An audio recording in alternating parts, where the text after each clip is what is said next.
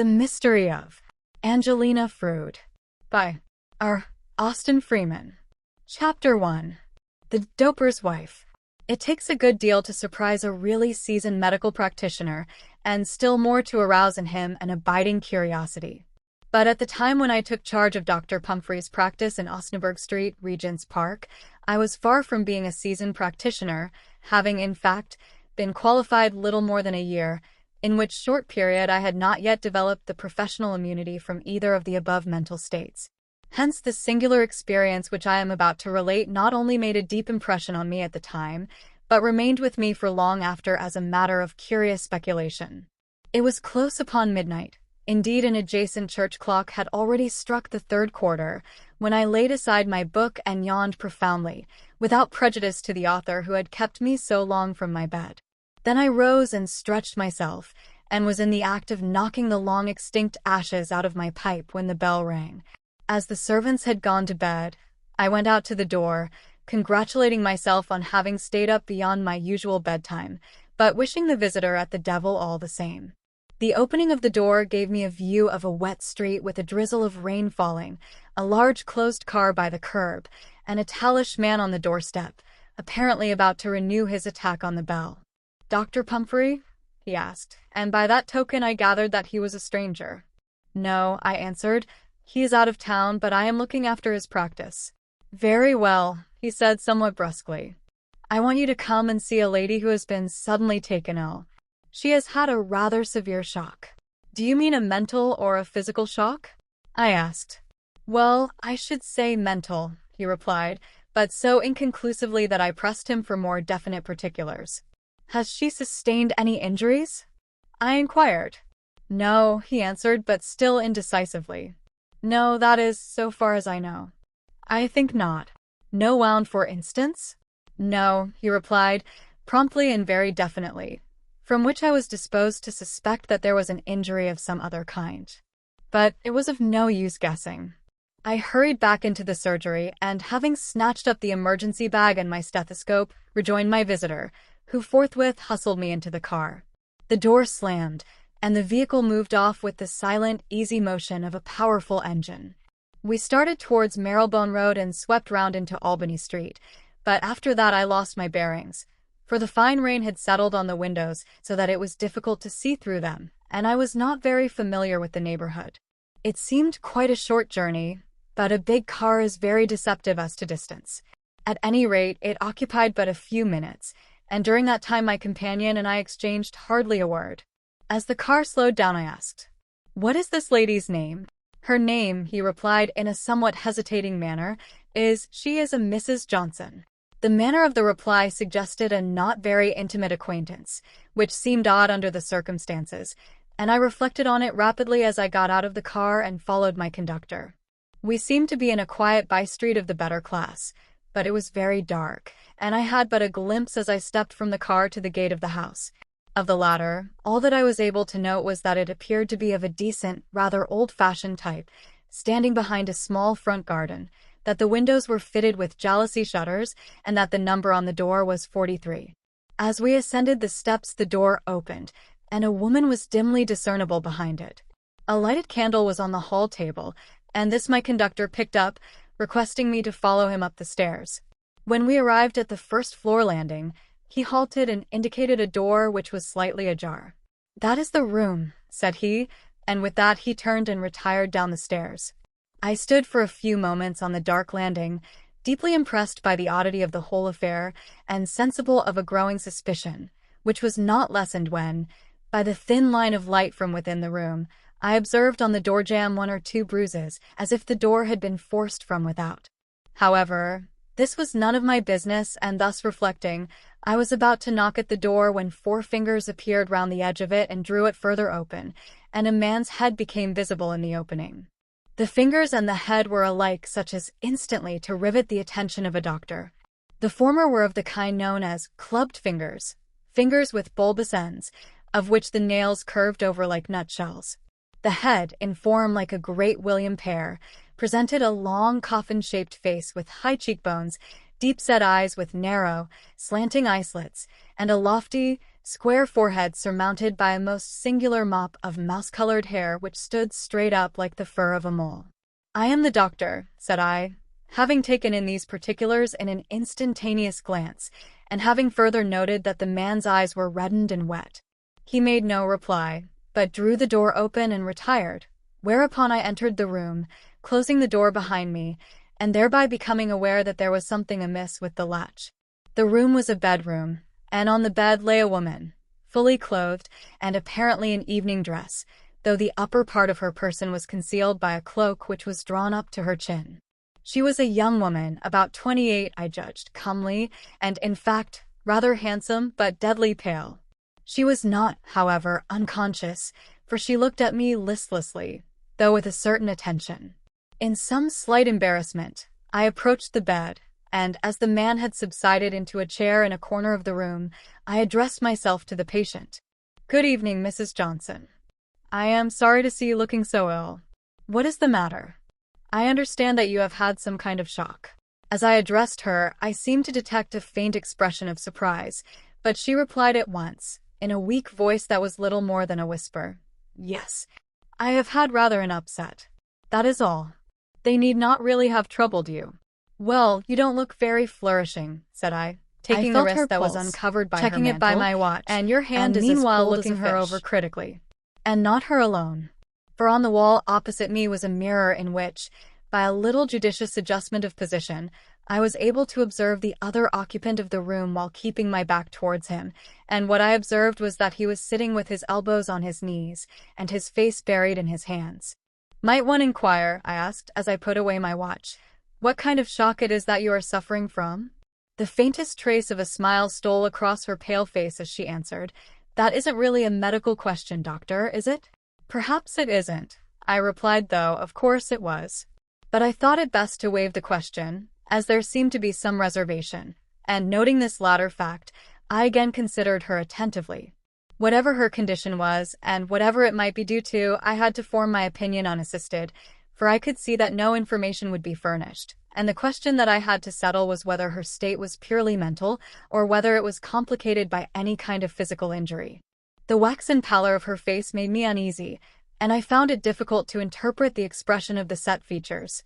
Some strong emotion had left its traces, but whether that emotion was grief, horror, or fear, or whether the expression denoted bodily pain, I could not determine. She had closed her eyes, and her face was like a death mask, save that it lacked the serenity of a dead face. "Are you in any pain?" I asked, with my fingers still on the thready pulse. But she merely shook her head wearily, without opening her eyes. It was very unsatisfactory. Her appearance was consistent with all kinds of unpleasant possibilities, as was also the strange atmosphere of secrecy about the whole affair. Nor was the attitude of that ill-favored man whom I could see in the glass, still sitting hunched up with his face buried in his hands, at all reassuring. And gradually my attention began to focus itself upon the cloak which covered the woman's body and was drawn around her neck up to her chin. Did that cloak conceal anything? It seemed incredible, seeing that they had sent for a doctor. But the behavior of everybody concerned was incredibly irrational. I produced my stethoscope, which was fitted with a diaphragm that enabled one to hear through the clothing, and, drawing the cloak partly aside, applied the chest piece over the heart. On this the patient opened her eyes and made a movement of her hand towards the upper part of the cloak. I listened carefully to her heart, which was organically sound, though a good deal disordered in action, and moved the stethoscope once or twice, drawing aside the cloak by degrees. Finally, with a somewhat quick movement, I turned it back completely. "Why," I exclaimed, "what on earth have you been doing to your neck?" "That mark?" she said in a half-whisper. "It is nothing. It was made by a gold collar that I wore yesterday. It was rather tight." "I see," said I, truthfully enough, for the explanation of her condition was now pretty clear up to a certain point. Of course, I did not believe her. I did not suppose that she expected me to.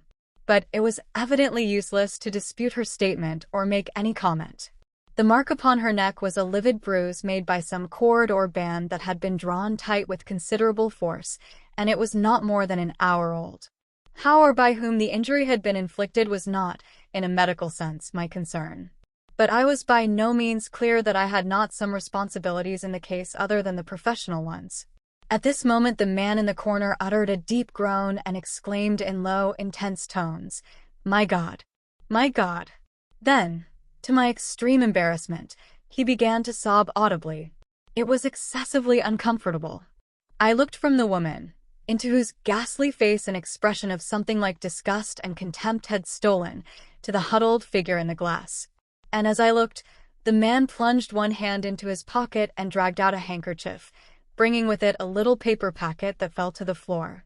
Something in the appearance of that packet, and especially in the hasty grab to recover it and the quick, furtive glance towards me that accompanied the action, made a new and sinister suggestion, a suggestion that the man's emotional, almost hysterical state supported, and that lent a certain unpleasant congruity to the otherwise inexplicable circumstances. That packet, I had little doubt, contained cocaine. I inspected her afresh and felt her pulse again. If it were a fact, in the man's case, the appearances were distinctive enough. His nerves were in rags, and even across the room I could see that the hand that held the handkerchief shook as if with a palsy.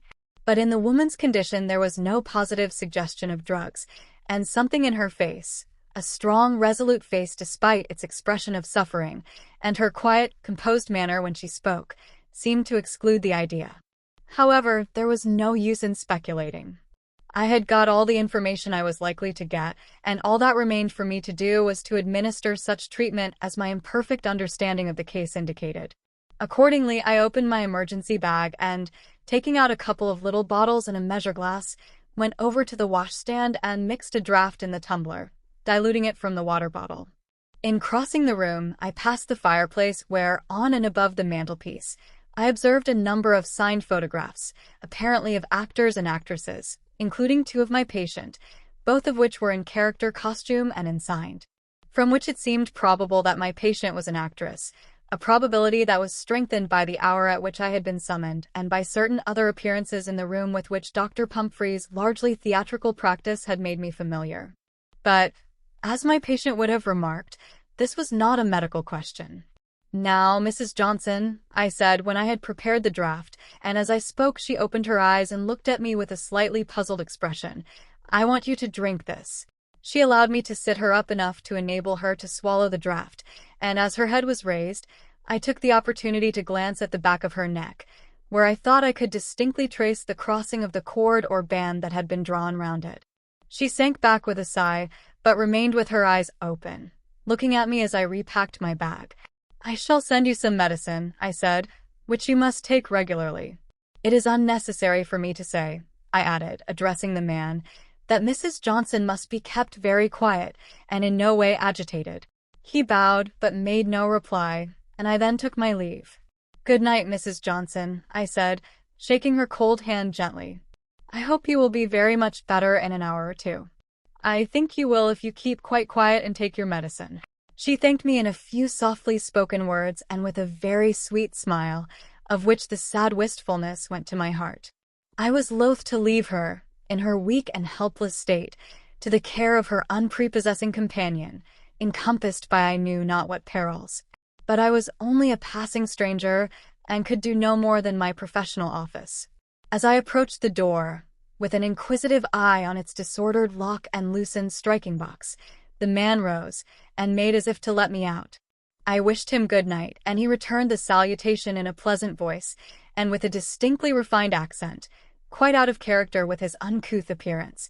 Feeling my way down the dark staircase, I presently encountered my first acquaintance, who came to the foot of the stairs with the candle.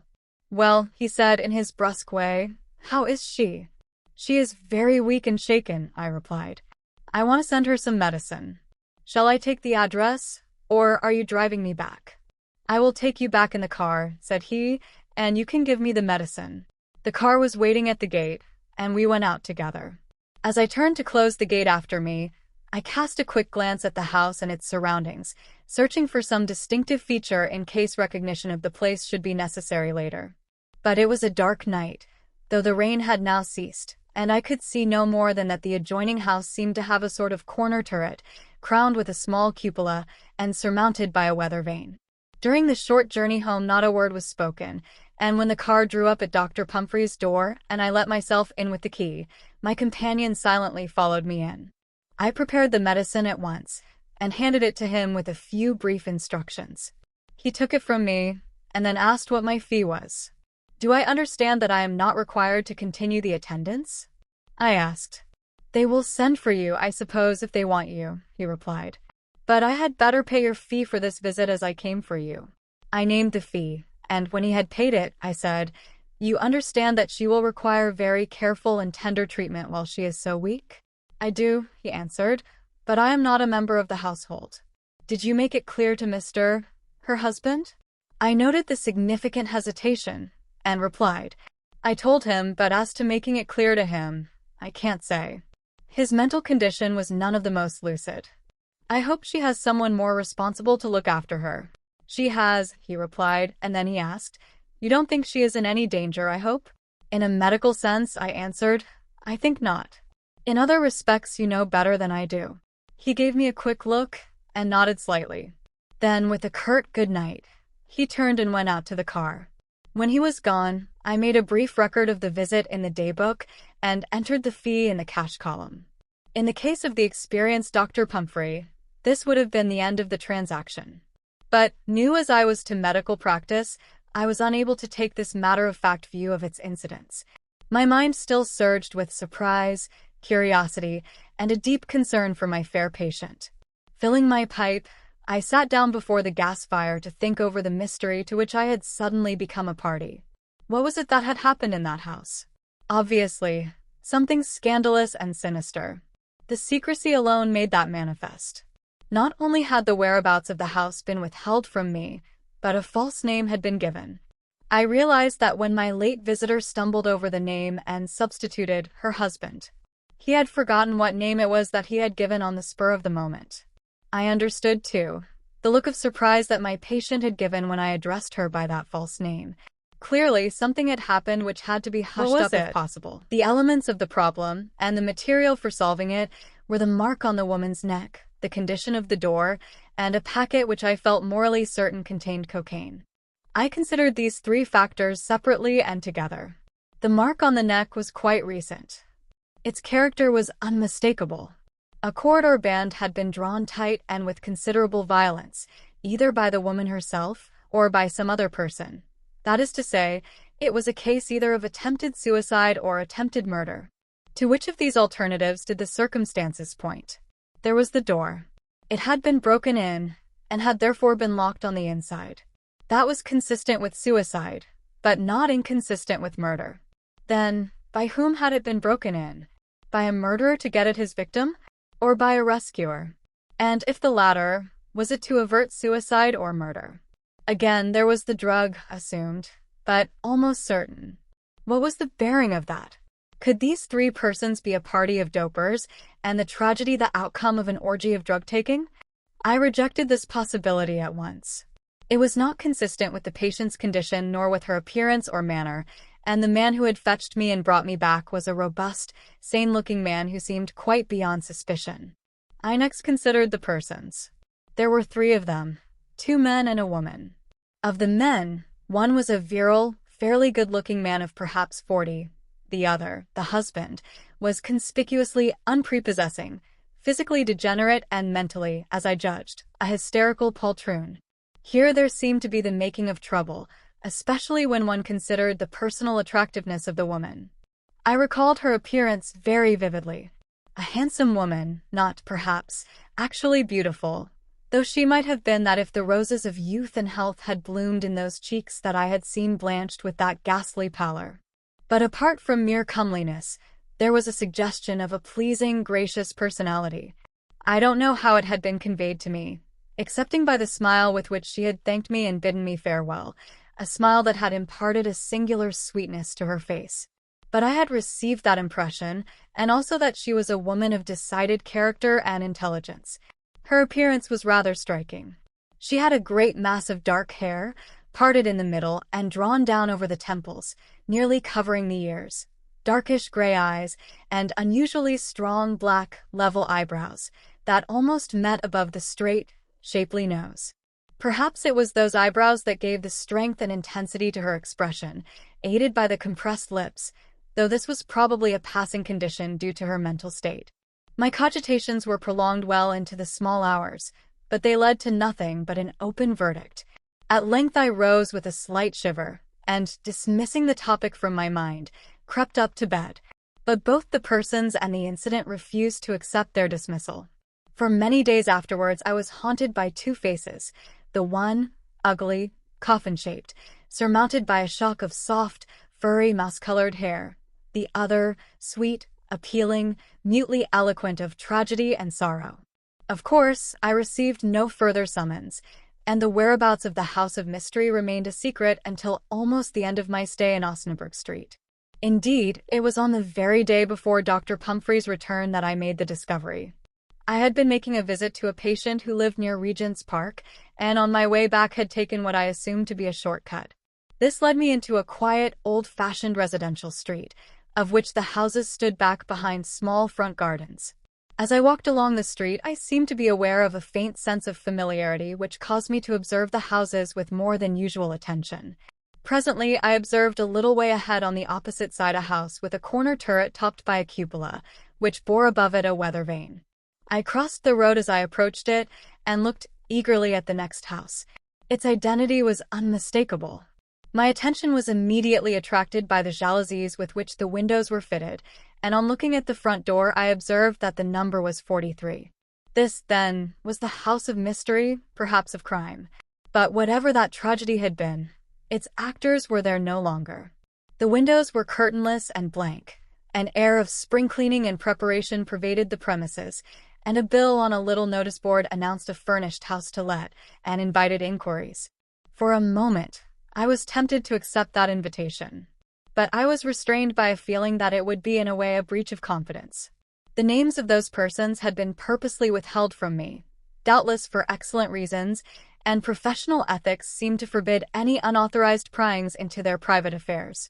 Wherefore, with a valedictory glance at the first-floor window, which I assumed to be that of the room that I had entered, I went on my way, telling myself that, now, the incident was really closed, and that I had looked my last on the persons who had enacted their parts in it. In which, however, I was mistaken. The curtain was down on the first act, but the play was not over. Only the succeeding acts were yet in the unfathomed future. Coming events cast their shadows before them. But who can interpret those shadows until the shapes which cast them loom up, re-enter Mr. Johnson, to mock at their own unheeded premonitions before the curtain rose on the second act of the drama of which this narrative is the record. Rather more than a year had passed, and in that time certain changes had taken place in my condition, of which I need refer only to the one that, indirectly, operated as the cause of my becoming once more a party to the drama aforesaid. I had come into a small property, just barely sufficient to render me independent, and to enable me to live in idleness, if idleness had been my hobby. As it was not, I betook myself to Adam Street, Adelphi, to confer with my trusty medical agent, Mr. Turcival, and from that conference was born my connection with the strange events which will be hereafter related.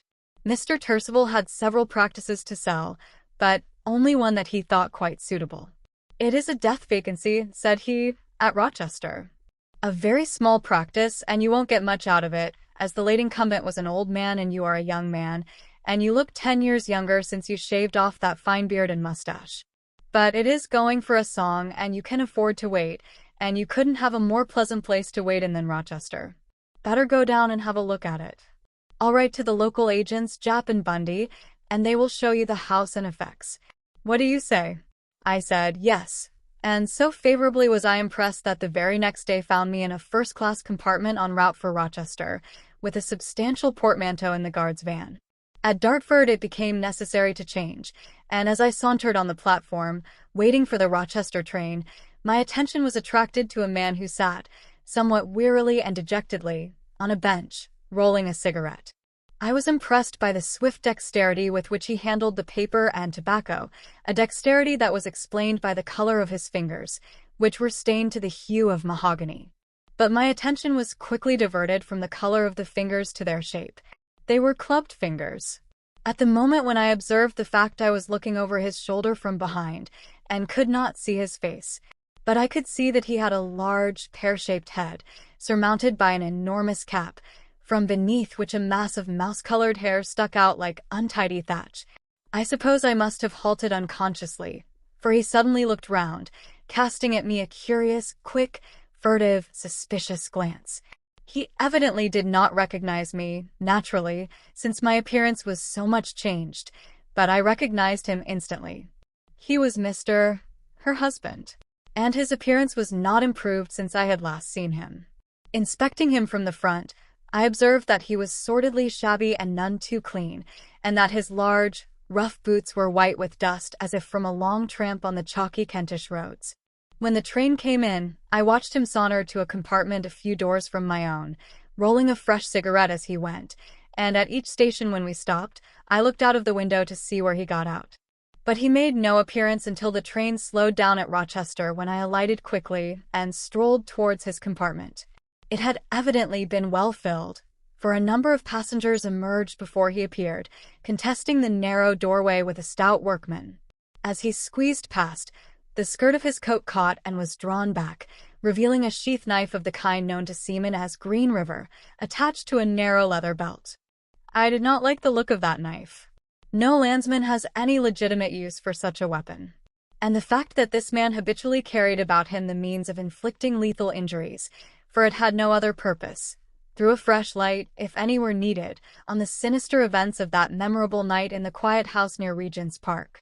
As I had to look after my luggage, I lost sight of him, and when having deposited my portmanteau in the cloakroom, I walked out across the station approach and looked up and down the street, he was nowhere to be seen. Dimly wondering what this man might be doing in Rochester, and whether his handsome wife were here, too, assuming her to be still in existence, I turned and began to saunter slowly westward. I had walked but 200 or 300 yards when the door of a tavern which I was approaching opened, and a man emerged, licking his lips with uncommon satisfaction and rolling a cigarette. It was my late fellow-traveler. He stood by the tavern door, looking about him and glancing at the people on the footway. Just as I was passing him, he approached me and spoke. "I wonder," said he, "if you happen to know a Mrs. Frood who lives somewhere about here." "I am afraid I don't," I replied, thankful to be able to tell the truth, for I should have denied knowledge of her in any case. "I am a stranger to the town at present." He thanked me and turned away, and I walked on, but no longer at a saunter, wondering who Mrs. Frood might be and keeping an eye on the numbers of the houses on the opposite side of the street. A few minutes' walk brought into view the number I was seeking, painted in the tympanum of a handsome Georgian portico, appertaining to one of a pair of pleasant old red brick houses. I halted to inspect these architectural twins before crossing the road. Old houses always interest me, and these two were particularly engaging, as their owners apparently realized, for they were in the pink of condition, and the harmony of the quiet green woodwork and the sober red brick was no chance effect. Moreover, they were painted alike to carry out the intention of the architect, who had evidently designed them to form a single composition, to which end he had very effectively placed, between the twin porticos, a central door which gave access to a passage common to the two houses and leading, no doubt, to the back premises. Having noted these particulars, I crossed the road and approached the twin which bore beside its doorway a brass plate, inscribed, "Japp and Bundy, Architects and Surveyors." In the adjoining bay window, in front of a green curtain, was a list of houses to let, and as I paused for a moment to glance at this, a face decorated with a pair of colossal tortoiseshell-rimmed spectacles rose slowly above the curtain, and then, catching my eye, popped down again with some suddenness. I ascended the short flight of steps to the open street door, and entering the hall, opened the office door and walked in. The owner of the spectacles was perched on a high stool at a higher desk with his back to me, writing in a large book. The other occupant of the office was a small, spare, elderly man, with a pleasant, wrinkly face and a cockatoo-like crest of white hair, who confronted me across a large table on which a plan was spread out. He looked up interrogatively as I entered, and I proceeded at once to announce myself. "I am Dr. Strangeways," said I, drawing a bundle of papers from my pocket. "Mr. Turcival, the medical agent, thought I had better come down and settle things up on the spot. So here I am." "Precisely," said my new acquaintance, motioning me to a chair. It was a Shieldback Hepplewhite, I noticed. "I agree with Mr. Turcival." It is all quite plain sailing. The position is this. Old Dr. Partridge died about 3 weeks ago, and the executor of his will, who lives in Northumberland, has instructed us to realize his estate. We have valued the furniture, fittings, and effects, have added a small amount to cover the drugs and instruments and the goodwill of the practice, and this is the premium. It is practically just the value of the effects. And the lease of the house? Expired some years ago, and we allowed Dr. Partridge to remain as a yearly tenant, which he preferred. You could do the same, or you could have a lease if you wished. Is the house your property? I asked. No, but we manage it for the owner, a Mrs. Frood. Oh, it belongs to Mrs. Frood, does it? He looked up at me quickly, and I noticed that the gentleman at the desk had stopped writing. Do you know Mrs. Frood? He asked. No, but it happens that a man who came down by my train asked me a few minutes ago if I could give him her address. Fortunately, I couldn't. Why fortunately? The question brought me up short. My prejudice against the man was due to my knowledge of his antecedents, which I was not prepared to disclose. I therefore replied evasively. Well, I wasn't very favorably impressed by his appearance. He was a shabby-looking customer. I suspected that he was a cadger of some kind. Indeed. Now, what sort of a person was he? Could you describe him? He was a youngish man, from 35 to 40, I should say, apparently well-educated but very seedy and not particularly clean. A queer-looking man, with a big, pear-shaped head and a mop of hair like the fur of a Persian cat. His fingers are clubbed at the ends, and stained with tobacco to the knuckles. Do you know him? I rather suspect I do. What do you say, Bundy? Mr. Bundy grunted. Hubby, I ween, said he. You don't mean Mrs. Frood's husband? I exclaimed. I do.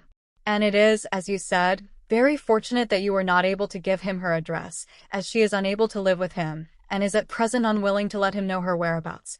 It is an unfortunate affair. However, to return to your business, you had better go up and have a look at the house and see what you think of it. You might just walk up with Dr. Strangeways, Bundy. Mr. Bundy swung round on his stool, and, taking off his spectacles, stuck in his right eye a gold-rimmed monocle, through which he inspected me critically. Then he hopped off the stool and, lifting the lid of the desk, took out a velour hat and a pair of chamois gloves, the former of which he adjusted carefully on his head before a small mirror, and, having taken down a labeled key from a keyboard and provided himself with a smart, silver-mounted cane, announced that he was ready. As I walked along the picturesque old street at Mr. Bundy's side, I reverted to my late fellow passenger and my prospective landlady. I gather, said I, that Mrs. Frood's matrimonial affairs are somewhat involved. So do I, said Bundy. Seems to have made a regular mucker of it. I don't know much about her myself, but Jap knows the whole story. He's some sort of relative of hers, uncle or second cousin or something of the kind. But Jap is a bit like the sailor's parrot. He doesn't let on unnecessarily. What sort of a woman is Mrs. Frood? I asked. Oh, quite a tidy sort of body. I've only seen her once or twice. Haven't been here long myself. Tallish woman. Lot of black hair, thick eyebrows, rather squeaky voice. Not exactly my idea of a beauty, but Frood seems quite keen on her. By the way, how comes it that he doesn't know her address? She's a Rochester woman, isn't she? No. I don't know where she comes from. London, I think. This property was left to her by an aunt who lived here, a cousin of Jap's. Angelina came down here a few weeks ago on the QT to get away from hubby, and I fancy she's been keeping pretty close. She's living in lodgings then, I suppose? Yes, at least she lives in a set of offices that Jap furnished for her, and the lady who rents the rest of the house looks after her. As a matter of fact, the offices are next door to ours. But you had better consider that information. He halted at the door of a rather small red brick house, while hubby is in the neighborhood. And while I was examining the half-obliterated inscription on the brass plate, he thrust the key into the lock and made ineffectual efforts to turn it. Suddenly, there was a loud click from within, followed by the clanking of a chain and the drawing of bolts. Then the door opened slowly, and a long-faced, heavy-browed, elderly woman surveyed us with a gloomy stare. "Why didn't you ring the bell?" she demanded gruffly. "Had a key," replied Bundy, extracting it and flourishing it before her face. "And what's the good of a key when the door was bolted and chained?" But, naturally, I couldn't see that the door was bolted and chained. "I suppose you couldn't with that thing stuck in your eye." Well, what do you want? I have brought this gentleman, Dr. Strangeways, to see you. He has seen your portraits in the shop windows and wished to be introduced. Also, he wants to look over the house. He thinks of taking the practice. Well, why couldn't you say that before? She demanded. Before what? He inquired blandly. She made no reply other than a low growl, and Bundy continued. This lady, Dr. Strangeways, is the renowned Mrs. Dunk, more familiarly known as La Gioconda, who administered the domestic affairs of the late Dr. Partridge, and is at present functioning as custodian of the premises. He concluded the presentation by a ceremonious bow and a sweep of his hat, which Mrs. Dunk acknowledged by turning her back on him and producing a large bunch of keys, with which she proceeded to unlock the doors that opened on the hall.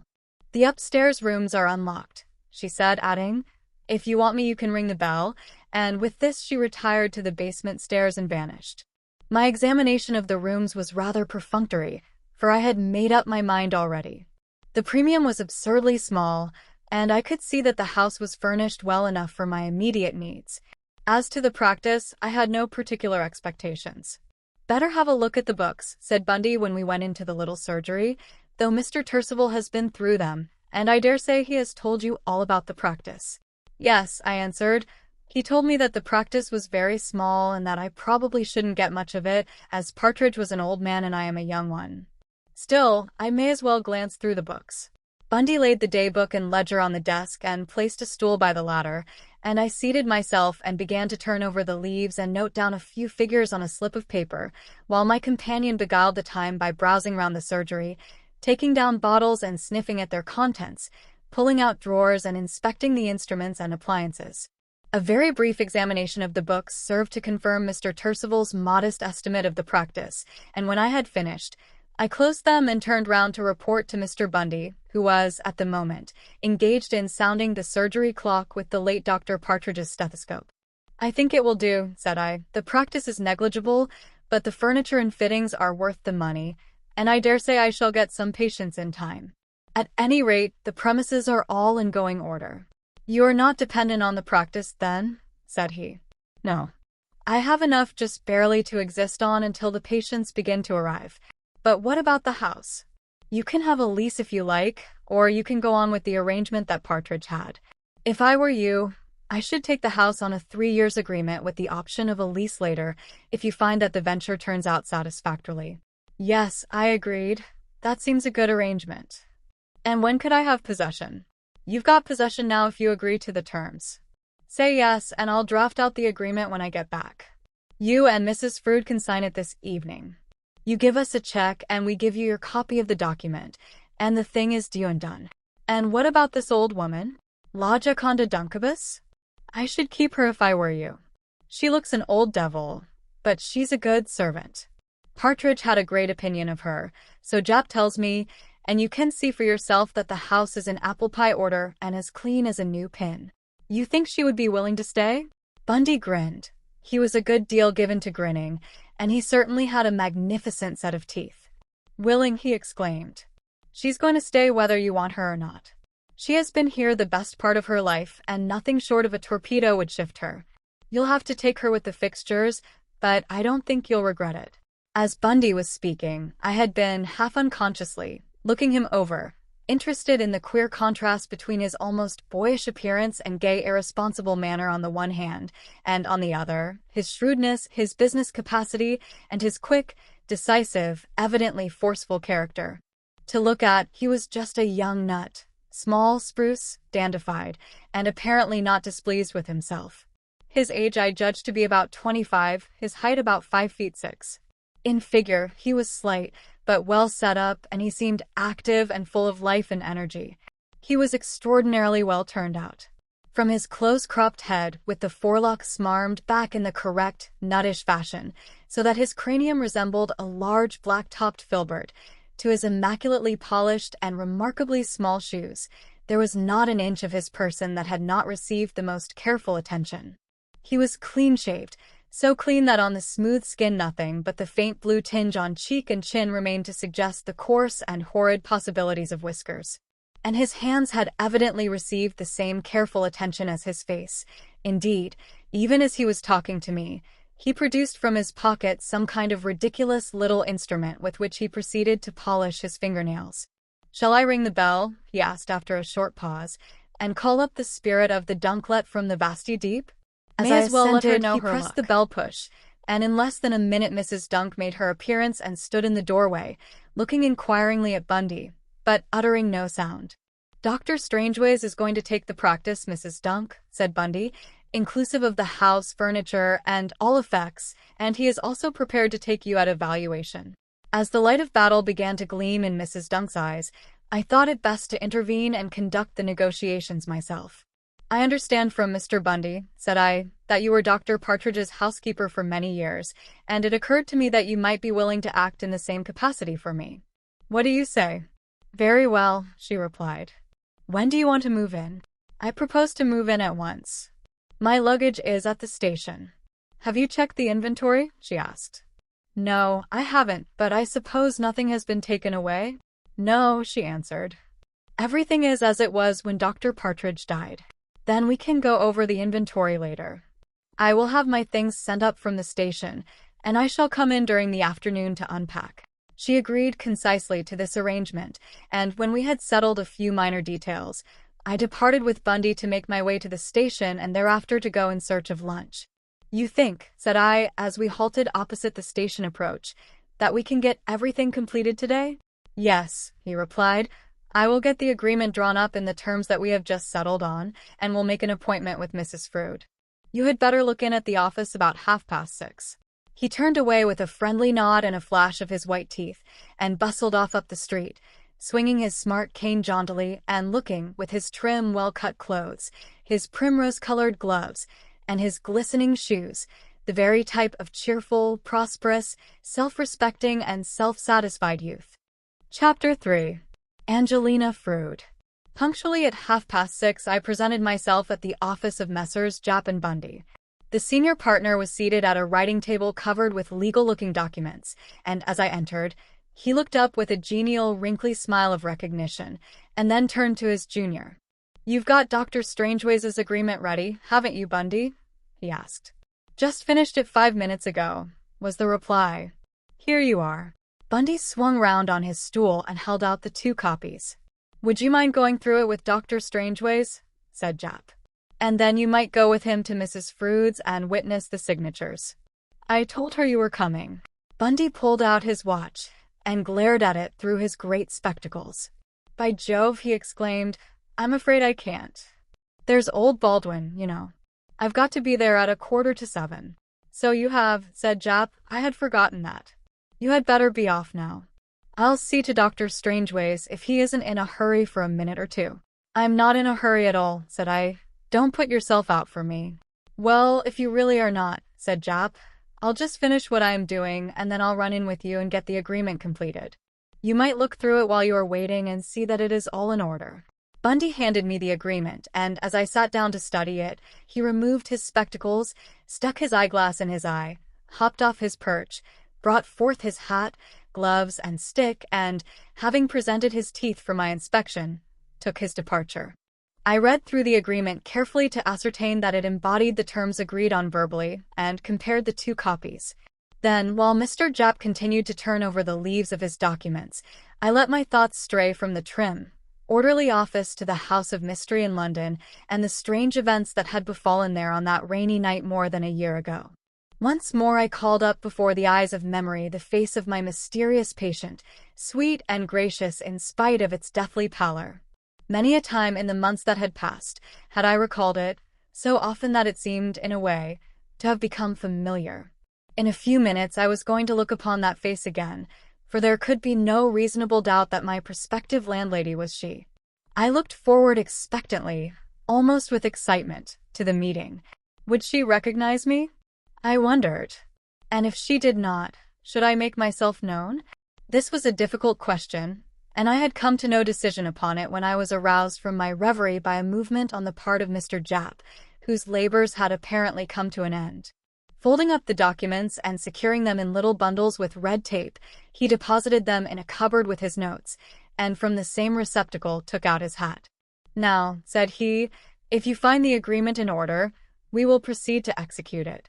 Are you going to pay the premium now? I have my checkbook with me, I replied. When we have signed the agreement, I will settle up for everything. Thank you, said he. I have prepared a receipt which is practically an assignment of the furniture and effects, and of all rights in the practice. He held the door open and I passed out. We descended the steps and, passing the central door common to the two houses, ascended to that of the adjoining house, where Mr. Japp executed a flourish on a handsome brass knocker. In a few moments the door was opened by a woman whom I could not see very distinctly in the dim hall, especially as she turned about and retired up the stairs. Mr. Japp advanced to the door of the front room and rapped with his knuckles, whereupon a high, clear, feminine voice bade him come in. He accordingly entered, and I followed. The first glance disposed of any doubts that I might have had. The lady who stood up to receive us was unquestionably my late patient, though she looked taller than I had expected. But it was the well-remembered face, less changed, indeed, than I could have wished, for it was still pale, drawn, and weary, as I could see plainly enough in spite of the rather dim light, for, although it was not yet quite dark, the curtains were drawn and a lamp lighted on a small table, beside which was a low easy-chair, on which some needlework had been thrown down. Mr. Japp introduced me to my future landlady, who bowed, and having invited us to be seated, took up her needlework and sat down in the easy-chair. You are not looking quite up to the mark, Japp observed, regarding her critically, as he turned over the papers. No, she admitted. I think I am a little run down. Said Japp. Oughtn't to get run down at your age. Why, you're only just wound up. However, you've got a doctor for a tenant, so you will be able to take out some of the rent and medical advice. Let me see. I told you what the terms of the agreement were, but you had better look through it before you sign. He handed her one of the documents, which she took from him, and, dropping her needlework in her lap, leaned back in her chair to read it. Meanwhile, I examined her with a good deal of interest and curiosity, wondering how she had fared and what had happened to her in the months that had elapsed since I had last seen her. The light was not very favorable for a minute inspection, for the lamp on the table was the sole luminary, and that was covered by a red silk shade. But I was confirmed in my original impression of her. She was more than ordinarily good-looking, and rather striking in appearance, and I judged that under happier conditions she might have appeared even more attractive. As it was, the formally parted dark hair, the strongly marked, straight eyebrows, the firm mouth, rather compressed and a little drawn down at the corners, and the pale complexion imparted to her face a character that was somewhat intense, somber, and even troubled. But for this I could fully account from my knowledge of her circumstances. This is quite satisfactory to me, and I was conscious of looking on her with a very sympathetic and friendly eye. And if it is equally so to Dr. Strangeways, I suppose I had better sign. She laid the paper on the table and, taking the fountain pen that Japp proffered, signed her name, Angelina Frood, in a bold, legible hand, and then returned the pen to its owner, who forthwith affixed his signature as witness and spread out the duplicate for me to sign. When this also was completed, he handed me the copy signed by Mrs. Frood and the receipt for the premium, and I drew a check for the amount and delivered it to him. Many thanks, said he, slipping it into a wallet and pocketing it. That concludes our business and puts you finally in possession. I wish you every success in your practice. By the way, I mentioned to Mrs. Frood that you had seen her husband and that you know how she is placed, and she agreed with me that it was best that you should understand the position in case you should meet him again. Certainly, Mrs. Frood agreed. There is no use in trying to make a secret of it. He came down with you from London, Mr. Japp tells me. Not from London, said I. He got in at Dartford. Here Mr. Japp rose and stole towards the door. Don't let me interrupt you, said he, but I must get back to the office and hear what Bundy has to report. Don't get up. I can let myself out. He made his exit quietly, shutting the door after him, and as soon as he was gone Mrs. Frood asked, Do you mean that he changed into your train at Dartford? No, I answered. I think he came to Dartford on foot. He looked tired, and his boots were covered with white dust. You are very observant, Dr. Strangeways, she said. I wonder what made you notice him so particularly? He is rather a noticeable man, I said, and then, deciding that it was better to be quite frank, I added, but the fact is I had seen him before. Indeed, said she. Would you think me very inquisitive if I asked where you had seen him? Not at all, I answered. It was a little more than a year ago, about 12 o'clock at night, in a house near Regent's Park, to which I was taken in a closed car to see a lady. As I spoke, she dropped her needlework and sat up, gazing at me with a startled and rather puzzled expression. "But," she said, "you are not the doctor who came to see me that night?" "I am indeed," said I. "Now," she exclaimed, "isn't that an extraordinary thing? I had a feeling that I had seen you somewhere before. I seem to recognize your voice. But you don't look the same. Hadn't you a beard then?" "Yes, I am but the shaven and shorn remnant of my former self, but I am your late medical attendant." She looked at me with an odd, reflective, questioning expression, but without making any further comment. Presently she said, "You were very kind and sympathetic, though you were so quiet. I wonder what you thought of it all." I hadn't much to go on beyond the medical facts. I replied evasively. "Oh, you needn't be so cautious," said she, "now that the cat is out of the bag."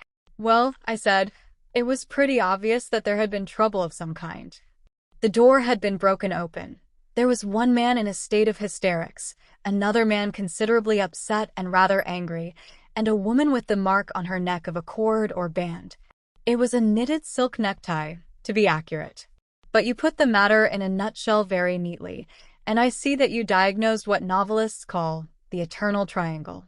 And to a certain extent you were right, only the triangle was imaginary. If you don't mind, I will tell you just what did happen. The gentleman who came for you was a Mr. Fordyce, the lessee of one or two provincial theaters. I was on the stage then, but perhaps you guessed that. As a matter of fact, I did. Well, Mr. Fordyce had an idea of producing a play at one of his houses, and was going to give me a leading part. He had been to our house once or twice to talk the matter over with Nicholas, my husband, and me, and we were more or less friendly. He was quite a nice, sober kind of man, and perfectly proper and respectful. On this night he had been at the theater where I had an engagement, and as it was a wet night, he drove me home in his car, and was coming in to have a few words with us about our business. He wanted to see a photograph of me in a particular costume, and when we arrived home I ran upstairs to fetch it. There I found Nicholas, who had seen our arrival from the window, and was in a state of furious jealousy. Directly I entered the room, he locked the door and flew at me like a wild beast. As to what followed, I think you know as much as I do, for I fainted, and when I recovered Nicholas was sobbing in a corner, and Mr. Fordyce was standing by the door, looking as black as thunder. Had your husband been jealous of Mr. Fordyce previously? Not a bit. But on this occasion he was in a very queer state. I think he had been drinking, and taking some other things that were bad for him. Such as cocaine, I suggested. Yes. But, dear me, what a very noticing person you are, Dr. Strangeways. But you are quite right. It was the cocaine that was the cause of the trouble. He was always a difficult man. Emotional, excitable, eccentric, and not very temperate, but after he had acquired the drug habit he went to the bad completely. He became slovenly and even dirty in his person, frightfully emotional, and gave up work of all kinds. So you actually supported him? So that but for my tiny income and my small earnings, and I dare say if I had remained on the stage, we should have done fairly well, as I was supposed to have some talent, though I didn't like the life. But, of course, after this affair, I didn't dare to live with him. He wasn't safe. I should have been constantly in fear of my life. Had he ever been violent before? Not seriously. He had often threatened horrible things, and I had looked on his threats as mere vaporings. But this was a different affair. I must have had a really narrow escape, so the very next day I went into lodgings. But that didn't answer. He wouldn't agree to the separation, and was continually dogging me and making a disturbance. In the end, I had to give up my engagement and go off, leaving no address. I suppose you went back to your people? No, she replied. As a matter of fact, I haven't any people. My mother died when I was quite a child, and I lost my father when I was about 17. He died on the Gold Coast, where he held an appointment as district commissioner. Said I thought you were in some way connected with West Africa. I noticed the zodiac ring on your finger when you were signing the agreement. When I was newly qualified, I took a trip down the West Coast as a ship surgeon and bought one of those rings at Cape Coast. They are quaint little things, aren't they? She remarked, slipping the ring off her finger and handing it to me. I don't often wear it, though. It is rather clumsy, and it doesn't fit very well, and I don't care much for rings. I turned the little trinket over in my hand and examined it with reminiscent interest. It was a roughly wrought band of yellow native gold, with the conventional signs of the zodiac worked round it in raised figures.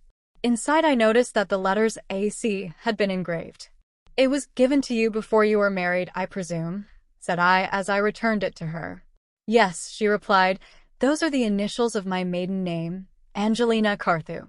She took the ring from me, but instead of replacing it on her finger, dropped it into a little pouch-like purse with metal jaws, which she had taken from her pocket. "Your position is a very disagreeable one," said I, reverting to the main topic. "I wonder that you haven't applied for a judicial separation." "There are ample grounds for making the application." "I suppose there are. But it wouldn't help me really, even if it were granted. I shouldn't get rid of him." "You could apply to the police if he molested you." "No doubt. But that doesn't sound very restful, does it?" "I am afraid it doesn't. But it would be better than being constantly molested without having any remedy or refuge."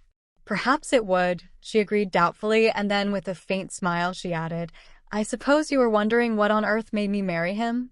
"Well," I replied, "it appears to me that his good fortune was more remarkable than his personal attractions." "He wasn't always like he is now," said she. "I married him nearly 10 years ago, and he was fairly presentable then. His manners were quite nice, and he had certain accomplishments that rather appealed to a young girl. I was only 18 and rather impressionable.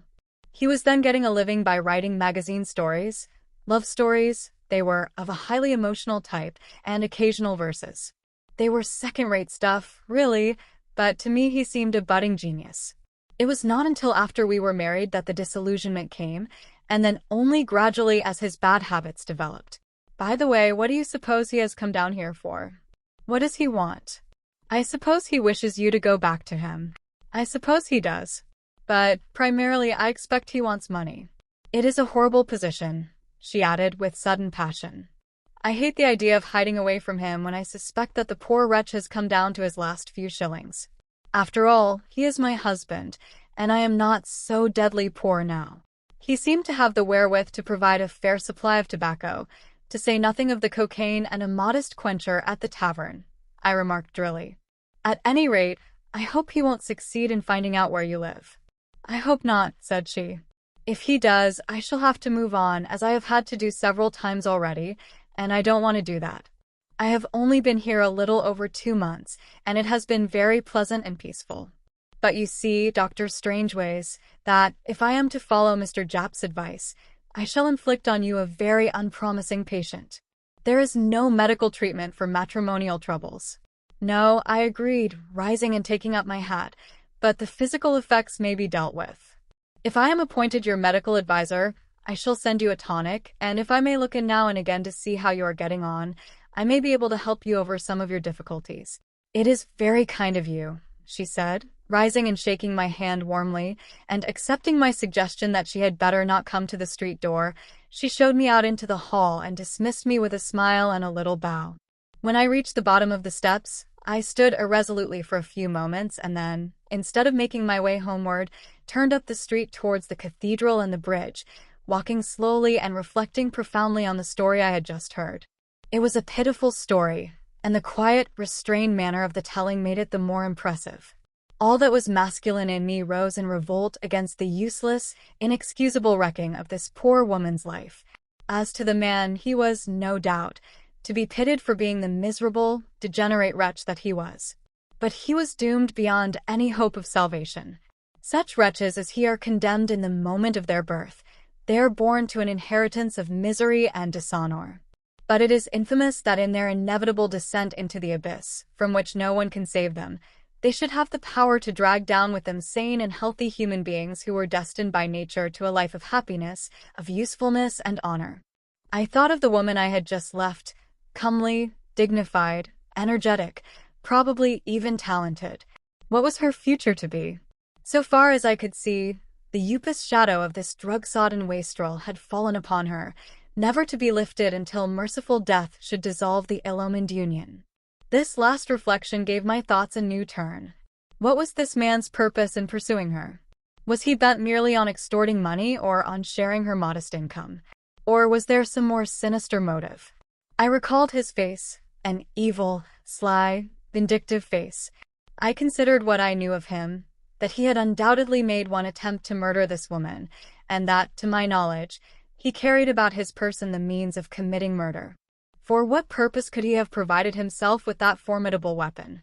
It might be merely as a means of coercion, thus meditating, or it might be as proceeded some distance along the street when I observed, on the opposite side, an old, three-gabled house which looked like some kind of institution.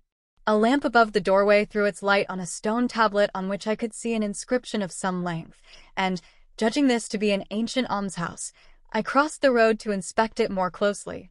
A glance at the tablet told me that this was the famous rest house established in the 16th century by worthy Richard Watts, to give a night's lodging and entertainment to 6 poor travelers, with the express proviso that the said travelers must be neither rogues nor proctors. I had read through the quaint inscription and was speculating, as many others have speculated, on the nature of Richard Watts's grievance against proctors as a class, when the door opened suddenly and a man rushed out with such impetuosity that he nearly collided with me. I had moved out of his way when he halted and addressed me excitedly. "I say, Governor, can you tell me where I can find a doctor?" "You have found one," I replied. "I am a doctor." "What is the matter?"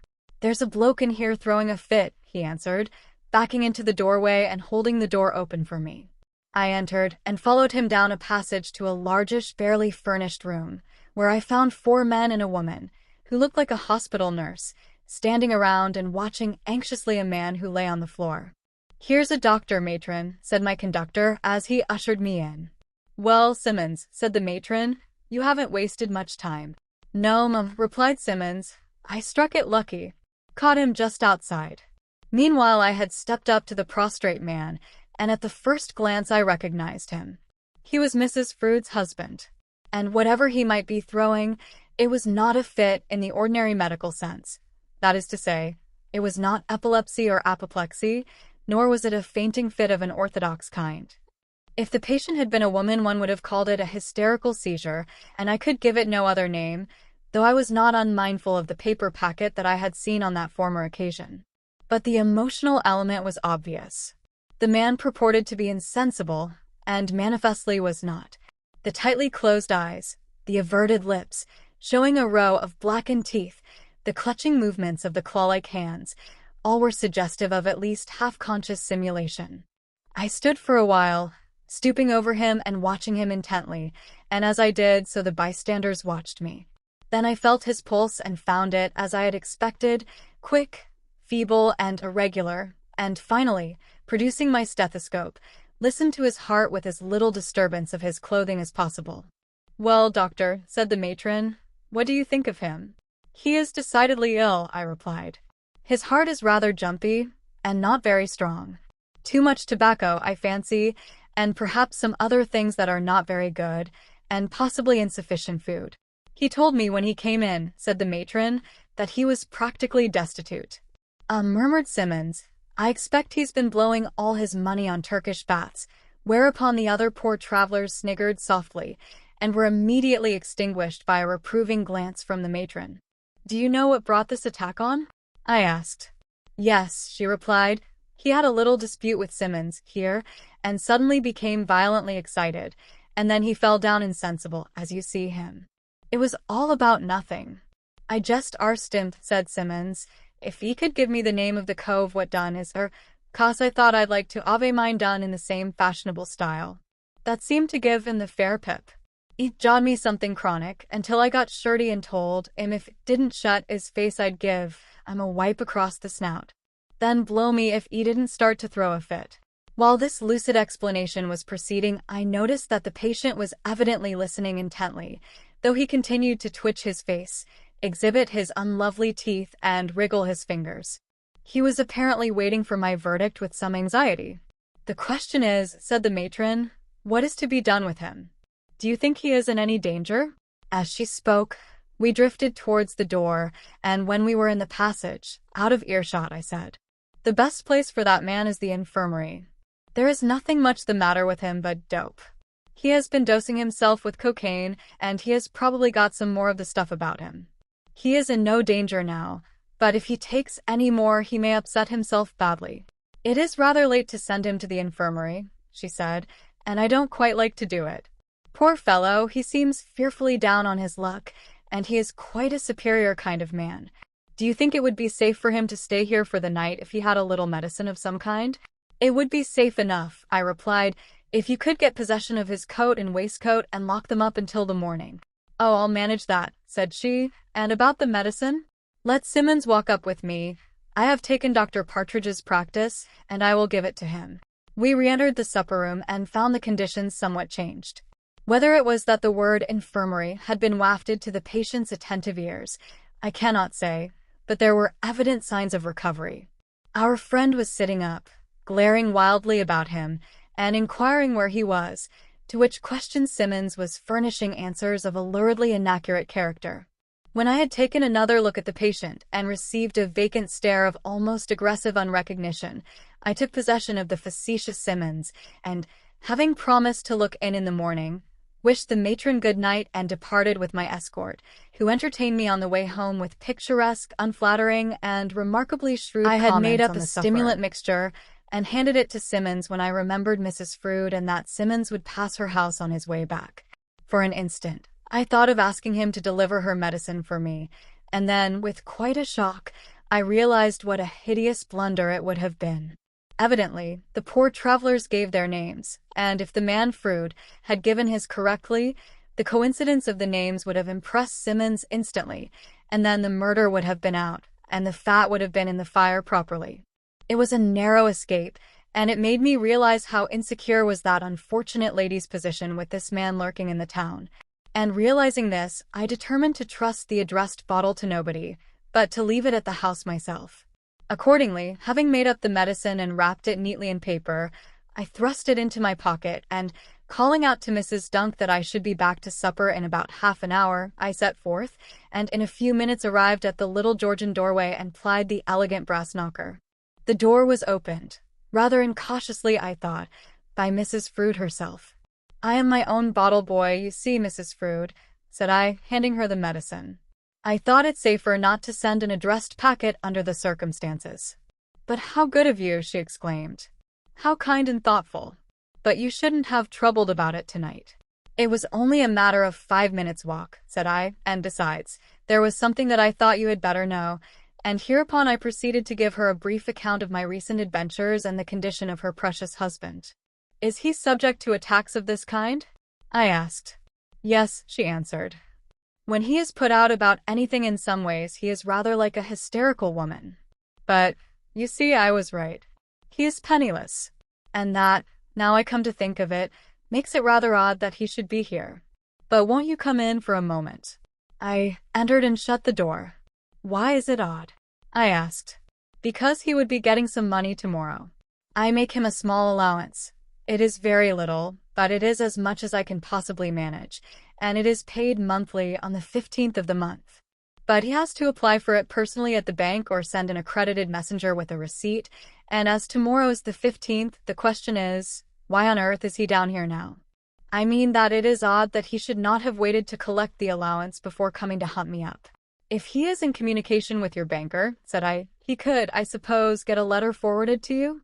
"No," she replied. "The banker who pays him is the London agent of Mr. Japp's banker, and he doesn't know on whose behalf the payments are made. I had to make that arrangement, or he would have bombarded me with letters." "Well," I said, "you had better keep close for a day or two. If his search for you is unsuccessful, he may get discouraged and raise the siege. I will let you know what his movements are so far as I can." She thanked me once more with most evident sincerity, and as I made my way to the door, she let me out with a cordial and friendly shake of the hand. Immediately after breakfast on the following morning, I made my way to Mr. Richard Watts's establishment, where I learned that all the poor travelers had departed with the exception of my patient, who had been allowed to stay pending my report on him. "I shall be glad to see the back of him, poor fellow," said the matron, "for, of course, we have no arrangements for dealing with sick men." "Do you often get cases of illness here?" I asked. "I really don't know," she answered. "You see, I am only doing temporary duty here while the regular matron is away. But I should think not, though little ailments are apt to occur in the case of a poor man who has been on the road for a week or so." "This man is on tramp, is he?" said I. "Well, no," she replied. "It seems, from what he tells me, that his wife has left him, and he had reason to believe that she was staying in this town. So he came down here to try to find her. He supposed that Rochester was a little place where everybody knew everybody else, and that he would have no difficulty in discovering her whereabouts. But all his inquiries have come to nothing. Nobody seems to have heard of her. I suppose you don't happen to know the name, Frood? I only came here yesterday myself, was my evasive reply. I am a stranger to the town. But is he certain that she is here? I don't think he is. At any rate, he seems inclined to give up the search for the present, and he is very anxious to get back to London. But I don't know how he is going to manage it. He isn't fit to walk. Well, I said, if it is only the railway fare that stands in the way, that difficulty can be got over. I will pay for his ticket, but I should like to be sure that he really goes. Oh, I'll see to that, she said with evident relief. I will go with him to the station and get his ticket and see him into the train. But you had better just have a look at him and see that he is fit to go. She conducted me to the supper room, where our friend was sitting in a Windsor armchair, looking the very picture of misery and dejection. Here is the doctor come to see you, Mr. Frood, the matron said cheerfully, and he is kind enough to say that if you are well enough to travel, he will pay your fare to London. So there's an end of your difficulties. The poor devil glanced at me for an instant, and then looked away, and to my intense discomfort, I saw that his eyes were filling. It is indeed good of you, sir, he murmured shakily, but in a very pleasant voice and with a refined accent. Most good and kind to help a lame dog over a stile in this way. I don't know how to thank you. Here, as he showed a distinct tendency to weep, I replied hastily, not at all. We've all got to help one another in this world. And how are you feeling? Hand is still a little bit shaky, I see. I put my finger on his wrist and then looked him over generally. He was a miserable wreck, but I judged that he was as well as he was ever likely to be. Well, I said, you are not in first-class form, but you are up to a short railway journey. I suppose you have somewhere to go to in London. Yes, he replied dismally. I have a room. It isn't in the Albany, but it is a shelter from the weather. Never mind, said I. We must hope for better times.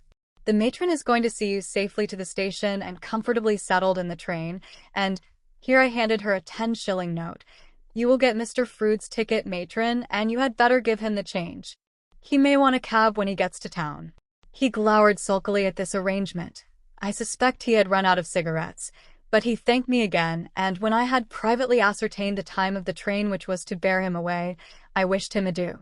I suppose, said I, there is no likelihood of his hopping out at Strood to get a drink and losing the train? The matron smiled knowingly. He will start from Strood, said she. I shall take him over the bridge in the tram and put him into the London express there. We don't want him back here tonight. Much relieved by the good lady's evident grasp of the situation, I turned away up the street and began to consider my next move. I had nothing to do this morning, for at present there was not a single patient on my books with the exception of Mrs. Frood, and it may have been in accordance with the prevailing belief that to persons in my condition, an individual, familiarly known as the old gentleman, obligingly functions as employment agent, that my thoughts turned to that solitary patient. At any rate they did.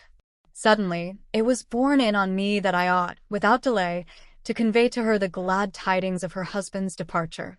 Whether the necessity would have appeared as urgent if her personal attractions had been less, I will not presume to say, nor whether had I been more self-critical, I should not have looked with some suspicion on this intense concern respecting the welfare of a woman who was almost a stranger to me.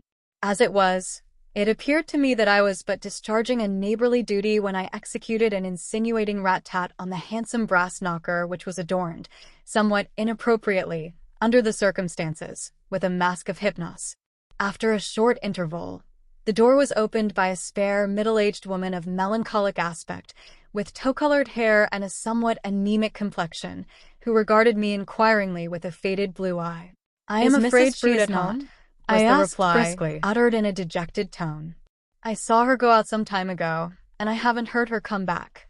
But I'll just see if you will come in a moment. I entered the hall and listened with an unaccountable feeling of disappointment as she rapped on the door first of the front room and then of the back. She isn't in her rooms there, was the dispirited report, but she may be in the basement. I'll call out and ask. She retired to the inner hall and gave utterance to a wail like that of an afflicted seagull. But there was no response, and I began to feel myself infected by her melancholy. "I am sorry you have missed her, sir," said she, and then she asked, "Are you her doctor, sir?" I felt myself justified in affirming that I was, whereupon she exclaimed, "Ah, poor thing. It is a comfort to know that she has someone to look after her.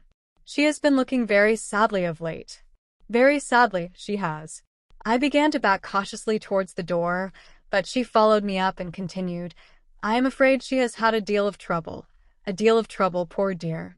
Not that she ever speaks of it to me, but I know. I can see the lines of grief and sorrow, like a worm in the bud, so to speak, sir, and it makes my heart ache. It does indeed." I mumbled sympathetically and continued to back towards the door. "I don't see very much of her," she continued in a plaintive tone. "She keeps herself very close. Too close, I think. You see, she does for herself entirely. Now and again, when she asks me, which is very seldom, I put a bit of supper in her room. That is all. And I do think that it isn't good for a young woman to live so solitary, and I do hope you'll make her take a little more change." "I suppose she goes out sometimes," said I, noting that she was out at the present moment. "Oh yes," was the reply. "She goes out a good deal, but always alone. She never has any society." "And what time does she usually come in?" I asked, with a view to a later call. "About 6, or between that and 7. Then she has her supper and puts the things out on the hall table. And that is the last I usually see of her." By this time I had reached the door and softly unfastened the latch. "If you should see her," I said, "you might tell her that I shall look in this evening about 7:30. "Certainly, sir," she replied. "I shall see her at lunch-time, and I will give her your message." I thanked her, and having now got the door open, I wished her good morning and retreated down the steps. As I was in the act of turning away, my eye lighted on the adjacent bay window, appertaining to the office of Messrs. Japp and Bundy, and I then perceived above the green curtain the upper half of a human face, including a pair of tortoiseshell-rimmed spectacles, an apparition which informed me that Mr. Bundy had been, to use Sam Weller's expression, a wigging of me. On catching my eye, the face rose higher, disclosing a broad grin, whereupon, without any apparent reason, I felt myself turning somewhat red. However, I mounted the official steps, and opening the office door, confronted the smiler and his more sedate partner. "Ha," said the former, "you drew a blank, doctor." "I saw the lovely Angelina go out about an hour ago." "Whom did you see?" "The lady of the house, I presume, a pale, depressed female." "I know," said Bundy. "Looks like an undertaker's widow." "That's Mrs. Gillow. Rhymes with willow. Very appropriate, too," and he began to chant in an absurd, punch-like voice, "Oh, all round my hat I'll wear the green." "Be quiet, Bundy," said Mr. Japp, regarding his partner with a wrinkly and indulgent smile. Bundy clapped his hand over his mouth and blew out his cheeks, and I took the opportunity to explain. "I called on Mrs. Frood to let her know that her husband is leaving the town." "Leaving the town, is he?" said Mr. Japp, elevating his eyebrows and thereby causing his forehead to resemble a small Venetian blind. "Do you know when?" "He goes this morning by the 10:30 express to London." "Hooray!" ejaculated Bundy, with a flourish of his arms that nearly capsized his stool. He recovered himself with an effort, and then, fixing his eyes on me, proceeded to whistle the opening bars of "O Thou That Tellest Good Tidings to Zion." "That'll do, Bundy," said Mr. Japp. Then turning to me, he asked, "Where did you learn these good tidings, doctor?" I gave them a brief account of the happenings of the previous night and this morning's sequel, to which they listened with deep attention. When I had finished, Mr. Japp said, "You have done a very great kindness to my friend Mrs. Frood. It will be an immense relief to her to know that she can walk abroad without the danger of encountering this man. Besides, if he had stayed here, he would probably have found her out." "He might even have found her at home," said Bundy, "and that would have been worse. So I propose a vote of thanks to the doctor, with musical honors. For Hoare, he's a jolly good fell." "There, that'll do, Bundy, that'll do," said Mr. Japp. "I never saw such a fellow. You'll have the neighbors complaining." Bundy leaned towards me confidentially and remarked in a stage whisper, glancing at his partner, "Fidgety old cove, regular old killjoy." Then, with a sudden change of manner, he asked, "What about that wall job, Jap? Are you going to have a look at them?" "I can't go at present," said Jap. "Only old Jeffson's Bulford will be leaves, coming and in that can presently, wait. and I must Shall see I him. trot over and Have see you what got sort of anything mess special they are to making do?" of things?" "I wish you would," said Jap. Whereupon Mr. Bundy removed his spectacles, stuck in his eyeglass, extracted from the desk his hat and gloves which he assumed with the aid of the looking-glass, and took his stick from the corner.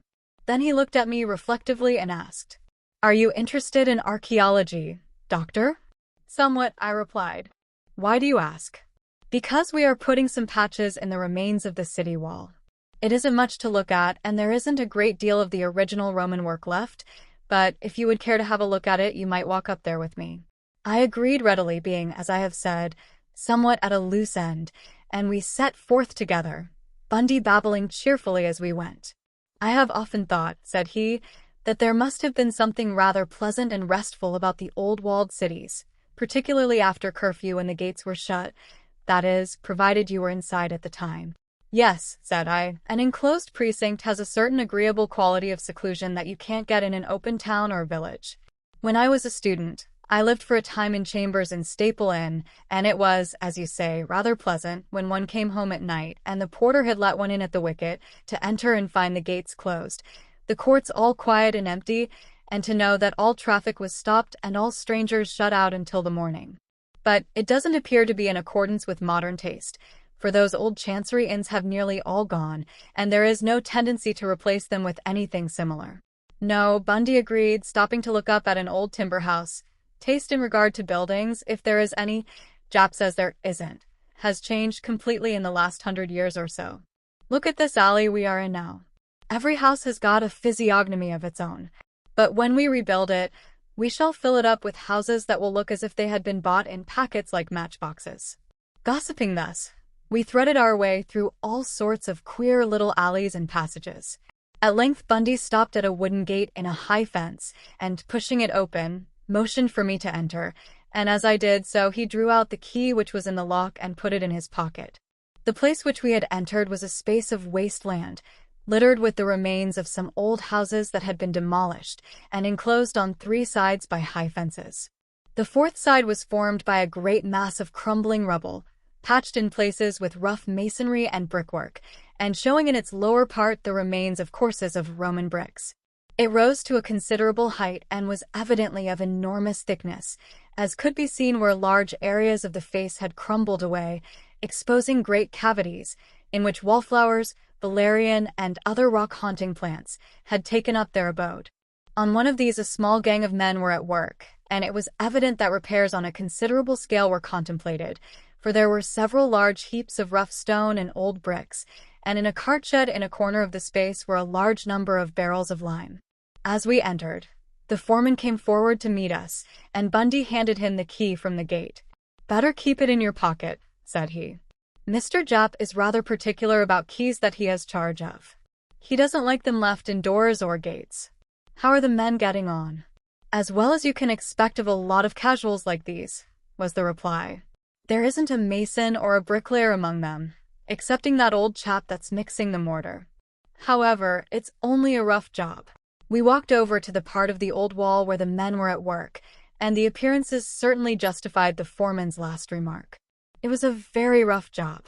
The method appeared to consist in building up outside the cavity a primitive wall of unhewn stone with plenty of mortar, and, when it had risen a foot or two, filling up the cavity inside with loose bricks, lumps of stone, shovelfuls of liquid mortar, and chunks of lime. I ventured to remark that it did not look a very secure method of building, upon which Bundy turned his eyeglass on "My me dear and doctor," smiled knowingly. said he, "you don't appear to appreciate the subtlety of the method. The purpose of these activities is to create employment. That has been clearly stated by the town council. But if you want to create employment, you build a wall that will tumble down and give somebody else the job of putting it up again."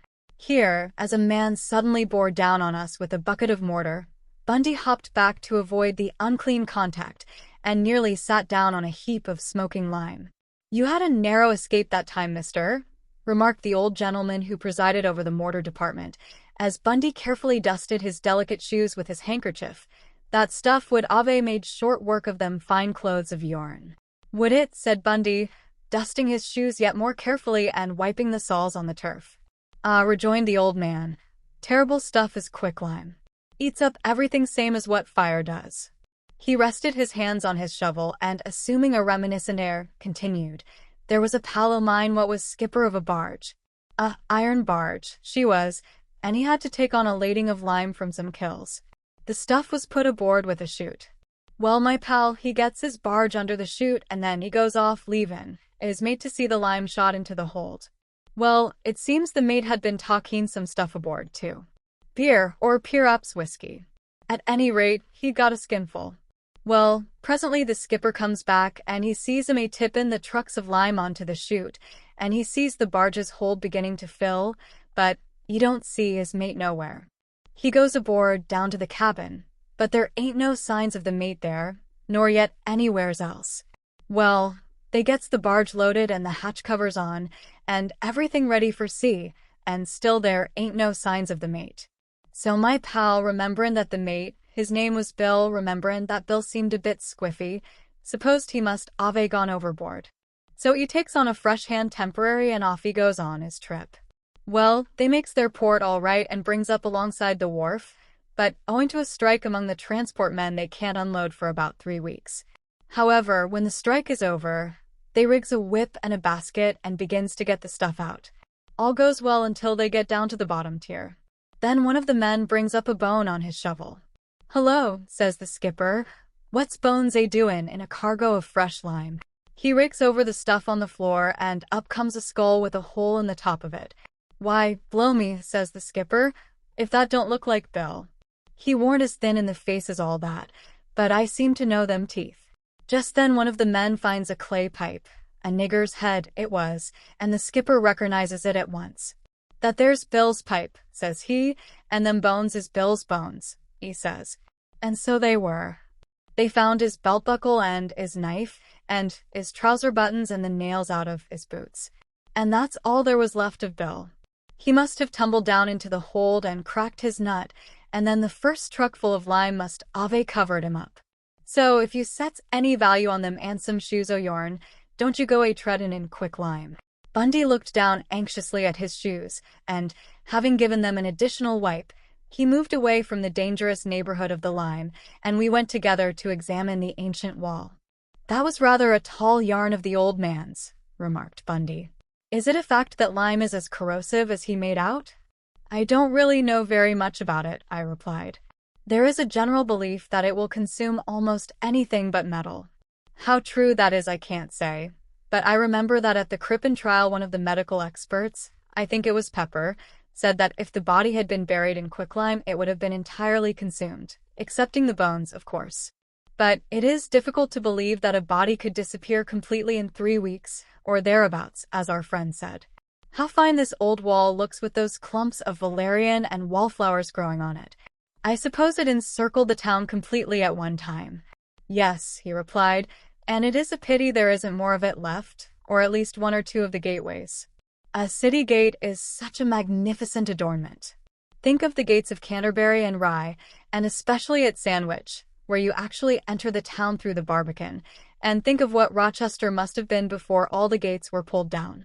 But you must hear Jap on the subject. He's a regular architectural Jeremiah. By the way, what did you think of Mrs. Frood? You saw her last night, didn't you?" "Yes. I was rather taken with her.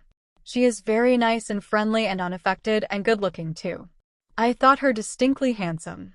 "She isn't bad-looking," Bundy admitted. "But I can't stand her voice. It gets on my nerves. I hate a squeaky voice." "I shouldn't call it squeaky," said I. "It is a high voice and rather sing-song, and it isn't somehow quite in keeping with her appearance and manner." "No," said Bundy. "That's what it is. She's too big for a voice like that." I laughed at the quaint expression. "People's voices," said I, "are not like steamers' whistles, graduated in pitch according to their tonnage. Besides, Mrs. Frood is not such a very big woman." "She is a good size," said he. "I should call her rather tall. At any rate, she is taller than I am. But I suppose you will say that she might be that without competing with the late Mrs. Bates. Comparisons between the heights of men and women," I said cautiously, "are rather misleading." And here I changed the subject. though I judged that Bundy was not sensitive in regard to his stature, for while he was cleaning the lime from his shoes I had noticed that he wore unusually low heels. Nor need he have been, for though on a small scale, he was quite an important-looking person. "Don't you think," he asked, after a pause, "that it is rather queer that the man Frood should have gone off so soon? He only came down yesterday, and he can't have made much of a search for Madame." "The queer thing is that he should have come down on that particular day," I replied. "It seems that he draws a monthly allowance on the 15th. That was what made him so anxious to get back, but it is odd that he didn't put off his visit here until he had collected the money." "If he had run his wife to earth, he could have collected it from her," said Bundy. "I wonder how he found out that she was here." "He evidently hadn't very exact information," I said, "nor did he seem quite certain that she really was here. And his failure to get any news of her appears to have discouraged him considerably. It is just possible that he has gone back to get more precise information if he can, when he has drawn his allowance." "That is very likely," Bundy agreed, "and it is probable that we haven't seen the last of him yet." "I have a strong suspicion that we haven't," said I. "If he is sure she is here and can get enough money together to come and spend a week here, he will be pretty certain to discover her whereabouts. It is a dreadful position for her. She ought to get a judicial separation." "I doubt if she could," said he. "You may be sure he would contest that application pretty strongly, and what case would she have in support of it?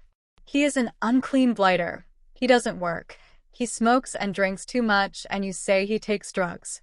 But he doesn't seem to be violent or dangerous or threatening, or to be on questionable terms with other women. At least, I have never heard anything to that effect."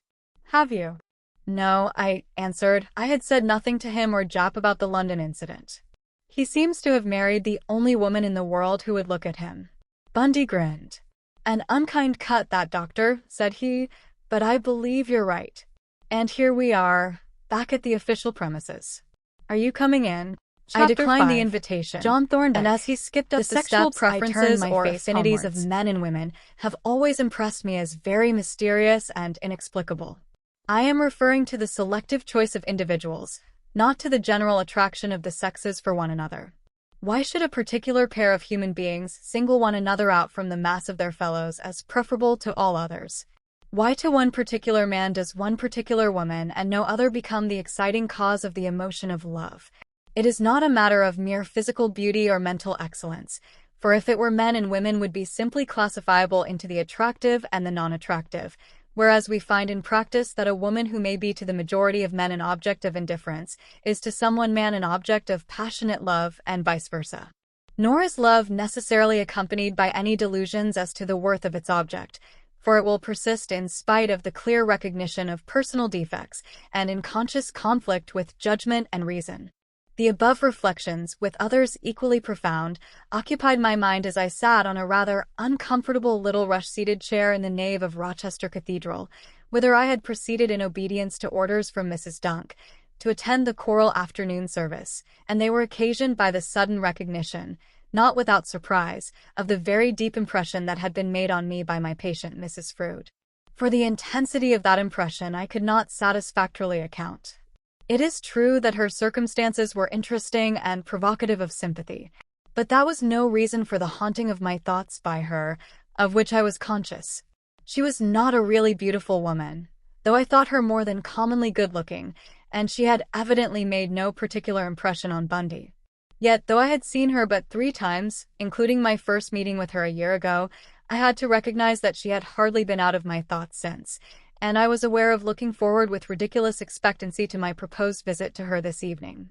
Thus, speculations on the meaning of this preoccupation mingled themselves with other speculations, as, for instance, on the abrupt changes of intention suggested by half of an early English arch clapped up against a Norman pier, and as my thoughts rambled on, undisturbed by a pleasant voice, intoning with soothing unintelligibility somewhere beyond the stone screen, I watched with languid curiosity the strangers who entered and stole on tiptoe to the nearest vacant chair.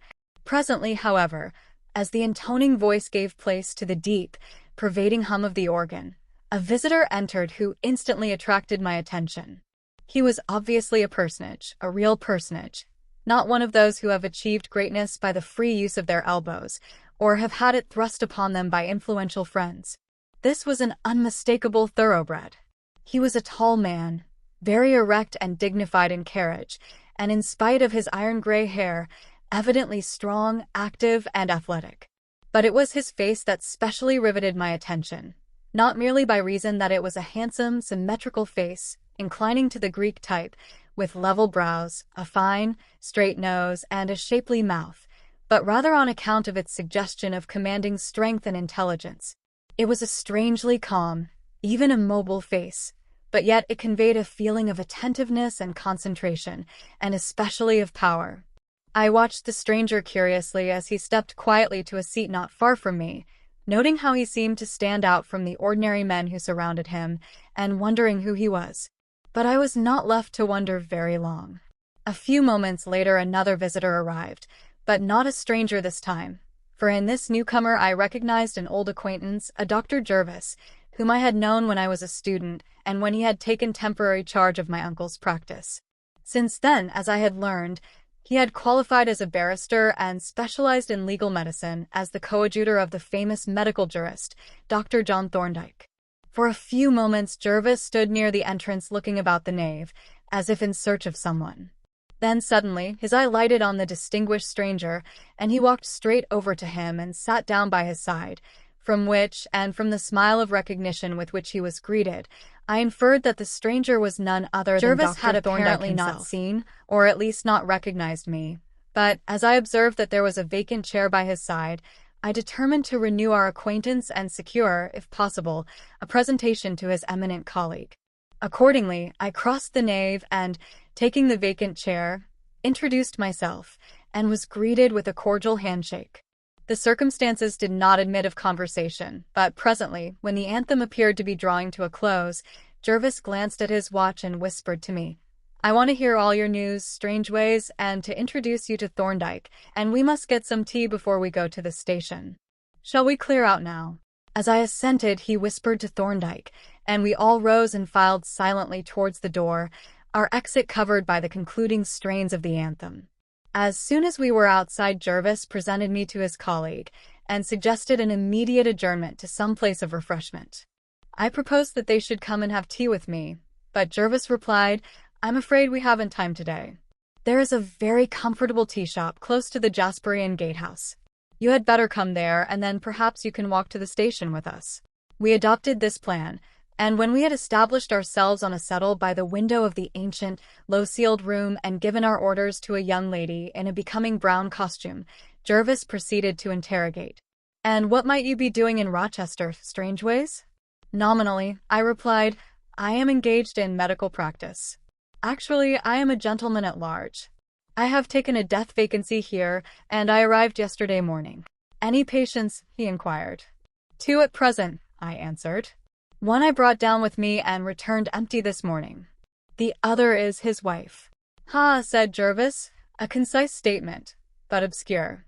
It seems to require amplification." I accordingly proceeded to amplify, describing in detail my journey from town and my subsequent dealings with my fellow traveler. The circumstances of Mrs. Frood, being matters of professional confidence, I was at first disposed to suppress. But then, reflecting that my two friends were in a position to give expert opinions and advice, I put them in possession of all the facts that were known to me, excepting the Regent's Park incident, which I felt hardly at liberty to disclose. "Well," said Jervis when I had finished, "if the rest of your practice develops on similar lines, we shall have to set up a branch establishment in your neighborhood. There are all sorts of possibilities in this case. Don't you think so, Thorndyke?" "I should hardly say all sorts," was the reply. "The possibilities seem to me to be principally of one sort, extremely disagreeable for the poor lady.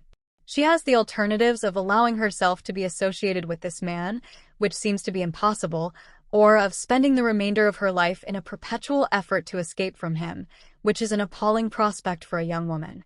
"Yes," agreed Jervis, "it is bad enough. But there seems to me worse possibilities with a fellow of this kind, a drinking, drug-swallowing, hysterical degenerate. You never know what a man of that type will do." "You always hope that he will commit suicide," said Thorndyke, "and to do him justice, he does fairly often show that much perception of his proper place in nature. But, as you say, the actions of a mentally and morally abnormal man are incalculable." He may kill himself, or he may kill somebody else, or he may join with other abnormals to commit incomprehensible and apparently motiveless political crimes. But we will hope that Mr. Frood will limit his activities to sponging on his wife. The conversation now turned from my affairs to those of my friends, and I ventured to inquire what had brought them to Rochester. "We came down," said Jervis, "to watch an inquest for one of our insurance clients. But, after all, it has had to be adjourned for a fortnight. So we may have the pleasure of seeing you again." "We won't leave it to chance," said I. "Let us settle that you come to lunch with me, if that will be convenient. You can fix your own time." My two friends consulted, and having referred to their timetable, accepted the invitation for 1 o'clock on that day fortnight, and when I had booked the appointment, as I turned away from the station, we finished our tea and sallied along the shore before making our way over the bridge to Strood Station. I recalled the conversation of my two colleagues with a certain vague discomfort. To both of them, it was evident. The relations of my fair patient and her husband presented sinister possibilities, although I had not informed them of the actual murderous attack, and though the more cautious, reticent Thorndyke had seemed to minimize them, his remarks had expressed what was already in my own mind, accentuated by what I knew. These nervy, abnormal men are never safe to deal with. Their unstable emotions may be upset in a moment, and then no one can tell what will happen. It was quite possible that Frood had come to Rochester with the perfectly peaceable intention of inducing his wife to return to him, but this was far from certain, and I shuddered to think of what might follow a refusal on her part. I did not like that knife. I have a sane man's dislike of lethal weapons of all kinds, but especially do I dislike them in the hands of those whose self-control is liable to break down suddenly. It was true that this man had not succeeded in finding his wife, and even seemed to have given up the search, but I felt pretty certain that he had not. Somehow he had discovered that she was in the town, and from the same source he might get further information, and in any case, I felt no doubt that he would renew the pursuit and that, in the end, he would find her. And then...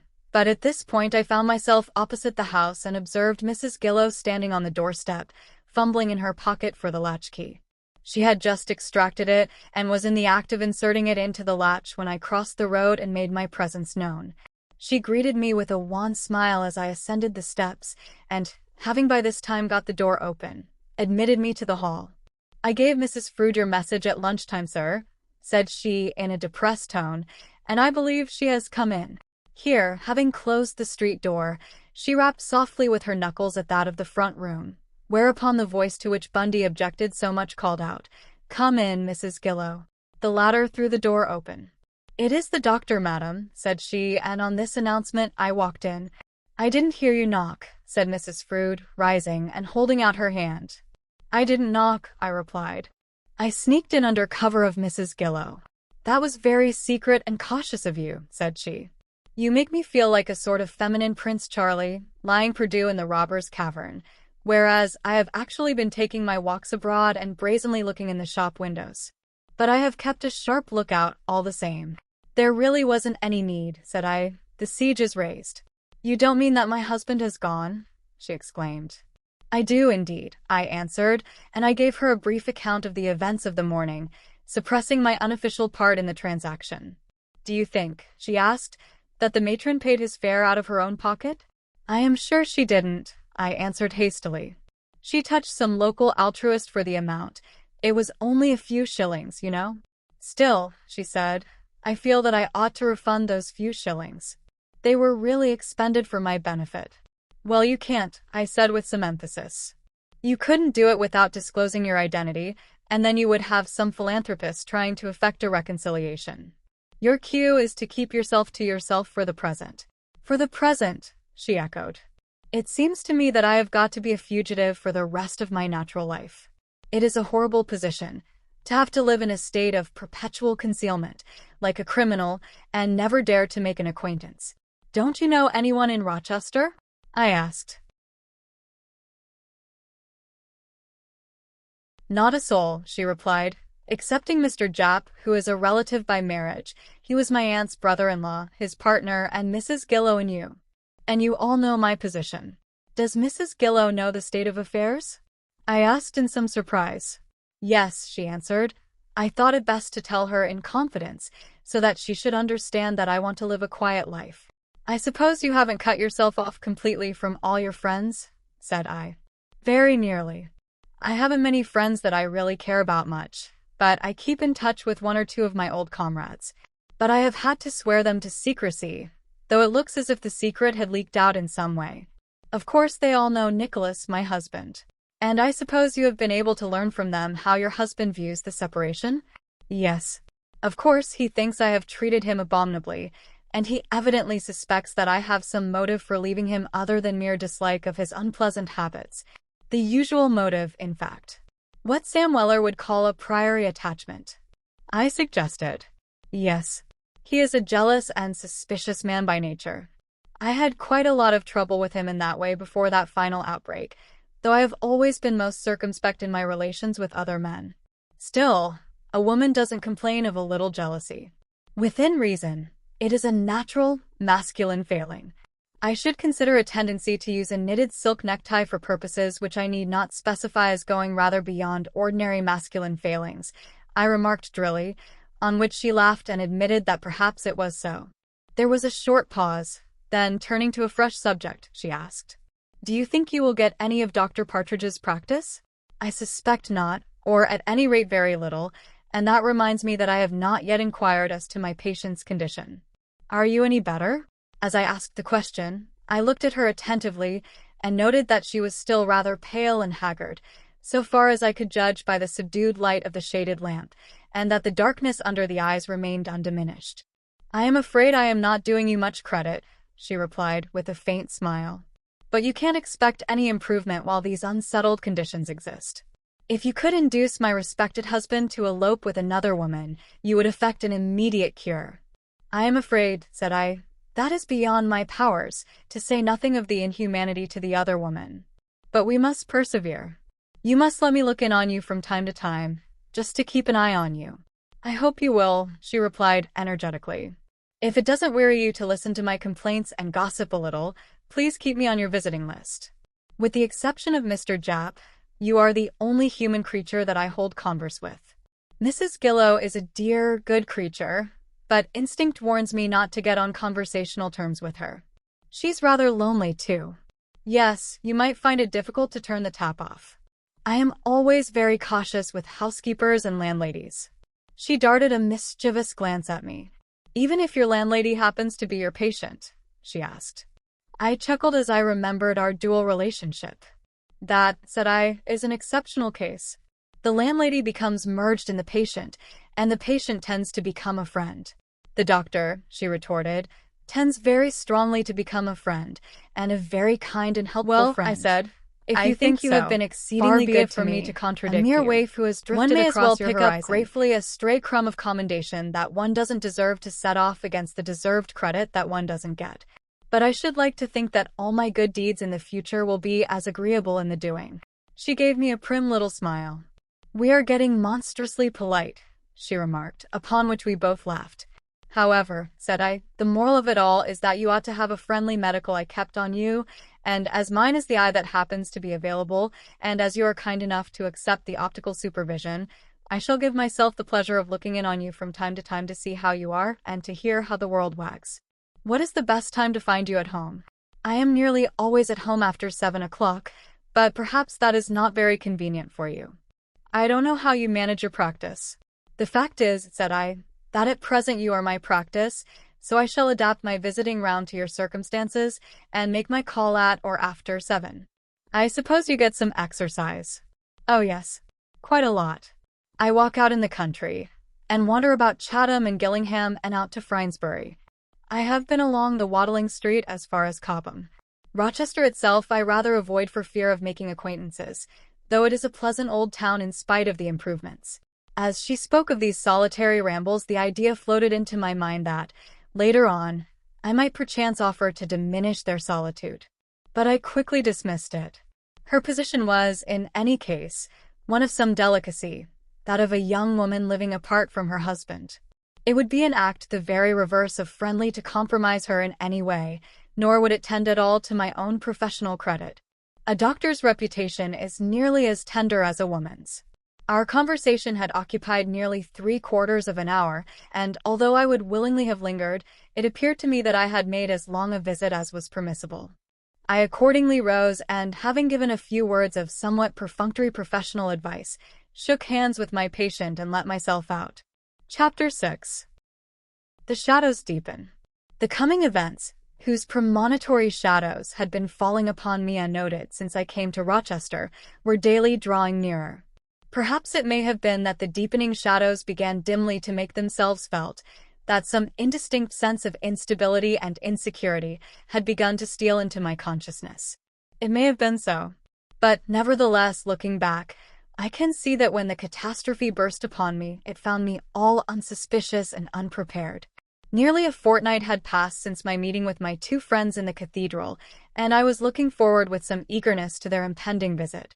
During that fortnight, little seemed to have happened, though the trivial daily occurrences were beginning to acquire a cumulative significance not entirely unperceived by me. My promise to Mrs. Frood had been carried out very thoroughly, for at least every alternate evening had found me seated by the little table with the red-shaded lamp, making the best pretense I could of being there in a professional capacity. It was unquestionably indiscreet. The instant liking that I had taken to this woman should have warned me that here was one of those unaccountable affinities that are charged with such immense potentialities of blessing or disaster. The first impression should have made it clear to me that I could not safely spend much time in her society. But unfortunately, the very circumstance that should have warned me to keep away was the magnet that drew me to her side. However, there was one consoling fact. If the indiscretion was mine, so by me alone were the consequences supported. Our relations were of the most unexceptionable kind. Indeed, she was not the sort of woman with whom any man would have taken a liberty. As to my feelings towards her, I could not pretend to deceive myself, but similarly, I had no delusions as to her feelings towards me. She welcomed my visits with that frank simplicity that is delightful to a friend and hopeless to a lover. It was plain to me that the bare possibility of anything beyond straightforward, honest friendship never entered her head. But this very innocence and purity, while at once a rebuke and a reassurance, but riveted my fetters the more firmly. Such as our friendship was, and disregarding the secret reservation on my side, it grew apace. Indeed, it sprang into existence at our first meeting. There was between us that ease and absence of reserve that distinguishes the intercourse of those who like and understand one another. I never had any fear of unwittingly giving offense. In our long talks and discussions, we had no need of choosing our words or phrases or of making allowances for possible prejudices. We could say plainly what we meant with the perfect assurance that it would be neither misunderstood nor resented. In short, if my feelings towards her could only have been kept at the same level as hers towards me, our friendship would have been perfect. In the course of these long and pleasant gossiping visits, I observed my patient somewhat closely, and quite apart from the personal affinity, I became more and more favorably impressed. She was a clever woman, quick and alert in mind, and evidently well informed. She seemed to be kindly, and was certainly amiable and even-tempered, though not in the least weak or deficient in character. Probably, in happier circumstances, she would have been more gay and vivacious, for, though she was habitually rather grave and even somber, there were occasional flashes of wit that suggested a naturally lively temperament. To repeat in more detail what I have already said, she was a rather large woman, very erect and somewhat stately in bearing, distinctly good-looking, though of this I was not, perhaps, a very good judge. Her features were regular, but not in any way striking. Her expression was, as I have said, a little somber and severe, the mouth firmly set and slightly depressed at the corners, the eyebrows black, straight, and unusually well marked and nearly meeting above the nose. She had an abundance of black, or nearly black, hair, parted low on the forehead and drawn back loosely, covering the ears and temples, and she wore a largish coil nearly on the top of the head, a formal, matronly style that accentuated the gravity of her expression. Such was Angelina Frood as I looked on her in those never-to-be-forgotten evenings, as she rises before the eyes of memory as I write, and as she will remain in my recollection so long as I live. In this fortnight one really arresting incident had occurred.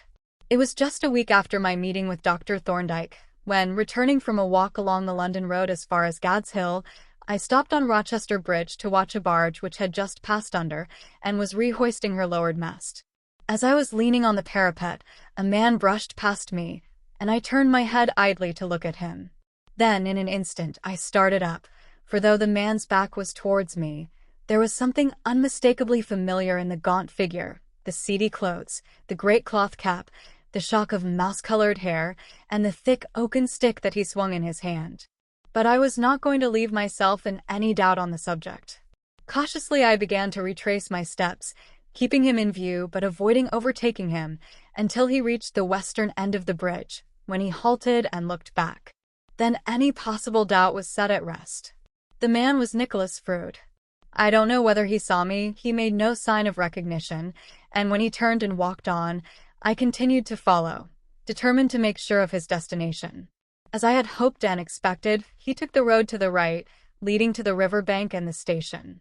Still following him, I noted that he walked at a fairly brisk pace and seemed to have recovered completely from his debility, if that debility had not been entirely counterfeit.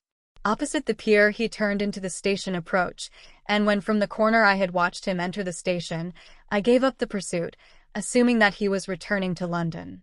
But how long had he been in Rochester? What had he been doing? And what success had he had in his search? These were the questions that I asked myself as I walked back over the bridge. Probably he had come down for the day, and since he was returning, it was reasonable to infer that he had had no luck. As I entered the town and glanced up at the great clock that hangs out across the street from the Corn Exchange, like a sort of horological warming pan, I saw that it was close upon 8. It was a good deal after my usual time for calling on Mrs. Frood, but the circumstances were exceptional, and I felt that it was necessary to ascertain whether anything untoward had occurred. I was still debating what I should do when, as I came opposite the house, I saw Mrs. Gillow coming out of the door. Immediately, I crossed the road and accosted her. "Have you seen Mrs. Frood this evening, Mrs. Gillow?" I asked, after passing the usual compliments. "Yes, sir," was the reply. "I left her only a few minutes ago working at one of the drawings that she does for Mr. Japp. She seems better this evening, brighter and more cheerful. I think your visits have done her good, sir. It is a lonely life for a young woman, having no one to talk to all through the long evenings. I'm always glad to hear your knock, and so, I think, is she?" "I'm pleased to hear you say so, Mrs. Gillow," said I. "However, as it is rather late and she has something to occupy her, I don't think I will call this evening." With this I took my leave and went on my way in better spirits. Evidently all was well so far. Nevertheless, the reappearance of this man was an uncomfortable incident. It was clear that he had not given up the pursuit, and, seeing that Rochester was only some 30 miles from London, it would be quite easy for him to make periodical descents on the place to continue the search. There was no denying that Mrs. Frood's position was extremely insecure, and I could think of no plan for making it less so, excepting that of leaving Rochester, for a time at least, a solution which ought to have commended itself to me, but did not. Perhaps it was this fact that decided me not to say anything about the incident. The obvious thing was to have told her and put her on her guard. But I persuaded myself that it would only make her anxious to no purpose, that she could not prevent him from coming, nor could she take any further measures for concealment. And then there was the possibility that he might never come again. So far as I know, he never did. During the rest of the week I perambulated the town hour after hour, looking into the shops, scanning the faces of the wayfarers in the streets, and even visiting the stations at the times when the London trains were due, but never a glimpse did I catch of that ill-omened figure. And all the time, the shadows were deepening, and that which cast them was drawing nearer. It was nearly a week after my meeting with Nicholas Frood that an event befell at which I looked askance at the time and which was, as it turned out, the opening scene of a new act. It was on the Saturday. I am able to fix the date by an incident, trivial enough in itself, but important by reason of its forming thus a definite point of departure. My visitors were due on the following Monday, and it had occurred to me that I had better lay in a little stock of wine, and as Mr. Japp was an old resident who knew everybody in the town, I decided to consult him as to the choice of a wine merchant. It was a little past midday when I arrived at the office, and as I entered I observed that some kind of conference was in progress. A man, whom I recognized as the foreman of the gang who were working on the old wall, was standing sheepishly with his knuckles resting on the table. Bundy had swung round on his stool and was glaring owlishly through his great spectacles, while Mr. Japp was sitting bolt upright, his forehead in a state of extreme corrugation, and his eyes fixed severely on the foreman. "I suppose," said Bundy, You left it in the gate? I expect Evans did, replied the foreman. You see, I had to call in at the office, so I gave the key to Evans and told him to go on with the other men and let them in. When I got there, the gate was open and the men were at work, and I forgot all about the key until it was time to come away and lock up. Then I asked Evans for it, and he said he'd left it in the gate. But when I went to look for it, it wasn't there. Someone must have took it out. Doesn't seem very likely, said Bundy. However, I suppose it will turn up. It had one of our wooden labels tied to it. Shall I give him the duplicate to lock up the place? You must, I suppose, said Jap. But it must be brought straight back and given to me. You understand, Smith? Bring it back at once and deliver it to me or to Mr. Bundy. And look here, Smith. I shall offer 10 shillings reward for that key, and if it is brought back and I have to pay the reward, you will have to make it up among you. You understand that? Smith indicated grumpily that he understood, and when Bundy had handed him the duplicate key, he took his departure in dudgeon. When he had gone, I stated my business, and Bundy pricked up his ears. Wine, hey, said he, removing his spectacles and assuming his eyeglass. Tucker will be the man for him, won't he, Jap? Very superior wine merchant is Tucker. Old and crusted, round and soft, rare and curious. I'd better pop round with him and introduce him, hadn't I? You'll want to taste a few samples, I presume, Doctor? I'm not giving a wholesale order, said I, smiling at his enthusiasm. A dozen or so of claret and 1 or 2 bottles of port is all I want. Still, said Bundy, you want to know what the stuff's like. Not going to buy a pig in a poke. You'll have to taste it, of course. I'll help you. 2 heads are better than 1. Come on. You said Tucker, didn't you, Jap? As a matter of fact, said Jap, wrinkling his face up into an appreciative smile, I didn't say anything. But Tucker will do, only he won't let you taste anything until you have bought it. Won't he? Said Bundy. We shall see. Come along, Doctor. He dragged me out of the office and down the steps, and we set forth towards the bridge, but we had not walked more than a couple of 100 yards when he suddenly shot up a narrow alley and beckoned to me mysteriously. I followed him up the alley, and as he halted I asked, What have you come here for? I want you, he replied impressively, to take a look at this wall. I scrutinized the wall with minute attention, but failed to discover any noteworthy peculiarities in it. Well, I said at length, I don't see anything unusual about this wall. Neither do I, he replied, looking furtively down the alley. Then what the deuce, I began. It's all right, said he. She's gone. That damsel in the pink hat. I just popped up here to let her pass. The fact is, he explained as he emerged cautiously into the high street, glancing up and down like an Indian on the warpath, these women are the plague of my life, always trying to hook me for teas or bazaars or garden fetes or some sort of confounded foolishness, and that pink-hatted lady is a regular sleuth-hound. We walked quickly along the narrow pavement, Bundy looking about him warily, until we reached the wine merchant's premises, into which my companion dived like a harlequin and forthwith proceeded to introduce me and my requirements. Mr. Tucker was a small, elderly man, old and crusted and as dry as his own Amontillado, but he was not proof against Bundy's blandishments. Before I had had time to utter a protest, I found myself in a dark cavern at the rear of the shop, watching Mr. Tucker fill a couple of glasses from a moldy-looking cask. Ha, said Bundy, sipping the wine with a judicial air. Yes. Not so bad. Slightly corked, perhaps. Corked, exclaimed Tucker, staring at Bundy in amazement. How can it be corked when it is just out of the cask? Well, bung then, Bundy corrected. I never heard of wine being bunged, said Tucker. There's no such thing. Isn't there? Well then, it can't be. Must be my fancy. What do you think of it, Doctor? It seems quite a sound claret, said I, inwardly wishing my volatile friend at the devil, for I felt compelled, by way of soothing the wine merchant's wounded feelings, to order twice the quantity that I had intended. We had just completed the transaction, and were crossing the outer shop when the doorway became occluded by 2 female figures, and Bundy uttered a half-suppressed groan. I drew aside to make way for the newcomers, 2 ladies whom polite persons would have described as middle-aged, on the assumption that they contemplated a somewhat extreme degree of longevity, and I was aware that Bundy was endeavoring to take cover behind me. But it was of no use. One of them espied him instantly and announced her discovery with a little squeak of ecstasy. "Why, it's Mr. Bundy. I do declare. Now, where have you been all this long time? It's ages and ages and ages since you came to see us, isn't it, Martha? Let me see, now when was it?" She fixed a reflective eye on her companion, while Bundy smiled a sickly smile and glanced wistfully at the open door. "I know," she exclaimed triumphantly. "It was when we had the feeble-minded children to tea and Mr. Bloat showed them the goldfish trick. At least he tried to, but the glass bowl stuck in the bag under his coattails and wouldn't come out, and when he tried to pull it out it broke." "I think you are mistaken, Marian," the other lady interrupted. "It wasn't the feeble-minded tea. It was after that, when we helped the Jubery Browns to get up that rumble sale."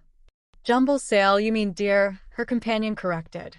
"I mean rummage sale," the lady called Martha insisted, severely. "If you will try to recall the circumstances, you will remember that the jumble sale took place after." "Not after," the other lady corrected. "It was before, several days before, I should say, speaking from a somewhat imperfect memory." "If you will try to recollect, Martha, dear." "I recollect quite distinctly," the lady called Martha interposed, a little haughtily. "There was the feeble-minded tea that was on a Tuesday, or was it a Thursday? No, it was a Tuesday, or at least, well, at any rate, it was some days before the rum." "Not at all," the other lady dissented emphatically. At this point, catching the eye of the lady called Marian, I crept by slow degrees out on the threshold and turned an expectant eye on Bundy. The rather broad hint took immediate effect, for the lady said to her companion, "I am afraid, Martha, dear, you are detaining Mr. Bundy and his friend. Goodbye, Mr. Bundy. Shall we see you next Friday evening? We are giving a little entertainment to the barge boys. We are inviting them to come and bring their mouth organs and get up a little informal concert. Do come if you can. We shall be so delighted. Goodbye." Bundy shook hands effusively with the two ladies and darted out after me. If I had been alone seizing my and arm unprotected, and I shouldn't have escaped escaped for for half an hour, and I should have been definitely booked for the barge boys' pandemonium. "Hello. What's Jap up to? Oh, I see. He's sticking up the notice about that key. I ought to have done that. Jap writes a shocking fist. I must see if it is possible to make it out." As we approached the office, I glanced at the sheet of paper which Mr. Jap had just affixed to the window, and was able to read the rather crabbed heading, 10 shillings reward. The rest of the inscription being of no interest to me, I wished Bundy adieu and went on my way, leaving him engaged in a critical inspection of the notice. Happening to look back a few moments later, I saw him still gazing earnestly at the paper, all unconscious of a lady in a pink hat who was tripping lightly across the road and bearing down on him with an alluring smile. Threading my way among the foot passengers who filled the narrow pavements, I let my thoughts ramble idly from subject to subject, from the expected visit of my two friends on the following Monday to the alarming character of the local feminine population. But always they tended to come back to my patient, Mrs. Frood. I had seen her on the preceding night and had been very ill-satisfied with her appearance. She had been paler than usual, more heavy-eyed and weary-looking, and she had impressed me as being decidedly low-spirited.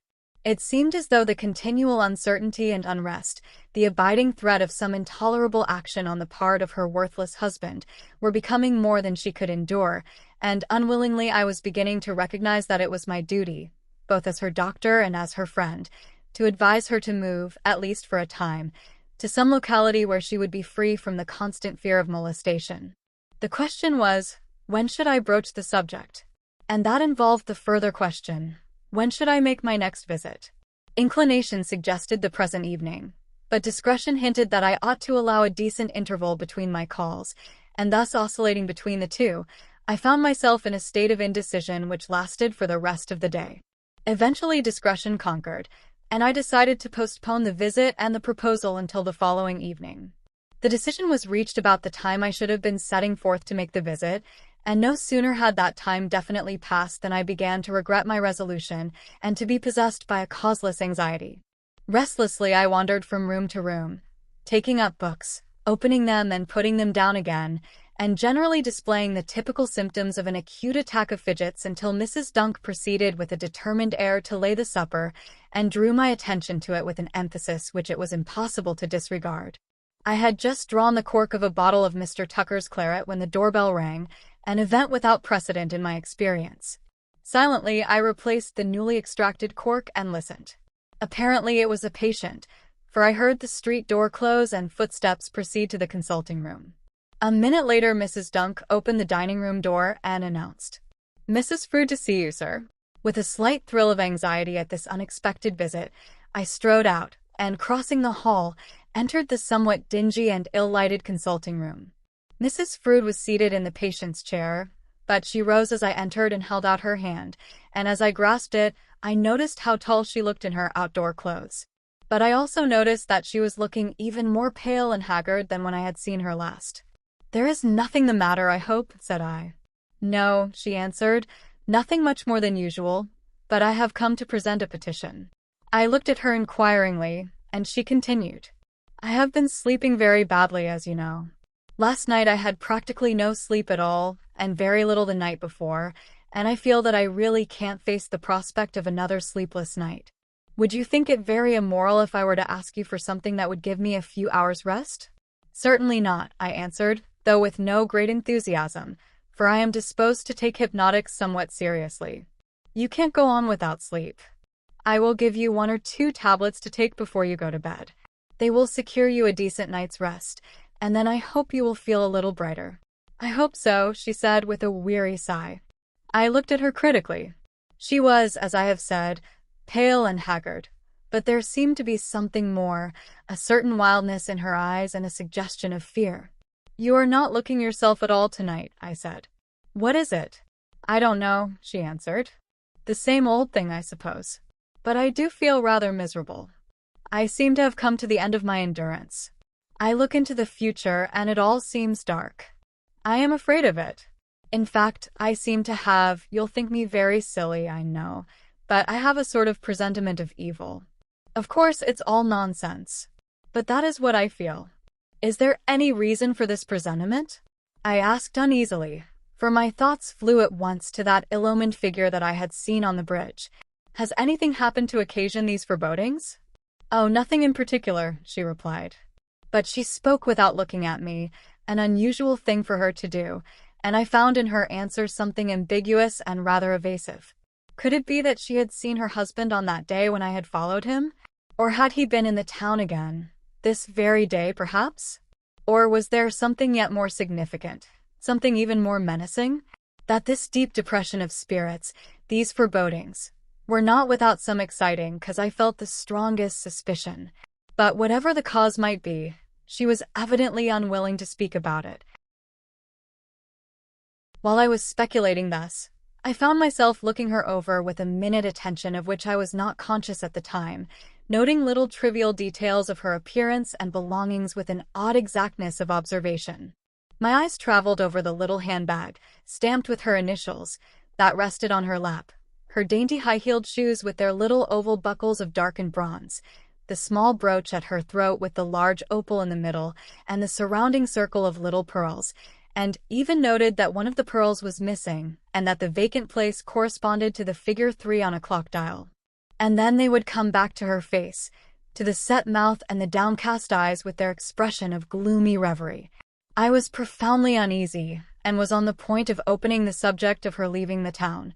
Then I decided that I would see her on the morrow, and would go into the matter then.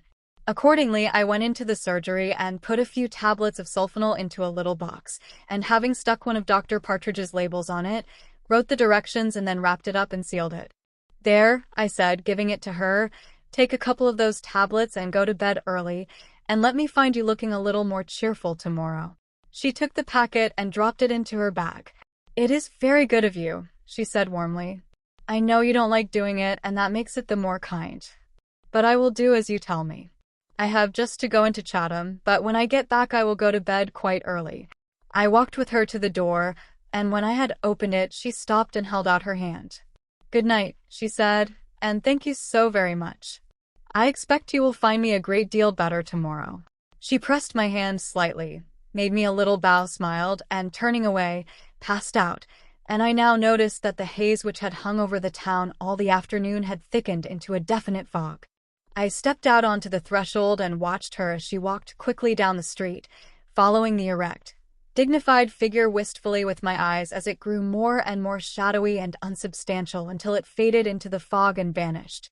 Then I went in to my solitary supper with an unwanted sense of loneliness, and throughout the long evening I turned over again and again our unsatisfying talk and wondered afresh whether that presentiment of evil was but the product of insomnia and mental fatigue, or whether behind it was some sinister reality. Gillow sounds the alarm.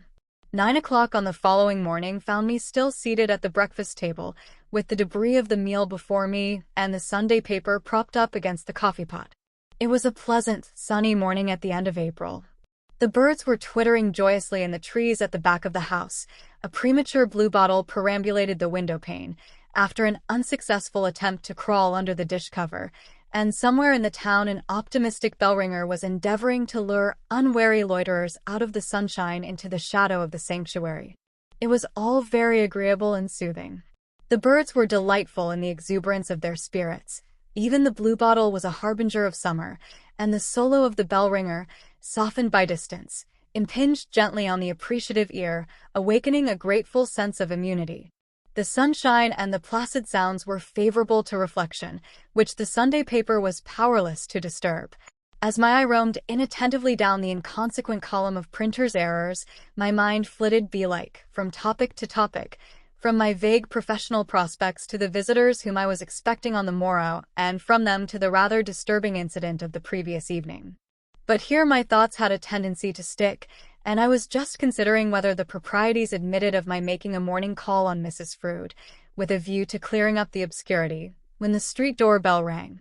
The unusual sound at such an unlikely time caused me to sit up and listen with just a tinge of uneasy expectancy. A few moments later Mrs. Dunk opened the door, and having stated concisely and impassively, "Mrs. Gillow," retired, leaving the door ajar. I started up in something approaching alarm, and hurried across to the consulting room, where I found Mrs. Gillow standing by the chair with anxiety writ large on her melancholy face. "There's nothing amiss, I hope, Mrs. Gillow," said I. "I am sorry to say there is, sir," she replied. "I hope you'll excuse me for disturbing you on a Sunday morning, but I thought, as you were her doctor, and a friend too, and I may say—" "But what has happened?" I interrupted impatiently. "Why, sir, the fact is that she went out last night and she hasn't come back." "You are quite sure she hasn't come back?" "Perfectly. I saw her just before she went out, and she said she was coming to see you to get something to make her sleep, and then she was just going into Chatham, and that she would be back soon, so that she could go to bed early. I sat up quite late listening for her, and before I went to bed I went down and knocked at both her doors, and as I didn't get any answer, I looked into both rooms. But she wasn't in either, and her little supper was untouched on the table in the sitting room. I couldn't sleep a wink all night for worrying about her, and the first thing this morning I went down, and when I found the door unbolted and unchained, I went into her rooms again. But there was no sign of her. Her supper was still there, untouched, and her bed had not been slept in." "Did you look downstairs?" I asked. "Yes. She usually kept the door of the basement stairs locked, I think, but it was unlocked this morning, so I went down and searched all over the basement, but she wasn't there." "It is very extraordinary, Mrs. Gillow," I said, "and rather alarming. I certainly understood that she was going home as soon as she had been to Chatham. By the way, do you know what she was going to Chatham for?" "I don't, sir. She might have been going there to do some shopping, but it was rather late, though it was Saturday night. You don't know, I suppose, whether she took any things with her, though she couldn't have taken much, as she had only a little handbag with her. "She hasn't taken any of her toilet things," said Mrs. Gillow, "because I looked over her dressing table, and all her brushes and things were there, and, as you say, she couldn't have taken much in that little bag. What do you think we had better do, sir?" "I think," said I, "that in the first place I will go and see Mr. Japp. He is a relative and knows more about her than we do, and, of course, it will be for him to take any measures that may seem necessary. At any rate, I will see him and hear what he says." "Don't you think we ought to let the police know?" she asked. "Well, Mrs. Gillow," I said, "we mustn't be too hasty. Mrs. Frood had reasons for avoiding publicity. Perhaps we had better not busy ourselves too much until we are quite certain that she has gone. She may possibly return in the course of the day." "I am sure I hope so," she replied despondently. "But I am very much afraid she won't." I have a presentiment that something dreadful has happened to her. Why do you say that? I asked. Have you any reason for thinking so? I have no actual reason, she answered, but I have always thought that there was something behind her fear of meeting her husband. Having no desire to discuss speculative opinions, I made no direct reply to this. Apparently, Mrs. Gillow had no more to tell, and as I was anxious to see Mr. Japp and hear if he could throw any light on the mystery, I adjourned the discussion on which she would have embarked and piloted her persuasively towards the door. I shall see you again later, Mrs. Gillow, I said, and will let you know if I hear anything. Meanwhile, I think you had better not speak of the matter to anybody. As soon as she was gone, I made rapid preparations to go forth on my errand, and a couple of minutes later was speeding down the street at a pace dictated rather by the agitation of my mind than by any urgency of purpose. Although, by an effort of will, I had preserved a quiet, matter-of-fact demeanor while I was talking to Mrs. Gillow, her alarming news had fallen on me like a thunderbolt, and even now, as I strode forward swiftly, my thoughts seemed numbed by the suddenness of the catastrophe.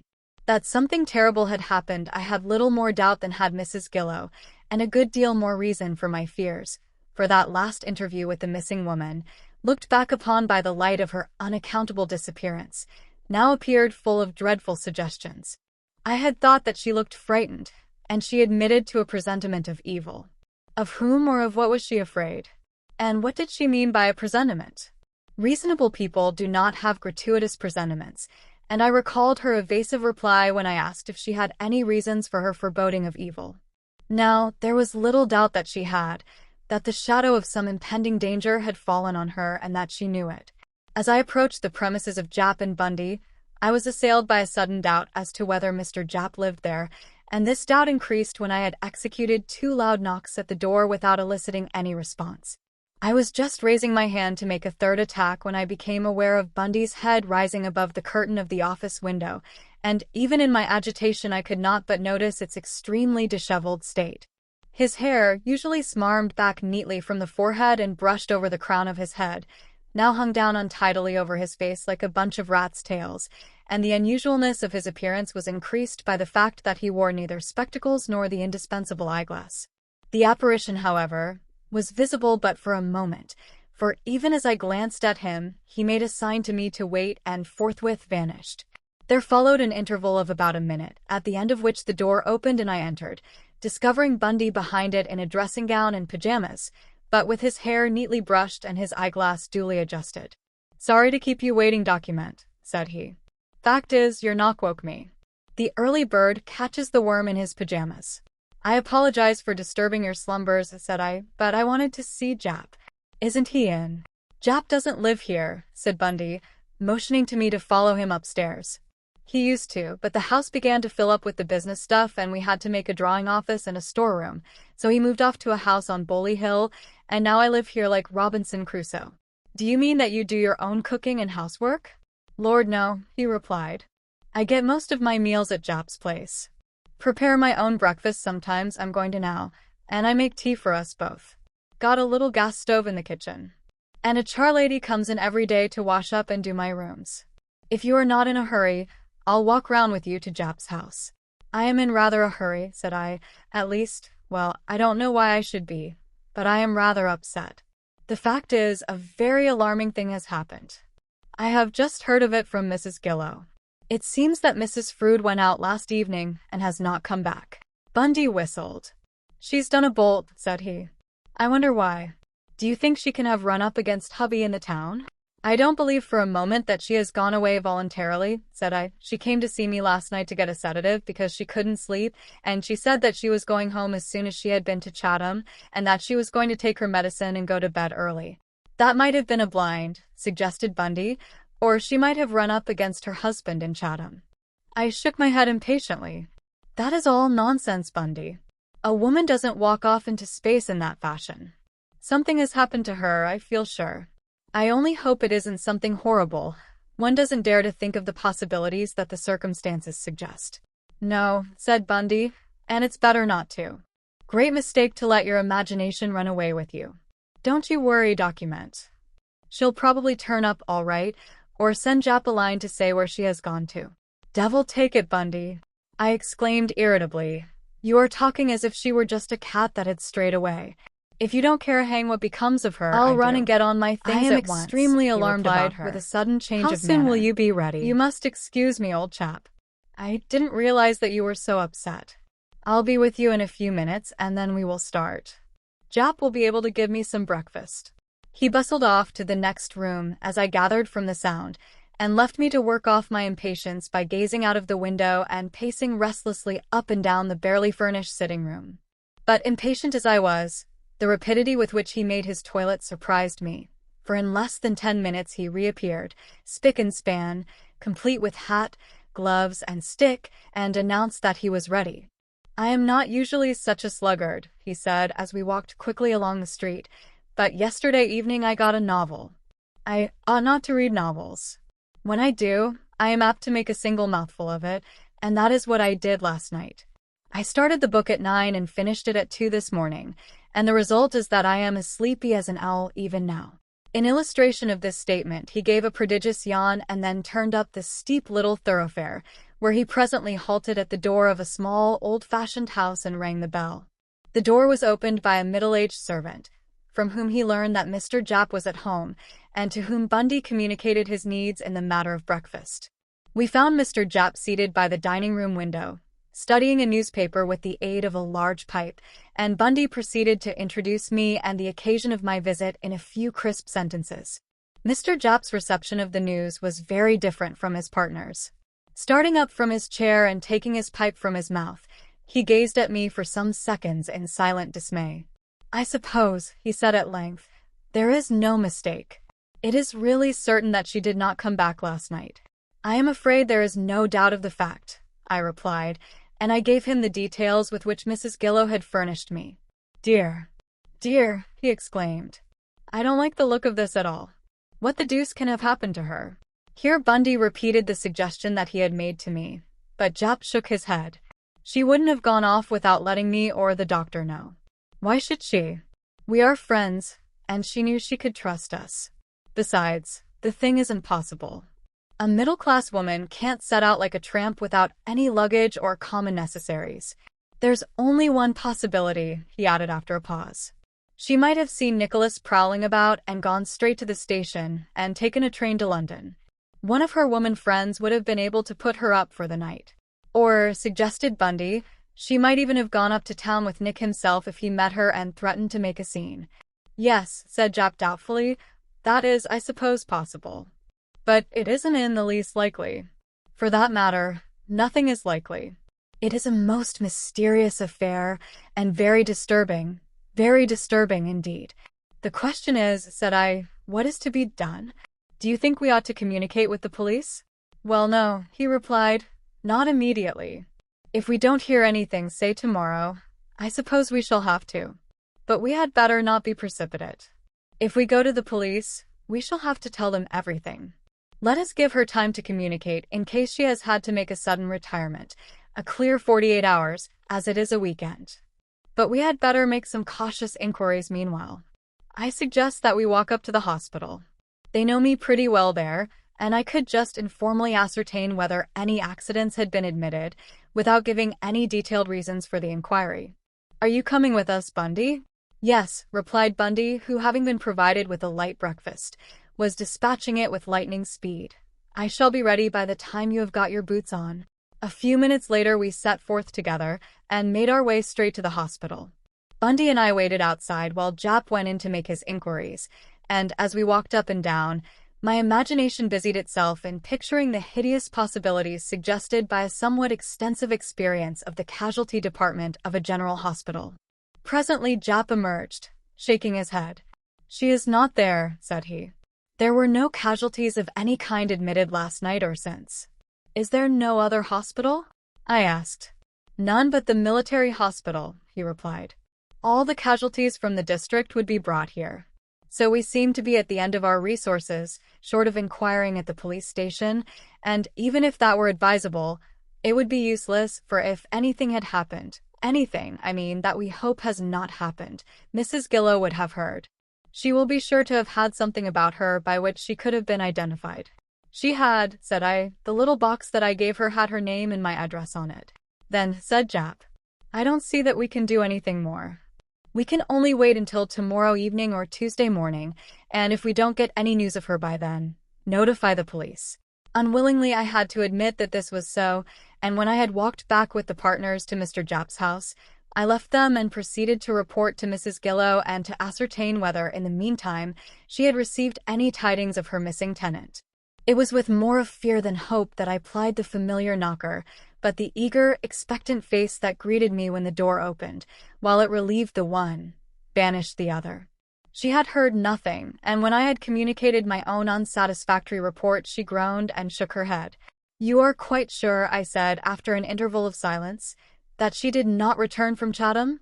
"I don't see how she could have done," was the reply. "You see, it was like this.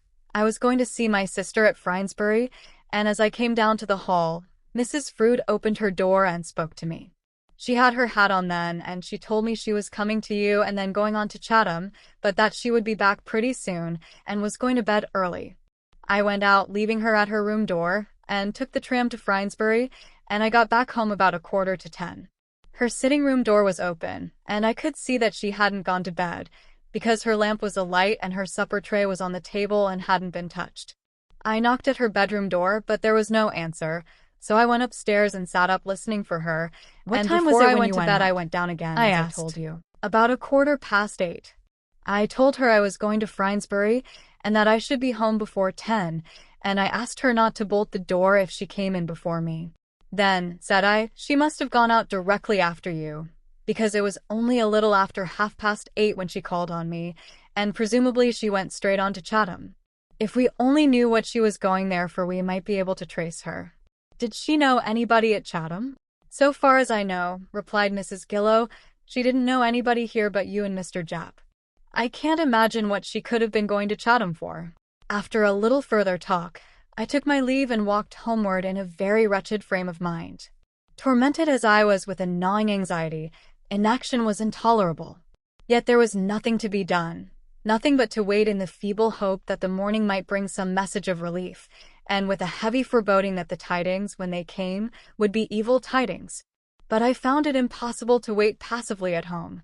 At intervals during the day, I went forth to wander up and down the streets, and some impulse which I hardly dared to recognize directed my steps again and again to the wharves and foreshore that lie by the bend of the river between Rochester and Chatham. On the following morning, I betook myself as early as I decently could to the office of Japp and Bundy. No letter had arrived by the early post, nor, when I repeated my visit later, was there any news, either by post or telegram, or from Mrs. Gillow. I paid a furtive visit to the police station and glanced nervously over the bills on the notice board, and I made another perambulation of the waterside districts, which occupied me until it was time for me to repair to the station to meet the train by which my friends were expected to arrive, and did, in fact, arrive. As we walked from the station to my house, Jervis looked at me critically from time to time. After one of these inspections, he remarked, "I don't know whether it is my fancy, strange ways, but it seems to me that the cares of medical practice are affecting your spirits. You look worried." "I am worried," I replied. "There has been a very disturbing development of that case that I was telling you about." "The doper, you mean?" "His wife. She has disappeared. She went out on Saturday night and has not been seen since." "That sounds rather ominous," said Jervis. "I presume the circumstances, if you know them, could be communicated without any breach of confidence." "They will have to be made fully public if she doesn't turn up by this evening," I replied, "and I am only too glad of the chance to talk the matter over with you," and forthwith I proceeded to give a circumstantial account of the events connected with the disappearance, not omitting any detail that seemed to have the slightest bearing. And I now felt justified in relating my experience when I was acting for Dr. Pumphrey. The narrative was interrupted by our arrival at my house, but when we had taken our places at the table, it was continued and listened to with intense interest by my two friends. "Well," said Jervis when I had finished, "it has an ugly look, especially when one considers it in connection with that affair in London. But there is something to be said for your friend Bundy's suggestion. Don't you think so, Thorndyke?" "Something, perhaps," Thorndyke agreed, "but not much, and if no letter arrives tonight or tomorrow morning, I should say it is excluded. This lady seems to have had complete confidence in Strangeways and in Mr. Japp. She could depend on their secrecy if she had to move suddenly to a fresh locality, and she seems to have been a responsible person who would not unnecessarily expose them to anxiety about her safety.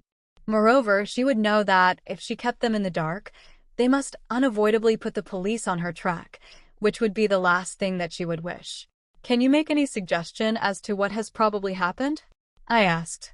"It is not of much use to speculate," replied Thorndyke. "If we exclude a voluntary disappearance, an accident or a sudden illness, as we apparently can, there seems to remain only the possibility of crime. But to the theory of crime of murder, to put it bluntly, there is a manifest objection. So far as the circumstances are known to us, a murder, if it had occurred, would have been an impromptu murder, committed in a more or less public place. But the first indication of a murder of that kind is usually the discovery of the body. Here, however, 36 hours have elapsed, and no body has come to light. On the other hand, we have to bear in mind that there is a large, tidal river skirting the town. Into that river the missing lady might have fallen accidentally, or have been thrown, dead or alive. But it is not very profitable to speculate. We can neither form any opinion nor take any action until we have some further facts."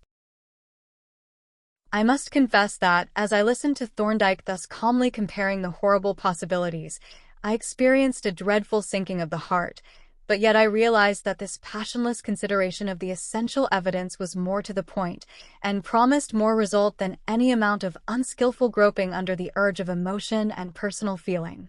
And realizing this, I formed the bold resolution of enlisting Thorndyke's aid in a regular, professional capacity, and began to cast about for the means of introducing the rather delicate subject.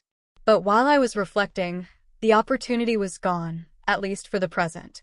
Lunch had virtually come to an end, for Mrs. Dunk had silently and with iron visage just placed the port and the coffee on the table and retired, when Jervis, who had observed her with evident interest, inquired, "Does that old sphinx do the cooking, Strangeways?" "She does everything," I answered. "I have suggested that she should get some help, but she just growled and ignored the suggestion." "Well," said Jervis, "she doesn't give you much excuse for growling. She has turned out a lunch that would have done credit to Delmonico's. Are you coming to the inquest with us?" "We shall have to be starting in a few minutes." "I may as well," said I, "then I can bring you back to tea. And I want to make a proposal, which we can discuss as we go along. It is with regard to the case of Mrs. Frood." As my two friends looked at me inquiringly but made no remark, I poured out the coffee and continued. "You see, Mrs. Frood was my patient, and in a way my friend. In fact, with the exception of Jap, I was the only friend she had in the place. Consequently, I take it as my duty to ascertain what has happened to her, and, if she has come to any harm, to see that the wrongdoers are brought to account. Of course, I am not competent to investigate the case myself, but I am in the position to bear any costs that the investigation would entail." "Lucky man," said Jervis. "And what is the proposal?" "I was wondering," I replied a little nervously, "whether I could prevail on you to undertake the case." Jervis glanced at his senior, and the latter replied, "It is just a little premature to speak of a case. The missing lady may return or communicate with her friends. If she does not, the inquiry will fall into the hands of the police, and there is no reason to suppose that they will not be fully competent to deal with it. They have more means and facilities than we have. But if the inquiry should become necessary, and the police should be unsuccessful, Jervis and I would be prepared to render you any assistance that we could. On professional terms, I stipulated." Thorndyke smiled. "The financial aspects of the case," said he, "can be considered when they arise. Now, I think it is time for us to start." As we walked down to the building where the inquest was to be held, we pursued the topic, and Thorndyke pointed out my position in the case. "You notice, Strangeways," said he, "that you are the principal witness. You are the last person who saw Mrs. Frood before her disappearance. You heard her state her intended movements, you knew her circumstances, you saw and examined her husband, and you alone can give an exact description of her as she was at the time when she disappeared. I would suggest that, during the inquest, which will not interest you, you might usefully try to reconstitute that last interview and make full notes in writing of all that occurred with a very careful and detailed description of the person, clothing, and belongings of the missing lady. The police will want this information, and so shall I, if I am to give any consideration to the case. On this suggestion, I proceeded to act as soon as we had taken our places at the foot of the long table occupied by the coroner and the jury, detaching myself as well as I could from the matter of the inquest. And by the time that the deliberations were at an end and the verdict agreed upon, I had drafted out a complete set of notes and made 2 copies, one for the police and one for Thorndyke. As soon as we were outside the court, I presented the latter copy, which Thorndyke read through. "This is admirable, Strangeways," said he as he placed it in his note-case. "I must compliment you upon your powers of observation. The description of the missing lady is remarkably clear and exhaustive. And now I would suggest that you call in at Mr. Japp's office on our way back and ascertain whether any letter has been received. If there has been no communication, we shall have to regard the appearances as suspicious and calling for investigation." Secretly gratified at the interest which Thorndyke seemed to be developing in the mystery, I conducted my friends up the high street until we reached the office, which I entered, leaving my colleagues outside. Mr. Japp looked up from a letter which he was writing, and Bundy, who had been peeping over the curtain, revolved on his stool and faced me. "Any news?" I asked. Japp shook his head gloomily. "Not a sign," said he. "I shall wait until the first post is in tomorrow morning, and then, if there are no tidings of her, I shall go across to the police station. Perhaps you had better come with me, as you are able to give the particulars that they will want." "Very well," I said. "I will look in at 9:30, and with this I was turning away when Bundy inquired, "Are those 2 toffs outside friends of yours?" And on my replying in the affirmative, he continued, "They seem to be taking a deuce of an interest in Japp's proclamation. You might tell them that if they happen to have found that key, the money is quite safe. I will see that Japp pays up." I promised to deliver the message, and as Bundy craned up to make a further inspection of my colleagues, I departed to join the latter. "There is no news up to the present," I said, "but Japp proposes to wait until tomorrow morning for a last chance before applying to the police." "Was that Japp who was inspecting us through that preposterous pair of barnacles?" Jervis asked. "No," I answered. "That was Bundy. He suspects you of having found that key and of holding on to it until you are sure of the reward." "What key is it?" asked Jervis. "The key of the strong room?" They seemed to be in a rare twitter about it. "No, it is just a gate key belonging to a piece of wasteland where they are doing some repairs to the old city wall. And by the way, thereby hangs a tale, a horrible and tragic tale of a convivial bargee, which ought to have a special interest for a pair of medical jurists, and here I related to them the gruesome story that was told to Bundy and me by the old mortar mixer. They both chuckled appreciatively at the denouement, and Jervis remarked, "It would seem that the late Bill was a rather inflammable gentleman. The yarn recalls the tragic end of Mr. Crook in Bleak House, only that Crook went one better than Bill, for he managed to combust himself in an hour or 2 without any lime at all."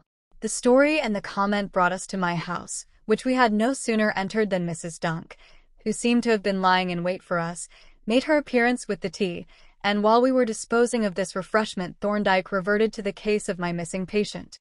"As I am to keep an eye on this case," said he, "I shall want to be kept in touch with it.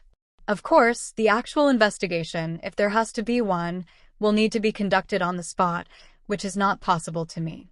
What I suggest is that you write out a detailed account of everything that is known to you in connection with it.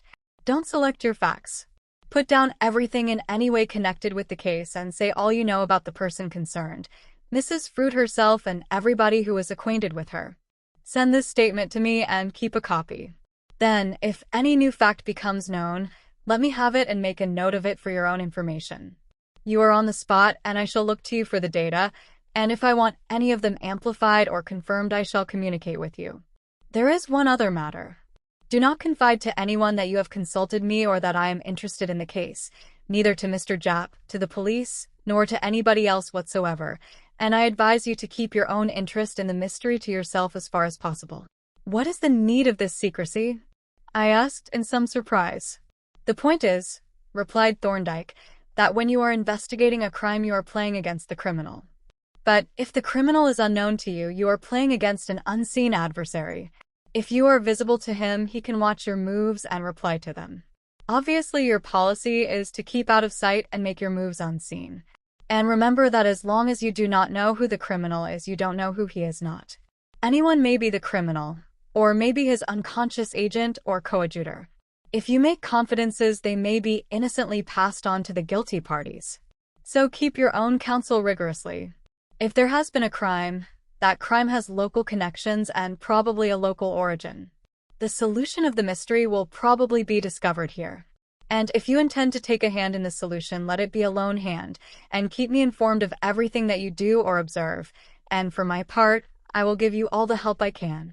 By the time we had finished our tea and our discussion, the hour of my friend's departure was drawing nigh. I walked with them to the station, and when I bade them farewell, I received a warm invitation to visit them at their chambers in the temple, an invitation of which I determined to avail myself. Punctually at 9:30 on the following morning, I presented myself at the office, and if I had indulged in any hopes of favorable news, which I had not, they would have been dispelled by a glance at Mr. Japp's troubled face. "I suppose you have heard nothing?" I said when we had exchanged brief greetings. He shook his head gloomily as he opened the cupboard and took out his hat. "No," he answered, "and I am afraid we never shall." He sighed heavily and, putting on his hat, walked slowly to the door. "It is a dreadful affair," he continued, as we went out together. "How she would have hated the idea of it, poor girl. All the horrid publicity, the posters, the sensational newspaper paragraphs, the descriptions of her person and belongings. And then, at the end of it all, God knows what horror may come to light. It won't bear thinking of." He trudged along at my side with bent head and eyes cast down, and for the remainder of the short journey neither of us spoke. On reaching the police station, we made our way into a small, quiet office, the only tenant of which was a benevolent-looking, bald-headed sergeant, who was seated at a high desk, and who presented that peculiar, decapitated aspect that appertains to a police officer minus his helmet. As we entered, the sergeant laid down his pen and turned to us with a benign smile. "Good morning, Mr. Japp," said he. "What can I have the pleasure of doing for you?" "I am sorry to say, Sergeant," replied Japp, "that I have come here on very unpleasant business," and he proceeded to give the officer a concise summary of the facts, to which our friend listened with close attention. When it was finished, the sergeant produced a sheet of blue foolscap and, having folded a wide margin on it, dipped his pen in the ink and began his examination. "I'd better take the doctor's statement first," said he. "The lady's name is Angelina Frood, married, living apart from husband. I shall want his address presently. Last seen alive by John Strangeways, M.D., said I, of Maidstone Road, Rochester." The sergeant wrote this down and continued, "Last seen at about 8:30 p.m. on Saturday, April 26th, proceeding towards Chatham on unknown business. Can you give me a description of her?" I described her person, assisted by Japp, and the sergeant, having committed the particulars to writing, read them out. "Age 28, height 5 feet 7 inches, complexion medium, hazel eyes, abundant dark brown hair, strongly marked black eyebrows, nearly meeting over nose. No special marks that you know of?" "No." "Now, doctor, can you tell us how she was dressed?" "She was wearing a snuff-brown coat and skirt," I replied, "and a straw hat of the same color with a broad, dull green band. The hat was fixed on by 2 hat pins with silver heads shaped like poppy capsules. The coat had 6 buttons, smallish, bronze buttons, about half an inch in diameter, with a Tudor rose embossed on each. Brown suede gloves with fasteners, no buttons, brown silk stockings, and brown suede shoes with small oval bronze buckles. She had a narrow silk scarf, dull green, with 3 purple bands at each end, 1 broad band and 2 narrow, and knotted fringe at the ends. She wore a small circular brooch with a largish opal in the center and a border of small pearls, of which one was missing. The missing pearl was in the position of the figure 3 on a clock dial. She carried a small Morocco handbag with the initials AF stamped on it, which contained a little cardboard box, in which were 6 white tablets. The box was labeled with one of Dr. Partridge's labels, on which her name was written, and it was wrapped in white paper and sealed with sealing wax. That is all I can say for certain. But she always wore a wedding ring, and occasionally an African zodiac ring, but sometimes she carried this ring in a small purse with metal jaws and a ball fastening. I believe she always carried the purse." As I gave this description, the sergeant wrote furiously, glancing at me from time to time with an expression of surprise, while Japp sat and stared at me open-mouthed. "Well, doctor," said the sergeant, when he had taken down my statement and read it out, "if I find myself ailing, I'm going to pop along and consult you." I reckon there isn't much that escapes your notice. With regard to that African ring now, I dare say you can tell us what it is like. I was, of course, able to describe it in detail, including the initials I see inside, and even to give a rough sketch of some of the signs embossed on it, upon which the sergeant chuckled admiringly and wagged his head as he wrote down the description and pinned the sketch on the margin of his paper. The rest of my statement dealt with the last interview and the incidents connected with Nicholas Frood's visits to Rochester, all of which the sergeant listened to with deep interest and committed to writing. Finally, I recounted the sinister incident, now more sinister than ever, of the murderous assault in the house near Regent's Park, whereat the sergeant looked uncommonly serious and took down the statement verbatim. "Did you know about this, Mr. Japp?" he asked. "I knew that something unpleasant had happened," was the reply, "but I didn't know that it was as bad as this."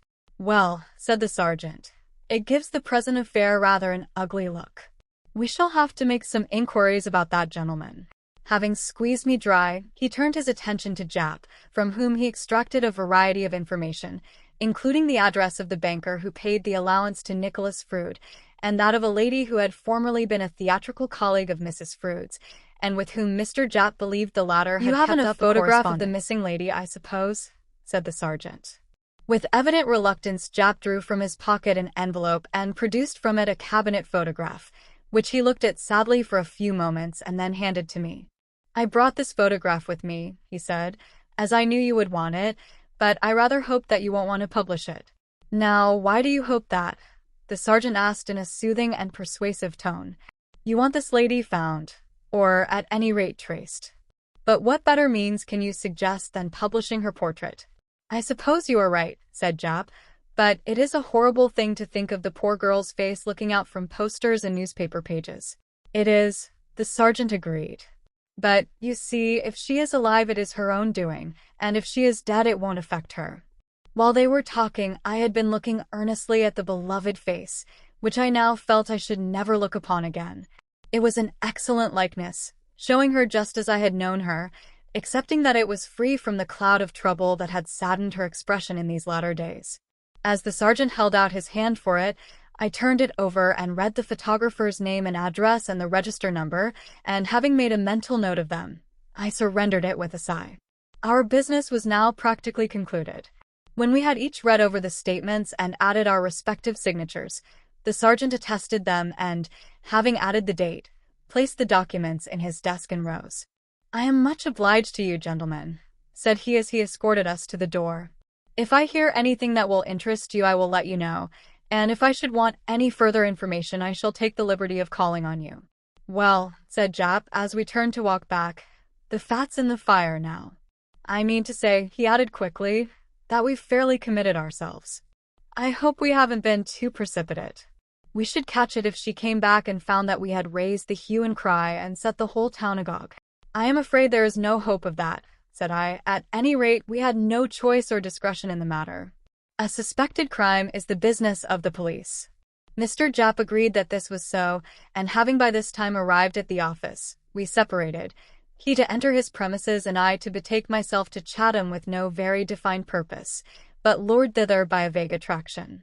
As I walked along the High Street, making occasional digressions into narrow alleys to explore wharves and waterside premises, I turned over the statements that had been given to the police and wondered what they conveyed to our friend, the sergeant, with his presumably extensive experience of obscure crime. To me they seemed to furnish no means whatever of starting an investigation, excepting by inquiring as to the movements of Nicholas Frood, by communicating with Angelina's late colleague, or by publishing the photograph. And here I halted to write down in my notebook before I should forget them the name and address of that lady, Miss Cumbers, and of the photographers, together with the number of the photograph. For I had decided to obtain a copy of the latter for myself, and it now occurred to me that I had better get one also for Thorndyke. And this latter reflection reminded me that I had to prepare my précis of the facts for him, and that I should do well to get this done at once while the matter of the two statements was fresh in my mind. Accordingly, as I paced the deck of the Sun Pier, looking up and down the busy river, with its endless procession of barges, ballies, tugs, and cargo boats, striving ineffectually to banish the dreadful thought that, perchance, somewhere, at this very moment there was floating on its turbid waters the corpse of my dear, lost friend, I tried to recall and write down the substance of Jap's statement, as I had heard it made and had afterwards read it. At length, finding the neighborhood of the river too disturbing, I left the pier and took my way homewards, calling in at a stationer's on the way to provide myself with a packet of sermon paper on which to write out my summary. When Thorndyke had given me my instructions, they had appeared to me a little pedantic. The full narrative which he asked for of all the events, without selection as to relevancy, and the account of what I knew of all the persons concerned in the case, seemed an excessive formality. But when I came to write the case out, the excellence of his method became apparent in two respects. In the first place, the ordered narrative put the events in their proper sequence and exhibited their connections, and in the second, the endeavor to state all that I knew, particularly of the persons, showed me how very little that was.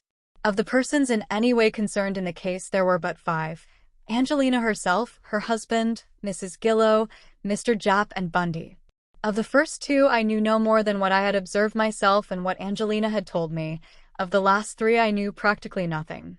Not that this appeared to me of the slightest importance, but I had my instructions, and in compliance with them, I determined to make such cautious inquiries as would enable me to give Thorndyke at least a few particulars of them. And this during the next few days I did, and I may as well set down here the scanty and rather trivial information that my inquiries elicited, and which I duly sent on to Thorndyke in a supplementary report. Mrs. Gillow was the wife of a mariner who was the second mate of a sailing ship that plied to Australia, who had now been away about 4 months and was expected home shortly. She was a native of the locality and had known Mr. Japp for several years. She occupied the part of the house above the ground floor and kept no servant or dependent, living quite alone when her husband was at sea. She had no children. Her acquaintance with Angelina began when the latter became the tenant of the ground floor and basement. It was Mr. but a Japp slight was a acquaintance, native of Rochester, and she knew nothing and of had lived in the Angelina's town all his antecedents life, or affairs, having excepting taken that she over had his left her business husband. establishment from his late partner, a Mr. Borden. He was a bachelor and was related to Angelina by marriage, his brother, now deceased, having married Angelina's aunt. As to Bundy, he was hardly connected with the case at all, since he had seen Angelina only once or twice and had scarcely exchanged a dozen words with her. Moreover, he had but recently come to Rochester, about 6 weeks ago, I gathered, having answered an advertisement of Japp's for an assistant with a view to partnership, and the actual deed had not yet been executed, though the 2 partners were evidently quite well satisfied with one another. That was all the information that I had to give Thorndyke, and with the exception of the London incident, it amounted to nothing. Nevertheless, it was as well to have established the fact that if anyone were concerned in Angelina's disappearance, that person would have to be sought elsewhere than in Rochester. Having sent off my summary and read over again and again the copy which I had kept, I began to realize the justice of Thorndyke's observation that the inquiry was essentially a matter for the police, who had both the experience and the necessary facilities, for whenever I tried to think of some plan for tracing my lost friend, I was brought up against the facts that I had nothing whatever to go on and no idea how to make a start. As to Thorndyke, he had no data but those that I had given him, and I realized clearly that these were utterly insufficient to form the basis of any investigation, and I found myself looking expectantly to the police to produce some new facts that might throw at least a glimmer of light on this dreadful and baffling mystery. I had not very long to wait. On the Friday after our call on the sergeant, I was sitting after lunch in my dining room with a book in my hand, while my thoughts strayed back to those memorable evenings of pleasant converse with the sweet friend who, I felt, had gone from me forever, when the doorbell rang and Mrs. Dunk presently announced, "Sergeant Cobbledick." "Show him in here, Mrs. Dunk," said I, laying aside my book and rising to receive my visitor, who proved to be, as I had expected, the officer who had taken our statements. He entered with his helmet in his hand, and greeted me with a smile of concentrated benevolence. "Sit down, Sergeant," said I, offering him an easy chair. "I hope you have some news for us." "Yes," he replied, beaming on me. "I am glad to say we are getting on as well as we can expect. We have made quite a nice little start." He spoke as if he had something particularly gratifying to communicate, and having carefully placed his helmet on the table, he drew from his pocket a small paper packet, which he opened with great deliberation, extracting from it a small object, which he held out in the palm of his hand. "There, Doctor," said he complacently, "what do you say to that?" I looked at the object, and my heart seemed to stand still. It was Angelina's brooch. I stared at it in speechless dismay for some moments. At length I asked, huskily, "Where did you get it?" "I found it," said the sergeant, gazing fondly at the little trinket, "where I hardly hoped to find it, in a pawnbroker's shop in Chatham." "Did you discover who pawned it?" I asked. "In a sense, yes," the sergeant replied with a bland smile. "How do you mean, in a sense?" I inquired. "I mean that his name was John Smith, only of course it wasn't, and that his address was 26 Swaffers Alley, Chatham, only he didn't live there, because there is no such number. You see, Doctor, John Smith is the name of nearly every man who gives a false description of himself, and I went straight off to Swaffers Alley, it was close by, and found that there wasn't any number 26. "Then you really don't know who pawned it?" "We won't exactly say that," he replied. "I got a fair description of the man from the pawnbroker's wife, who made out the ticket and says she could swear to the man if she saw him. He was a seafaring man, dressed in sailor's clothes, a peaked cap and pea-jacket, a shortish fellow, rather sunburnt, with a small, stubby, dark mustache and dark hair, and a mole or wart on the left side of his nose, near the tip." She asked him where he had got the brooch, and he said it had belonged to his old woman. "I should say he probably picked it up." "Why do you think so?" I asked. "Well, if he had got it in any other way, he would hardly have popped it in Chatham 48 hours after it was lost, with the chance that the pawnbrokers had already been notified. He pawned it on Monday night." "Then," said I, "if he picked it up, he isn't of much importance, and in any case you don't know who he is." "Oh, but he is of a good deal of importance," said the sergeant. "I've no doubt he picked it up, but that is only a guess. He may have got it the other way. But at any rate, he had it in his possession, and he will have to give an account of how he obtained it. The importance of it is this: taken with the disappearance, the finding of this brooch raises a strong suspicion that a crime has been committed, and if we could find out where it was picked up, we should have a clue to the place where the affair took place. I want that man very badly, and I'm going to have a good try to get him." "I don't quite see how," said I. "You haven't much to go on." "I've got his nose to go on," replied the sergeant. "But there must be plenty of other men with moles on their noses." "That's their lookout," he retorted. "If I come across a man who answers the description, I shall hang on to him until Mrs. Pawnbroker has had a look at him. She will be perfectly certain that he is the man. He'll be released." The sergeant smiled benignly. "There's something in that," he admitted.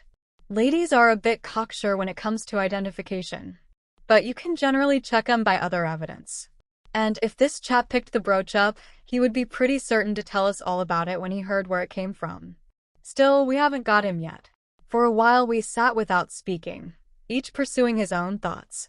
To me, this dreadful discovery, though it did but materialize the vague fears that had been surging through my mind, had fallen like a thunderbolt. For, behind those fears, I now realized that there had lurked a hope that the mystery might presently be resolved by the return of the lost one. Now that hope had suddenly become extinct. I knew that she had gone out of my life forever. She was dead. This poor little waif that had drifted back into our hands brought the unmistakable message of her death, with horrible suggestions of hideous and sordid tragedy. I shuddered at the thought, and in that moment, from the grief and horror that possessed my soul, there was born a passion of hatred for the wretch who had done this thing and a craving for revenge. "There's another queer thing that has come to light," the sergeant resumed at length. "There may be nothing in it, but it's a little queer. About the husband, Nicholas Frood." "What about him?" I asked, eagerly. "Why, he seems to have disappeared too. Of course, you understand, Doctor, that what I'm telling you is confidential. We're not talking about this affair outside, and we aren't telling the press much at present." "Naturally," said I, "you can trust me to keep my own counsel, and yours, too." "I'm sure I can. Well, about this man Frood. It seems that last Friday he went away from his lodgings for a couple of days, but he hasn't come back, and nobody knows what has become of him. He was supposed to be going to Brighton, where he has some relatives from whom he gets a little assistance occasionally, but they have seen or heard nothing of him. Quaint, isn't it? You said you saw him here on the Monday." "Yes, and I haven't seen him since, though I have kept a lookout for him. But he may have been here all the same. It looks decidedly suspicious." "It is queer," the sergeant agreed, "but we've no evidence that he has been in this neighborhood." "Have you made any other inquiries?" I asked. We looked up that lady Miss Cumbers, but we got nothing out of her. She had had a letter from Mrs. Frood on the 24th, yesterday week, quite an ordinary letter, giving no hint of any intention to go away from Rochester. So there you are. The mystery seems to be concerned entirely with this neighborhood, and I expect we shall have to solve it on the spot. This last observation impressed me strongly. The sergeant's view of the case was the same as Thorndyke's, and expressed in almost the same words. "Have you any theory as to what has actually happened?" I asked. The sergeant smiled in his benignant fashion. "It isn't much use inventing theories," said he. "We've got to get the facts before we can do anything. Still, looking at the case as we find it, there are 2 or 3 things that hit us in the face. There is a strong suspicion of murder, there is no trace of the body, and there is a big tidal river close at hand. On Saturday night it was high water at 11:30, so there wouldn't have been much of the shore uncovered at, say, 9:30, and there would have been plenty of water at any of the piers or causeways. Then you think it probable that she was murdered and her body flung into the river? It is the likeliest thing so far as we can judge. There is the river, and there is no sign of the body on shore. But, as I say, it is no use guessing. We've got people watching the river from Allington Lock to Sheerness, and that's all we can do in that line. The body is pretty certain to turn up, sooner or later. Of course, until it does, there is no real criminal case, and even when we've got the body, we may not be much nearer getting the murderer. Excepting the man Frood, there is no one who seems to have had any motive for making away with her, and if it was just a casual robbery with murder, it is unlikely that we shall ever spot the man at all." Having given expression to this rather pessimistic view, the sergeant rose and, picking up his helmet, took his departure, after promising to let me know of any further developments. As soon as he was gone, I wrote down the substance of what he had said, and then embodied it in a report for Thorndyke. While I was thus occupied, the afternoon post was delivered, and included a packet from the London photographer, to whom I had written, enclosing 2 copies of the photograph of Angelina that Mr. Japp had handed to the sergeant. Of these, I enclosed 1 copy in my communication to Thorndyke, on the bare chance that it might be of some assistance to him, and having closed up the large envelope and stamped it, I went forth to drop it into Chapter the 9. postbox. Jetsam. That portion of Chatham High Street which lies adjacent to the River Medway presents a feature that is characteristic of old riverside towns in the multitude of communications between the street and the shore. Some of these are undisguised entrances to wharves, some are courts or small thoroughfares lined with houses and leading to landing stages, while others are mere passages or flights of steps, opening obscurely and inconspicuously on the street by narrow apertures, unnoticed by the ordinary wayfarer, and suggesting the burrows of some kind of human water rat. In the days that followed the sergeant's visit to me, I made the acquaintance of all of them. Now I would wander down the cobbled cartway that led to a wharf, there to cast a searching eye over the muddy foreshore or scan the turbid water at high tide as it eddied between the barges and around the piles. Or I would dive into the mouths of the burrows, creeping down slimy steps and pursuing the tortuous passages through a world of uncleanness until I came out upon the shore, where the fresh smell of seaweed mingled with odors indescribable. I began to be an object of curiosity, and perhaps of some suspicion, to the denizens of the little ruinous timber houses that lined these alleys, and of frank interest to the children who played around the rubbish heaps or dabbled in the grey mud. But never did my roving eye light upon that which it sought with such dreadful expectation. One afternoon, about a week after the sergeant's visit, when I was returning home from one of these explorations, I observed a man on my doorstep as I approached the house. His appearance instantly aroused my attention, for he was dressed in the amphibious style adopted by waterside dwellers, and he held something in his hand at which he looked from time to time. Before I reached the door it had opened and admitted him, and when I arrived I found him in the hall nervously explaining his business to Mrs. Dunk. "Here is the doctor," said the latter. "You'd better tell him about it." The man turned to me and held out an amazingly dirty fist. "I've got something here, sir," said he, "what belongs to you, I think." Here he unclosed his hand and exhibited a little cardboard box bearing one of Dr. Partridge's labels. It was smeared with mud and grime, but I recognized it instantly. Indeed, when I took it with trembling fingers from his palm and looked at it closely, the name, Mrs. Frood, was still decipherable under the smears of dirt. "Where did you find this?" I asked. I picked it up on the Strand, he replied, about halfway betwixt the Sun Pier and the end of Ship Alley, and just below spring tide high water mark. Is it any good? Yes, I answered. It is very important. I will get you to walk along with me to the police station. What for? He demanded suspiciously. I don't want no police stations. If it's any good, give us what you think it's worth and have done with it. I gave him half a crown to allay his suspicions, and then said, You had better come with me to the station.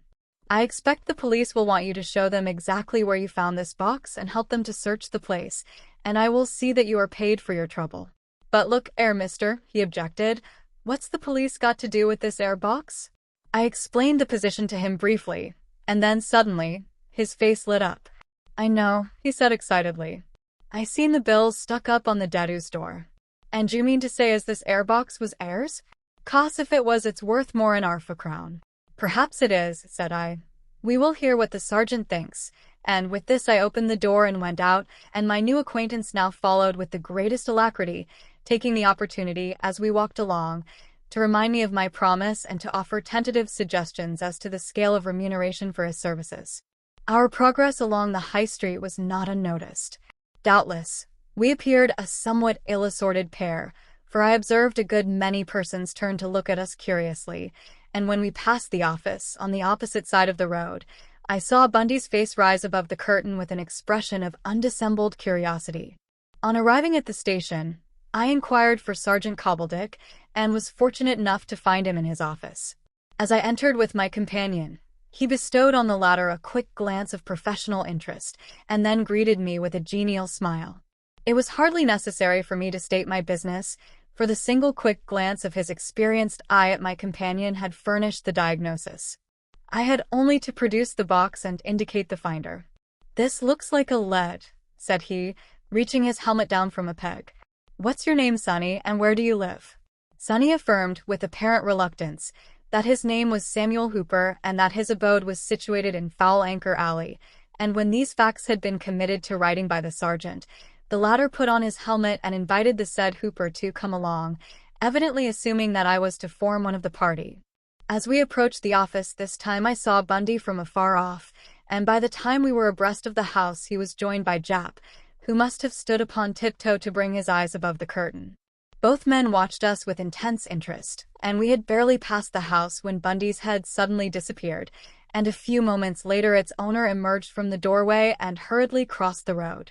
What is in the wind, Doctor? He asked as he came up with us. Jap is in a rare twitter. Have they found the body? No, I answered. Only the little box that was in her handbag. We're going to have a look at the place where it was found. To see if the bag is there too, said he. It probably is, unless it has been picked up already. I think I'll come along with you, if you don't object. Then I can give Jap all the news. I did not object, nor did the sergeant, verbally, but his expression conveyed to me that he would willingly have dispensed with Mr. Bundy's society. However, he was a suave and tactful man, and he made the best of the unwelcome addition to the party, even going so far as to offer the box for Bundy's inspection. It is pretty dirty, the latter observed, holding it delicately in his fingers. Wasn't it wrapped in paper when you gave it to her, Doctor? It was wrapped up in paper when I found it, said Hooper, but I took off the paper to see what was inside, and you see, my hands wasn't very clean, grubbing about in the mud. In conclusive confirmation of this statement, he exhibited them to us, and then gave them a perfunctory wipe on his trousers. What struck me, said Bundy, was that it doesn't seem to have been in the water. It hadn't, said Hooper. The outside paper was quite clean when I picked it up. It looks, observed the sergeant, as if they had turned out the bag and thrown away what they didn't want, and then they probably threw away the bag too. It is 10 chances to 1 that it has been picked up, but if it hasn't it will probably be somewhere along the high water mark. How are the tides, Hooper? Just past the bottom of the nips, was the reply, and a few moments later our guide added, It's down here, and plunged into what looked like an open doorway. We followed, one at a time, cautiously descending a flight of very filthy stone steps and stooping to avoid knocking our heads against the overhanging story of an ancient timber house. At the bottom we proceeded, still in single file, along a narrow, crooked passage between grimy walls and ruinous tarred fences until, after many twistings and turnings, We came to a flight of rough wooden steps, thickly coated with yellow mud and slimy seagrass, which led down to the shore. "Now," said the sergeant, turning up the bottoms of his trousers, "show us exactly where you picked the box up." "It was just opposite that there's schooner," said our guide, taking his way along the muddy streak between the two lines of jetsam that corresponded to the springtide and neap-tide high-water marks, betwixt her and the wharf. We followed him, picking our way daintily, and, having inspected the spot that he indicated, squeezed in between the schooner's bilge and the piles and raked over the rubbish that the tide had deposited on the shore. "Was you looking for anything in particular?" Hooper asked. "We are looking for a small leather handbag," replied the sergeant, "or anything else we can find." "A handbag wouldn't have been ere long," Hooper remarked. "Somebody would have twigged it pretty quick, unless it got hidden under something big." He straightened himself up and gave a searching look up and down the shore, and then suddenly he started off with an air of definite purpose.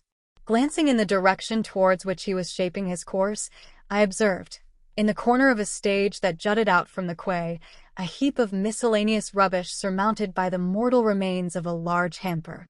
It looked a likely spot, and we all followed, though not at his pace, being somewhat more fastidious as to where we stepped. Consequently, he arrived considerably before us, and having flung away the hamper, began eagerly to grub among the underlying raffle. Just as we had come within a dozen yards of him, anxiously making the perilous passage over a stretch of peculiarly slimy mud, he stood up with a howl of triumph, and we all stopped to look at him. His arm was raised above his head, and from his hand hung by its handle a little morocco bag.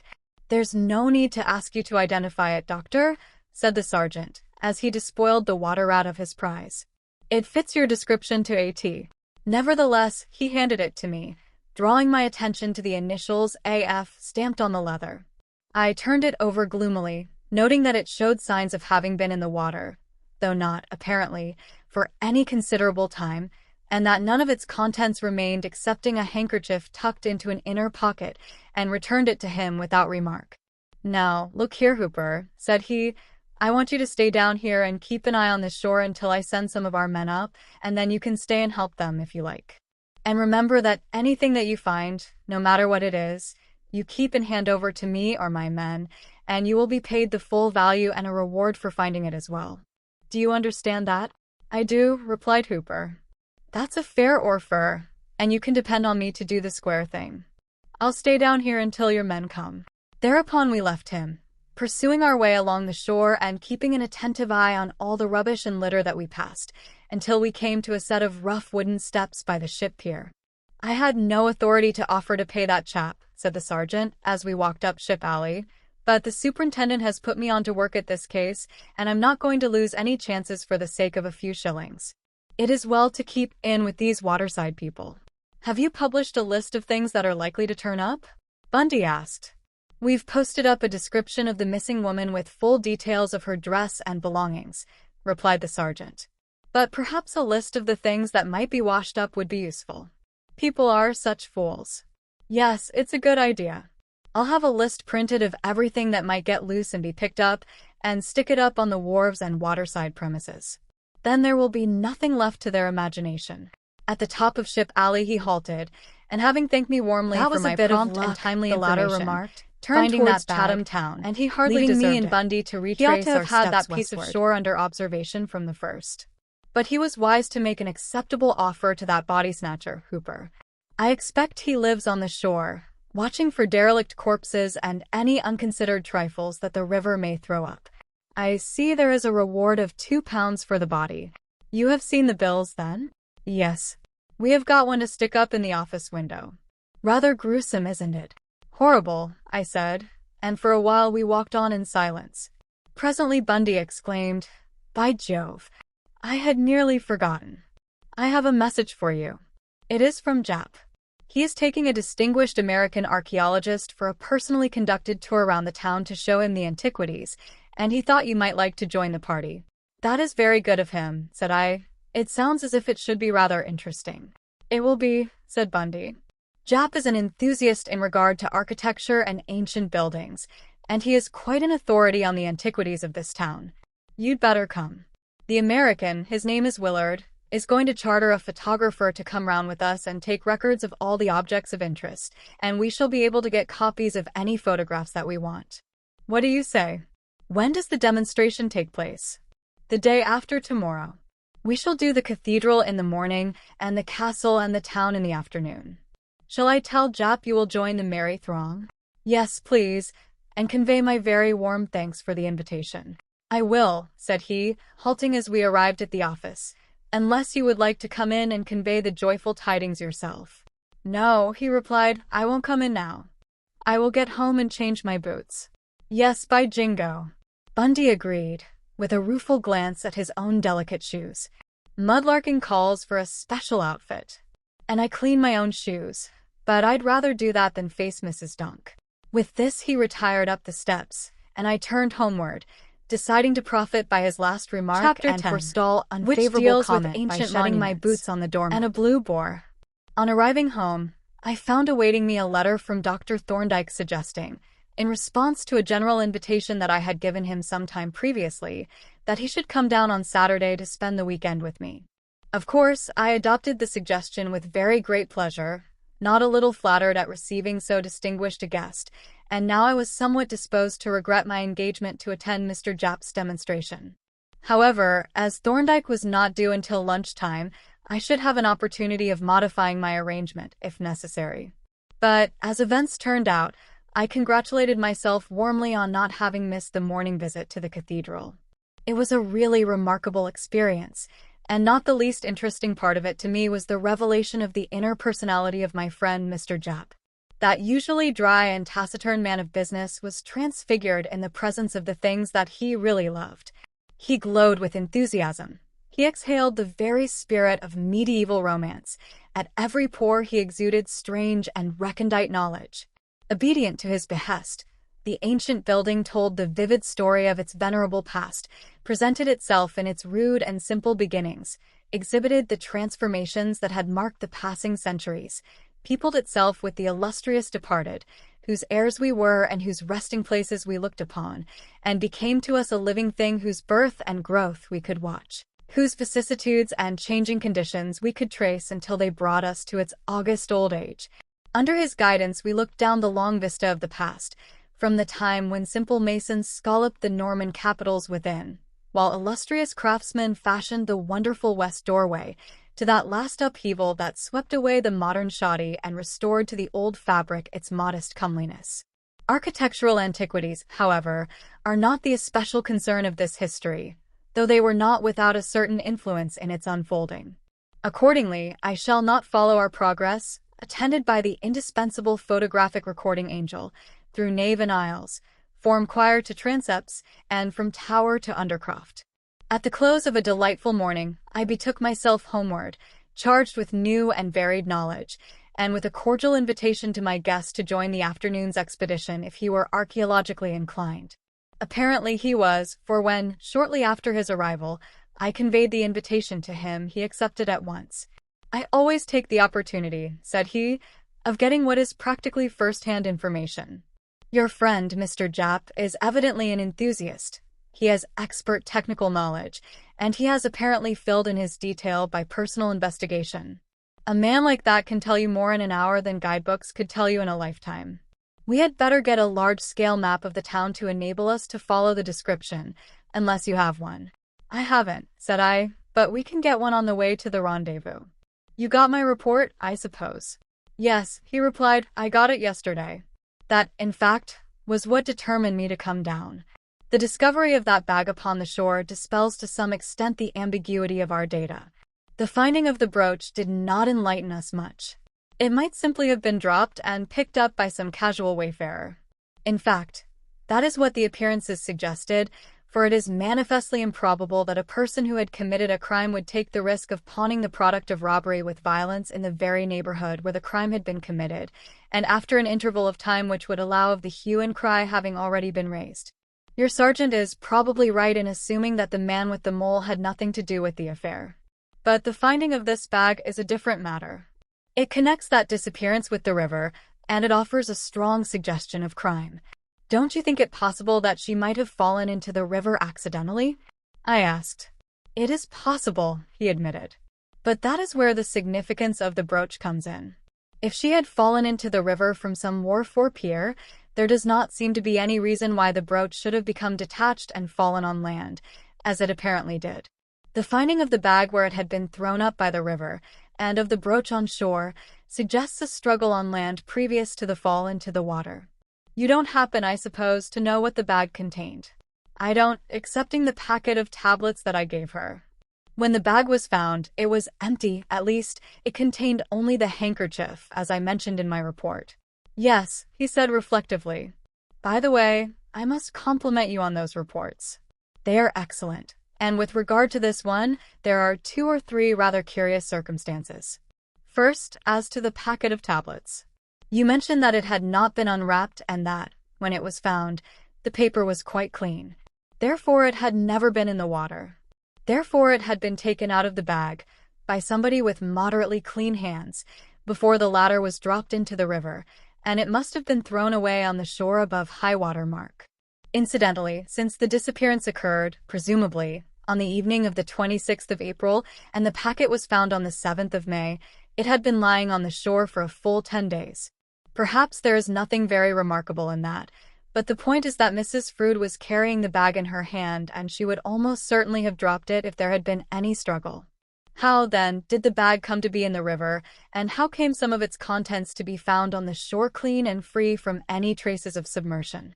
We can only suppose, said I with an inward shudder, for the discussion of these hideous details made my very flesh creep, that the murderer picked up the bag when he had thrown the body into the river, took out any articles of value, if there were any, and threw the rest on the shore. Yes, agreed Thorndyke a little doubtfully, that would seem to be what happened. And in that case, we should have to assume that the place where the packet was found was, approximately, the place where the crime was committed. For, as the packet was never immersed, it could not have been carried to that place by the tide, and one cannot think of any other agency by which it could have been moved. Its clean and unopened condition seems to exclude human agency. The question then naturally arises, is the place where the packet was found a place at or near which the tragedy could conceivably have occurred? What do you say to that? I considered for a few moments, recalling the intricate and obscure approach of the shore and the absence of anything in the nature of a public highway. I can only say, I replied at length, that it seems perfectly inconceivable that Mrs. Frood could have been at that place, or even near it, unless she went there for some specific purpose, unless, for instance, she were lured there in some way. It is a place that is, I should say, unknown to any but the waterside people. We must go there and examine the place carefully, said he, for if it is, as you say, a place to which no one could imaginably have strayed by chance, that fact has an important evidential bearing. Do you think it quite impossible that the package could have been carried to that place and dropped there? Not impossible, of course, he replied, but I can think of no reasonably probable way in which it could have happened, supposing the murderer to have pocketed it and afterwards to have thrown it away. That would be a considered and deliberate act, and it is almost inconceivable that he should not have opened the packet to see what was inside, and that he should have dropped it on the dry beach when the river was close at hand. Remember that the bag was found quite near, and that it had been in the water. And assuming the crime to have been committed at that place, what would it prove? In the first place, he replied, it would pretty definitely exclude the theory of accidental death. Then it would suggest at least a certain amount of premeditation, since the victim would have had, as you say, to be enticed to that unlikely spot. And it would suggest that the murderer was a person acquainted with the locality. One of the waterside people, said I, they are a pretty shady lot, but I don't see why any of them should want to murder her. It is not impossible, said he. She was said to be shopping in Chatham, and she might have had a well-filled purse and allowed it to be seen. But that is mere speculation. The fact is that we have no data at present. We know practically nothing about Mrs. Frood. We can't say if she had any secret enemies, or if there was anyone who might have profited by her death or have had any motive for making away with her. We know something about her husband, said I, and that he has disappeared in a rather mysterious fashion, and that his disappearance coincides with that of his wife. Yes, Thorndyke agreed. Those are significant facts. But we mustn't lose sight of the legal position. Until the body is recovered, there is no evidence of death. Until the death is proved, no charge of murder can be sustained. When the body is found, it will probably furnish some evidence as to how the death occurred, if it is recovered within a reasonable time. As a matter of fact, it is rather remarkable that it has not yet been found. The death occurred, presumably, nearly a fortnight ago. Considering how very much frequented this river is, it is really rather unaccountable that the body has not come to light. But I suppose it is time that we started for the rendezvous. I looked at my watch and decided that it was, and we accordingly set forth in the direction of the office, which was the appointed meeting place, calling at a stationer's to provide ourselves each with a map. We chose the 6-inch town plan, which contained the whole urban area, including the winding reaches of the river, folding them so as to show at an opening the peninsula on which the city of Rochester is built. "A curious loop of the river this," said Thorndyke, scanning the map as we went along. "Rather like that of the Thames at the Isle of Dogs. You notice that there are quite a number of creeks on the low shore at both sides. Those will be places to watch. A floating body has rather a tendency to get carried into shallow creeks and to stay there. But I have no doubt the longshoremen are keeping an eye on them as a reward has been offered.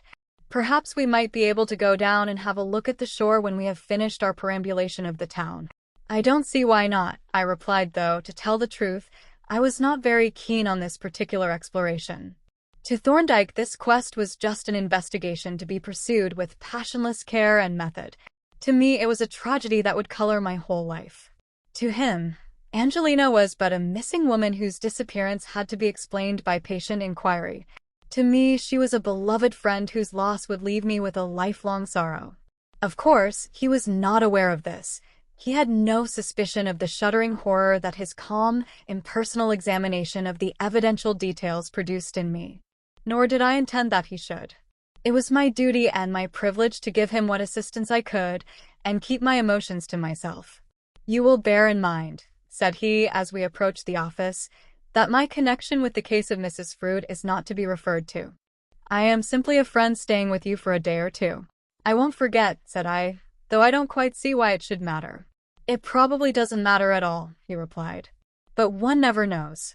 Facts which might readily be spoken of before a presumably disinterested person might be withheld from one who is known to be collecting evidence for professional purposes. At any rate, I make it a rule to keep out of sight as far as possible." These observations brought us to the office, where we found our three friends together with a young man, who was apparently acting as deputy during the absence of the partners and the photographer. I presented Thorndyke to my friends, and when the introduction had been made, Mr. Japp picked up his hat and turned to the deputy. "You know where to find me, Stevens," he said. "If I should be really wanted, really, you understand. But I don't particularly want to be found. Shall we start now? I propose to begin at the bridge, follow the High Street as far as Eastgate House, visit Restoration House, trace the city wall on the southwest side, and look over the castle. By that time we shall be ready for tea. After tea, we can trace the northeast part of the wall and the gates that open through it, and that will finish our tour of inspection." Hereupon the procession started, Mr. Japp and his guest leading, Thorndyke, Bundy, and I following, and the photographer bringing up the rear. "Let me see," said Bundy, looking up at Thorndyke with a sort of pert shyness. "Weren't you down here a week or two ago?" "Yes," replied Thorndyke, "and I think I had the honor of being inspected by you while I was reading your proclamation respecting a certain lost key." "You had," said Bundy. "In fact, I may say that you raised false hopes in my partner and me. We thought you were going to find it." "What, for 10 shillings?" exclaimed Thorndyke. "We would have raised the fee if you had made a firm offer," said Bundy, removing his eyeglass to polish it with his handkerchief. "It was a valuable key. Belonged to a gate that encloses part of the city wall." "Indeed," said Thorndyke. "I don't wonder you were anxious about it, considering what numbers of dishonest persons there are about. Here is the bridge. Let us hear what Mr. Japp has to say about it." Mr. Japp's observations were concise. Having cast a venomous glance at the unlovely structure, he turned his back on it and remarked acidly, "That is the new bridge. It is, as you see, composed of iron girders. It is not an antiquity, and I hope it never will be. Let us forget it and go on to the Guildhall." He strode forward doggedly, and Bundy turned to us with a grin.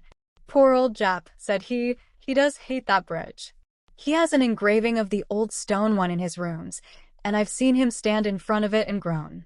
And really you can't wonder. It is an awful come down. Just think what the town must have looked like from across the river when that stone bridge was standing. Here we halted opposite the Guildhall, and when we had read the inscription, admired the magnificent ship weathercock, said to be a model of the Rodney, and listened to Jap's observations on the architectural features of the building, the photographer was instructed to operate on its exterior while we entered to explore the justice room and examine the portraits. From the Guildhall we passed on to the Corn Exchange, the quaint and handsome overhanging clock of which had evidently captured Mr. Willard's fancy. "That clock," said he, "is a stroke of genius. It gives a character to the whole street. But what in creation induced your city fathers to allow that charming little building to be turned into a picture theater?" Jap shook his head and groaned. "You may well ask that," said he, glaring viciously at the inane posters and the doorway, decorated in the film taste. "If good Sir Cloudesley Shovel, who gave it to the town, could rise from his grave and look at it, now the crying need of this age is some means of protecting historic buildings from town councils. To these men an ancient building is just old-fashioned, out of date, a thing to be pulled down and replaced by something smart and up-to-date in the corrugated iron line." He snorted fiercely, and as the photographer dismounted his camera, he turned and led the way up the street.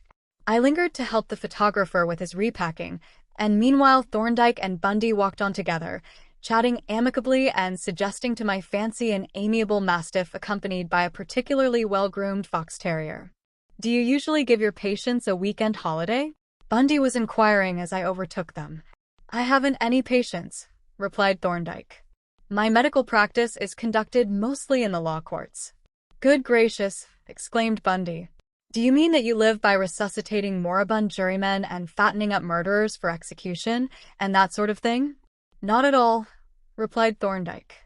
"Nothing so harmless. I am what is known as a medical expert. I give opinions on medical questions that affect legal issues." "Then you are really a sort of lawyer?" "Yes. A medico-legal hybrid. A sort of centaur or merman, with a doctor's head and a lawyer's tail." "Well," said Bundy, "there are some queer professions. I once knew a chap in the furniture trade who described himself as a worm-eater, drilled wormholes in faked antiques, you know." "And what," asked Thorndyke, "might be the analogy that you are suggesting?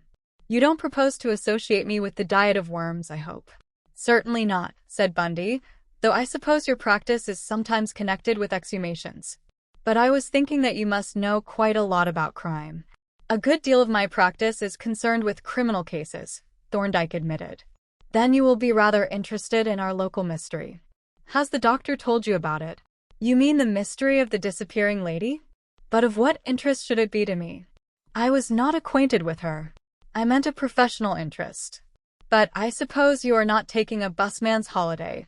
Don't want to be bothered with mysteries that don't concern you. Still, I should like to hear your expert opinion on the case." "You mistake my functions," said Thorndyke. "A common witness testifies to facts known to himself. An expert witness interprets facts presented to him by others. Present me your facts, and I will try to give you an interpretation. Then there is nothing to interpret. But there are no facts. It is a case for the police. That is what constitutes and not for the scientific expert." Here our conversation was interrupted by our arrival at the house of the 6 poor travelers, and by a learned disquisition by Jap on the connotation of the word proctor, which, it appeared, was sometimes used in the Middle Ages in the sense of a cadger or swindler. Thence we proceeded to Eastgate House, where Jap mounted his hobby and discoursed impressively on the subject of ceilings, taking as his text a specimen modelled in situ, and bearing the date 1590. "The fellow who put up that ceiling," said he, "took his time about it, no doubt. But his work has lasted 350 years. That is the best way to save time. Your modern plasterer will have his ceiling up in a jiffy, and it will be down in a jiffy, and to do all over again. And never worth looking at all." Mr. Willard nodded. "It is very true," said he. "What is striking me in looking at all this old work is the great economy of time that is effected by taking pains and using good material, to say nothing of the beauty of the things created." "If he goes on talking like that," whispered Bundy, "Jap will kiss him. We must get them out of this." Mercifully, if such a catastrophe was imminent, the ceiling discourse brought our inspection here to an end. From Eastgate House we went back to the Maidstone Road, and when we had inspected Restoration House, began to trace out the site of the city wall, which Thorndyke carefully marked on his map, to Jap's intense gratification. This perambulation brought us to the castle, which was dealt with rather summarily, as Mr. Willard had already examined it, and we then returned to the office for tea, which Bundy prepared and served with great success in his own sitting room, while Jap dotted in with red ink on Thorndyke's map the entire city wall, including the part which we had yet to trace. And ridiculously small the ancient city looked when thus marked out on the modern town. After tea we retraced our steps to the site of the East Gate, and, having inspected a large fragment of the wall at the end of an alley, traced its line across the High Street, and then proceeded down Free School Lane to the fine angle bastion at the northern corner of the lane. Thence we followed the scanty indications as far as the site of the North Gate, and thereafter through a confused and rather unlovely neighborhood until, on the edge of the marshes, we struck into a narrow lane, enclosed by a dilapidated tarred fence, a short distance along which we came to a closed gate, which I recognized as the one through which I had passed with Bundy on the day when we were made acquainted with the tragic history of Bill the Bargee. As Jap unlocked the gate and admitted us to the space of wasteland, Bundy remarked to Thorndyke, "That is the gate that the missing key belonged to. You see, there is no harm done so far. The wall is still there." "Yes," said Thorndyke, "and not much improved in appearance by your builder's attentions. Those patches suggest the first attempts of an untalented dental student at conservation. They are rather a disfigurement," said Jap. "But the men had to have a job found for them, and that is the result.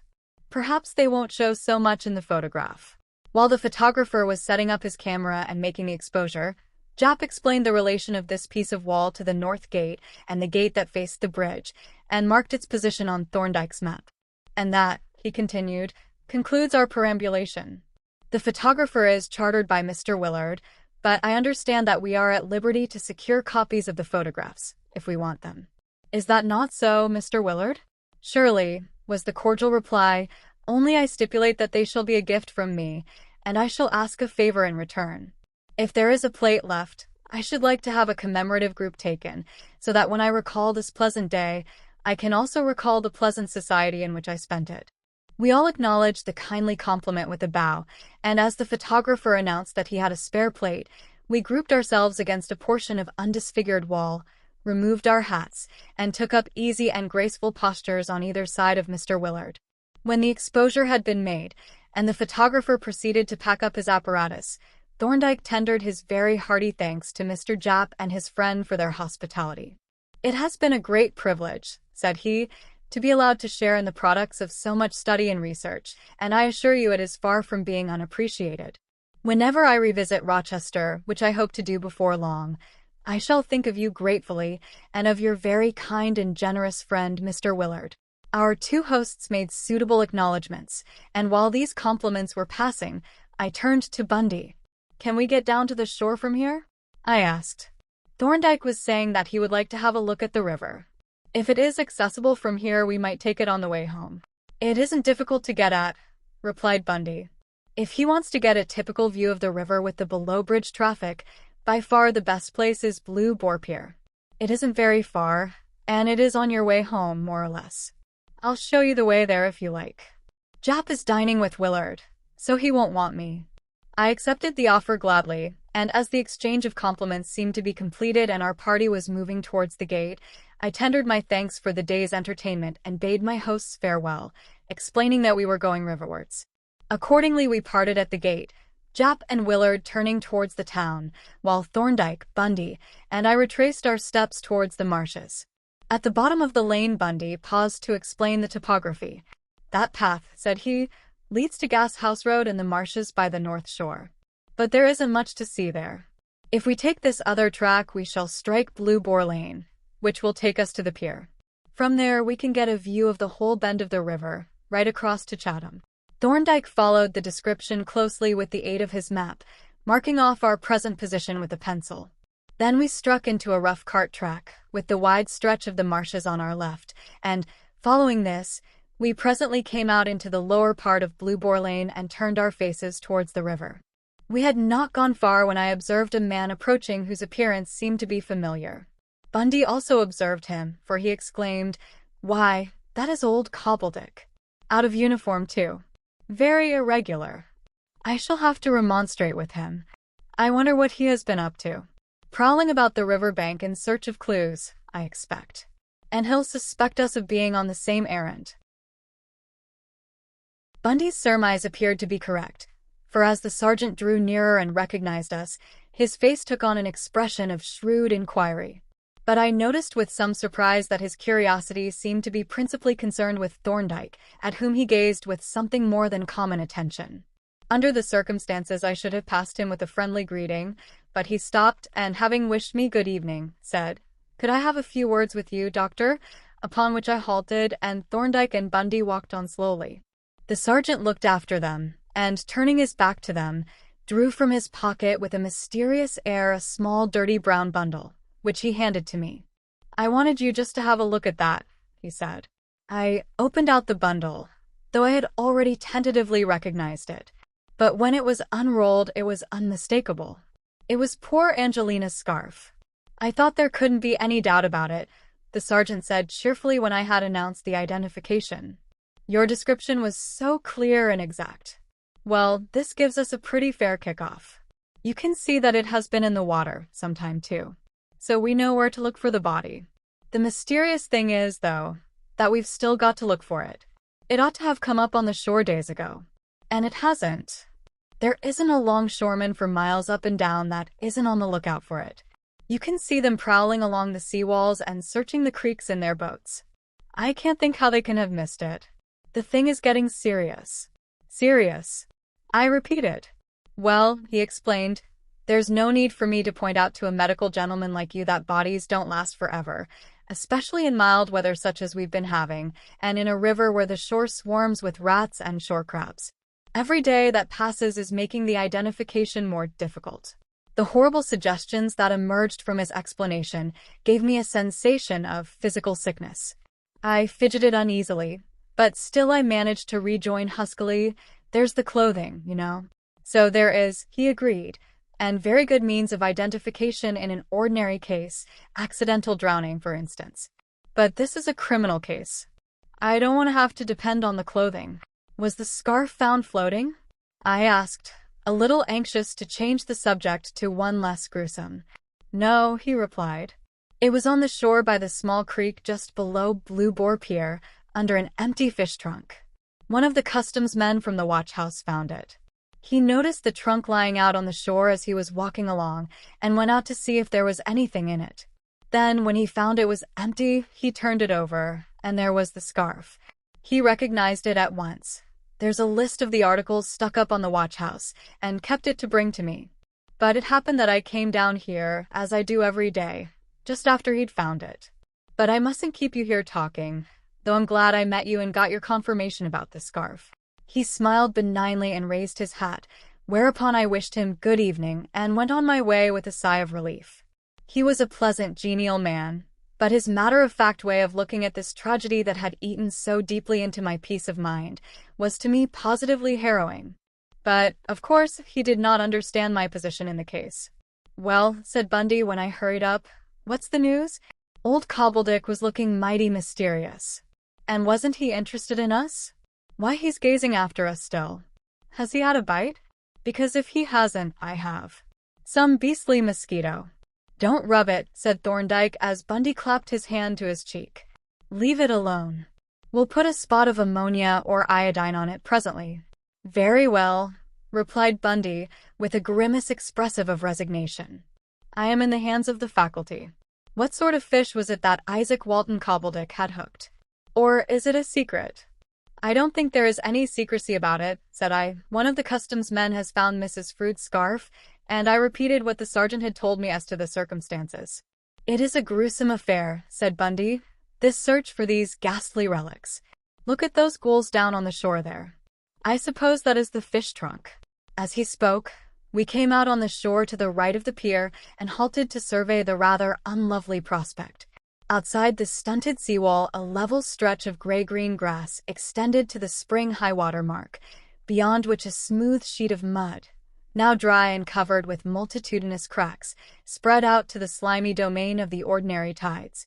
At the edge of the dry mud lay a derelict fish trunk around which a group of bare-legged boys had gathered, and all along the shore, on the faded grass, on the dry mud and wading in the soft slime, the human water rats were to be seen, turning over drift rubbish, prying under stranded boats or grubbing in the soft mud. Hard by, on the grass near the seawall, an old ship's longboat had been hauled up above tide marks to a permanent berth and turned into a habitation by the erection in it of a small house. A short ladder gave access to it from without, and the resident had laid down a little causeway of flat stones leading to the wall. "Mr. Noah seems to be at home," observed Bundy as we approached the little amphibious residence to inspect it. He pointed to a thin wisp of smoke that issued from the iron chimney, and almost as he spoke, the door opened and an old man came out into the open stern sheets of the boat with a steaming tin pannikin in his hand. His appearance fitted his residence to a nicety, for whereas the latter appeared to have been constructed chiefly from driftwood and wreckage, his costume suggested a collection of assorted marine salvage, with a leaning towards oilskin. Mr. Noah cast a malevolent glance at the searchers. Then, having fortified himself with a pull at the pannikin, he turned a filmy blue eye on us. "Good evening," said Thorndyke. The old man grunted contemptuously. "There seems to be a lot of business doing here. Parcel of fools," and he indicated the fish trunk and the eager with what don't concern him, and looking in the wrong place at that. "Still," said Bundy, "they have found something here." "Yes," the old man admitted, "they have. And that's why they ain't going to find anything more." He refreshed himself with a drink of, presumably tea, and continued, "But the things is beginning to come up. It's about time she come up. But she won't come up here." "Where do you suppose she will come up?" asked Bundy.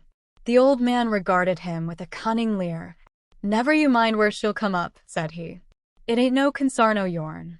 "But how do you know where she'll come up?" Bundy persisted. "I knows," the old scarecrow replied conclusively, "because I do. Because I gets my livin' along shore, and it's my business for to know." Having made this pronouncement, Mr. Noah looked inquiringly into the pannikin, emptied it at a draught, and, turning abruptly, retired into the ark, shutting the door after him with a care suited to its evident physical infirmity. "I wonder if he really does know," said Bundy as we walked away past the customs watchhouse. "We can fairly take it that he doesn't," said Thorndyke, seeing that the matter is beyond human calculation. "But I have no doubt that he knows the places where bodies and other floating objects are most commonly washed ashore, and we may assume that he is proposing to devote his probably extensive leisure to the exploration of those places. It wouldn't be amiss to put the sergeant in communication with him." "Probably the sergeant knows him," said I, "but I will mention the matter the next time I see him." At the top of Blue Boar Lane, Bundy halted and held out his hand to Thorndyke. "This is the parting of the ways," said he. "Oh no, it isn't," replied Thorndyke. "You've got to have your mosquito bite treated. Never neglect an insect bite, especially on the face." "As a matter of fact," said I, "you have got to come and have dinner with us. We can't let you break up the party in this way." "It's very nice of you to ask me," he began, hesitatingly, a little shy, as I guessed, of intruding on me and my visitor, but I cut him short and, hooking my arm through his, led him off, an obviously willing captive. And if his presence hindered me from discussing with Thorndyke the problem that had occasioned his visit, that was of no consequence, since we should have the following day to ourselves, and he certainly contributed not a little to the cheerfulness of the proceedings. Indeed, I seemed to find in his high spirits something a little pathetic, a suggestion that the company of two live men, one of them a man of outstanding intellect, was an unusual treat, and that his life with old Jap and the predatory females might be a trifle dull. He took to Thorndyke amazingly, treating him with a sort of respectful cheekiness, like a schoolboy dining with a favorite headmaster, while Thorndyke, fully appreciative of his irresponsible gaiety, developed a quiet humor and playfulness which rather took me by surprise. The solemn farce of the diagnosis and treatment of the mosquito bite was an instance, when Thorndyke, having seated the patient in the surgery chair and invested him with a large towel, covered the table with an assortment of preposterous instruments and bottles of reagents, and proceeded gravely to examine the bite through a lens until Bundy was as nervous as a cat, and then to apply the remedy with meticulous precision on the point of a fine sable brush. It was a pleasant evening, pervaded by a sense of frivolous gaiety that was felt gratefully by the two elder revelers and was even viewed indulgently by Mrs. Dunk. As to Bundy, his high spirits flowed unceasingly, but, I may add, with faultless good manners, and when, at length, he took his departure, he shook our hands with a warmth which, again, I found slightly pathetic. "I have had a jolly evening," he exclaimed, looking at me with a queer sort of wistfulness. "It has been a red-letter day," and with this he turned abruptly and walked away.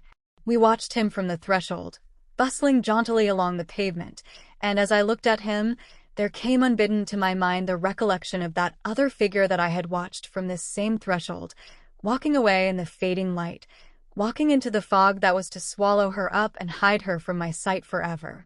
From these gloomy reflections I was recalled by Thorndyke's voice. A nice youngster that, Strangeways. Gay and sprightly, but not in the least shallow. I often think that there was a great deal of wisdom in that observation of Spencer's, that happy people are the greatest benefactors to mankind. Your friend Bundy has helped me to renew the man my with the youth, mole. and who When could I have had done seen one my a greater guest off service? By the last train on Saturday night, I walked homeward slowly, cogitating on the results of his visit. It seemed to me that they were very insignificant. In the morning we had explored the piece of shore on which the bag and the box of tablets had been found, making our way to it by the narrow and intricate alleys which seemed to be the only approach, and we had reached the same conclusion. It was an impossible place. "If we assume," said Thorndyke, "as we must, on the apparent probabilities, that the tragedy occurred here, we must assume that there are some significant circumstances that are unknown to us. Mrs. Frood could not have strayed here by chance. We can think of no business that could have brought her here, and since she was neither a child nor a fool, she could not have been enticed into such an obviously sinister locality without some plausible pretext. There is evidently something more than meets the eye." "Something, you mean, connected with her past life and the people she knew?" "Exactly.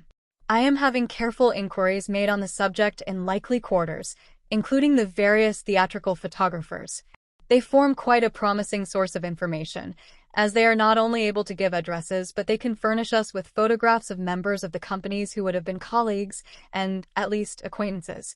If you come across any photographs of Mrs. Frood," I said, "I should like to see them." "You shall," he replied.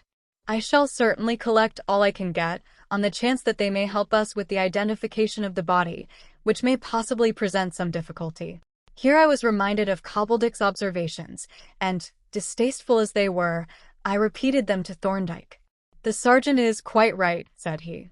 "This is apparently a criminal case, involving a charge of willful murder. To sustain that charge, the prosecution will have to produce incontestable evidence as to the identity of the deceased. Clothing alone would not be sufficient to secure a conviction. The body would have to be identified. And the sergeant's anxiety is quite justified." "Have you had any experiences of bodies recovered from the water?" "Yes," I replied, "and I don't like to think of them." I shuddered as I spoke, for his question had recalled to my memory the incidents of a professional visit to Poplar Mortuary. There rose before my eyes the picture of a long black box with a small glass window in the lid, and of a thing that appeared at that window, a huge, bloated, green and purple thing, with groups of radiating wrinkles, and in the middle a button-like object that looked like the tip of a nose. It was a frightful picture, and yet I knew that when the river that we stood by should give up its dead. I put the thought away with a shiver and asked faintly, "About the man Frood. Don't you think that his disappearance throws some light on the mystery?" "It doesn't throw much light," replied Thorndyke, "because nothing is known about it. Obviously, the coincidence in time of the disappearance, added to the known character of the man and his relations with his wife, make him an object of deep suspicion. His whereabouts will have to be traced and his time accounted for. But I have ascertained that the police know nothing about him, and my own inquiries have come to nothing so far. He seems to have disappeared without leaving a trace. But I shall persevere. Your object, and mine, is to clear up the mystery, and if a crime has been committed, to bring the criminal to justice."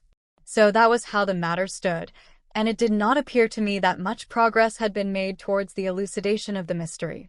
As to the perpetrator of that crime, he remained a totally unknown quantity, unless the deed could be fixed on the missing man Frood. And so matters remained for some days. Then an event occurred which seemed to promise some illumination of the darkness, a promise that it failed to fulfill. It was about a week after Thorndyke's visit. I had gone out after lunch to post off to him the set of photographs which had been delivered to me by the photographer with my own set. I went into the post office to register the package, and here I found Bundy in the act of sending off a parcel.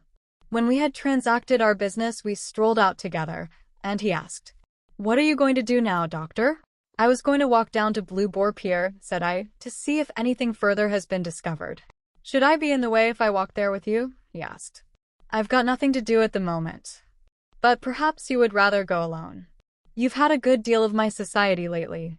"Not more than I wanted, Bundy," I answered. "You are my only chum here, and you are not unappreciated, I can assure you." "It's nice of you to say that," he rejoined with some emotion. "I've sometimes felt that I was rather thrusting my friendship on you." "Then don't ever feel it again," said I. "It has been a bit of luck for me to find a man here whom I could like and chum in with." He murmured a few words of thanks, and we walked on for a while without speaking. Presently, as we turned into the lane by the Blue Boar Inn, he said, a little hesitatingly, "Don't you think, Doc, that it is rather a mistake to let your mind run so much on this dreadful affair? It seems to be always in your thoughts. And it isn't good for you to think so much about it. I've noticed you quite a lot, and you haven't been the same since it happened. But you have looked worried and depressed. Don't you think you should try to forget it?" "I haven't felt the same," said I. "After all, it has been a great little more than an acquaintance." "She was a great deal more than that, Bundy," said I. "While she was alive, I would not admit even to myself that my feeling towards her was anything more than ordinary friendship. But it was, and now that she is gone, there can be no harm in recognizing the fact, or even in confessing it to you, as we are friends." "Do you mean, Doc," he said in a low voice, "that you were in love with her?" "That is what it comes to, I suppose," I answered. "She was the only woman I had ever really cared for." "And did she know it?" he asked. "Of course she didn't," I replied indignantly. "She was a lady and a woman of honor. Of course she never dreamed that I cared for her, or she would never have let me visit her." For a few moments he walked at my side in silence. Then he slipped his arm through mine and, pressing it gently with his hand, said softly and very earnestly, "I'm awfully sorry, Document. It is frightfully hard luck for you, though it couldn't have been much better even if, but it's no use talking of that. I am sorry, old chap. But still, you know, you ought to try to put it away. She wouldn't have wished you to make yourself unhappy about her." "I know," said I, "but I feel that the office belongs to me, who cared most for her, to see that the mystery of her death is cleared up and that whoever wronged her is brought to justice." He made no reply to this, but walked at my side with his arm linked in mine, meditating with an air of unwonted gravity. When we reached the head of the pier, the place was deserted excepting for one man, a seafaring person, apparently, who was standing with his back to us, studying intently the bills that were stuck on the wall of the lookout. As we were passing, my eye caught the word "Wanted" on a new bill, and pausing to read it over the man's shoulder, I found that it was a description of the unknown man, with a mole on the left side of his nose, who had pawned the opal brooch. Bundy read it too, and as we walked away he remarked, "They are rather late in putting out those bills. I should think that gentleman will have left the locality long ago, unless he was a local person," an opinion with which I was disposed to agree. After a glance round the shore and at the Ark, which was closed but of which the chimney emitted a cheerful smoke suggestive of culinary activities on the part of Mr. Noah, we sauntered up past the head of the creek, along the rough path by the foundry, and out upon the upper shore. "Well, I'm hanged," exclaimed Bundy, glancing back at the watch-house. "That chap is still reading that bill. He must be a mighty slow reader, or he must find it more thrilling than I did. Perhaps he knows somebody with a mole on his nose." I looked back at the motionless figure, and at that moment another figure appeared and advanced, as we had done, to look over the reader's shoulder. "Why, that looks like old Cobbledick, come to admire his own literary productions. There's vanity for you. Hello. What's up now?" As Bundy spoke, the reader had turned to move away and had come face to face with the sergeant. For a moment both men had stood stock still. Then there was a sudden, confused movement on both sides, with the final result that the sergeant fell, or was knocked, down and that the stranger raced off, apparently in our direction.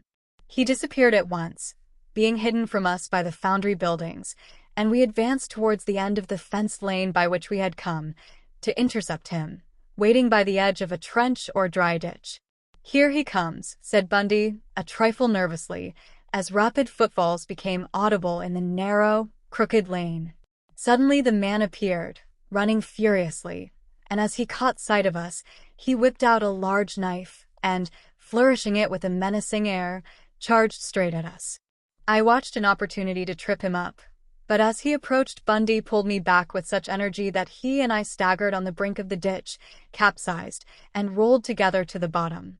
By the time we had managed to scramble up, the man had disappeared into the wilderness of sheds, scrap heaps, derelict boilers, and stray railway wagons that filled the area of land between the foundry and the coal wharves and jetties. "Come on, Bundy," said I, as my companion stood tenderly rubbing various projecting portions of his person. "We mustn't lose sight of him." But Bundy showed no enthusiasm, and at this moment a rapid crescendo of heavy footfalls was followed by the emergence of the sergeant, purple-faced and panting, from the end of the lane. "Which way did he go?" gasped Cobbledick. I indicated the wilderness, briefly explaining how the fugitive had escaped us, whereupon the sergeant started forward at a lumbering trot and we followed. But it was an unfavorable hunting ground, for the bulky litter, the heaps of coal dust, the wagons, the cranes, the piles of condemned machinery, mingled with clumps of bushes, gave the fugitive every opportunity to disappear. And, in fact, he had disappeared without leaving a trace. Presently we came out on a wharf beside which a schooner was berthed, a trim-looking little craft with a white underbody and black topsides, bearing a single big yard on her foremast and the name Anna on her counter.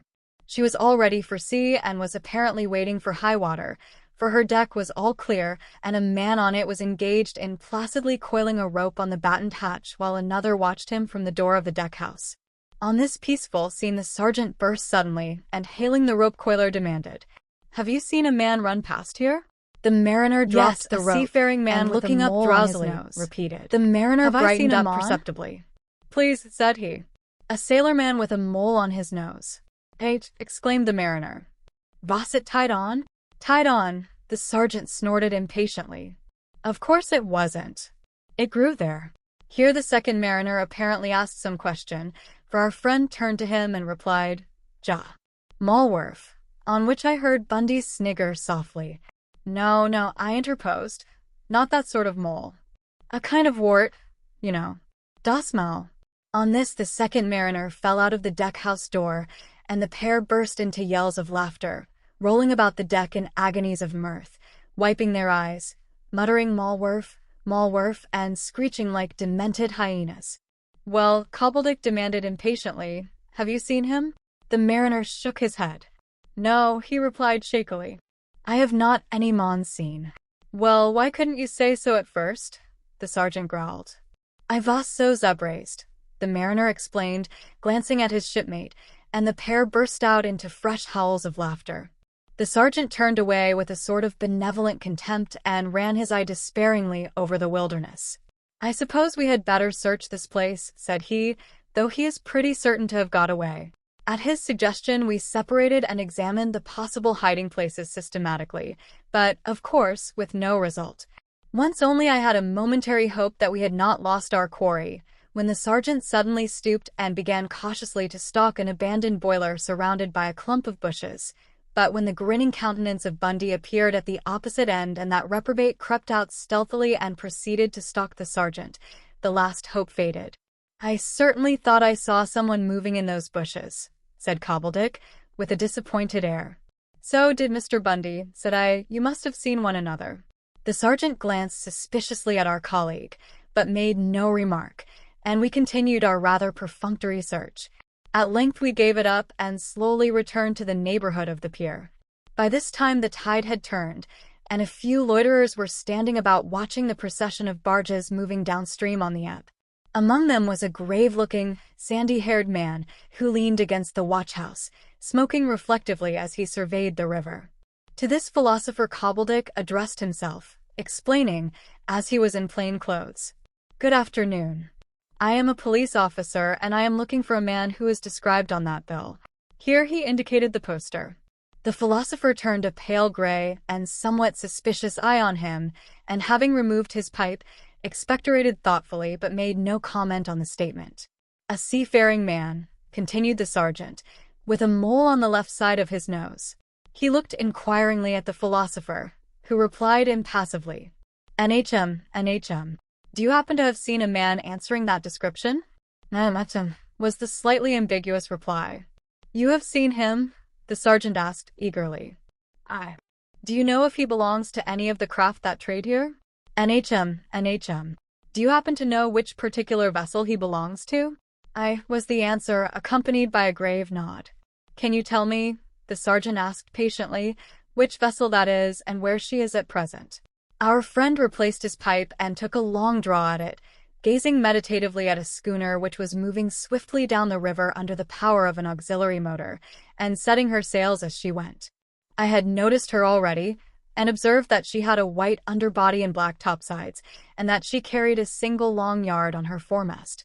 At length our friend removed his pipe, expectorated, and nodded gravely at the schooner.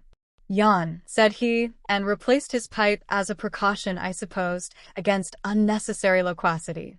Cobbledick gazed wistfully at the receding schooner. Pity, said he. I should have liked to have a look at that fellow. You could get the schooner held up at Sheerness, couldn't you? I asked. Yes, I could send a phone message to Garrison Point Fort. But, you see, she's a foreigner. Might make trouble. And he is probably not the man we want. After all, it's only a matter of a mole. Malworth, murmured Bundy. Yes, said the sergeant with a faint grin. Those beggars were laughing at us. Well, it can't be helped. We stood for a moment or two watching the schooner set one sail after another. Presently Bundy observed. Methinks, Sergeant, that Mr. Noah is trying to attract your attention. We glanced towards the Ark, the tenant of which was seated in the stern sheets, scrubbing a length of rusty chain. As he caught the sergeant's eye, he beckoned mysteriously, whereupon we descended the bank, and, picking our way across the muddy grass by his little causeway of stepping stones, approached the foot of the short ladder. Well, Israel, said the sergeant, resting his hands on the gunwale of the old boat as he made a rapid survey of the interior, giving the family plate a bit of a polish. Ah, plate, exclaimed the old man, holding up the chain, which, as I now saw, had a number of double hooks linked to it. This ain't plate. 'Tis what we calls a creeper. A creeper, repeated the sergeant, looking at it with renewed interest. Ha, yes, Hitchem. A creeper, hey? Well, Israel, what's he doing? Have you got something to show us? The old man laid down the creeper and the scrubbing brush, which had a strong suggestion of salvage in its appearance, and moved towards the door of the Arkansas. Come along inside, said he. Cobbledick mounted the ladder and motioned me to follow, which I did, while Bundy discreetly sauntered away and sat down on the bank. On entering, I observed that the Ark followed closely the constructional traditions. Like its classical prototype, it was pitched with pitch within and without, and was furnished with a single small window, let into the door and hermetically sealed. Seeing that our host looked at me with some disfavor, the tactful sergeant hastened to make us known to one another. This is Dr. Strangeways, Israel. He was Mrs. Frood's doctor, and he knows all about this affair.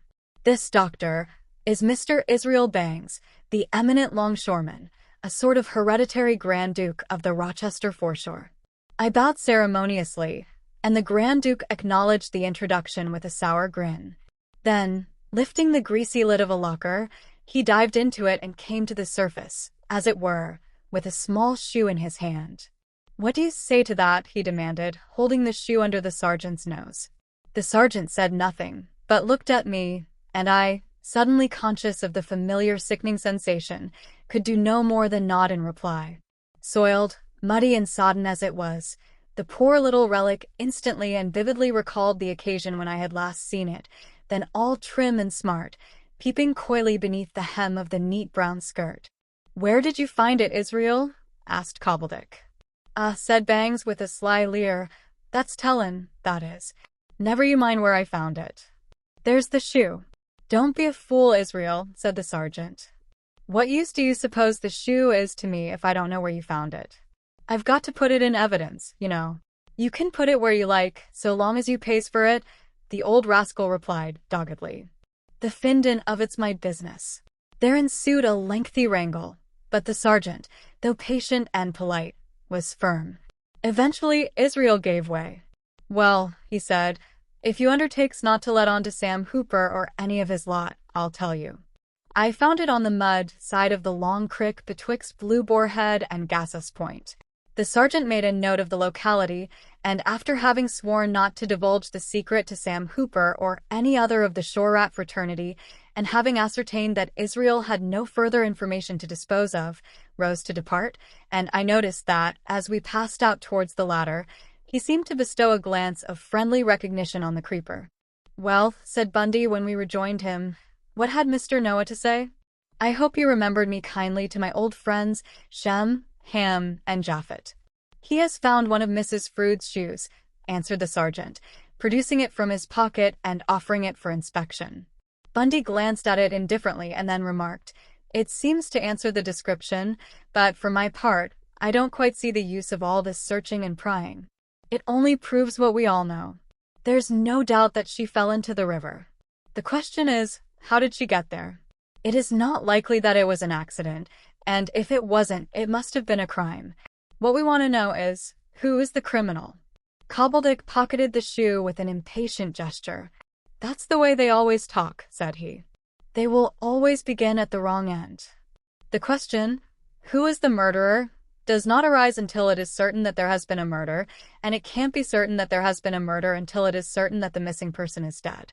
And that certainty can hardly be established until the body is found. But, in the meantime, these articles are evidence enough to justify us in making other inquiries, and they may give us a hint where to look for the body. They do, in fact. They suggest that the body is probably not very far away, and more likely to be upstream than down. I don't see how they do, said Bundy. I do, retorted the sergeant, and that's enough for me. Bundy, with his customary discretion, took this as closing the discussion, and further, as I guessed, surmising that the sergeant might wish to have a few words with me alone, took his leave of us when we reached the vicinity of the office. That is not a bad idea of old Israel's, said Cobbledick when Bundy had gone. The creeper, I mean. What about it? I asked. You know what a creeper is used for, I suppose, said he. In the old days, the revenue boats used to trail them along over the bottom in shallow water, where they suspected that the smugglers had sunk their tubs. You see, they couldn't always get a chance to land the stuff. Then they used to fill the spirits into a lot of little anchors or tubs, lash them together into a sort of raft, and sink the raft close inshore, on a dark night, in a marked place where their pals could go some other night and fish them up. Well, the revenue cutters knew most of those places, and used to go there and drift over them trailing creepers. Of course, if there were any tubs there, the creepers hooked onto the lashings and up they came. But what do you suppose is Israel's idea? I asked.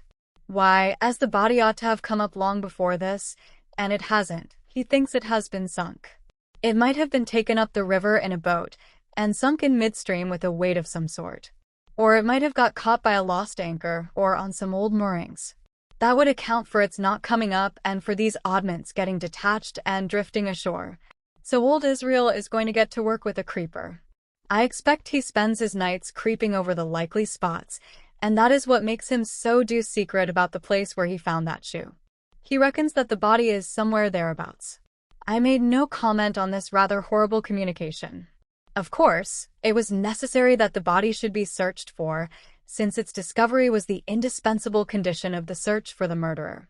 But I did not want to hear more of the dreadful details than was halted and was about to take leave of the sergeant when he said, somewhat hesitatingly, Do you remember, Doctor, when you met me last Saturday, you had a gentleman with you? I remember, said I. Now, I wonder if you would think I was taking a liberty if I were to ask what that gentleman's name was. I had an idea that I knew his face. Of course it wouldn't be a liberty, I replied. His name is Thorndyke, Dr. John Thorndyke. Ah, exclaimed Cobbledick, I thought I couldn't be mistaken. It isn't the sort of face that one would forget. I once heard him give evidence at the Old Bailey. Wonderful evidence it was, too. Since then I've read reports of his investigations from time to time. He's a marvelous man. The way he has of raking up evidence from nowhere is perfectly astonishing. Did you happen to talk to him about this case at all? Well, you see, Sergeant, I answered, rather evasively. He had come down here for the weekend as my guest. Exactly, Cobbledick interrupted, unconsciously helping me to avoid answering his question. He came down for a rest and a change, and wouldn't want to be bothered with professional matters. Still, I think he would be interested in this case. It is quite in his own line. It is a queer case, a very queer case in some respects. In what respects? I asked.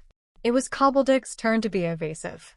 He had apparently said more than he had intended, and now drew in his horns perceptibly. Why, he replied, when you come to think of the character of the lady, for instance. Why should anyone want to do her any harm? And then there is the mystery as to how it happened, and the place, and in fact, there are a number of things that are difficult to understand. But I mustn't keep you standing here. If you should happen to see Dr. Thorndyke again, it might be as well to tell him about the case. It would be sure to interest him, and if he should, by any chance, want to know anything that you are not in a position to tell him, why, you know where I am to be found.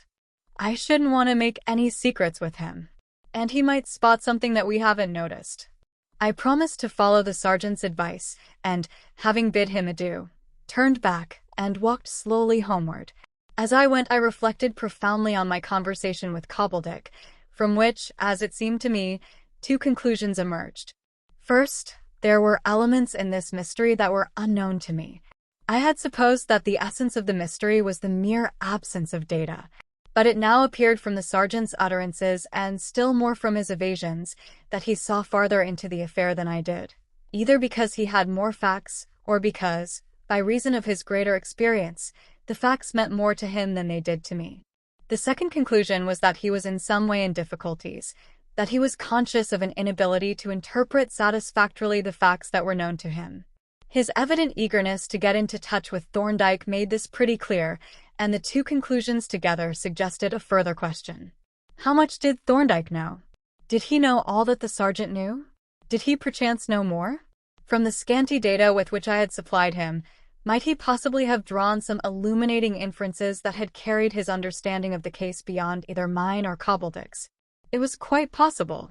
Thorndyke's great reputation rested upon his extraordinary power of inference and constructive reasoning from apparently unilluminating facts.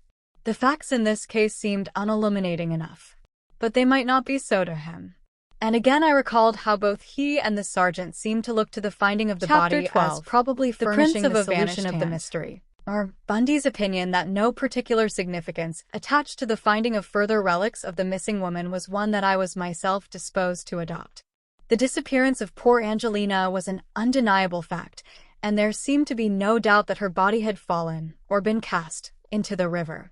On these facts, the recovery of further articles belonging to her, and presumably detached from the body, shed no additional light. From the body itself, whenever it should be surrendered by the river, one hoped that something fresh might be learned.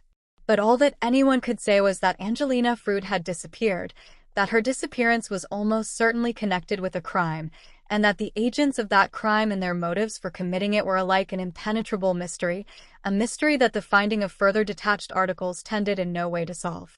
I shall, therefore, pass somewhat lightly over the incidents of the succeeding discoveries, notwithstanding the keen interest in them displayed by Sergeant Cobbledick and even by Thorndyke. On Monday, the 25th of May, the second shoe was found, to Israel Bang's unspeakable indignation, by Samuel Hooper of Foul Anchor Alley, who discovered it shortly after high water, lying on the gridiron close to Gashouse Point, and brought it in triumph to the police station. After this, there followed a long interval, occupied by a feverish contest between Israel Bangs and Samuel Hooper. But the luck fell to the experienced Israel. On Saturday, the 20th of June, that investigator, having grounded his boat below a wharf between Gashouse Point and the bridge, discovered a silver-headed hat-pin lying on the shore between two of the piles of the wharf. Its identity was unmistakable. The silver poppy head that crowned the pin was no trade production that might have had thousands of indistinguishable fellows. It was an individual work wrought by an artist in metal, and excepting its fellow, there was probably not another like it in the world. The discovery of this object roused a positive frenzy of search. The stretch of muddy shore between Gashouse Point and the bridge literally swarmed with human shore rats, male and female, adult and juvenile. Every day, and all the day, excepting at high water, Israel Bangs hovered in his oozy little basket of a boat on the extreme edge of the mud, scanning every inch of slime and glowering fiercely at the poachers ashore who were raking over his preserves. But nothing came of it. Day after day passed. The black and odorous mud was churned up by countless feet. The pebbles were sorted out severally by innumerable filthy hands. Every derelict pot, pan, box, or meat tin was picked up again and explored to its inmost recesses.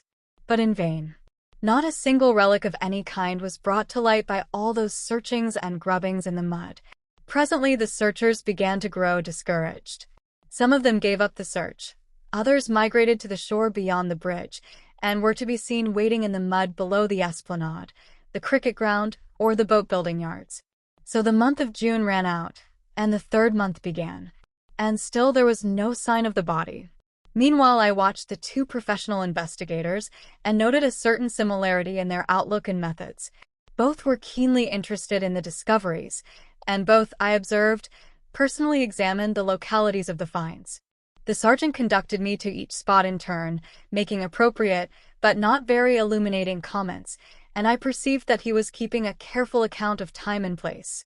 So, too, with Thorndyke, who had now taken to coming down regularly each weekend. He visited each spot where anything had been found, marking it carefully on his map, together with a reference number, and inquiring minutely as to the character of the object, its condition, and the state of the tide and the hour of the day when it was discovered, all of which particulars he entered in his notebook under the appropriate reference number. Both of my friends, too, expressed increasing surprise and uneasiness at the non-appearance of the body. The sergeant was really worried, and he expressed his sentiments in a tone of complaint as if he felt that he was not being fairly treated. "It's getting very serious, Doctor," he protested. "Nearly 3 months gone, 3 summer months, mind you, and not a sign of it. I don't like the look of things at all. This case means a lot to me. It's my chance. It's a detective inspector's job, and if I bring it off, it'll be a big feather in my cap. I want to get a conviction, and so far I haven't got the material for a coroner's verdict. I've half a mind to do a bit of creeping myself." Thorndyke's observations on the case were much to the same effect. Discussing it one Saturday afternoon at the beginning of July, when I had met him at Strood Station and was walking with him into Rochester, he said, "My feeling is that the crux of this case is going to be the question of identity, if the body ever comes to light. Of course, if it doesn't, there is no case. It is simply an unexplained disappearance. But if the body is found and is unrecognizable excepting by clothing and other extrinsic evidence, it will be hard to get a conviction, even if the unrecognizable corpse should give some clue to the circumstances of death." "I suppose," said I, "the police are searching for Nicholas Frood." "I doubt it," he replied. "They are not likely to be wasting efforts to find a murderer when there is no evidence that a murder has been committed. What could they do if they did find him? The woman was not in his custody or even living with him. And his previous conduct is not relevant in the absence of evidence of his wife's death. You said you were making some inquiries yourself. So I am. And I am not without hopes of picking up his tracks. But that is a secondary matter. What we have to settle beyond the shadow of a doubt is the question, what has become of Angelina Frood? Is she dead? And, if she is, what was the cause and what were the circumstances of her death? The evidence in our possession points to the conclusion that she is dead, and that she met her death by foul means. That is the belief that the known facts produce. But we have got to turn that belief into certainty. Then it will be time to inquire as to the identity of the criminal. Do you suppose the body would be unrecognizable now?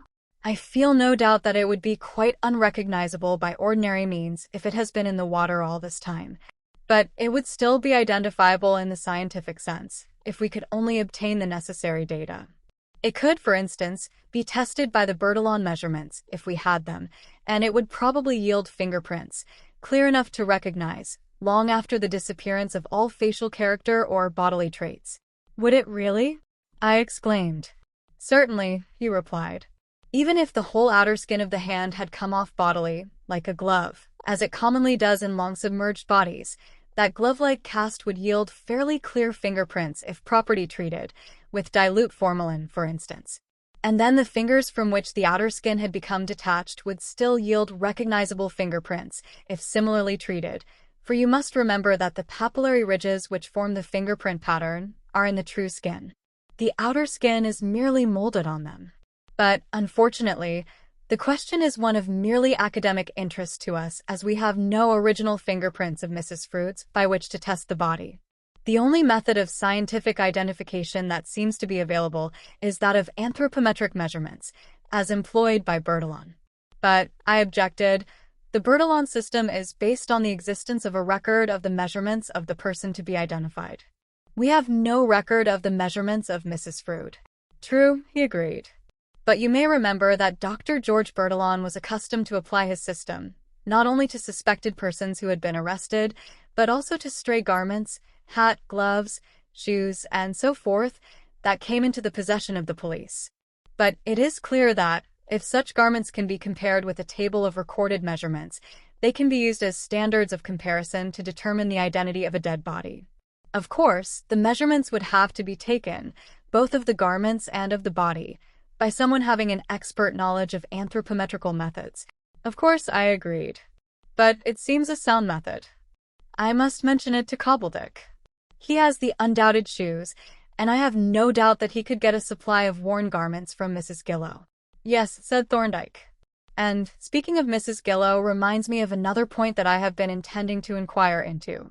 You mentioned to me that Mrs. Gillow told you, at the time of the disappearance, that she had been expecting a tragedy of some kind. She must have had some grounds for that expectation. She said it was nothing but a vague, general impression. Still, there must have been something that gave her that impression. Don't you think it would be well to question her a little more closely? Perhaps it might, said I, not very enthusiastically. We are close to the house now. We can call in and see her if you like. I think we ought to leave no stone unturned, said he, and a minute or two later, when we arrived opposite the office, he remarked, looking across attentively at the two houses, I don't see our friend Bundy's face at the window. No, I replied, he is playing tennis somewhere up at the Vines. But here is Mrs. Gillow herself, all dressed up and evidently going out visiting. The landlady had appeared at the door, just as we were crossing the road. Perceiving that we were bearing down on her, she paused, holding the door ajar. I ran up the steps and, having wished her good afternoon, asked if she had time to answer one or two questions. Certainly, she replied, though I mustn't stay long because I have promised to go to tea with my sister at Frinsbury. I usually go there on a Saturday. Perhaps we had better go into poor Mrs. Frood's room. She opened the door of the sitting room, and we all went in and sat down. I have been talking over this mysterious affair, Mrs. Gillow, said I, with my friend Dr. Thorndyke, who is a lawyer, and he suggested that you might be able to throw some light on it. You remember that you had had some forebodings of some sort of trouble or disaster. I had, she replied dismally, but that was only because she always seemed so worried and depressed, poor dear. And, of course, I knew about that good-for-nothing husband of hers. That was all. Sergeant Cobbledick asked me the same question, but I had nothing to tell him. Did the sergeant examine the rooms? Asked Thorndyke. Yes, he looked over the place, and he opened her little davenport. It isn't locked, and read through one or two letters that he found there, but he didn't take them away. All he took with him was a few torn-up letters that he found in the waste paper basket. If those other letters are still in the davenport, said Thorndyke, I think it would be well for us to look through them carefully, if you don't mind, Mrs. Gillow. I don't see that there could be any harm in it, she replied. I've never touched anything in her rooms myself, since she went away. I thought it better not to. I haven't even washed up her tea things. There they are, just as she left them, poor lamb. But if you are going to look through those letters, I will ask you to excuse me, or I shall keep my sister waiting for tea. Certainly, Mrs. Gillow, said I. Don't let us detain you. And by the way, I added, as I walked with her to the door, it would be as well not to say anything to anybody about my having come here with my friend.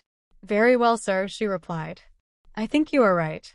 The least said, the soonest mended, and with this profound generalization she went out, and I shut the street door after her. When I returned to the sitting room, I found Thorndyke engaged in a minute examination of the tea things, and in particular of the spoon.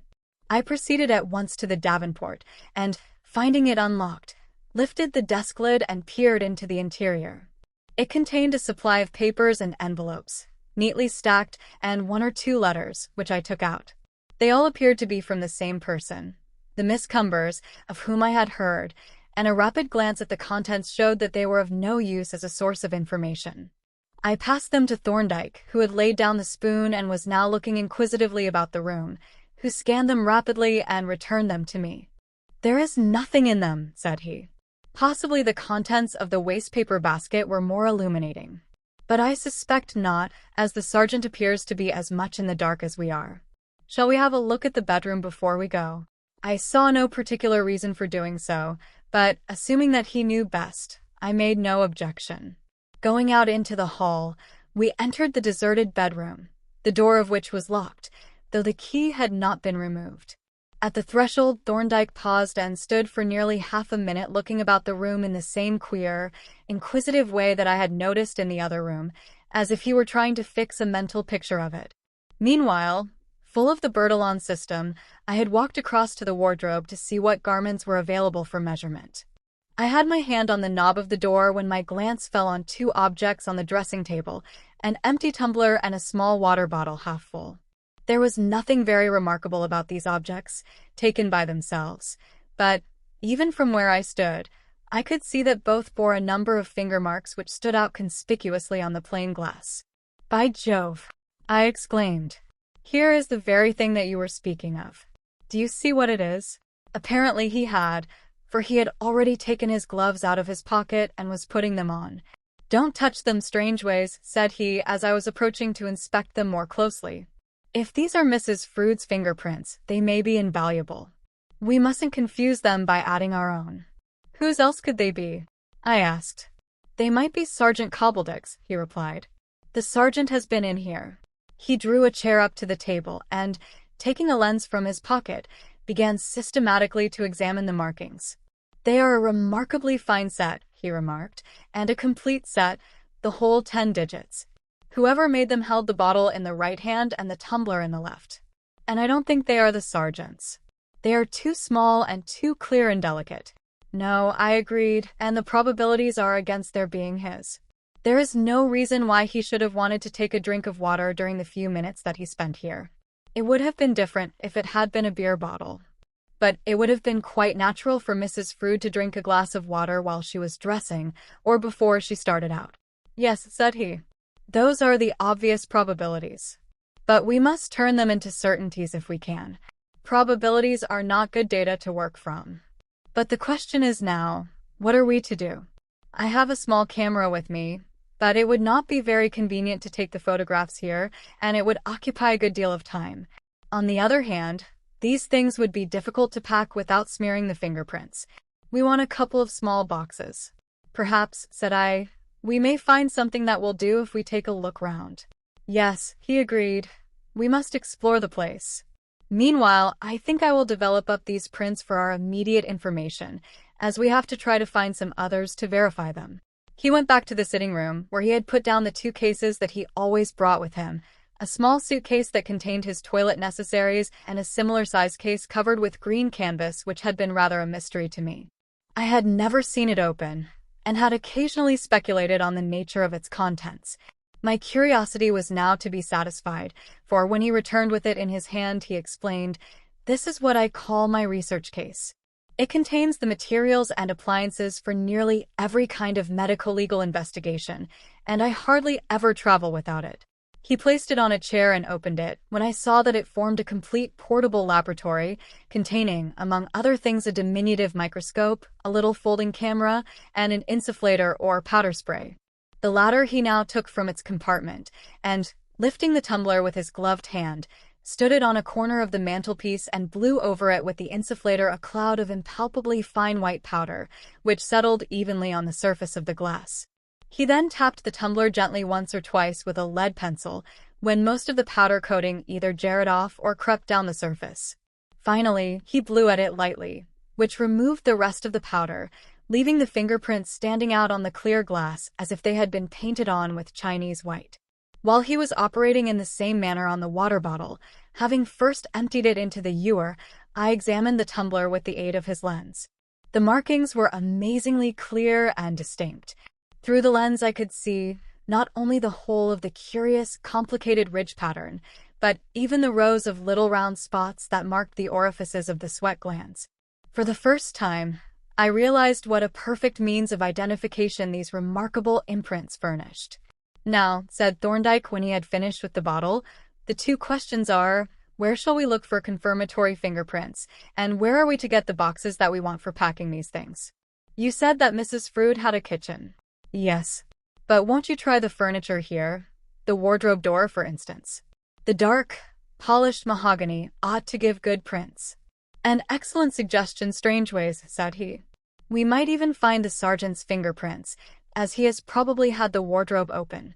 He sprayed the 3 doors of the wardrobe, and when he had tapped them and blown away the surplus powder, there appeared near the edge of each a number of finger marks, mostly rather indistinct, and none of them nearly so clear as those on the glass. "This is very satisfactory," said Thorndyke. "They are poor prints, but you can see quite plainly that there are 2 pairs of hands, one pair much larger than the other, and the prints of the larger hands are evidently not the same pattern as those on the glass, whereas those of the smaller ones are quite recognizable as the same, in spite of their indistinctness. As the large ones are almost certainly Cobbledicks, the small ones are pretty certainly Mrs. Frood's. But we mustn't take anything for granted. Let us go down to the kitchen. We shall have a better chance there." The door of the basement staircase was still unlocked, as Mrs. Gillow had described it. I threw it open, and we descended together, I carrying the insufflator and he bearing the tumbler and bottle in his gloved hands. When he had put the 2 articles down on the kitchen table, he proceeded to powder first the kitchen door and then the side door that gave on to the passage between the 2 houses. Both of them were painted a dark green and both yielded obvious finger marks, and though these were mere oval smudges, devoid of any trace of pattern, their size and their groupings showed clearly enough that they appertained to a small hand. But we got more conclusive confirmation from a small aluminium frying pan that had been left on the gas stove, for on powdering the handle, Thorndyke brought into view a remarkably clear thumbprint, which was obviously identical with that on the water bottle. "I think," said he, "that settles the question. If Mrs. Gillow has not touched anything in these premises, as she assures us that she has not, then we can safely assume that these are Mrs. Frood's fingerprints. Are you going to annex the frying pan to produce an evidence?" I asked. "No," he replied. "This verification is for our own information, to secure us against the chance of producing Cobbledick's fingerprints to identify the body. I propose, for the present, to say nothing to anyone as to our possessing this knowledge. When the time comes we can tell what we know. Until then we shall keep our own counsel." Once more I found myself dimly surprised at my friend's apparently unnecessary secrecy, but assuming that he knew best, I made no comment, but watched with somewhat puzzled curiosity his further proceedings. His interest in the place was extraordinary. In a queer, cat-like fashion, he prowled about the premises, examining the most trivial objects with almost ludicrous attention. He went carefully through the cooking appliances and the glass and china. He peered into cupboards, particularly into a large, deep cupboard in which spare crockery was stored, and which was, oddly enough, provided with a Yale lock. He sorted out the meager contents of the refuse bin, and incidentally salved from it a couple of cardboard boxes that had originally contained groceries, and he explored the, now somewhat unsavory, larder. "I suppose," he said reflectively, "the dustman must have used the side door. Do you happen to know?" "I don't," said I, inwardly wondering what the deuce the dustman had to do with the case. "I understand that the door of the passage was not used." "But she couldn't have had the dustbin carried up the stairs and out at the front door," he objected. "I should think not," said I. "Perhaps we could judge better if we had a look at the passage." He adopted the suggestion, and we opened the side door, which had a Yale night latch, and went out into the covered passage that was common to the 2 houses. The door that opened onto the street was bolted on the inside, but the bolts were in good working order, as we ascertained by drawing them gently, so this gave no evidence one way or the other. Then Thorndyke carefully examined the hard gravel floor of the passage, apparently searching for dropped fragments, or the dustman's footprints. But though there were traces suggesting that the side doors had been used, there were no perceptible tracks leading to the street or in any way specifically suggestive of dustmen. "Jap seems fond of Yale locks," observed Thorndyke, indicating the second side door, which was also fitted with one. "I wonder where he keeps his dustbin." Would it be worthwhile to ask him? Said I, more and more mystified by this extraordinary investigation. No, he replied, very definitely. A question often gives more information than it elicits. It might easily do that in my case, I remarked with a grin, upon which he laughed softly and led the way back into the house. There I gathered up the 2 boxes and the insufflator and made my way up to the bedroom, he following with the tumbler and the water bottle. Then came the critical business of packing these 2 precious objects in the boxes in such a way as to protect the fingerprints from contact with the sides, which was accomplished very neatly with the aid of a number of balls of plasticine from the inexhaustible research case. This is a little disappointing, said Thorndyke, looking at the hairbrush and comb as he took off his gloves. I had hoped to collect a useful sample of hair. But her excessive tidiness defeats us. There seems to be only 1 or 2 short hairs and 1 full length. However, we may as well have them. They won't be of much use for comparison with the naked eye, but even a single hair can be used as a color control under the microscope. He combed the brush until the last hair was extracted from it, and then drew the little collection from the comb and arranged it on a sheet of paper. There were 6 short hairs, from 2 to 4 inches long, and 1 long hair, which seemed to have been broken off as it had no bulb. Many ladies keep a combing bag, he remarked, as he bestowed the collection in a seed envelope from the research case. But I gather from your description that Mrs. Frood's hair was luxuriant enough to render that economy unnecessary. At any rate, there doesn't seem to be such a bag. And now I think we have finished, and we haven't done so badly. We have certainly got an excellent set of fingerprints, said I, but it seems rather doubtful whether there will ever be an opportunity of using them, and if there isn't, we shan't be much more forward for our exploration. Of course, there is the hair. Yes, said Thorndyke, there is the hair. That may be quite valuable. And perhaps there are some other matters, but time will show. With this somewhat cryptic conclusion, he proceeded with great care to pack the 2 boxes in his suitcase, wedging them with his pajamas, so that they should not get shaken. I reflected on Thorndyke's last remark. It seemed to contain a suggestion that the mystery of Angelina's death was not so complete to him as it was to me. For my own part, I could see no glimmer of light in any direction. She seemed to have vanished without leaving a trace excepting those few derelict objects which had been washed ashore and which told us nothing. But was it possible that those objects bore some significance that I had overlooked? That they were charged with some message that I had failed to decipher? I recalled a certain reticence on the part of Cobbledick which had made me suspect him of concealing from me some knowledge that he held or some inferences that he had drawn, and now there was this cryptic remark of Thorndyke's, offering the same suggestion. Might it possibly be that the profound obscurity was only in my own mind, the product of my inexperience, and that to these skilled investigators the problem presented a more intelligible aspect? It might easily be. I determined cautiously to approach the question. You seemed, said I, to imply, just now, that there are certain data for forming hypotheses as to the solution of this mystery that envelopes the disappearance of Mrs. Frood. But I am not aware of any such data. Are you? Your question, Strangeways, he replied, turns on the meaning of the word aware. If 2 men, one literate and the other illiterate, look at a page of a printed book, both may be said to be aware of it. That is to say that in both it produces a retinal image which makes them conscious of it as a visible object having certain optical properties. In the case of the illiterate man, the perception of the optical properties is the total effect.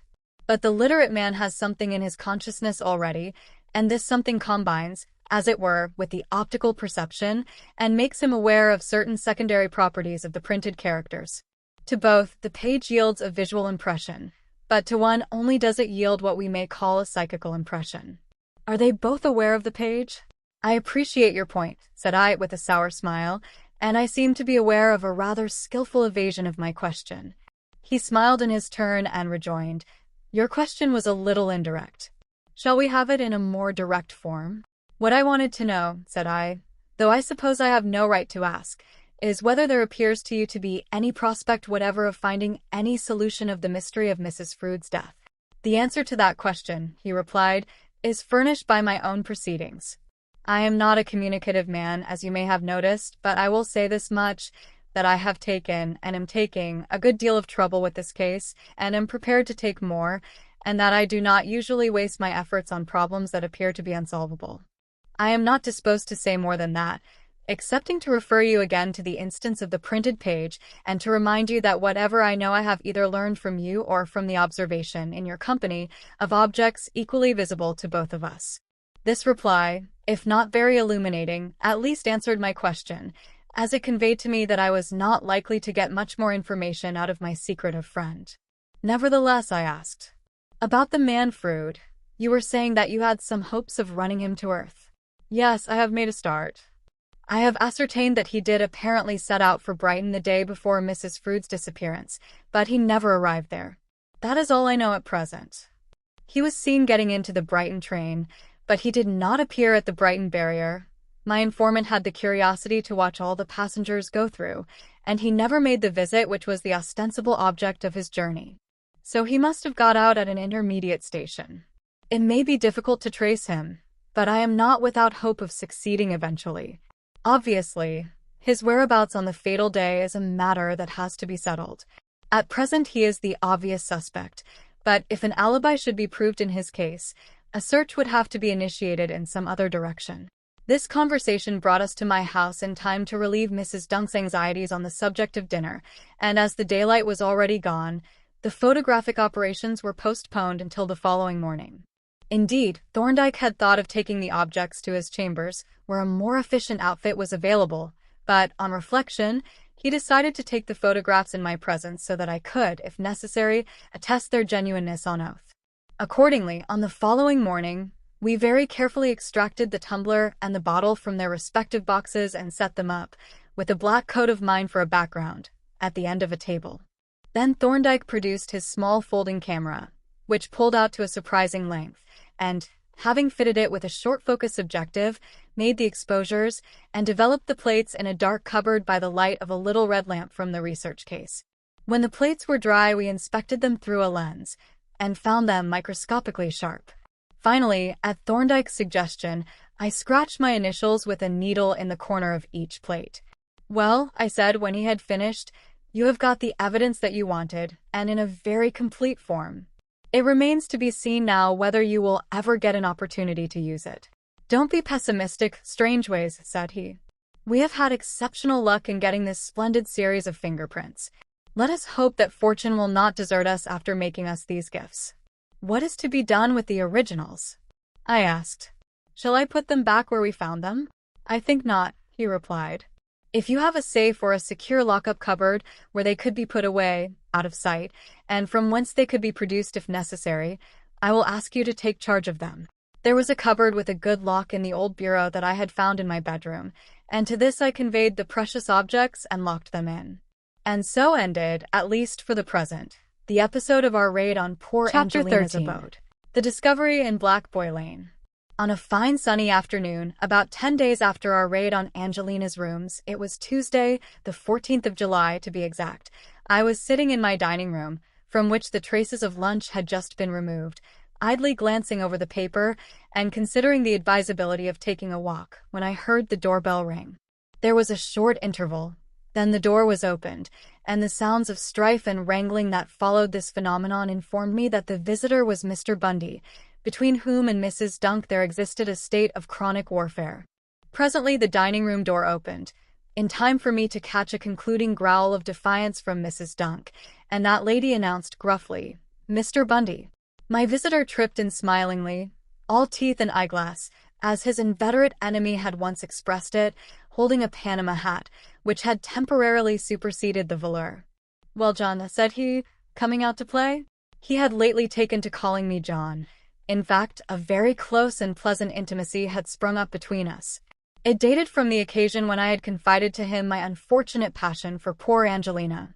That confidence he had evidently taken as a great compliment, and the matter of it had struck a sympathetic chord in his kindly nature. From that moment there had been a sensible change in his manner towards me. Beneath his habitual flippancy there was an undertone of gentleness and sympathy, and even of affection. Nor had I been unresponsive. Like Thorndyke, I found in his sunny temperament, his invariable cheerfulness and high spirits, a communicable quality that took effect on my own state of mind. And then I had early recognized that, in spite of his apparent giddiness, Bundy was a man of excellent intelligence and considerable strength of character. So the friendship had ripened naturally enough. I rose from my chair and, dropping the paper, stretched myself. "You are an idle young dog," said I. "Why aren't you at work?" "Nothing doing at the office except some specifications. Jap is doing them. Come out and have a roll round." "Well, Jimmy," said I, "your name is Jimmy, isn't it?" "No, it is not," he replied with dignity. "I am called Peter, like the Bishop of Rumtafoo, and by a curious coincidence, for the very same reason." "Let me see," said I, falling instantly into the trap. "What was that reason?" "Why, you see," he replied impressively, "the bishop was called Peter because that was his name." "Look here, young fellow, my lad," said I, "you'll get yourself into trouble if you come up here pulling your elder's legs." "It was only a gentle tweak, old chap," said he. "Besides, you aren't so blooming senile after all. You are only cutting your first crop of whiskers. Are you coming out?" I saw old Cobbledick just now, turning down Blue Boar Lane and looking as miserable as a wet cat. What was he looking miserable about? The slump and relics, I expect.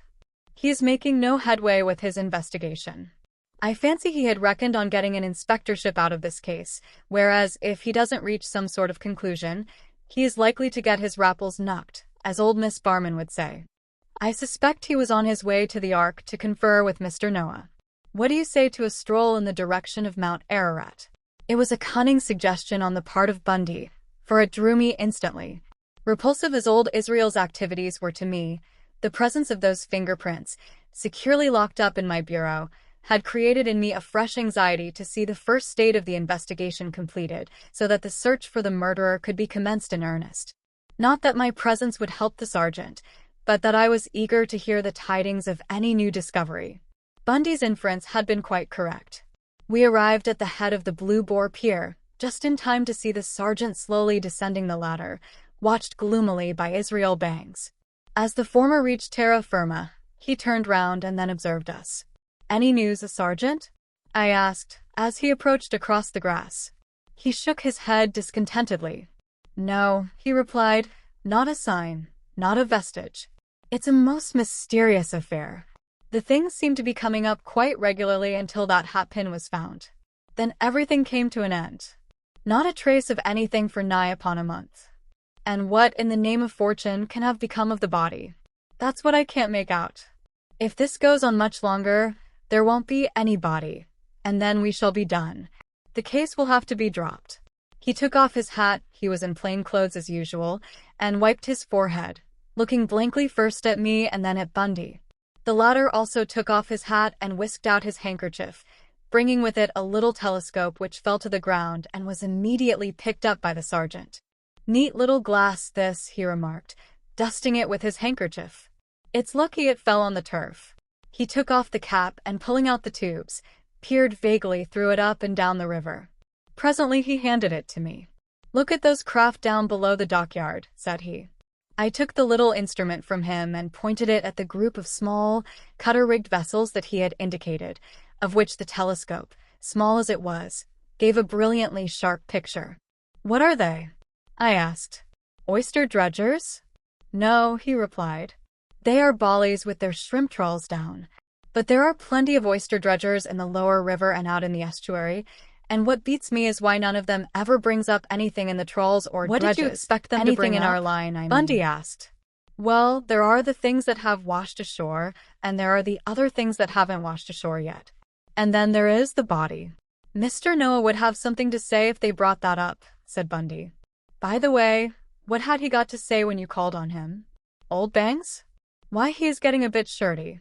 Wants me to pay him for all the time he has lost on creeping and searching.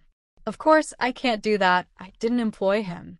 "Did he find the hatpin that you spoke of?" Bundy asked. "Yes, and he has been grubbing round the place where he found it ever since, as if he thought hatpins grew there." "Still," said Bundy, "it is not so unreasonable. A hatpin couldn't have floated ashore. If the hat came off, the two hatpins must have fallen out at pretty much the same time and place." "Yes," the sergeant agreed reflectively, "that seems to be common sense. And if it is, the other hatpin ought to be lying somewhere close by. I must go and have a look there myself." He again reflected for a few moments and then asked, "Would you like to see the place where Israel found the pin?" As I had seen the place already and had shown it to Thorndyke, I left Bundy to answer. Why not? He assented, rather, I suspected, to humor the sergeant than because he felt any particular interest in the place. Thereupon Cobbledick, whose enthusiasm appeared to have been revived by Bundy's remark, led the way briskly towards the wilderness by the coal wharves, through that desolate region, and along a cart track that skirted the marshes until we came out into a sort of lesser wilderness to the west of Gashouse Road.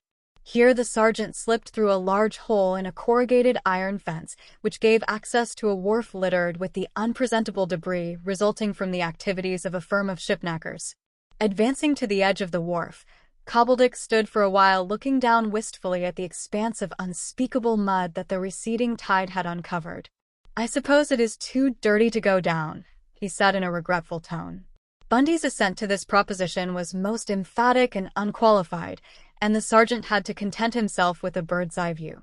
But he made a very thorough inspection, walking along the edge of the wharf, scrutinizing its base, pile by pile, and giving separate attention to each pot, tin, or scrap of driftwood on the slimy surface. He even borrowed Bundy's telescope to enable him to examine the more distant parts of the mud, until the owner of the instrument was reduced to the necessity of standing behind him, for politeness' sake, to get a comfortable yawn. Well, said Cobbledick at long last, handing back the telescope, I suppose we must give it up. But it's disappointing. I don't quite see why, said Bundy. You have found enough to prove that the body is in the river, and no number of further relics would prove any more. No, there's some truth in that, Cobbledick agreed. But I don't like the way that everything seems to have come to a stop. He crawled dejectedly through the hole in the fence and walked on for a minute or two without speaking. Presently he halted and looked about him. I suppose Black Boy Lane will be our best way, he remarked. Which is Black Boy Lane? I asked. It is the lane we came down after we left Jupp and Willard that day, Bundy explained. I remember, said I, but I didn't know it had a name. It was named after a little inn that used to stand somewhere near the top, but it was pulled down years ago. Here's the lane. We entered the little, tortuous alley that wound between the high, tarred fences, and as it was too narrow for us to walk abreast, Bundy dropped behind. A little way up the lane, I noticed an old hat lying on the high grass at the foot of the fence. Bundy apparently noticed it too, for just after we had passed it I heard the sound of a kick, and the hat flew over my shoulder. At the same moment, and impelled by the same kick, a small object, which I at first thought to be a pebble, hopped swiftly along the ground in front of us, then rolled a little way, and finally came to rest, when I saw that it was a button. I should probably have passed it without further notice, having no use for stray buttons. But the more thrifty sergeant stooped and picked it up, and the instant that he looked at it, he stopped dead. My God! Doctor, he exclaimed, holding it out towards me. Look at this. I took it from him, though I had recognized it at a glance. It was a small bronze button with a Tudor rose embossed on it. This is a most amazing thing, said Cobbledick. There can't be any doubt as to what it is. Not the slightest, I agreed.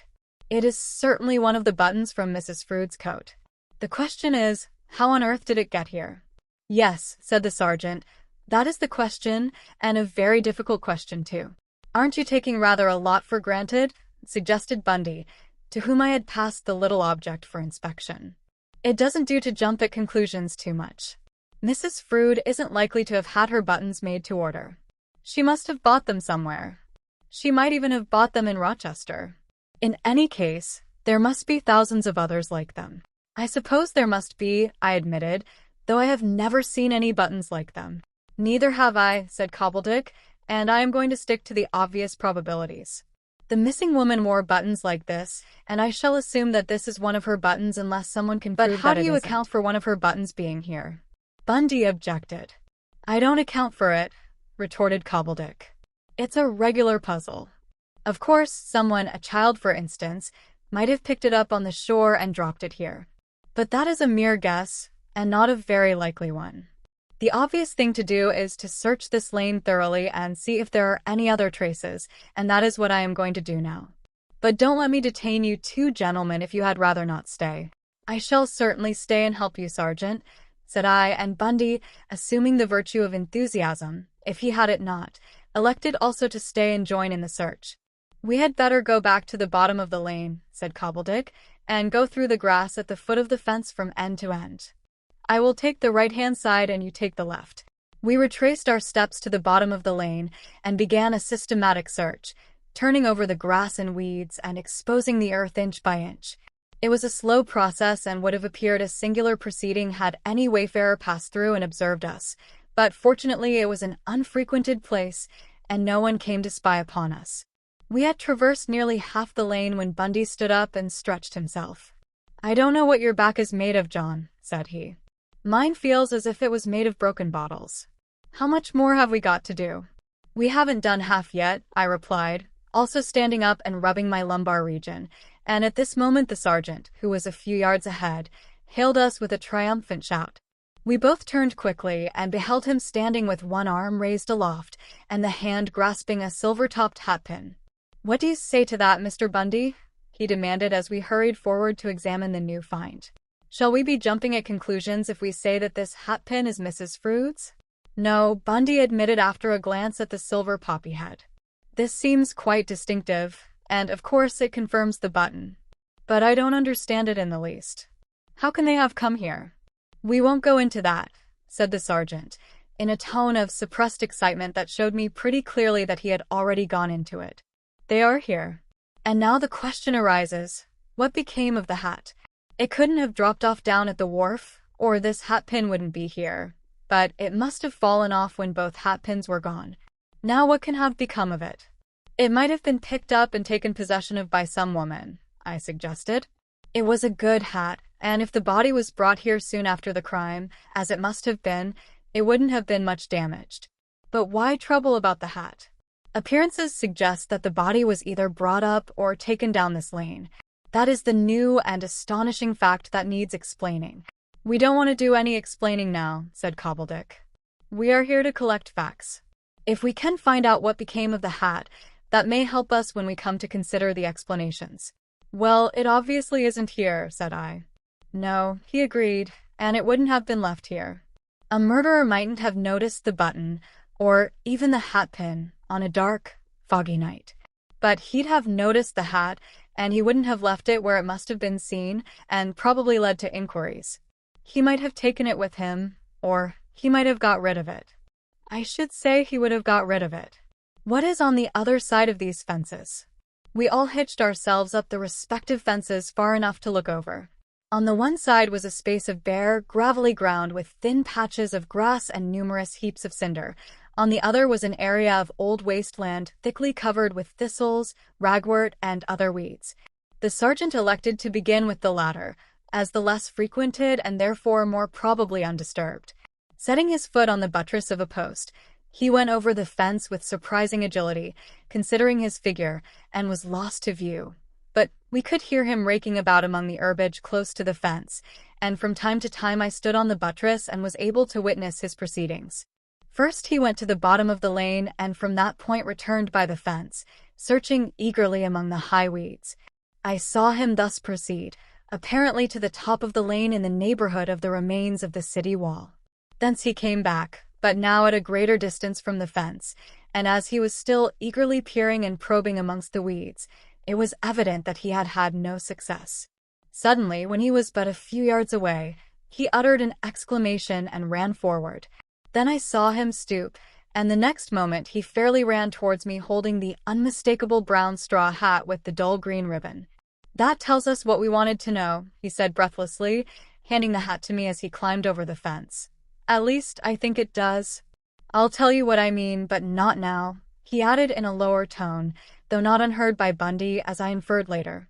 "I suppose we need hardly go on with the search any further?" I suggested, having had enough of groping amongst the grass. "Well, no," he replied. "I shall go over it again later on, but we've got enough to think about for the present. By the way, Mr. Bundy, I've found something belonging to you. Isn't this your property?" He produced from his pocket a largish key, to which was attached a wooden label legibly inscribed, "Jap and Bundy, High Street, Rochester." "By Jove," exclaimed Bundy, "it is Jap's precious key. Where on earth did you find it, Sergeant?" "Right up at the top," was the reply. "Close to the old wall."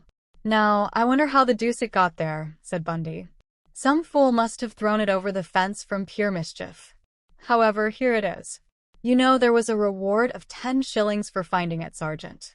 I had better settle up at once. You needn't make any difficulties about it, he added, as the sergeant seemed disposed to decline the payment. It won't come out of my pocket. It is the firm's business. On this understanding, Cobbledick pocketed the proffered note and we walked on up the lane, the sergeant slightly embarrassed, as we approached the town, by the palpably unconcealable hat. Very little was said by any of us, for these new discoveries, with the amazing inferences that they suggested, gave us all abundant material for thought. The sergeant walked with eyes bent on the ground, evidently cogitating profoundly. My mind surged with new speculations and hypotheses, while Bundy, if not similarly preoccupied, refrained from breaking in on our meditations. When, at length, by devious ways, we reached the high street in the neighborhood of the Corn Exchange, we halted, and the sergeant looked at me as if framing a question. Bundy glanced up at the quaint old clock and remarked, "It is about time I got back to the office. Mustn't leave poor old Jap to do all the work, though he never grumbles. So I will leave you here." I realized that this was only a polite excuse to enable the sergeant to have a few words with me alone, and I accepted it as such. "Goodbye, then," said I, "if you must be off, and in case I don't see you before, I shall expect you to dinner on Saturday if you've got the evening free. Dr. Thorndyke is coming down for the weekend, and I know you enjoy ragging him. He is pretty difficult to get a rise out of, all the same," said Bundy, brightening up perceptibly at the invitation. "But I shall turn up with very great pleasure." He bestowed a mock ceremonious salute on me and the sergeant, and turning away, bustled off in the direction of the office. As soon as he was out of earshot, Cobbledick opened the subject of the new discoveries. "This is an extraordinary development of our case, Doctor," said he. "I didn't want to discuss it before Mr. Bundy, though he is really quite a discreet gentleman, and pretty much on the spot, too. But he isn't a party to the case, and it is better not to talk too freely. You see the points that these fresh finds raise. I see that they put a new complexion on the affair, but to me they only make the mystery deeper and more incomprehensible." "In a way they do," Cobbledick agreed. "But, on the other hand, they put the case on a more satisfactory footing. For instance, we understand now why the body has never come to light. It was never in the river at all. Then, as to the perpetrator, he was a local man, or at least there was a local man in it, a man who knew the town and the waterside neighborhood thoroughly. No stranger would have found Black Boy Lane. Very few Rochester people know it. But," I asked, "what does the finding of these things suggest to you?" "Well," he replied, "it suggests several questions. Let me just put these things away in my office, and then we can talk the matter over." He went into his office, and shortly returned relieved, very much relieved, of the conspicuous hat. We turned towards the bridge, and he resumed, "The first question, and the most important one, is, which way was the body traveling? It is obvious that it was carried through Black Boy Lane. But in which direction? Towards the town or towards the river? When you think of the circumstances, when you recall that it was a foggy night when she disappeared, it seems at first more probable that the crime might have been committed in or near the lane and the body carried down to the river. But when you consider all the facts, that doesn't seem possible. There is that box of tablets, picked up dry and clean on Chatham Hart. That seems to fix the locality where the crime occurred. And there is the brooch," said I. "I don't attach much importance to that," he replied. "It might have been picked up anywhere. But the box of tablets couldn't have got from Black Boy Lane to Chatham except by the river, and it hadn't been in the river. But the hat seems to me to settle the question. You see, one hat pin was found on the shore and the other in the lane near the hat. Now, one hat pin might have dropped out and left the hat still fixed on the head. But when the hat came off, the pins must have come off with it. The hat came off near the top of the lane. If both the pins had been in it, they would both have come out there. But one pin was found on the shore. Therefore, when the body was at the shore, the hat must have been still on the head, though it had probably got loosened by all the dragging about in the boat and in landing the body. You agree to that, Doctor?" "Yes, it seems undeniable," I answered. "Very well," said he. "Then the body was being carried up the lane. The next question is, was it being carried by one person or by more than one? Well, I think you will agree with me, Doctor, that it could hardly have been done by one man. It is quite a considerable distance from the shore to the top of the lane. She was a good-sized woman, and a dead body is a mighty awkward thing to carry at the best of times. I should say there must have been at least 2 men. It certainly does seem probable, I admitted. I think so, said he. Then we come to another question. Was it really a dead body? Or might the woman have been merely insensible? Good God, Sergeant! I exclaimed.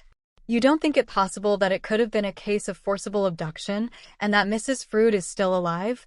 I wouldn't say it was impossible, he replied, but I certainly don't think it is the case. You see, nearly 3 months have passed and there is no sign of her. But in modern England, you can't hide a full-grown, able-bodied woman who has got all her wits about her. No, Doctor, I am afraid we must take the view that the woman who was carried up Black Boy Lane was a dead woman. All I want to point out is that the other view is a bare possibility and that we mustn't forget it. But, I urged, don't you think that the fact that she was being carried towards the town strongly suggests that she was alive? Why on earth should a murderer bring a body, at great risk of discovery, from the river, where it could easily have been disposed of, up into the town? It seems incredible. It does, he agreed. It's a regular facer. But, on the other hand, suppose she was alive. What could they have done with her? How could they have kept her out of sight all this time? As to the motive, and why should they have done it? That is incomprehensible in any case. But what do you suppose actually happened? My theory of it is, he replied, that 2 men, at least, did the job. Both may have been local waterside men, or there may have been a stranger with a water rat in his pay. I imagine the crime was committed at Chatham, somewhere near the Sun Pier, and that the body was put in a boat and brought up here. It was a densely foggy night, you remember, so there would have been no great difficulty, and there wouldn't be many people about. The part of it that beats me is what they meant to do with the body. They seem to have brought it deliberately from Chatham right up into Rochester town, and they have got rid of it somehow. They must have had some place ready to stow it in, but what that place can have been I can't form the ghost of a guess. It's a fair knockout. You don't suppose old Israel Bangs knows anything about it? I suggested. The sergeant shook his head. I've no reason to suppose he does, he replied. And it is a bad plan to make guesses and name names. We walked up and down the esplanade for nearly an hour, discussing various possibilities, but we could make nothing of the incredible thing that seemed to have happened in spite of its incredibility. At last we gave it up and returned to the Guildhall, where, as we parted, he said a little hesitatingly, I heard you tell Mr. Bundy that Dr. Thorndyke was coming down for the weekend. It wouldn't be amiss if you were to put the facts of the case before him. It's quite in his line, and I think he would be interested to hear about it, and he might see something that I have missed. But, of course, it must be in strict confidence. I promised to try to find an opportunity to get Thorndyke's opinion on the case, and with this we separated, the sergeant retiring to his office and I making my way homeward to prepare a report for dispatch by the last post. Chapter 14. Sergeant Cobbledick is enlightened. The custom which had grown upon my part of meeting Thorndyke at the station on the occasion of his visits was duly honored on the present occasion, for the surprising discoveries in Black Boy Lane, which I had described in my report to him, made me eager to hear his comments. Unfortunately, on this occasion, he had come down by an unusually late train, and the opportunity for discussion was limited to the time occupied by the short walk from Rochester station to my house. For it was close upon dinner time, and I rather expected to find Bundy awaiting us. Your report was quite a thrilling document, he remarked, as we came out of the station approach. These new discoveries seem to launch us on a fresh phase of the investigation. Do they seem to you to offer any intelligible suggestions? I asked. There is no lack of suggestions, he replied. To a person of ordinary powers of imagination, a number of hypotheses must present themselves. But, of course, the first thing to consider is not what might have happened, but what did happen, and what we can safely infer from those happenings. We can apparently take it as proof that the body was carried through the lane, and everything goes to show that it was carried from the river towards the town. The first clear inference is that we can completely exclude accident, pure and simple. The body, living or dead, may be assumed to have been carried by some person or persons. We can dismiss the idea that the woman walked up the lane. But if someone carried the body, someone is definitely implicated. The affair comes unquestionably into the category of crime. That doesn't carry us very far, I said, with a sense of disappointment. It carries us a stage farther than our previous data did, for it excludes accident, which they did not. Then it suggests not only premeditation, but arrangement. If the body was brought up from the river, there must have been some place known to, and probably prepared by those who brought it, in which it could be deposited, and that place must have been more secure than the river from which it was brought. But the river itself was a very secure hiding place, especially if the body had been sunk with weights. Now, this is all very remarkable. If you consider the extraordinary procedure, the seizure of the victim at Chatham, the conveyance of the body from thence to this considerable distance, the landing of it at the wharf, the conveyance of it by an apparently selected route at enormous risk of discovery, in spite of the fog, to an appointed destination, I say Strangeways, that if you consider this astounding procedure, you cannot fail to be convinced that there was some definite purpose behind it. Yes, I agreed, that seems to be so. But what could the purpose be? It appears perfectly incomprehensible. It only makes the mystery more unsolvable than ever. Not at all, he rejoined. There is nothing so hopeless to investigate as the perfectly obvious and commonplace. As soon as an apparently incomprehensible motive appears, we are within sight of a solution. There may be innumerable explanations of a commonplace action, but an outrageously unreasonable action, pursued with definite and considered purpose, can admit of but one or two. The action, with its underlying purpose, must be adjusted to some unusual conditions. We have only to consider to what conditions it could be adjusted, and which, if any, of those conditions actually exist, and the explanation of the apparently incomprehensible action comes into view. But here we are at our destination, and there is our friend Bundy standing on the doorstep. By the way, I have brought 1 or 2 photographs of Mrs. Frood for you to look at. We arrived in time to intervene and put an end to a preliminary skirmish between the irrepressible Bundy and Mrs. Dunk, and when greetings had been exchanged, Thorndyke went up to his room to wash and deposit his luggage. "Well, John," said Bundy when he had hung up his hat, "it is very pleasant to see my old friend after this long separation. Very good of him, too, to invite an insignificant outsider like me to meet his distinguished colleague. You are a benefactor to me, John." "Don't talk nonsense, Peterkin," said I. "You know we are always glad to see you. I invite you for my own pleasure and Thorndyke's, not for yours." Bundy gave my arm a grateful squeeze. "Good old John," said he. "Nothing like doing it handsomely. But here is the great man himself," he added, as Thorndyke entered the dining room, carrying a cardboard box, with instruments of magic. "He's going to do a conjuring trick." Thorndyke opened the box and delicately picked out 4 photographs, all mounted and all of cabinet size, which he stood up in a row on the mantelpiece. 2 of them were from the same negative, one being printed in red carbon, the other in sepia. The remaining 2 were ordinary silver prints of the conventional trade type. Bundy looked at the collection with not unnatural surprise. "Where did these things come from?" he asked. "They came from London," replied Thorndyke, "where things of this kind grow. Strangeways asked me to get him some samples." "How do you like them?" "My own preference is for the carbons, and of the 2 I think I like the red chalk print the better." I ran my eye along the row and found myself in strong agreement with Thorndyke. It was not only that the carbon prints had the advantage of the finer medium. The treatment was altogether more artistic, and the likeness seemed better, in spite of a rather overstrong top lighting.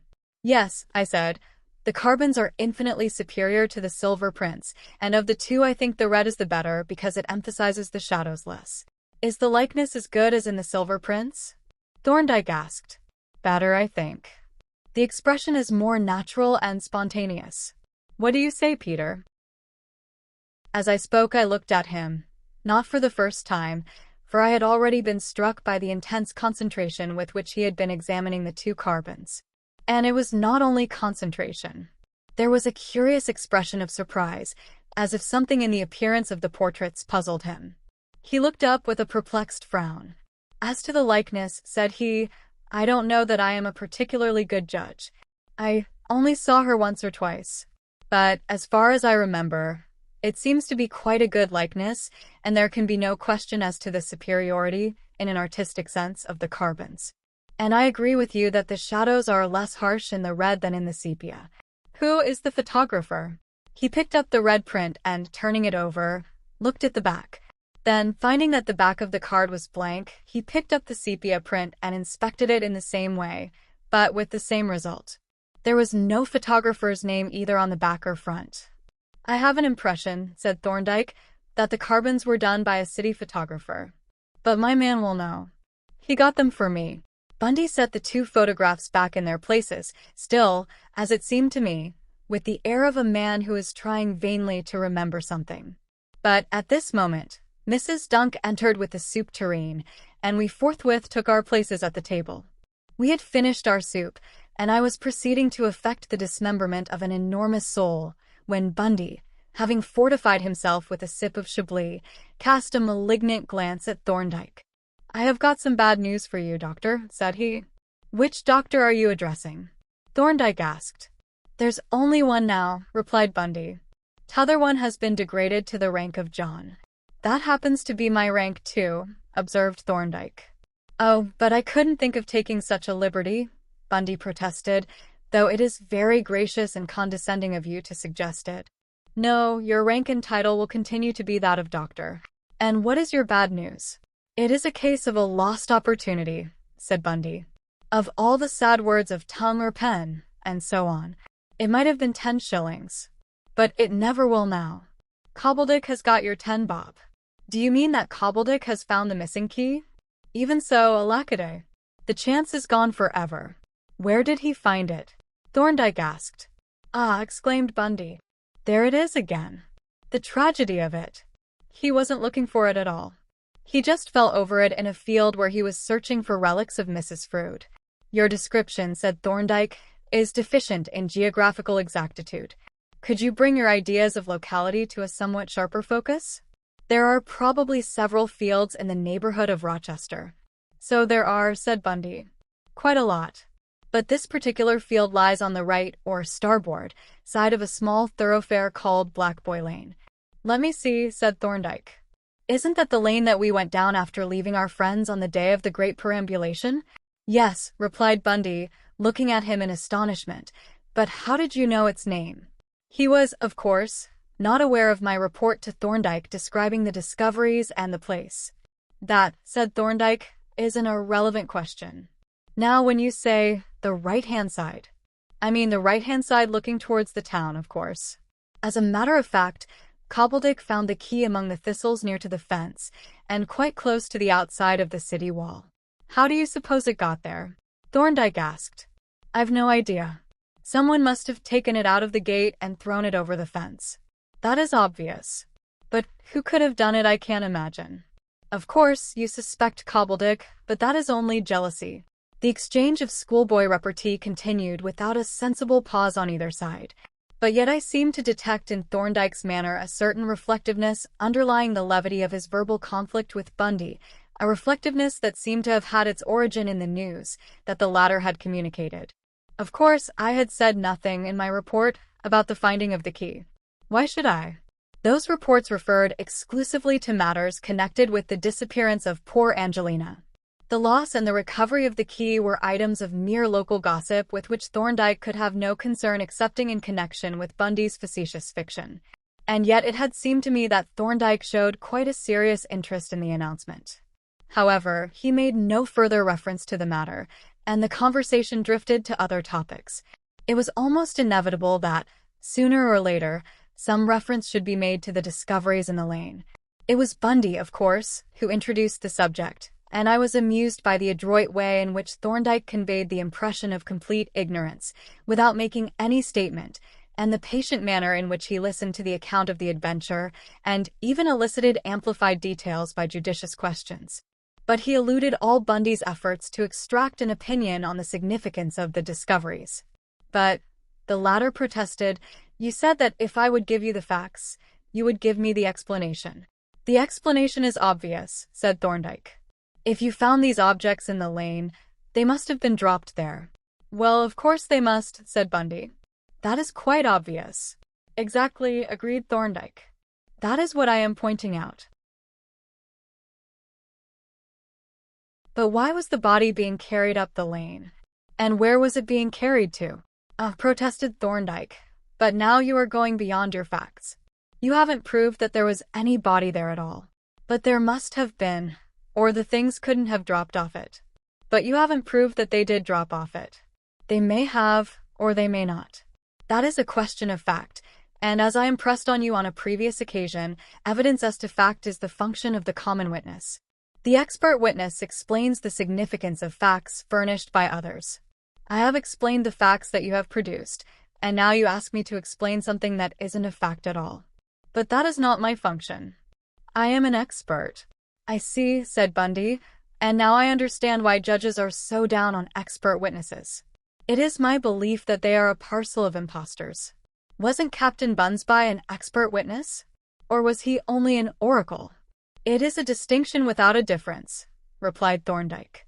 Captain Bunsby is the classical instance of oracular safety. It was impossible to dispute the correctness of his pronouncements. Principally, said I, because no one could make head or tail of them. But that was the subtlety of the method, said Thorndyke. A statement cannot be contested until it is understood, from which it follows that if you would deliver a judgment that cannot be disputed, you must take proper precautions against the risk of being understood. Bundy adjusted his eyeglass and fixed on Thorndyke a glare of counterfeit defiance. I am going to take an early opportunity of seeing you in the witness box, said he. It will be the treat of my life. I must try to give you that treat, replied Thorndyke. I am sure you will be highly entertained, but I don't think you will be able to dispute my evidence. I don't suppose I shall, Bundy retorted with a grin, if it is of the same brand as the sample that I have heard.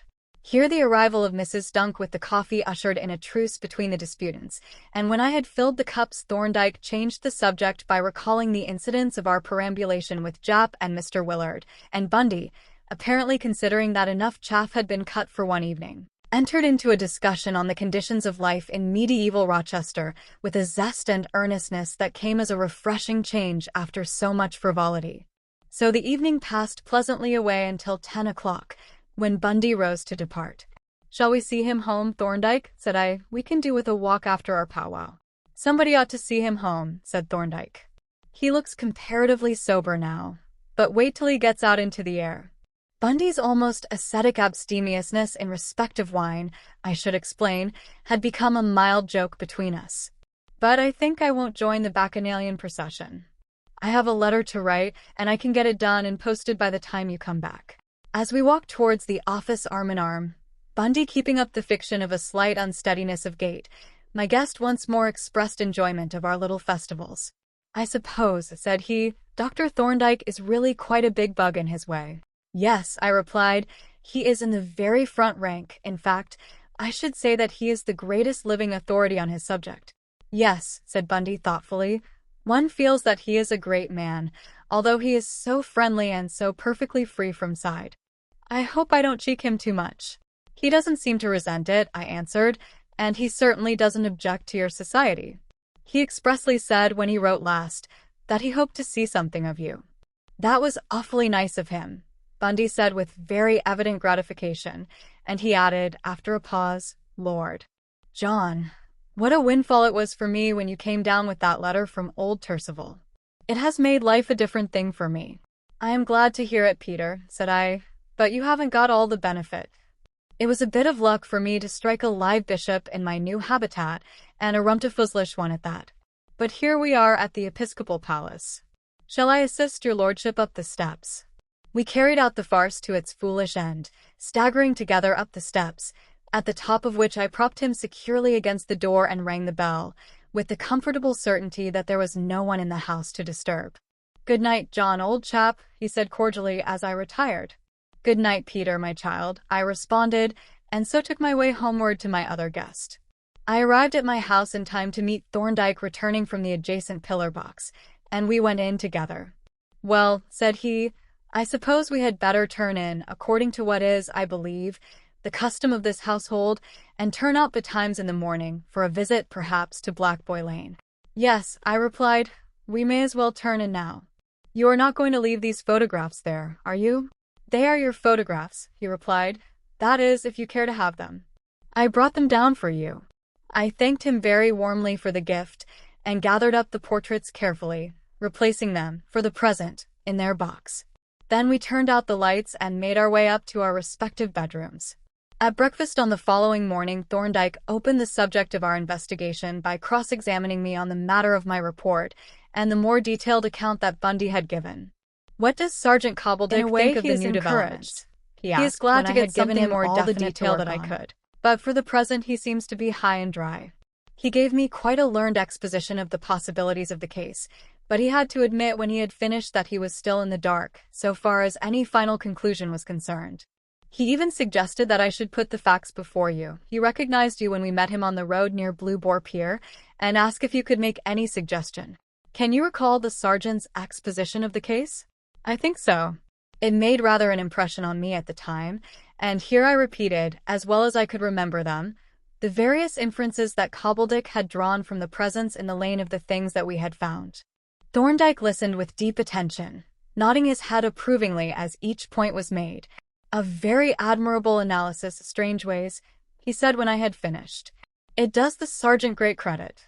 So far as it goes, it is an excellent interpretation of the facts that are in his possession. There are, perhaps, one or two points that he has overlooked." "If there are," said I, "it would be a great kindness to draw his attention to them. He is naturally anxious to get on with the case, and he has taken endless trouble over it." "I shall be very glad to give him a hint or two," said Thorndyke. "After breakfast, I should like to go over the ground with you, and then we might go along to the station and see if he is in his office." I agreed to this program, and as soon as we had finished our breakfast, we went forth, making our way by Free School Lane and the Common to the marshes west of Gashouse Road.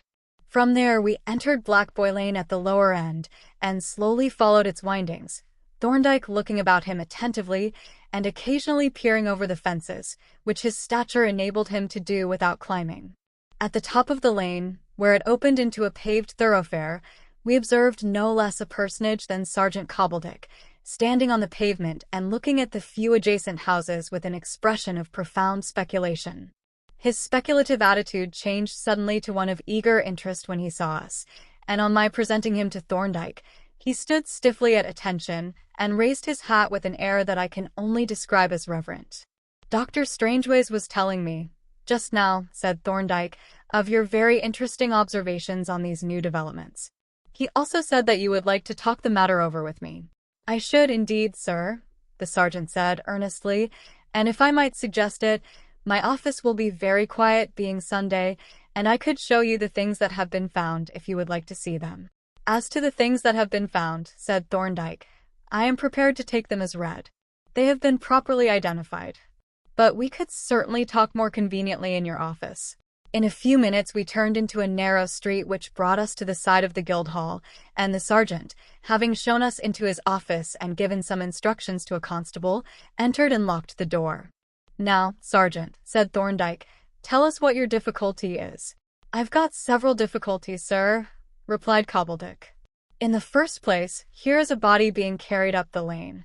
You agree with me, sir, that it was going up and not down?" "Yes, your reasons seem quite conclusive."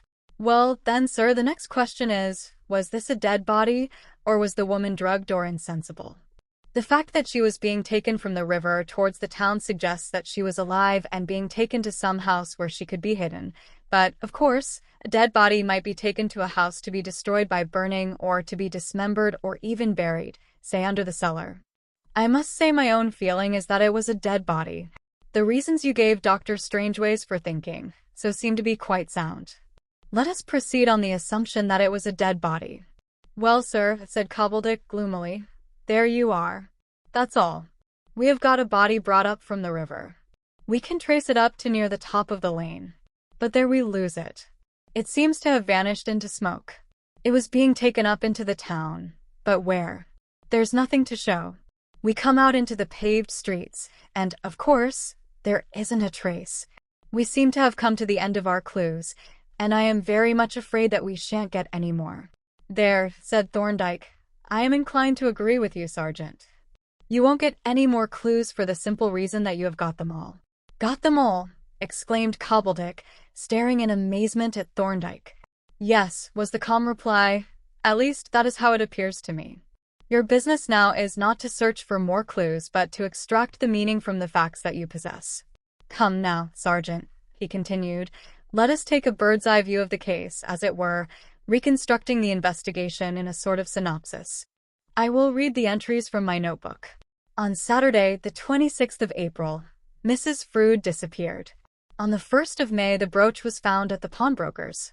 On the 7th of May, the box of tablets and the bag were found on the shore at Chatham, apparently fixing the place of the crime.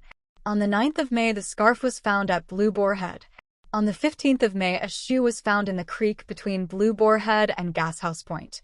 On the 25th of May, the second shoe was found on the gridiron near Gashouse Point.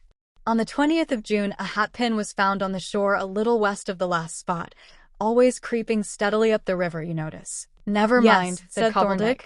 I noticed that, and I'm hanged if I can account for it. Then on the 14th of July, 4 articles were found. Near the bottom of the lane, a button. Near the middle of the lane, a hat pin, and abreast of it in the field, the hat itself. Finally, at the top of the lane in the field, you found the missing key. I don't see what the key has got to do with it, said the sergeant. It don't seem to me to be in the picture. Doesn't it? Said Thorndyke. Just consider a moment, Sergeant. But perhaps you have forgotten the date on which the key disappeared. I don't know that I ever noticed when it was lost. It wasn't lost, said Thorndyke. It was taken away, probably out of the gate, and afterwards thrown over the fence. But I dare say Dr. Strangeways can give you the date. I reflected for a few moments. Let me see, said I. It was a good while ago, and I remember that it was a Saturday, because the men who were filling the holes in the city wall had knocked off at noon for a weekend. Now when was it? I went to the wine merchant's that day, and I paused with a sudden shock of recollection. Why? I exclaimed. It was the Saturday, the day Mrs. Frood disappeared. Cobbledick seemed to stiffen in his chair as he suddenly turned a startled look at Thorndyke. Yes, agreed the latter. The key disappeared during the morning of the 26th of April, and Mrs. Frood disappeared on the evening of the same day. That is a coincidence in time. And if you consider what gate it was that this key unlocked, that it gave entrance, and also excluded entrance, to an isolated, enclosed area of wasteland in which excavations and fillings in were actually taking place, I think you will agree that there is matter for investigation. As Thorndyke was speaking, Cobbledick's eyes opened wider and wider, and his mouth exhibited a like change. Good Lord, sir, he exclaimed at length. You mean to say? No, I don't, Thorndyke interrupted with a smile. I am merely drawing your attention to certain facts which seem to have escaped it. You said that there was no hint of a place to which the body could have been conveyed. I point out a hint which you have overlooked. That is all. It is a pretty broad hint, too, said Cobbledick, and I am going to lose no time in acting on it. Do you happen to know, Doctor, who employed the workmen? I gathered that Japp and Bundy had the contract to repair the wall. At any rate, they were supervising the work, and they will be able to tell you where to find the foreman. Probably they have a complete record of the progress of the work. You know Mr. Japp's address on Boley Hill, I suppose, and Mr. Bundy lives over the office. I'll call on him at once, said Cobbledick, and see if he can give me the particulars, and I'll get him to lend me the key. I suppose you two gentlemen wouldn't care to come and have a look at the place with me. I don't see why not, said Thorndyke. But I particularly wish not to appear in connection with the case, so I will ask you to say nothing to anyone of your having spoken to me about it, and, of course, we go to the place alone. Certainly, the sergeant agreed emphatically. We don't want any outsiders with us. Then, if you will wait for me here, I will get back as quickly as I can. I hope Mr. Bundy is at home. He snatched up his hat and darted out of the office, full of hope and high spirits. Thorndyke's suggestion had rejuvenated him.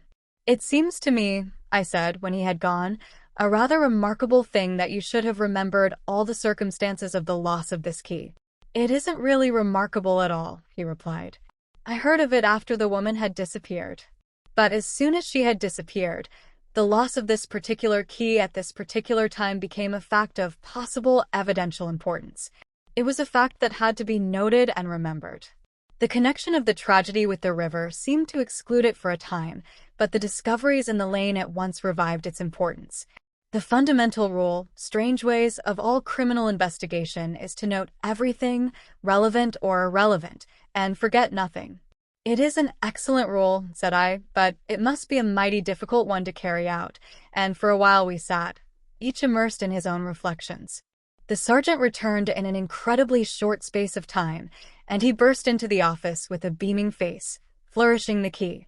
I found him at home, said he, and I've got all the necessary particulars, so we can take a preliminary look round. He held the door open, and when we had passed out, he led the way down the little street at a pace that would have done credit to a sporting lamplighter. A very few minutes brought us to the gate, and when he had opened it and locked it behind us, he stood looking round the weed-grown enclosure as if doubtful where to begin. Which patch in the wall is the one they were working at when the key disappeared? Thorndyke asked. The last but one to the left, was the reply. Then we had better have a look at that first, said Thorndyke. It was a ready-made excavation. We advanced towards the ragged patch in the wall, and as we drew near I looked at it with a tumult of emotions that swamped mere anxiety and expectation. I could see what Thorndyke thought, and that perception amounted almost to conviction. Meanwhile, my colleague and the sergeant stepped close up to the patch and minutely examined the rough and slovenly joints of the stonework. There is no trace of its having been opened, said Thorndyke. But there wouldn't be. I think we had better scrape up the earth at the foot of the wall. Something might easily have been dropped and trodden in the darkness. He looked towards the shed in which a couple of empty lime barrels still remained, and, perceiving there a decrepit shovel, he went and fetched it. Returning with it, he proceeded to turn up the surface of the ground at the foot of the wall, depositing each shovelful of earth on a bare spot and spreading it out carefully. For some time there was no result, but he continued methodically, working from one end of the patch towards the other. Suddenly Cobbledick uttered an exclamation and stooped over a freshly deposited shovelful. "By the Lord," he ejaculated, "it is a true bill." "You were quite right, sir." He stood up, holding out between his finger and thumb a small bronze button bearing an embossed Tudor rose. Thorndyke glanced at me as I took the button from the sergeant and examined it. "Yes," I said, "it is unquestionably one of her buttons." "Then," said he, "we have got our answer. The solution of the mystery is contained in that patch of new rubble." The sergeant's delight and gratitude were quite pathetic. Again and again he reiterated his thanks, regardless of Thorndyke's disclaimers and commendations of the officer's own skillful and patient investigation. "All the same," said Cobbledick as he locked the gate and pocketed the key, "we haven't solved the whole problem. We may say that we have found the body, but the problem of the crime and the criminal remains. I suppose, sir, you don't see any glimmer of light in that direction." "A glimmer, perhaps," replied Thorndyke, "but it may turn out to be but a mirage. Let us see the body. It may have a clearer message for us than we expect." Beyond this rather cryptic suggestion he refused to commit himself, nor, when we had parted from the sergeant, could I get anything more definite out of him. "It is useless to speculate," he said, by way of closing the subject. "We think that we know what is inside that wall. We may be right, but we may possibly be wrong. A few hours will settle our doubts. If the body is there, it may tell us all that we want to know." This last observation left me more puzzled than ever. The condition of the body might, and probably would, reveal the cause of death and the nature of the crime, but it was difficult to see how it could point out the identity of the murderer. However, the subject was closed for the time being, and Thorndyke resolutely refused to reopen it until the fresh data were available. Chapter 15. The End of the Trail. Shortly after breakfast on the following morning, Sergeant Cobbledick made his appearance at my house. I found him in the consulting room, walking about on tiptoe with his hat balanced in his hands, and evidently in a state of extreme nervous tension. "I have got everything in train, Doctor," said he, declining a seat. "I dug up the foreman yesterday evening, and he dug up one of his mates to give him a hand, if necessary, and I have the authority to open the wall. So we are all ready to begin. The two men have gone down to the place with their tools, and Mr. Bundy has gone with them to let them in. He didn't much want to go, but I thought it best that either he or Mr. Japp should be present. It is their wall, so to speak. I suppose you are coming to see the job done. Is there any need for me to be there?" I asked. Cobbledick looked at me in surprise. He had evidently assumed that I should be eager to see what happened. "Well," he replied, "you are the principal witness to the identity of the remains. You saw her last, you know. What is your objection, Doctor?" I was not in a position to answer this question. I could not tell him what this last and most horrible search meant to me, and apart from my personal feelings in regard to poor Angelina, there was no objection at all, but, on the contrary, every reason why I should be present. It isn't a very pleasant affair, I replied, seeing that I knew the lady rather well. However, if you think I had better be there, I will come down with you. I certainly think your presence would be a help, said he. We don't know what may turn up, and you know more about her than anybody else. Accordingly, I walked down with him, and when he had admitted me with his key, Bundy had presumably used the duplicate, he closed the gate and locked it from within. The actual operations had not yet commenced, but the foreman and his mate were standing by the wall, conversing affably with Bundy, who looked nervous and uncomfortable, evidently relishing his position no more than I did mine. "This is a gruesome affair, John, isn't it?" he said in a low voice. "I don't see why old Cobbledick wanted to drag us into it. It will be an awful moment when they uncover her, if she is really there. I'm frightfully sorry for you, old chap. I should have had to see the body in any case," said I, "and this is less horrible than the river." Here my attention was attracted by the foreman, who had just drawn a long, horizontal chalk line across the patch of new rubble, a little below the middle. "That's about the place where we left off that Saturday, so far as I remember," he said. "We had built up the outer case, and we filled in the hollow with loose bricks and stones, but we didn't put any mortar to them until Monday morning. Then we mixed up a lot of mortar, quite thin, so that it would run, and poured it on top of the loose stuff. Rum way of building a wall, isn't it?" observed Cobbledick. The foreman grinned. "It ain't what you'd call the highest class of masonry," he admitted. "But what can you expect to do with a gang of corner boys who've never done a job of real work in their lives?" "No, that's true," said the sergeant. "But you made a soft job for the grave diggers, didn't you? Why, they'd only got to pick out the loose stuff and then dump it back on top when they'd put the body in. Then you came along on Monday morning and finished the job for them with 1 or 2 buckets full of liquid mortar. How long would it have taken to pick out that loose stuff?" "Lord bless yer," was the answer. "One man who meant business could have picked the whole lot out by hand in an hour, and he could have chucked it back in less. As you say, Sergeant, it was a soft job." While they had been talking, the foreman's familiar demon had been making a tentative attack on the outer casing with a great, chisel-ended steel bar and a mason's hammer. The foreman now came to his aid with a sledgehammer, the first stroke of which caused the shoddy masonry to crack in all directions like pie crust. Then the fractured pieces of the outer shell were prized off, revealing the loose stuff within. And uncommonly loose it was, so loose that the unjoined bricks and stones, with their adherent gouts of mortar, came away at the lightest touch of the great crowbar. As soon as a breach had been made at the top of the patch, the laborer climbed up and began flinging out the separated bricks and stones. Then he attacked a fresh course of the outer shell with a pick, and so exposed a fresh layer of the loose filling. "There'll be a fresh job for the unemployed to build this up again," the sergeant observed with a sardonic smile. "Ah," replied the foreman, "there generally is a fresh job when you take on a crowd of casuals. Wonderful provident men are casuals. Don't they take no thought for the morrow? What oh?" At this moment the laborer stood upright on his perch and laid down his pick. "Well, I'm blowed," he exclaimed. "This is a rum go, this is." "What's a rum go?" demanded the foreman. "Why, here's a whole bed of dry quicklime," was the reply. "Huh!" exclaimed the sergeant, knitting his brows anxiously. The foreman scrambled up, and after a brief inspection confirmed the man's statement. "Quicklime it is, sure enough. Just hand me up that shovel, Sergeant."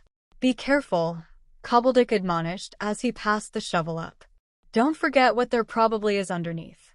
The foreman took the shovel and began very cautiously to scrape away the surface, flinging the scrapings of lime out onto the ground, where they were eagerly scrutinized. Thus the work went on for about a quarter of an hour, picked out the larger without lumps any result beyond the accumulation on the ground below of a small heap of lime.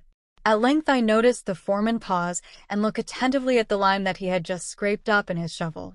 "Here's something that I don't fancy any of our men put in," he said, picking the object out and handing it down to the sergeant. The latter took it from him and held it out for me to see. It was another of Angelina's coat buttons. In the course of the next few minutes, 2 more buttons came to light, and almost immediately afterwards I saw the laborer stoop suddenly and stare down at the lime with an expression that made my flesh creep, as he pointed something out to the foreman. "Ah," the latter exclaimed. "Here she is. But, my word, there ain't much left of her. Look at this, Sergeant." Very gingerly, and with an air of shuddering distaste, he picked something out of the lime and held it up, and even at that distance I could see that it was a human ulna. Cobbledick took it from him with the same distasteful and almost fearful manner, and held it towards me for inspection. I glanced at it and looked away. "Yes," I said. "It is a human arm bone." On this, Cobbledick beckoned for the laborer to come down, and, taking out his official notebook, wrote something in pencil and tore out the leaf. "Take this down to the station and give it to Sergeant Brown. He will tell you what else to do."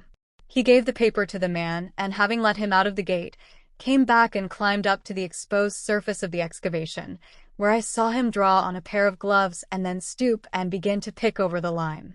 "This is a horrid business, isn't it?" said Bundy. "Why the deuce couldn't Cobbledick carry on by himself?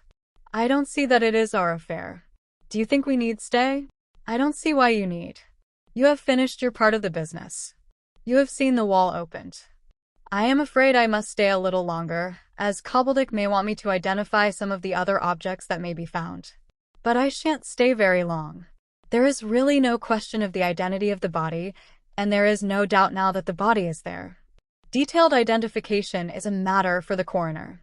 As we were speaking, we walked slowly away from the wall among the mounds of rubbish, now beginning to be hidden under a dense growth of nettles, ragwort, and thistles. It was a desolate, neglected place, sordid of aspect and contrasting unpleasantly in its modern squalor with the dignified decay of the ancient wall. We had reached the further fence and were just turning about, when the sergeant hailed me with a note of excitement in his voice. I hurried across and found him standing up with his eyes fixed on something that lay in the palm of his gloved hand. "This seems to be the ring that you described to me, Doctor," said he. "Will you just take a look at it?" He reached down and I received in my hand the little trinket of deep-toned yellow gold that I remembered so well. I turned it over in my palm, and as I looked on its mystical signs, its crude, barbaric workmanship, and the initials SE, scratched inside, the scene in that dimly lighted room years ago, it seemed to me now, rose before me like a vision. I saw the gracious figure in the red glow of the lamp and heard the voice that was never again to sound in my ears, telling the story of the little bauble, and for a few moments, the dreadful present faded into the irredeemable past. "There isn't any doubt about it, is there, Doctor?" the sergeant asked anxiously. "None whatever," I replied. "It is unquestionably Mrs. Frood's ring." "That's a mercy," said Cobbledick, "because we shall want every atom of identification that we can get. The body isn't going to help us much. This lime has done its work to a finish. There's nothing left, so far as I can see, but the skeleton and the bits of metal belonging to the clothing. Would you like to come up and have a look, Doctor?" "There isn't much to see yet, but I have uncovered some of the bones." "I don't think I will come up, Sergeant, thank you," said I. "When you have finished, I shall have to look over what has been found, as I shall have to give evidence at the inquest. And I think I need hardly stay any longer. There is no doubt now about the identity, so far as we are concerned, at any rate." "No," he agreed. "There is no doubt in my mind, so I need not keep you any longer if you want to be off. But before you go, there is one little matter that I should like to speak to you about." He climbed down to the ground and, walking away with me a little distance, continued. "You see, Doctor, some medical man will have to examine the remains, so as to give evidence before the coroner. If it is impossible to identify them as the remains of Mrs. Frood, it will have to be given in evidence that they are the remains of a person who might have been Mrs. Frood, that they are the remains of a woman of about her size and age, I mean. Of course, the choice of the medical witness doesn't rest with the police, but if you would care to take on the job, our recommendation would have weight with the coroner. You see, you are the most suitable person to make the examination, as you actually knew her." I shook my head emphatically. "For that very reason, Sergeant, I couldn't possibly undertake the duty. Even doctors have feelings, you know. Just imagine how you would feel yourself, pawing over the bones of a woman who had once been your friend." Cobbledick looked disappointed. "Yes," he admitted, "I suppose there is something in what you say. But I didn't think doctors troubled about such things very much, and you have got such an eye for detail, and such a memory. However, if you'd rather not, there is an end of the matter." He climbed back regretfully to the opening in the wall, and I rejoined Bundy. "I have finished here now," said I. "That was a ring of hers that Cobbledick had found. Are you staying any longer?" "Not if you are going away," he replied. "I am not wanted now, and I can't stick this charnel house atmosphere. It is getting on my nerves. Let us clear out. We walked towards the entrance with a feeling of relief at escaping from the gruesome place, and had arrived within a few yards of it when there came a loud knocking at the gate, at which Bundy started visibly. "Good Lord," he exclaimed. "It's like Macbeth. Here, take my key and let the beggars in, whoever they are." I unlocked the gate and threw it open, when I saw, standing in the lane, two men, bearing on their shoulders a rough, unpainted coffin, and accompanied by the laborer, who carried a large sieve. I stood aside to let them pass in, and when they had entered, Bundy and I walked out, shutting and locking the gate after us. We made our way up the lane in silence, for there was little to say but much to think about. Indeed, I would sooner have been alone, but the gruesome atmosphere of the place we had come from seemed to have affected Bundy's spirits so much that I thought it only kind to ask him to come back to lunch with me, an invitation that he accepted with avidity.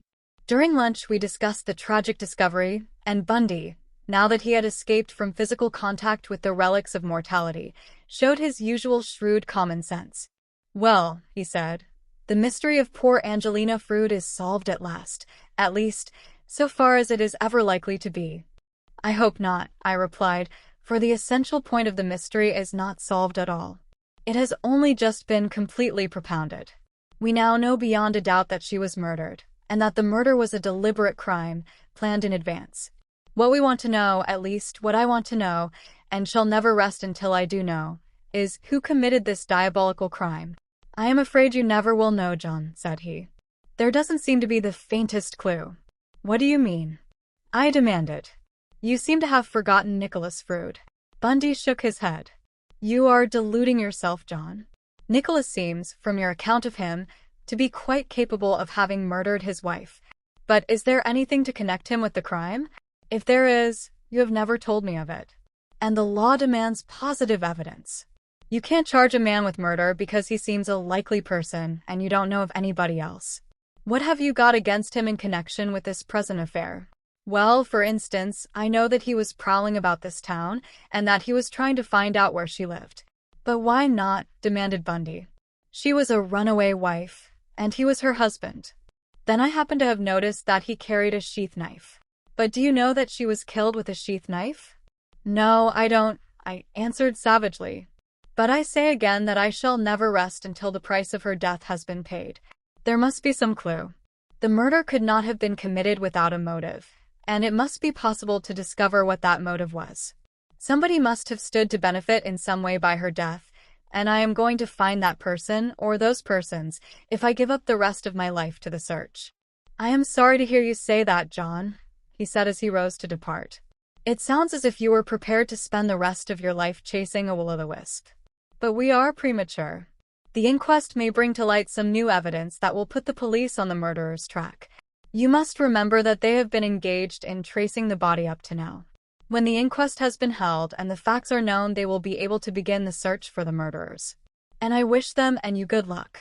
I was rather glad when he was gone, for his dispassionate estimate of the difficulties of the case only served to confirm my own secret hopelessness, for I could not deny that these wretches seemed to have covered up their tracks completely. In the 3 months that had passed, no whisper of any suspicious circumstance had been heard. From the moment when poor Angelina had faded from my sight into the fog to that of her dreadful reappearance in the old wall, no human eye seemed to have seen her. And now that she had come back, what had she to tell us of the events of that awful night? The very body on which Thorndyke had relied for evidence, at least, of the manner of the crime, had dwindled to a mere skeleton such as might have been exhumed from some ancient tomb. The cunning of the murderers had outwitted even Thorndyke. The thought of my friend reminded me that I had to report to him the results of the opening of the wall, results very different from what he had anticipated when he had given the sergeant the too fruitful hint. I accordingly wrote out a detailed report, so far as my information went, but I held it back until the last post in case anything further should come to my knowledge. And it was just as well that I did, for about 8 o'clock, Cobbledick called to give me the latest tidings. "Well, Doctor," he said, with a smile of concentrated benevolence, "I have got everything in going order. I have seen the coroner and made out a list of witnesses. You are one of them, of course. In fact, you are the star witness. You were the last person to see her alive, and you were present at the exhumation. Dr. Baines, he's rather a scientific gentleman, is to make the post-mortem examination and tell us the cause of death if he can. He won't have much to go on. The lime has eaten up everything. It would naturally after 3 months, but the bones look quite uninjured, so far as I could judge.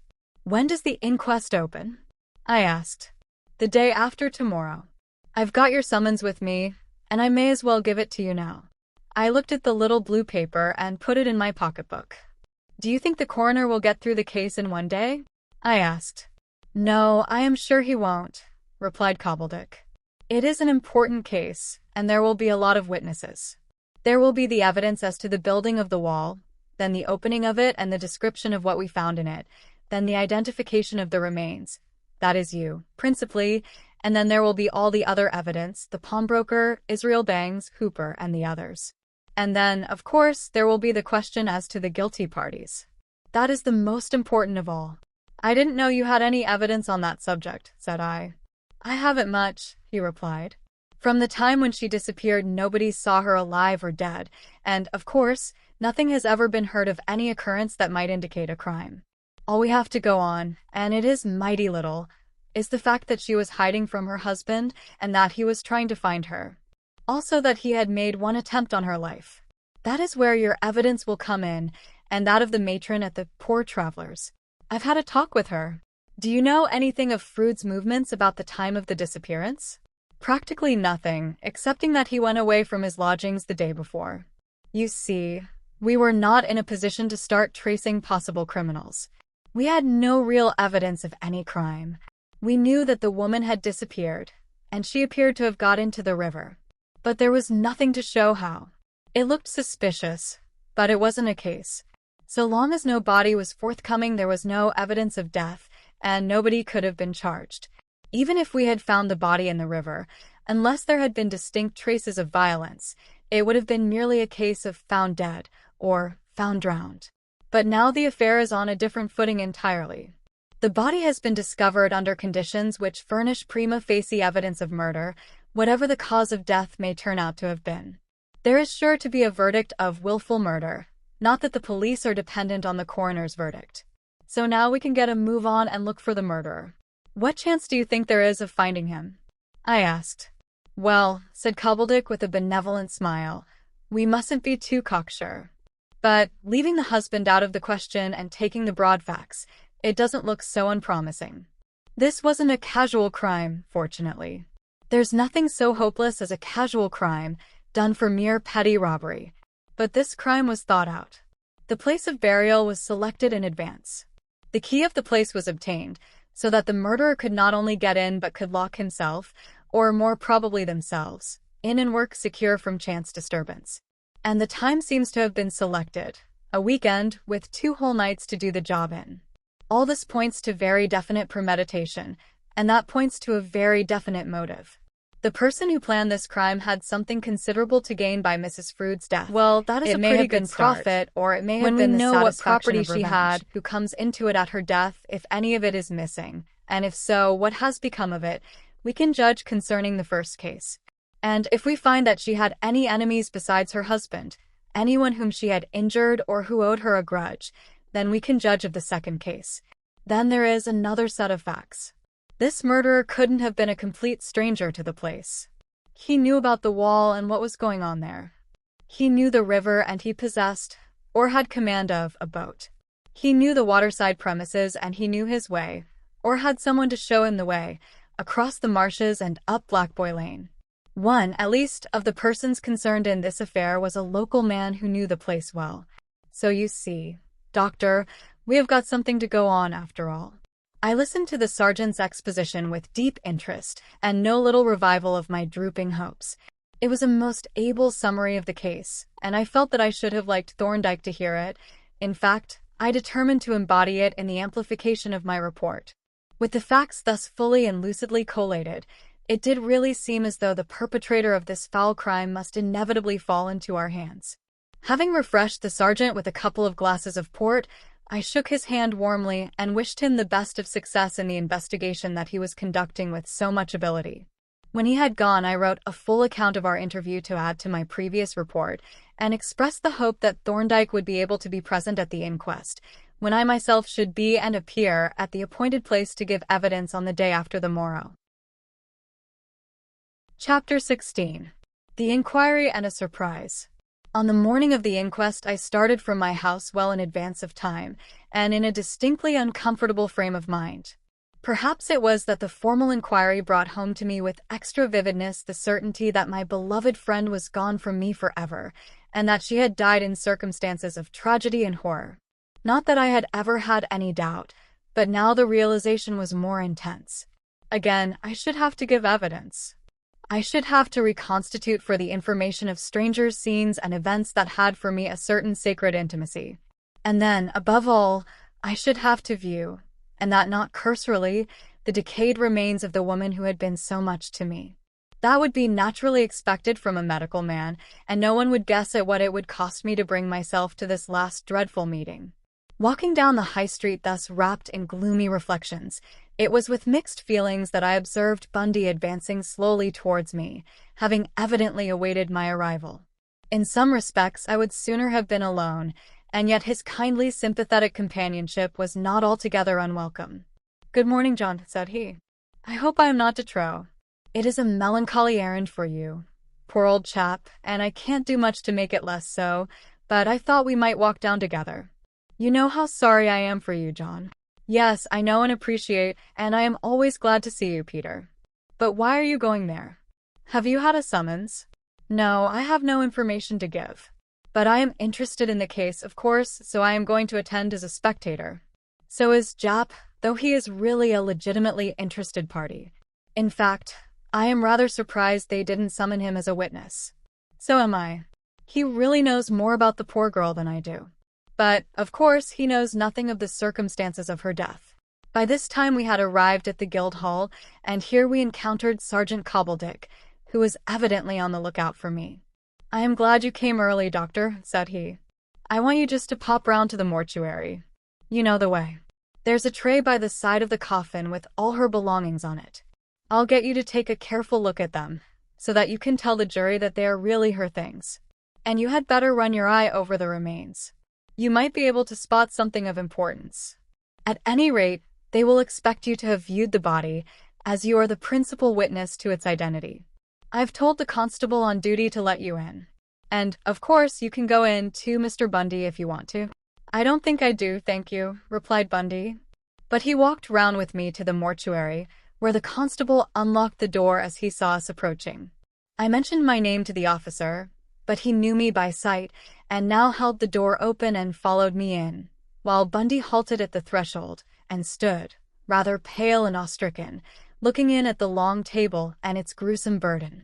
The tray of which Cobbledick had spoken was covered with a white tablecloth, and on this the various objects were arranged symmetrically like the exhibits in a museum. At the top was the hat, flanked on either side by a silver-headed hatpin. The carefully smoothed scarf was spread across horizontally. The 6 coat buttons were arranged in a straight vertical line, and the 2 shoes were placed at the bottom center.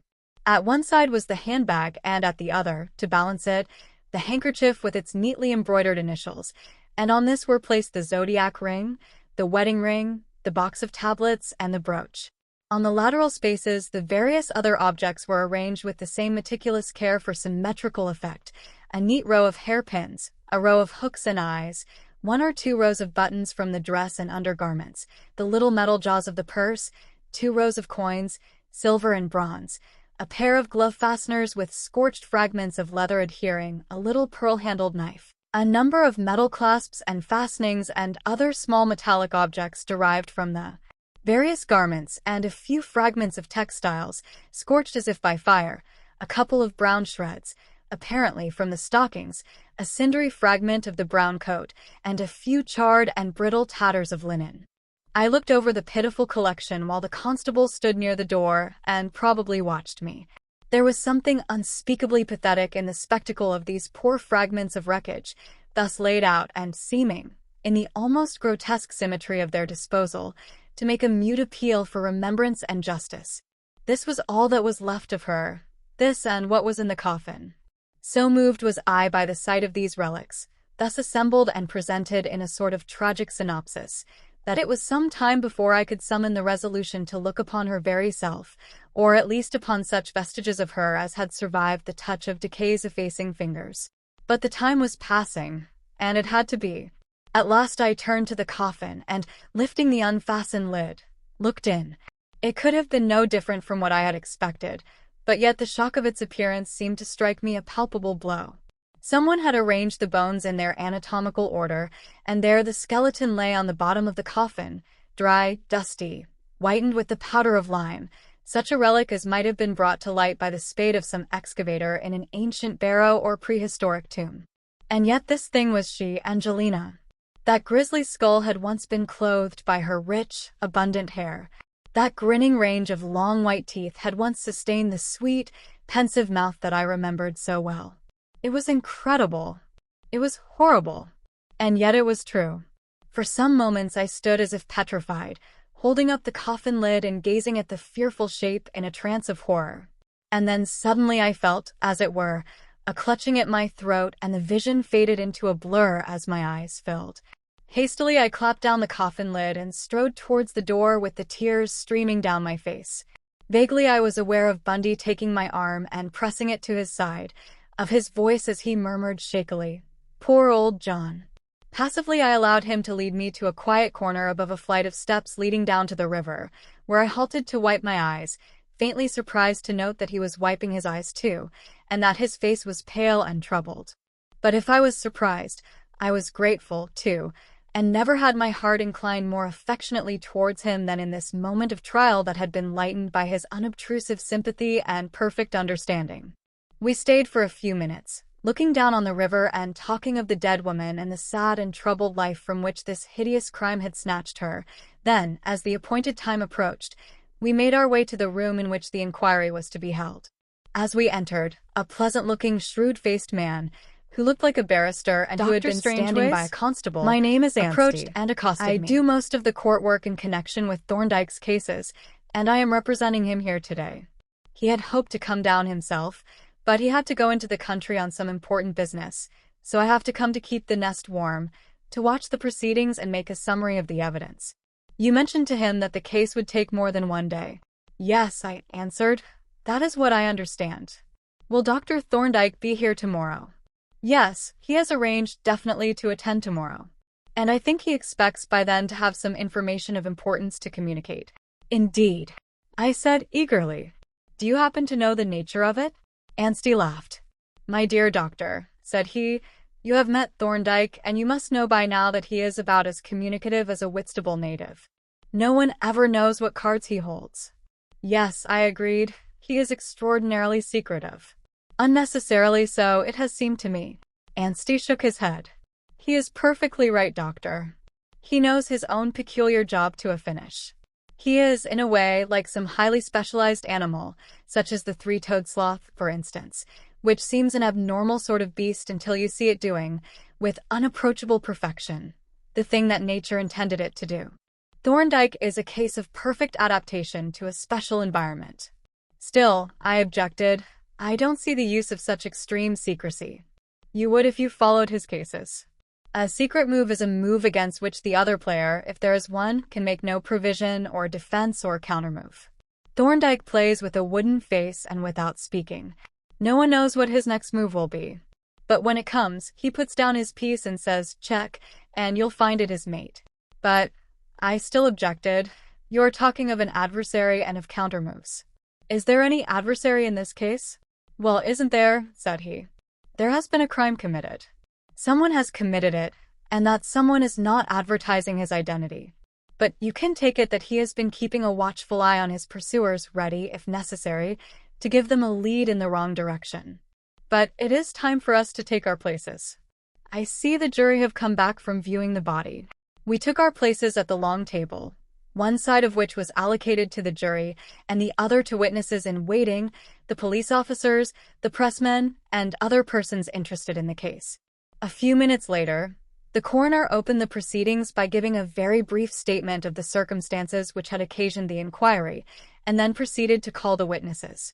The first witness was Sergeant Cobbledick, whose evidence took the form of a statement covering the whole history of the case, beginning with Mr. Japp's notification of the disappearance of Mrs. Frood and ending with the opening of the wall and the discovery of the remains. The latter part of the evidence was given in minute detail and included a complete list of the objects found with the remains. "Does any juryman wish to ask the witness any questions?" the coroner inquired when the lengthy statement was concluded.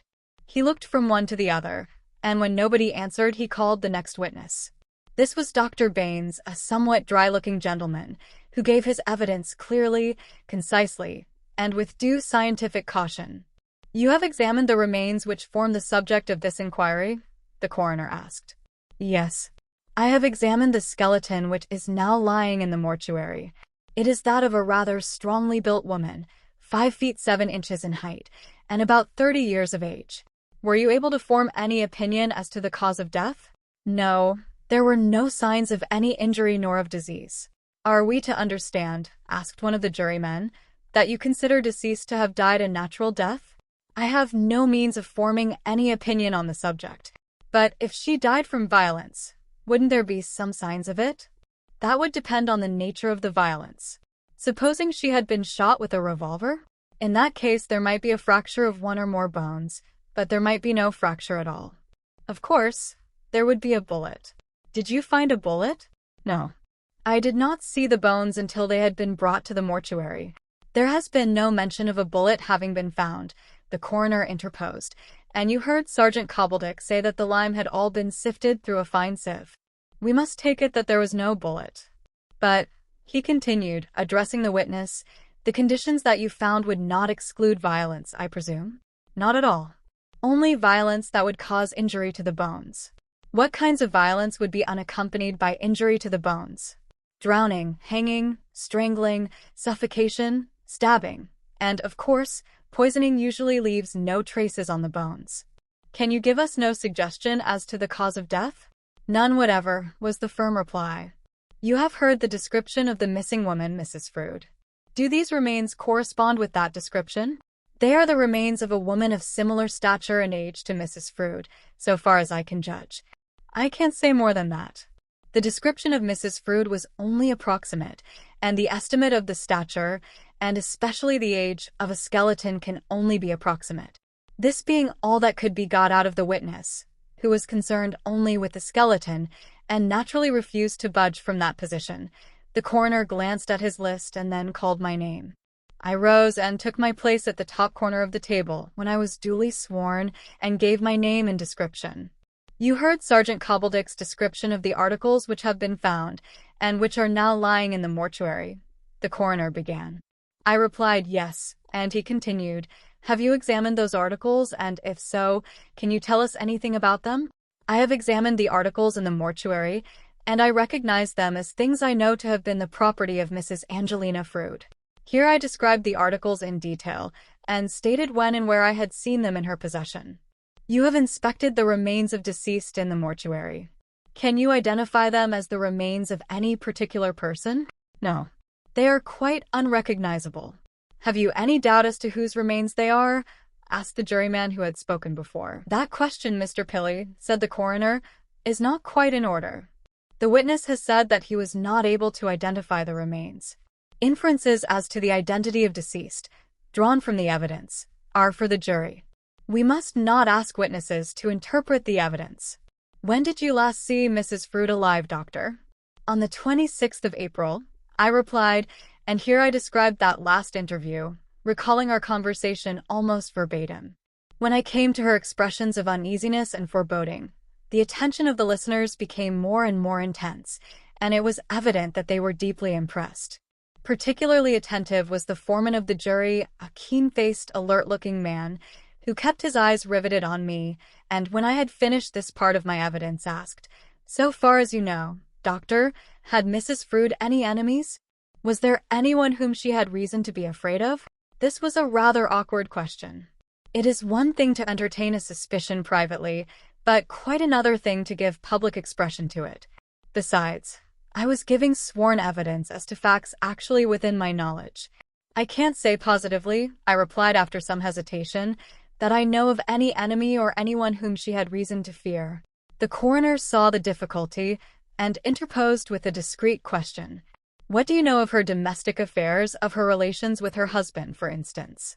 This put the matter on the basis of fact, and I was able to state what I knew of her unhappy married life in Rochester and previously in London, and further questions elicited my personal observations as to the character and personality of her husband. My meeting with him at Dartford Station, the incidents in the poor traveller's rest house, the meeting with him on the bridge, all were given in full detail and devoured eagerly by the jury. And from their questions and their demeanor it became clear to me that they were in full cry after Nicholas Frood. The conclusion of my evidence brought us to the luncheon hour. I had, of course, to take Mr. Anstey back to lunch with me, and a certain wistfulness in Bundy's face made me feel that I ought to ask him too. I accordingly presented them to one another and issued the invitation. "I am delighted to meet you, Mr. Bundy," Anstey said heartily. "I have heard of you from my friend Thorndyke, who regards you with respectful admiration." "Does he?" said Bundy, blushing with pleasure, but looking somewhat surprised. "I can't imagine why. But are you an expert, too?" "Bless you, no," laughed Anstey. "I am a mere lawyer, and on this occasion, what is known technically as a devil. Technically, you understand. I am watching this case for Thorndyke." "But I didn't know that Dr. Thorndyke was interested in the case," said Bundy in evident perplexity. "He is interested in everything of a criminal and horrid nature," replied Anstey. "He never lets a really juicy crime mystery pass without getting all the details, if possible. You see, they are his stock in trade." "But he never would discuss this case. Not seriously," objected Bundy. "Probably not," said Anstey. "Perhaps there wasn't much to discuss. But wait till the case is finished. Then he will tell you all about it." "I see," said Bundy. "He is one of those prophets who predict after the event." "And the proper time, too," retorted Anstey. "It is no use being premature." The conversation proceeded on this plane of playful repartee until we arrived at my house, where Mrs. Dunk, having bestowed a wooden glance of curiosity at Anstey and a glare of defiance at Bundy, handed me a telegram addressed to our Anstey, K.C., care of Dr. Strangeways. I passed it to Anstey, who opened it and glanced through it. "What shall I say in answer?" he asked, placing it in my hand. I read the message and was not a little puzzled by it. "Ask Strangeways come back with you tonight. Very urgent. Reply time and place." "What do you suppose he wants me for?" I asked. "I never suppose in regard to Thorndyke," he replied. "But if he says it is urgent, it is urgent. Can you come up with me?" "Yes, if it is necessary." "It is. Then I'll say yes. And you had better arrange to stay the night. There is a spare bedroom at his chambers, and come down with him in the morning." "Can you manage that?" "Yes," I replied, "and you can say that we shall be at Charing Cross by 7:15. I could see that this transaction was as surprising to Bundy as it was to me. But, of course, he asked no questions, nor could I have answered them if he had. Moreover, there was not much time for discussion, as we had to be back in the courtroom by 2:00, and what talk there was consisted mainly of humorous comments by Anstey on the witnesses and the jury. Having sent off the telegram on our way down, we took our places once more, and the proceedings were resumed punctually by the calling of the foreman of the repairing gang, who deposed to the date on which the particular patch of rubble was commenced and finished, and its condition when the men knocked off work on Saturday, the 26th of April. He also mentioned the loss of the key, but could give no particulars. The cross-examination elicited the facts that he had communicated to Cobbledick and me as to the state of the loose filling. How many men, the coroner asked, would it have taken to bury the body in the way in which it was buried, and how long? One man could have done it easily in one night, if he could have got the body there. The stuff in the wall was all loose, and it was small stuff, easy to handle. No building had to be done. It was just a matter of shoveling the lime in and then chucking the loose stuff in on top. And the lime was handy to get at in the shed, and one of the barrels was open. Can you say certainly when the body was buried? It must have been buried on the night of the 26th of April or on the 27th, because on Monday morning, the 28th, we ran the mortar in, and by that evening we had got the patch finished. The next witness was the laborer, Thomas Evans, who had lost the key. His account of the affair was as follows. On the morning of Saturday, the 26th of April, the foreman gave me the key, because he had to go to the office. I took the key and opened the gate, and I left the key in the lock for him to take when he came. Then I forgot all about it, and I suppose he did too, because he didn't say anything about it until we had knocked off work and were going out. Then he asked me where the key was, and I said it was in the gate. Then he went and looked, but it wasn't there. So we searched about a bit in the grounds and out in the lane, but we couldn't see nothing of it nowhere. When you let yourself in, did you leave the gate open or shut it?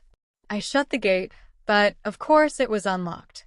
The key was outside, so that anyone passing up the lane could have taken it out without your noticing? Yes. We was working the other side of the grounds, so we shouldn't have heard anything if anybody had took it. That completed the evidence as to the key, and when Evans was dismissed, the matron of the poor travelers was called.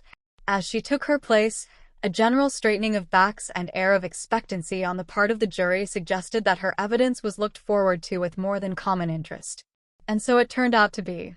Her admirably clear and vivid presentment of the man Nicholas Frood, his quarrelsome, emotional temperament, his shabby condition, his abnormal appearance, the evidences of his addiction to drink and drugs, his apparently destitute state, and, above all, the formidable sheath knife that he wore under his coat, were listened to with breathless attention and followed by a fusillade of eager and often highly improper questions. But the coroner was a wise and tactful man, and he unobtrusively intervened to prevent any irregularities, as, for instance, "It is not permissible," he observed blandly, "to ask a witness if a certain individual seemed to be a likely person to commit a crime.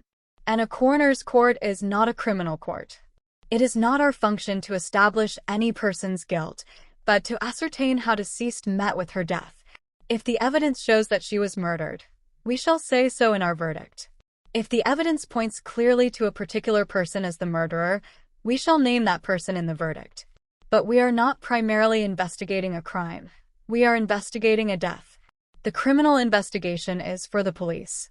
This reminder cooled the ardor of the criminal investigators somewhat, but there were signs of a fresh outbreak when Mrs. Gillow gave her evidence, for that lady, having a somewhat more lively imagination than the matron, tended to lure enterprising jurymen onto fresh indiscretions. She certainly enjoyed herself amazingly, and occupied a most unnecessary amount of time before she at length retired, dejected but triumphant, to the manifest relief of the coroner. This brought the day's proceedings to a close. There were a few more witnesses on the list, and the coroner hoped to take their evidence and complete the inquiry on the following day. As soon as the court rose, Anstey and I with Bundy proceeded to a tea shop hard by and, having refreshed ourselves with a light tea, set forth to catch our train at Strood Station.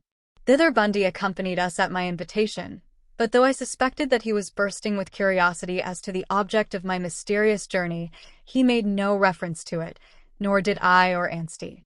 At the barrier at Charing Cross we found Thorndyke awaiting us, and Anstey, having delivered me into his custody and seen us into a taxicab that had already been chartered, wished us success and took his leave. Then the driver, who apparently had his instructions, started and moved out of the station. "I don't know," said I, "whether I may now ask what I am wanted for." "I should rather not go into particulars," he replied. "I want your opinion on something that I am going to show you, and I especially want it to be an impromptu opinion. Previous consideration might create a bias which would detract from the conclusiveness of your decision. However, you have only a few minutes to wait."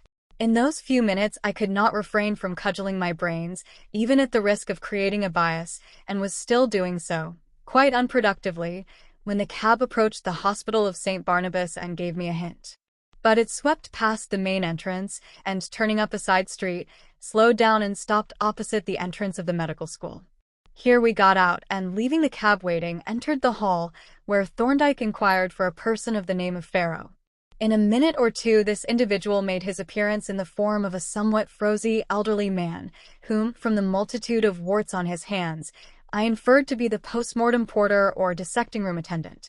He appeared to be a taciturn man, and he, too, evidently had his instructions, for he merely looked at us and then walked away slowly, leaving us to follow. Thus silently, he conducted us down a long corridor, across a quadrangle beyond which rose the conical roof of a theater, along a curved passage which followed the wall of the circular building and down a flight of stone steps which led into a dim, cement-floored basement, lighted by sparse electric bulbs and pervaded by a faint, distinctive odor that memory associated with the science of anatomy. From the main basement room Farrow turned into a short passage, where he stopped at a door and, having unlocked it, threw it open and switched on the light. When we entered and I looked around, it was a large, cellar-like room, lighted by a single powerful electric bulb fitted with a basin-like metal reflector and attached to a long, movable arm. The activities usually carried on in it were evident from the great tins of red lead on the shelves, from a large brass syringe fitted with a stopcock and smeared with red paint, and from a range of oblong slate tanks or coffers furnished with massive wooden lids. Still without uttering a word, the taciturn pharaoh swung the powerful lamp over one of the coffers and then drew off the lid. I stepped forward and looked in. The coffer was occupied by the body of a man, evidently, from the shaven head and the traces of red paint, prepared as an anatomical subject. I looked at it curiously, thinking how unhuman, how artificial it seemed, how like to a somewhat dingy waxwork figure. But as I looked, I was dimly conscious of some sense of familiarity stealing into my mind. Some chord of memory seemed to be touched. I stooped and looked more closely, and then suddenly I started up. "Good God!" I exclaimed. "It is Nicholas Frood." "Are you sure?" asked Thorndyke. "Yes, quite," I answered. "It was the shaved head that put me off, the absence of that mop of hair. I have no doubt at all. Still, let us have a look at the hands." Pharaoh lifted up the hands one after the other, and then, if there could have been any doubt, it was set at rest. The mahogany-colored stain was still visible, but much more conclusive were the bulbous fingertips and the misshapen, nutshell-like nails. There could be no possible doubt. "This is certainly the man I saw at Rochester," said I. "I am fully prepared to swear to that. But oughtn't he to have been identified by somebody who knew him better?" "The body has been identified this afternoon by his late landlady," replied Thorndyke. "But I wanted your confirmation, and I wanted you as a witness at the inquest. The identification is important in relation to the inquiry and the possible verdict."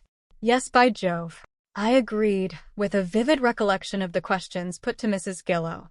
"This will come as a thunderbolt to the jury. But how, in the name of fortune, did he come here?" "I'll tell you about that presently," replied Thorndyke. He tendered a fee to the exhibitor, and when the latter had replaced the lid of the coffer, he conducted us back to our starting point and saw us into the waiting cab. 5A King's Bench Walk, Thorndyke instructed the driver, and as the cab started, he began his explanation. "This has been a long and weary search, with a stroke of unexpected good luck at the end. We have had to go through endless records of hospitals, police courts, poorhouses, infirmaries, and inquests. It was the records of an inquest that put us at last on the track, an inquest on an unknown man, supposed to be a tramp. Roughly, the history of the affair is this. Frood seems to have started for Brighton on the 25th of April, but for some unexplained reason, he broke his journey and got out at Horwell. What happened to him there is not clear. He may have overdosed himself with cocaine, but at any rate, he was found dead in a meadow, close to a hedge on the morning of the 26th. He was therefore dead before his wife disappeared. The body was taken to the mortuary and there carefully examined. But there was not the faintest clue to his identity. His pockets were searched, but there was not a vestige of property of any kind about him, not even the knife of which you have spoken.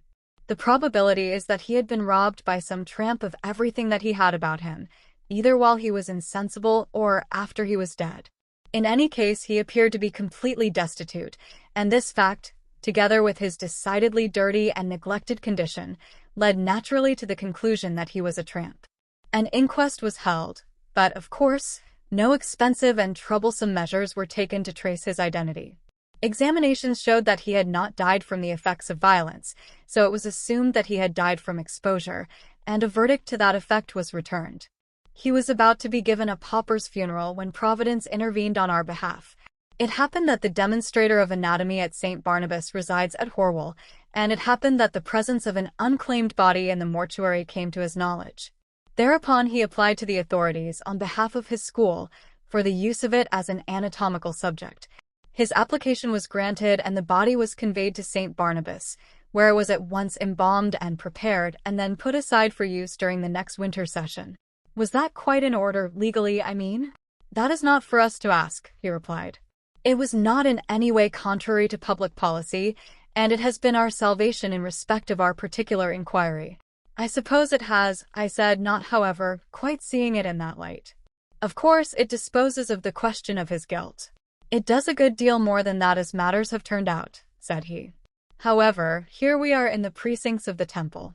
Let us dismiss Nicholas Frood from our minds for the time being, and turn our attention to the more attractive subject of dinner.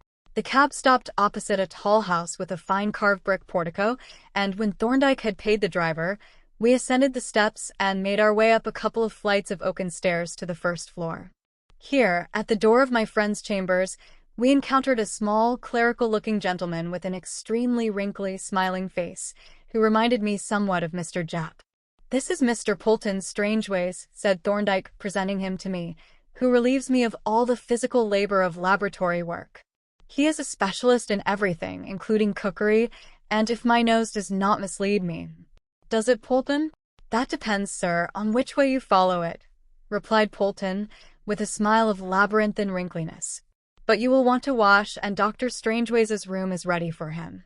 On this hint, Thorndyke conducted me to an upper floor and to a pleasant bedroom with an outlook on plane trees and ancient red-tiled roofs, where I washed and brushed up, and from whence I presently descended to the sitting room, whither Thorndyke's nose had already led him, and to good purpose too. "Mr. Polton has missed his vocation," I remarked, as I attacked his productions with appreciative gusto. "He ought to have been the manager of a West End club or a high-class restaurant." Thorndyke regarded me severely. "I am shocked at you, Strangeways," he said. "Do you suggest that a man who can make anything from an astronomical clock to a microscope objective, who is an expert in every branch of photographic technique, a fair analytical chemist, a microscopist, and general handicraftsman, should be degraded to the office of a mere superintendent cook? It is a dreadful thought." "I didn't understand that he was a man of so many talents and accomplishments," I said apologetically. "He is a most remarkable man," said Thorndyke, "and I take it as a great condescension that he is willing to prepare my meals. It is his own choice, an expression of personal devotion. He doesn't like me to take my food at restaurants or clubs. And, of course, he does it well because he is incapable of doing anything otherwise than well. You must come up and see the laboratories and workshop after dinner." We went up when we had finished our meal and discovered Polton in the act of cutting transverse sections of hairs and mounting them to add to the great collection of microscopic objects that Thorndyke had accumulated. He left this occupation to show me the great standing camera for copying, enlarging, reducing, and microphotography, to demonstrate the capabilities of a fine back-geared lathe, and to exhibit the elaborate outfit for analysis and assay work. "I had no idea," said I as we returned to the sitting room, "that medico-legal practice involved the use of all these complicated appliances." "The truth is," Thorndyke replied, "that medical jurisprudence is not a single subject, concerned with one order of knowledge. It represents the application of every kind of knowledge to the solution of an infinite variety of legal problems. And that reminds me that I haven't yet looked through Anstey's abstract of the evidence at the inquest, which I saw that he had left for me. Shall we go through it now? It won't take us very long. Then we can have a stroll round the temple or on the embankment before we turn in." "You are coming down to Rochester tomorrow?" I asked. "Yes," he replied. "The facts concerning Nicholas Frood will have to be communicated to the coroner, and it is possible that some other points may arise." "Now that Frood is definitely out of the picture," said I, "do you see any possibility of solving the mystery of this crime? I mean as to the identity of the guilty parties." He reflected a while. "I am inclined to think," he replied at length, "that I may be able to offer a suggestion. But, of course, I have not yet seen the remains." "There isn't much to be gleaned from them, I am afraid," said I. "Perhaps not," he answered. "Then," but we shall be able to judge better when we have read the evidence of the medical witness. However, he wasn't able to offer any opinion as to the cause of death. We must suspend our judgment until tomorrow." And with this he opened Anstey's summary and read through it rapidly, asking me a question now and again to amplify some point. When he had finished the abstract, which appeared to be very brief and condensed, he put it in his pocket and suggested that we should start for our proposed walk, and, though I made one or two attempts to reopen the subject of the inquiry, he was not to be drawn into any further statements. Apparently there was some point that he hoped to clear up by personal observation, and meanwhile he held his judgment in suspense. Thorndyke puts down his piece. The journey down to Rochester would have been more agreeable and interesting under different circumstances. Thorndyke kept up a flow of lively conversation to which I should ordinarily have listened with the keenest pleasure. But he persistently avoided any reference to the object of our journey, and as this was the subject that engrossed my thoughts and from which I was unable to detach them, his conversational efforts were expended on somewhat inattentive ears. In common politeness, I tried to make a show of listening and even of some sort of response. But the instant a pause occurred, my thoughts flew back to the engrossing subject and the round of fruitless speculation begun again. What was it that Thorndyke had in his mind? He was not making this journey to inform the coroner of Frood's death. That could have been done by letter, and moreover, I was the actual witness to the dead man's identity. There was some point that he expected to be able to elucidate, some evidence that had been overlooked. And that evidence seemed to be connected with that dreadful, pitiful thing that lay in the coffin, crying out, indeed, to heaven for retribution, but crying in a voice all inarticulate. But would it be inarticulate to him? He had seemed to imply an expectation of being able to infer from the appearance of those moldering bones the cause and manner of death, and even, so it had appeared to me, the very identity of the murderer. But how could this be possible? Dr. Baines had said that the bones showed no signs of injury. The soft structures of the body had disappeared utterly. What suggestion as to the cause of death could the bones offer? Chronic mineral poisoning might be ascertainable from examination of the skeleton, but not from a mere ocular inspection, and the question of chronic poisoning did not arise. Angelina was alive on the Saturday evening. Before the Monday morning her body was in the wall. Again and again I dismissed the problem as an impenetrable mystery, and still it presented itself afresh for consideration. A few words of explanation to the constable on duty at the mortuary secured our admission, or rather Thorndyke's, for I did not go in, but stood in the doorway, watching him inquisitively. He looked over the objects set out on the tray and seemed to be mentally checking them. Then he put on a pair of pince-nez and examined some of them more closely. From the tray he presently turned to the coffin, and, lifting off the lid, stood for a while, with his pince-nez in his hand, looking intently at the awful relics of the dead woman. From his face I could gather nothing. It was at all times a rather immobile face, in accordance with his calm, even temperament. Now it expressed nothing but interest and close attention. He inspected the whole skeleton methodically, as I could see by the way his eyes traveled slowly from the head to the foot of the coffin. Then, once more, he put on his reading glasses and stooped to examine more closely something in the upper part of the coffin. I judged it to be the skull. At length he stood up, put away his glasses, replaced the coffin lid, and rejoined me. "Has the sitting of the court begun yet?" he asked the constable. "They began about 5 minutes ago, sir," was the reply, on which we made our way to the courtroom where Thorndyke, having secured a place at the table, beckoned to the coroner's officer. "Will you hand that to the coroner, please?" said he, producing from his pocket a note in an official-looking blue envelope. The officer took the note and laid it down before the coroner, who glanced at it and nodded and then looked with sudden interest at Thorndyke. The witness who was being examined at the moment was the pawnbroker's daughter, and her account of the mysterious man with the mole on his nose was engaging the attention of the jury. While the examination was proceeding, the coroner glanced from time to time at the note. Presently he took it up and opened the envelope, and in a pause in the evidence, took out the note and turned it over to look at the signature. Then he ran his eyes over the contents, and I saw his eyebrows go up. But at that moment one of the jurymen asked a question, and the note was laid down while the answer was entered in the depositions. At length the evidence of this witness was completed, and the witness dismissed, when the coroner took up the note and read it through carefully. "Before we take the evidence of Israel Bangs, gentlemen," said he, "we had better consider some new facts which I think you will regard as highly important. I have just received a communication from Dr. John Thorndyke, who is a very eminent authority on medico-legal evidence. He informs me that the husband of the deceased, Nicholas Frood, is dead. It appears that he died about 3 months ago, but his body was not identified until yesterday, when it was seen by Frood's landlady and by Dr. Strangeways, who is here and can give evidence as to the identity. I propose that we first recall Dr. Strangeways and then ask Dr. Thorndyke, who is also present, to give us the further particulars."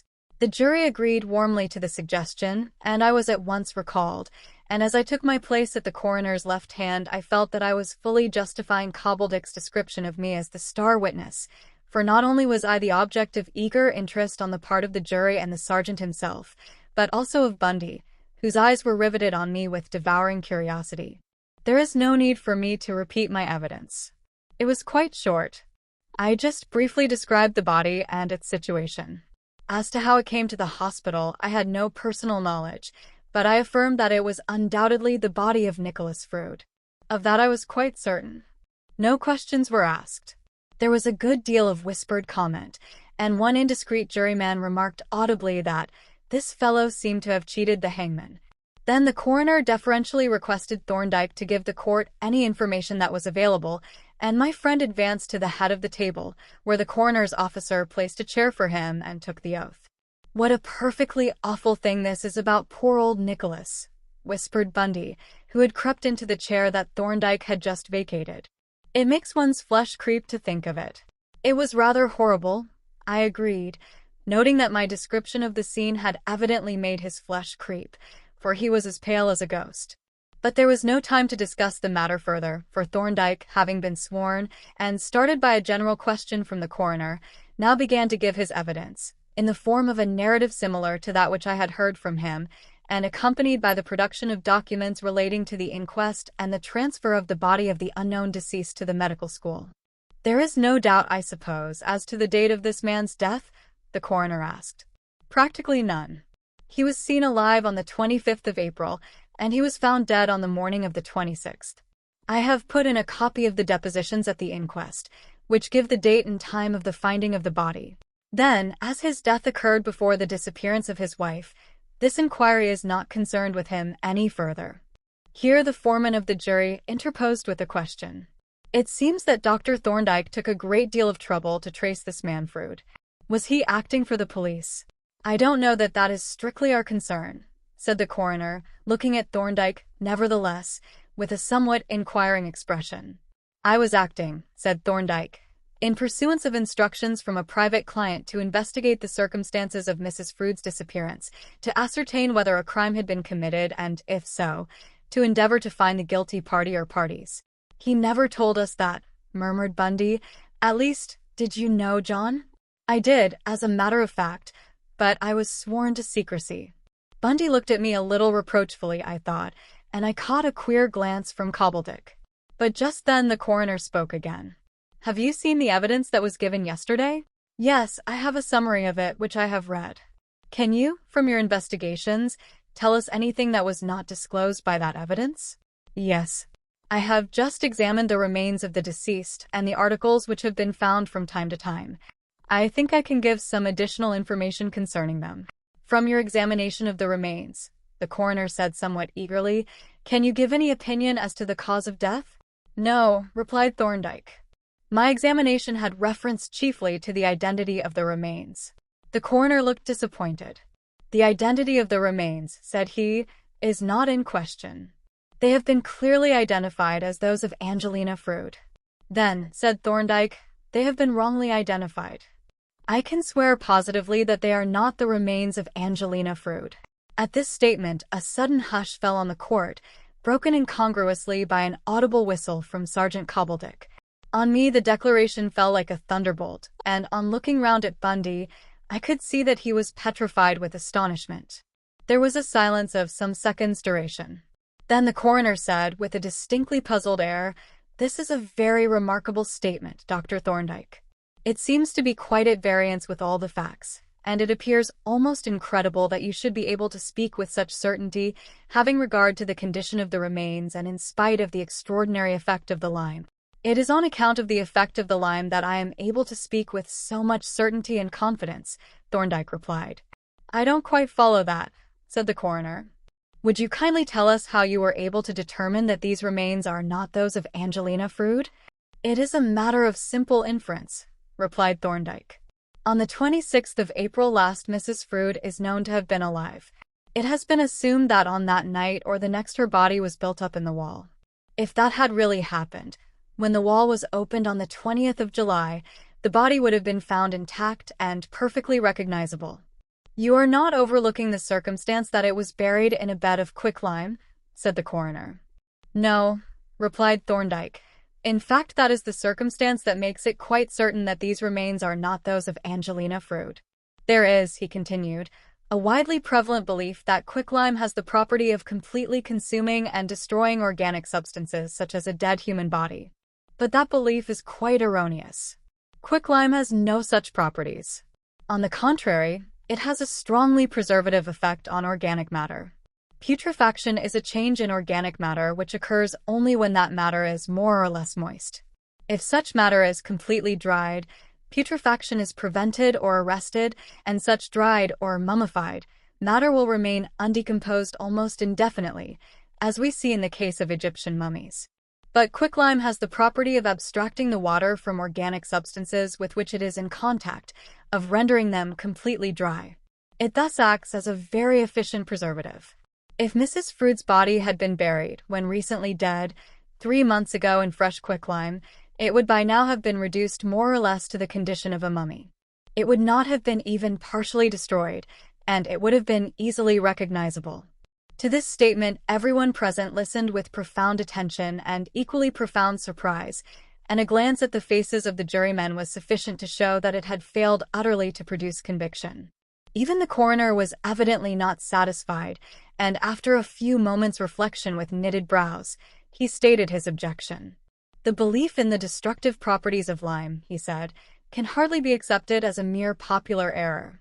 In the Crippen trial, you may remember that the question was raised, and one of the expert witnesses, no less an authority than Professor Pepper, gave it as his considered opinion that quicklime has these destructive properties, and that if a body were buried in a sufficient quantity of quicklime, that body would be entirely destroyed. You will agree, I think, that great weight attaches to the opinion of a man of Professor Pepper's great reputation. Undoubtedly, Thorndyke agreed. He was one of our greatest medico-legal authorities, though on this subject, I think, his views differed from those generally held by medical jurists. But the point is that this was an opinion, and that no undeniable facts were then available. But since that time, the matter has been put to the test of actual experiment, and the results of those experiments are definite facts. It is no longer a matter of opinion, but one of incontestable fact. What are the experiments that you refer to? The first practical investigation was carried out by Mr. A. Lucas, the director of the Government Analytical Laboratory and Assay Office at Cairo. He felt that the question was one of great medico-legal importance, and that it ought to be settled definitely. He accordingly carried out a number of experiments, of which he published the particulars in his treatise on forensic chemistry. I produce a copy of this book, with your permission, the foreman asked. The witness can't swear to another man's experiments. It is admissible in a coroner's court, was the reply. We are not bound as rigidly by the rules of evidence as a criminal court, for instance. It is relevant to the inquiry, and I think we had better hear it. I may say, said Thorndyke, that I have repeated and confirmed these experiments, but I suggest that, as the published cases are the recognized authority, I be allowed to quote them before describing my confirmatory experiments. The coroner having agreed to this course, he continued, the tests were made with the fresh bodies of young pigeons, which were plucked but not opened, and which were buried in boxes with loosely fitted covers, filled respectively with dry earth, slaked lime, chlorinated lime, quicklime, and quicklime suddenly slaked with water. These bodies were left thus buried for 6 months, the boxes being placed on the laboratory roof at Cairo. At the end of that period, the bodies were disinterred and examined with the following results. The body which had been buried in dry earth was found to be in a very bad condition. There was a considerable smell of putrefaction, and a large part of the flesh had disappeared. The body which had been buried in quicklime was found to be in good condition. It was dry and hard, the skin was unbroken, but the body was naturally shrunken. The other 3 bodies do not concern us, but I may say that none of them was as completely preserved as the one that was buried in quicklime. On reading the account of these experiments, I decided to repeat them, partly for confirmation and partly to enable me to give direct evidence as to the effect of lime on dead bodies. I used freshly killed rabbits from which the fur was removed by shaving, and buried them in roomy boxes in the same materials as were used in the published experiments. They were left undisturbed during the 6 summer months, and were then exhumed and examined. The rabbit which had been buried in dry earth was in an advanced stage of putrefaction, The one which had been buried in quicklime was free from any odor of decomposition. The skin was intact, and the body unaltered excepting that it was dry and rather shriveled. Mummified, in fact. It was more completely preserved than any of the others. The conclusion of this statement was followed by a slightly uncomfortable silence. The coroner stroked his chin reflectively, and the jurymen looked at one another with obvious doubt and distrust. At length Mr. Pilley gave voice to the collective sentiments. "It's all very well, sir, for this learned gentleman to explain to us that the lime couldn't have eaten up the body of the deceased. But it has. We've seen the bare bones with our own eyes. What's the use of saying a thing is impossible when it has happened?" Here Thorndyke produced from his pocket a sheet of notepaper and a fountain pen, and began to write rapidly, noting down, as I supposed, the jurymen's objections, which, however, the coroner proceeded to answer. Dr. Thorndyke's statement was that these bones are not the bones of Angelina Frood, that the body was not her body. "Still," said the foreman, "it was somebody's body, you know.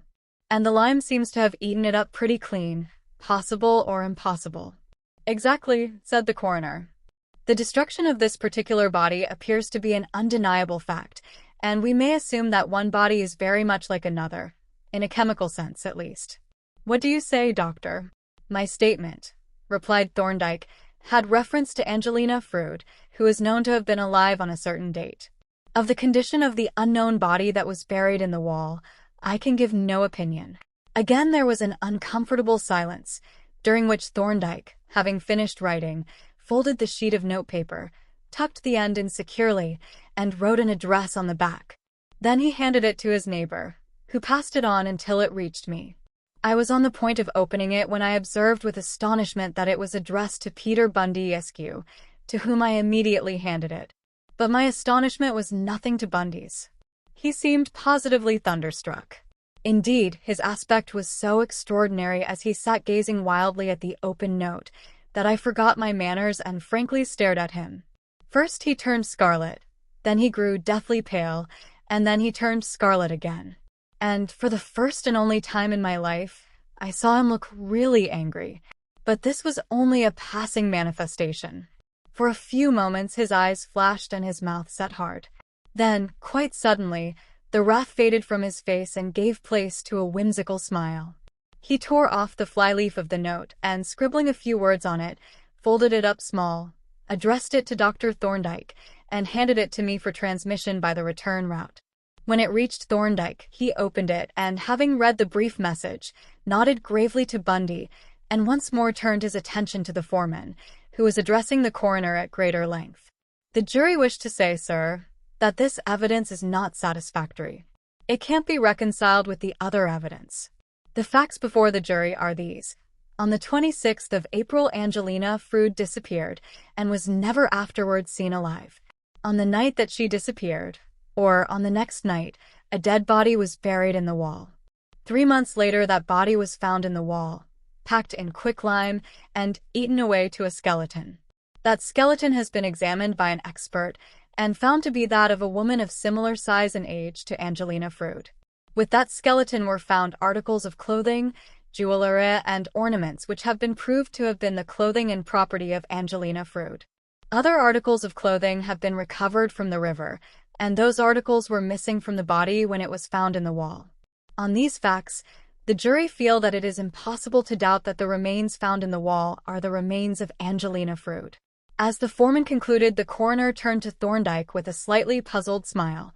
"Of course, doctor," said he, "you have considered those facts that the foreman has summarized so admirably.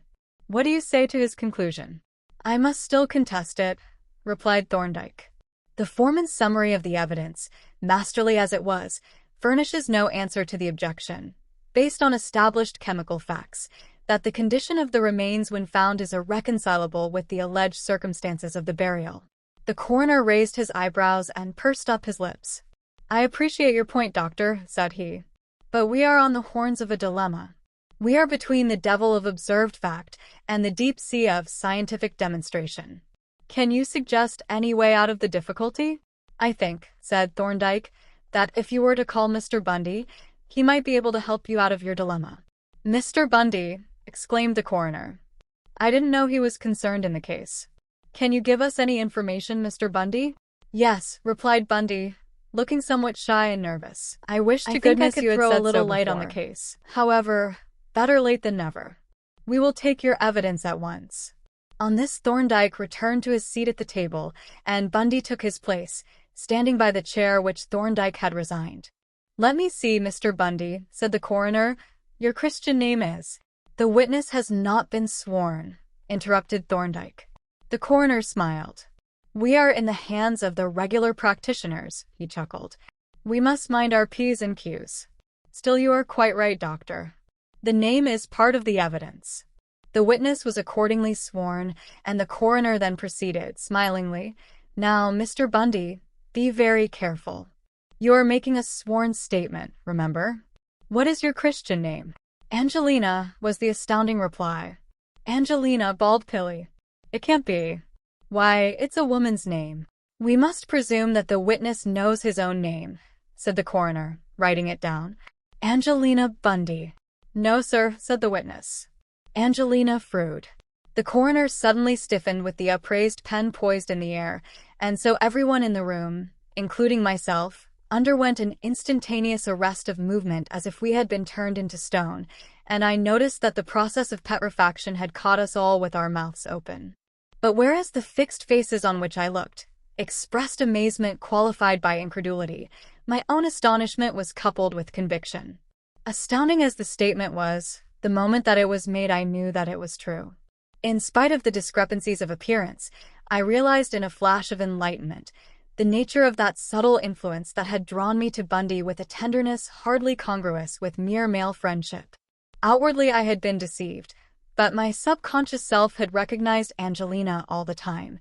The interval of breathless silence, during which the witness calmly surveyed the court through his, or rather her, eyeglass, was at length broken by the coroner, who asked gravely, This is not a joke? You affirm seriously that you are Angelina Frood? Yes, I am Angelina Frood, was the reply. Here Mr. Pilly recovered himself and demanded excitedly, Do we understand this gentleman to say that he is the deceased? Well, replied the coroner, he is obviously not deceased, and he states that he is not a gentleman. He has declared that he is a lady.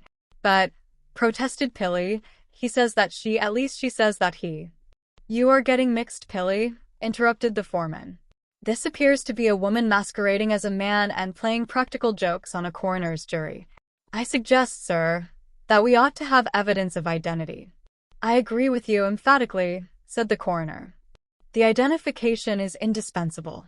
Is there anyone present who can swear to the identity of this person? Mr. Japp, for instance.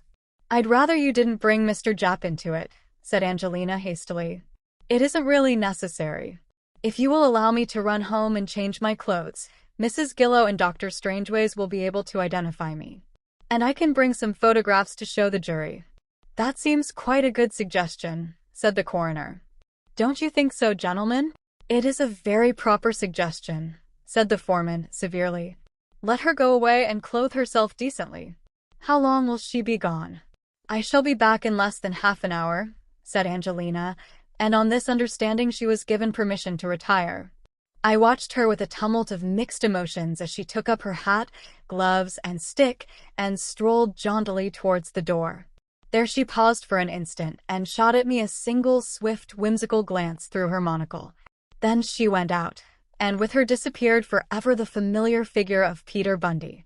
As the door closed on Angelina, a buzz of excited talk broke out. The astonished jurymen put their heads together and eagerly discussed the new turn of events, while the coroner sat with a deeply cogitative expression, evidently thinking hard and casting an occasional speculative glance in Thorndyke's direction. Meanwhile, Cobbledick edged up to my side and presented his views in a soft undertone. This is a facer, Doctor, isn't it? Regular do. My word. Just think of the artfulness of that young woman, toting us round and helping us to find the things that she had just popped down for us to find. I call it a masterpiece. He chuckled admiringly and added in a lower tone, I hope she hasn't got herself into any kind of mess. I looked at Cobbledick with renewed appreciation. I had always liked the sergeant. He was a capable man and a kindly one, and now he was showing a largeness of soul that won my respect and my gratitude too. A small man would have been furious with Angelina, but Cobbledick took her performances in a proper sporting spirit. He was only amused and admiring. Not for nothing had nature imprinted on his face that benevolent smile. Presently Mr. Pilly, who seemed to have a special gift for the expression of erroneous opinions, addressed himself to the coroner. "Well, Mr. Chairman," he said cheerfully, "I suppose we can consider the inquest practically over." "Over?" exclaimed the astonished coroner. "Yes. We were inquiring into the death of Angelina Frood. But if Mrs. Frood is alive after all, why, there's an end to the matter." "What about the body in the mortuary?" demanded the foreman. Said Pilly. "I had forgotten about that." He looked owlishly at the coroner and then exclaimed, "But that is the body of Mrs. Frood." "It can't be if Mrs. Frood is alive," the coroner reminded him. "But it must be," persisted Pilly. "It has been identified as her, and it had her clothes and ring on.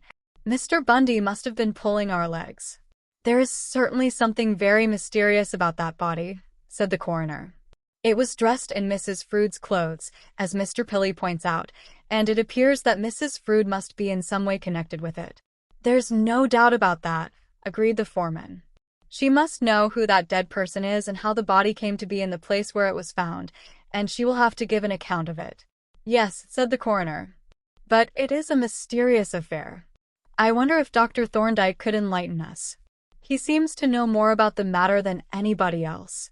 But Thorndyke was not to be drawn into any statement.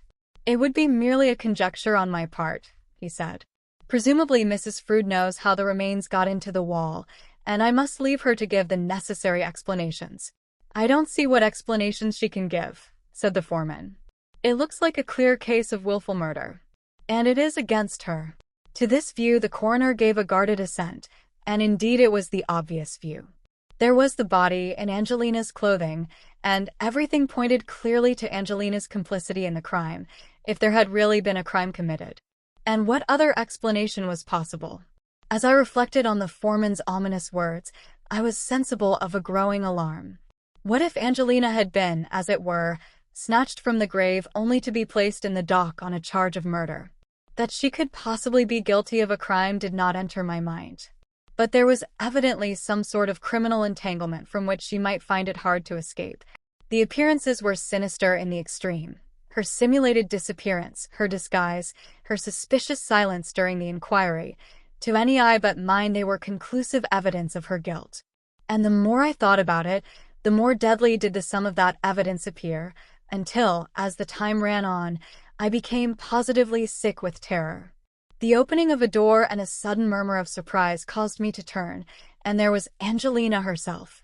But not quite the Angelina that I remembered. Gone were the pallid complexion, the weary, dark-circled eyes, the downcast mouth, the sad and pensive countenance, the dark, strong eyebrows. Rosy-cheeked, smiling, confident, and looking strangely tall and imposing, she stepped composedly over to the head of the table and stood there gazing with calm self-possession and the trace of a smile at the stupefied jurymen. "Your name is," said the coroner, gazing at her in astonishment.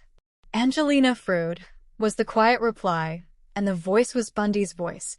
Here Pilly rose, bubbling with excitement. "This isn't the same person," he exclaimed.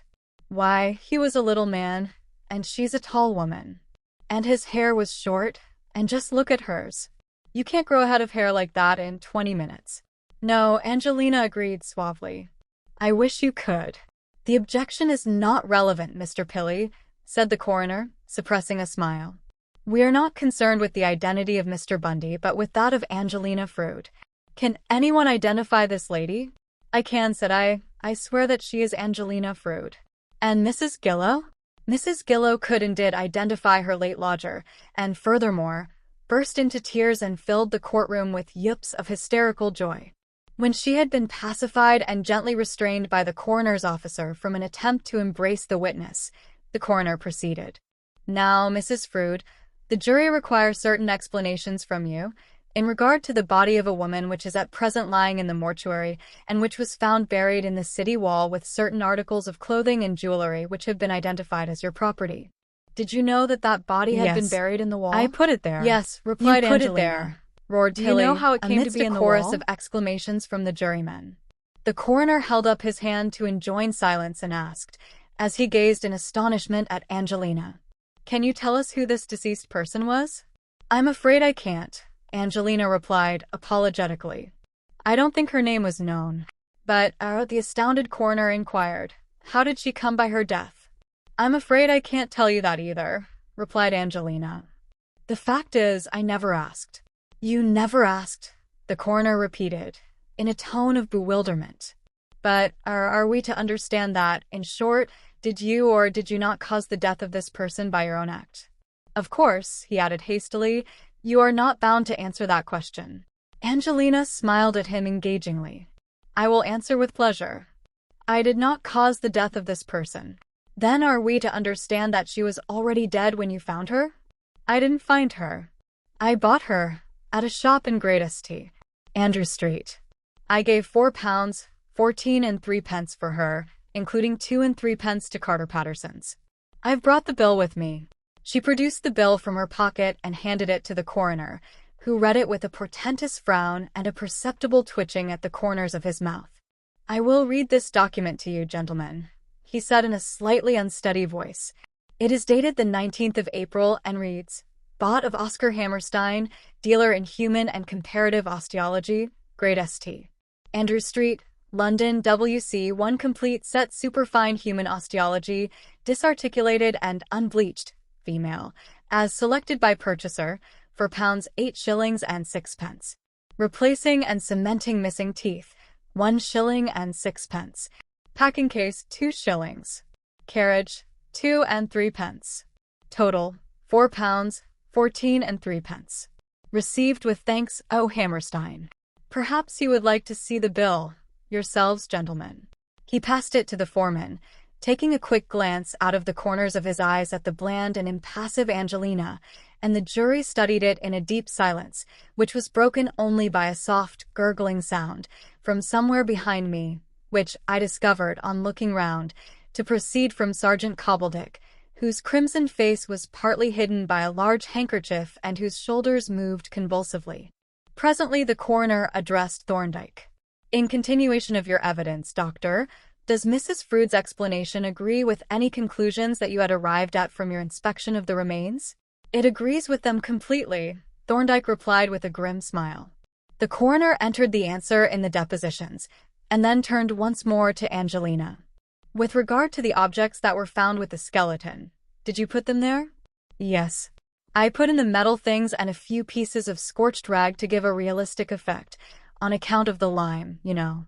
And the articles that were recovered from the river, too, I suppose?" "Yes, I put them down with proper precautions, of course." "What do you mean by proper precautions?" "Well, I couldn't afford to waste any of the things, so I used to keep a lookout with a telescope, and then, when I saw a likely person coming along, I put one of the things down where it could be seen." "And were they always seen?" "No. Some people are very unobservant. In that case, I picked it up when the coast was clear and saved it for another time." The coroner chuckled. "It was all very ingenious and complete. But now, Mrs. Frood, we have to ask you what was the object of these extraordinary proceedings. It was not a joke, I presume?" "Oh, not at all," replied Angelina. "It was a perfectly serious affair. You have heard what sort of husband I had. I couldn't possibly live with him. I made several attempts to get away and live by myself, but he always followed me and found me out. So I determined to disappear altogether." "You could have applied for a separation," said the coroner. "I shouldn't have got it," replied Angelina, "and even if I had, of what use would it have been? I should have been bound to him for life. I couldn't have married anyone else. My whole life would have been spoilt. So I decided to disappear completely and for good, and start life afresh in a new place and under a new name. And in order that there should be no mistake about it, I thought I would leave the material for a coroner's inquest and a will directing that a suitable monument should be put up over my grave.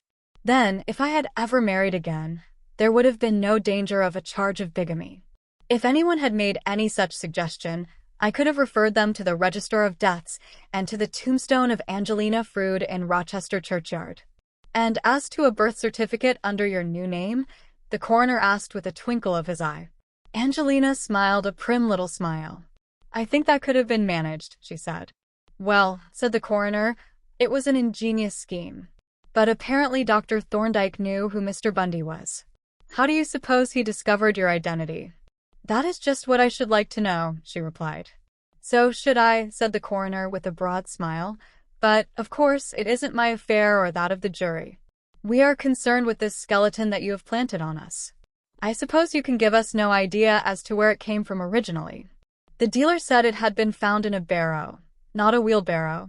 You know, an ancient burial place. Of course, I don't know whether he was speaking the truth. What do you think, Dr. Thorndyke? The coroner asked. I think it is an ancient skeleton, though very well preserved.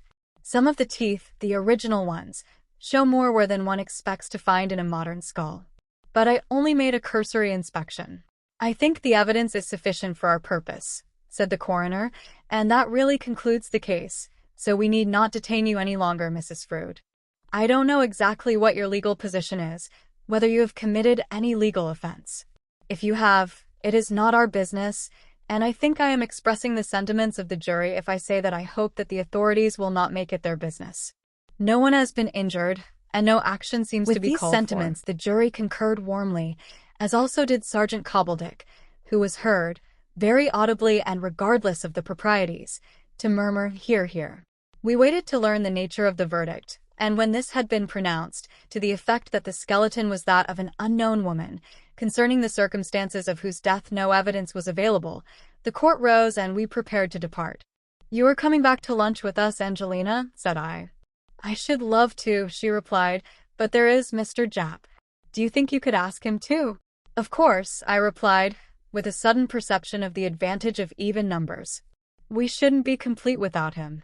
Japp accepted with enthusiasm, and after a hasty farewell to Cobbledick, we went forth into the High Street, by no means unobserved of the populace. As we approached the neighborhood of the office, Angelina said, I must run into my rooms for a few moments just to tidy myself up a little. It was such a very hurried toilette. I won't be more than a few minutes. You needn't wait for me. I suggest, said Thorndyke, that Mr. Japp and I go on and break the news to Mrs. Dunk that there is a lady guest, and that Strangeways remains behind to escort the prisoner. I fell in readily with this admirable suggestion, and as the two men walked on, I followed Angelina up the steps and waited while she plied her latchkey.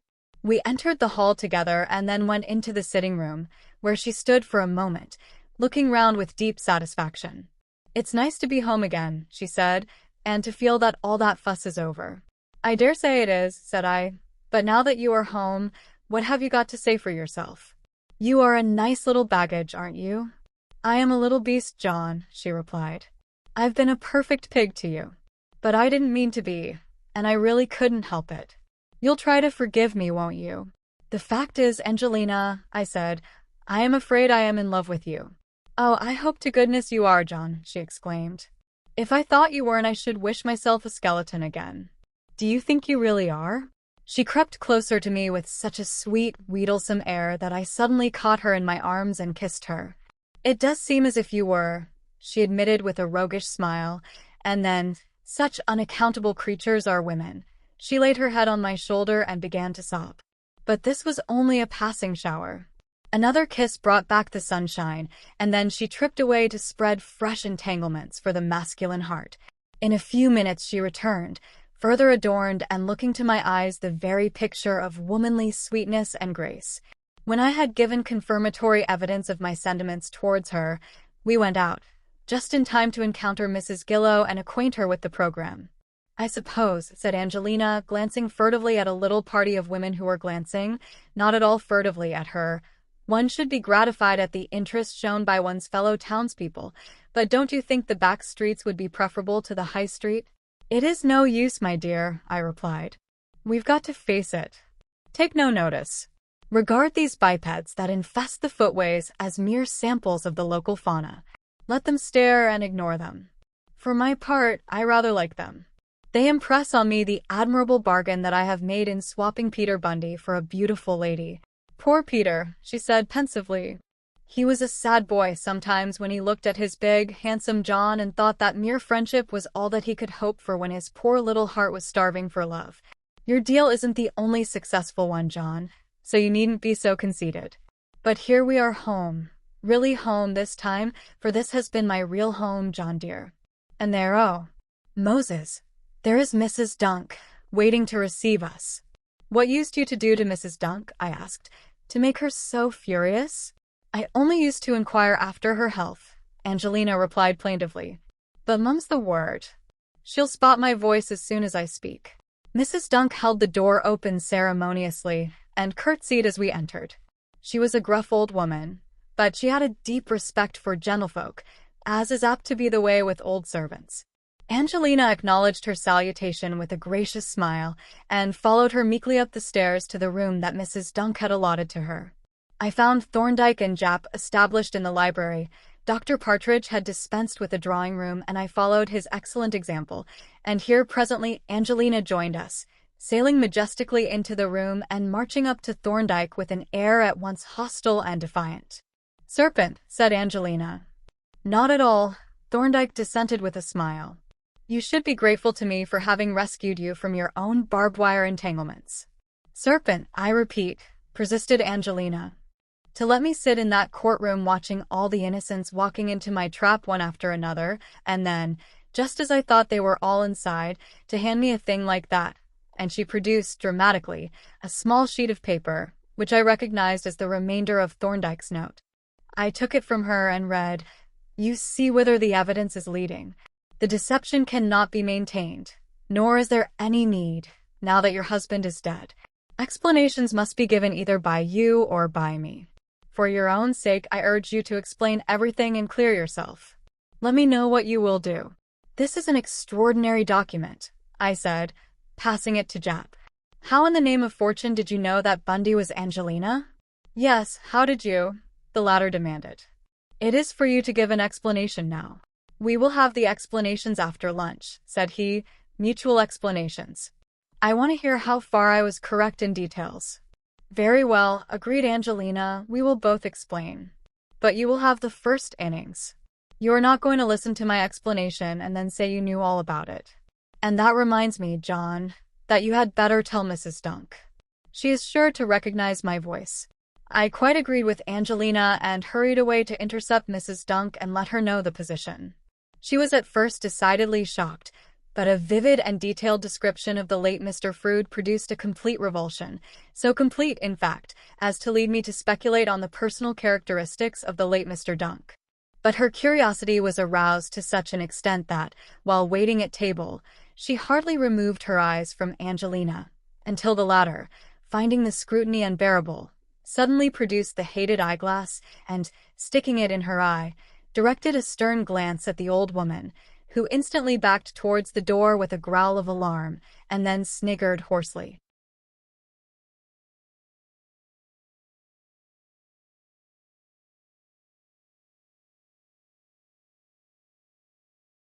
It was a festive occasion, for we were all in exuberant spirits, including Mr. Japp, who, if he said little, made up the deficiency in smiles of 40-wrinkle power, which, together with his upstanding tuft of white hair, made him look like a convivial cockatoo. "Do you remember our last meeting at this table?" said Angelina, when I jeered at the famous expert and pulled his reverend leg, thinking what a smart young fellow I was and how beautifully I was bamboozling him. And all the while he knew. He knew. And not a word said the hard-boiled egg. "Oh, serpent! Serpent!" Thorndyke chuckled. "You didn't leave the hard-boiled egg much to say," he observed. "No. But why were you so secret? Why didn't you let on, just a little, to give poor Bundy a hint as to where he was plunging?" "My dear Mrs. Frood—" "Oh, call me Angelina," she interrupted. "Thank you," said he. "Well, my dear Angelina, you are forgetting that I didn't know what was in the wall." "My goodness," she exclaimed. "I had overlooked that. Of course it might have been, good gracious. How awful!" She paused with her eyes fixed on Thorndyke, and then asked, "Supposing it had been?" "I refuse to suppose anything of the kind," he replied. "My explanations will deal with the actual, not with the hypothetical." There was silence for a minute or two. Like Angelina, I was speculating on what Thorndyke would have done if the remains had been real remains, and those of a man. He had evidently sympathized warmly with the hunted wife, But if her defense had taken the form of a crime, would he have exposed her? It was useless to ask him. I have often thought about it since, but have never reached a conclusion. You will have to answer questions better than that presently, said Angelina. But I won't ask you any more now. You shall finish your lunch in peace, and then, into the witness box you go. I am going to have satisfaction for that note. The little festival went on unhurried, with an abundance of cheerful and rather frivolous talk. But at last, like all fugitive things, it came to an end. The table was cleared and garnished with the port decanter and the coffee service, and Mrs. Dunk, with a final glower half defiant and half admiring at Angelina, took her departure. Now, said Angelina as I poured out the coffee, the time has come to talk of many Chapter things, 18, but especially of expert investigations. The investigation into of the this identity case of Peter Thorndike began. Your lead falls naturally into two separate inquiries, that relating to the crime and that which is concerned with what we may conveniently call the personation. They make certain contacts, but they are best considered separately. Let us begin with the crime. Now, to a person having experience of real crime, there was, in this case, from the very beginning, something rather abnormal. A woman of good social position had disappeared. There was a suggestion that she had been murdered, and the murder had apparently been committed in some public place, that is to say, not in a house. But in such cases, normally, the first evidence of the crime is furnished by the discovery of the body. It is true that, in this case, there was a suggestion that the body had been flung into the river, and this, at first, masked the abnormality to some extent. But even then there was the discrepancy that the brooch, which was attached to the person, appeared to have been found on land, while the bag, which was not attached to the person, was picked up at the water's edge. The bag itself, and the box which had been in it, presented several inconsistencies. They had apparently been lying unnoticed for 11 days on a piece of shore that was crowded with small craft and frequently by numbers of seamen and laborers, and that formed a playground for the waterside children. The clean state of the box when found showed that it had neither been handled nor immersed, and as the wrapping paper was intact, the person who had taken it out of the bag must have thrown it away without opening it to see what it contained. The bag was found under some light rubbish. That rubbish had not been thrown on it by the water, or the bag would have been soaked, and no one could have thrown the rubbish on it without seeing the bag, which was an article of some value. Again, the bag had not been carried to this place by the water, as was proved by its condition. Therefore, either this was the place where the crime had been committed, or someone had brought the bag to this place and thrown it away. But neither supposition was reasonably probable. It was inconceivable that a person like Mrs. Frood should have been in this remote, inaccessible, disreputable place at such an hour. The bag could not have been brought here by an innocent person, for no such person would have thrown it away. It was quite a valuable bag, and a guilty person would have thrown it in the river, and probably put a stone in it to sink it. So you see that these first clues were strikingly abnormal. They prepared one to consider the possibility of false tracks. Even the brooch incident had a faint suggestion of the same kind when considered with the other clues. The man who pawned the brooch had a mole on his nose. Such an adornment can be easily produced artificially.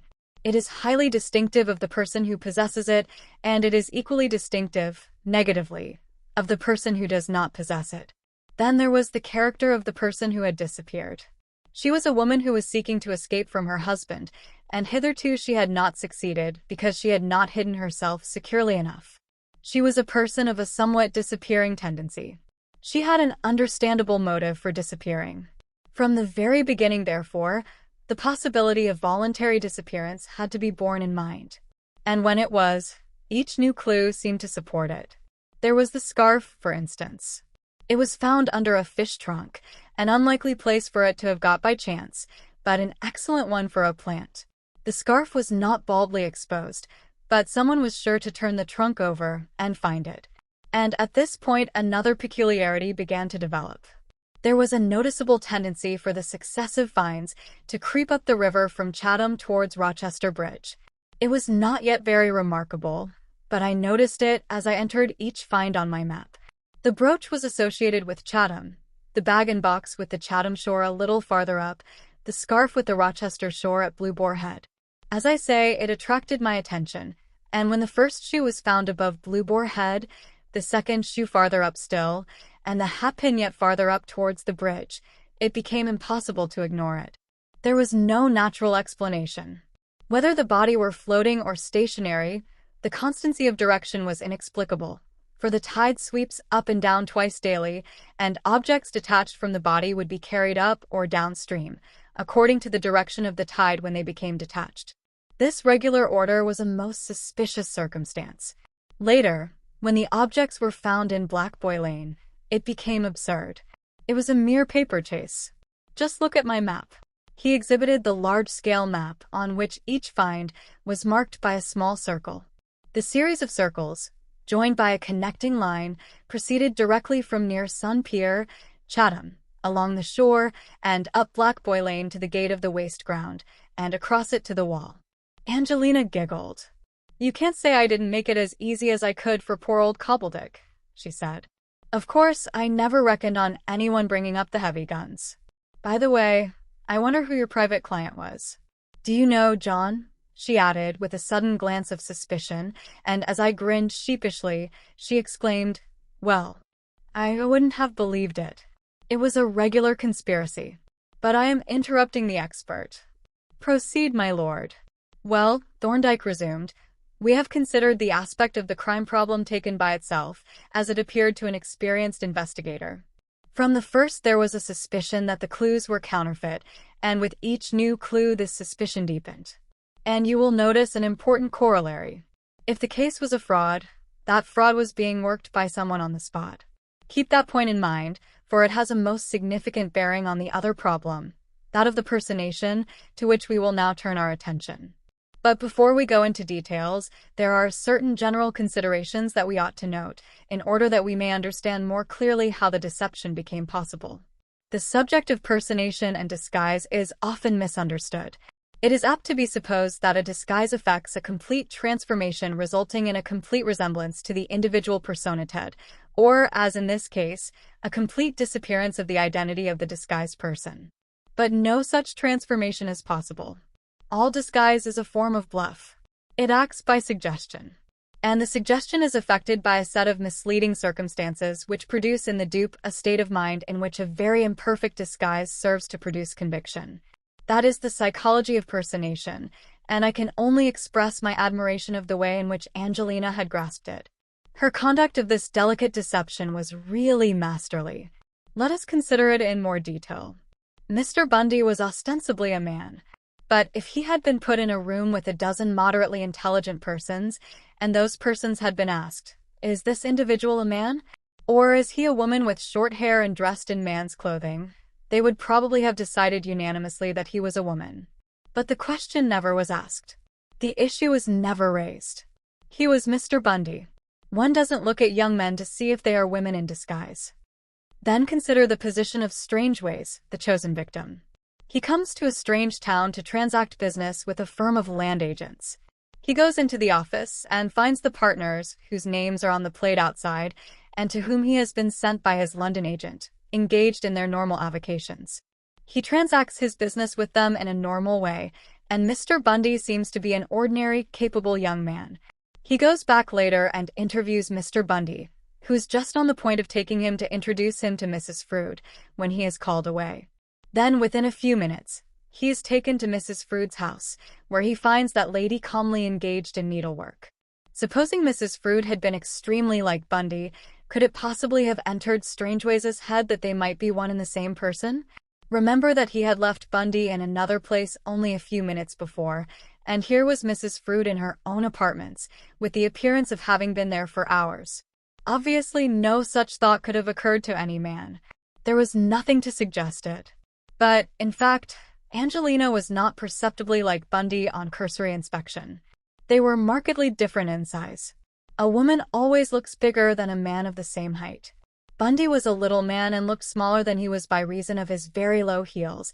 Angelina was a biggish woman and looked taller than she was by reason of her high heels and her hair. Disregarding her hair, she was fully 2 inches taller than Bundy.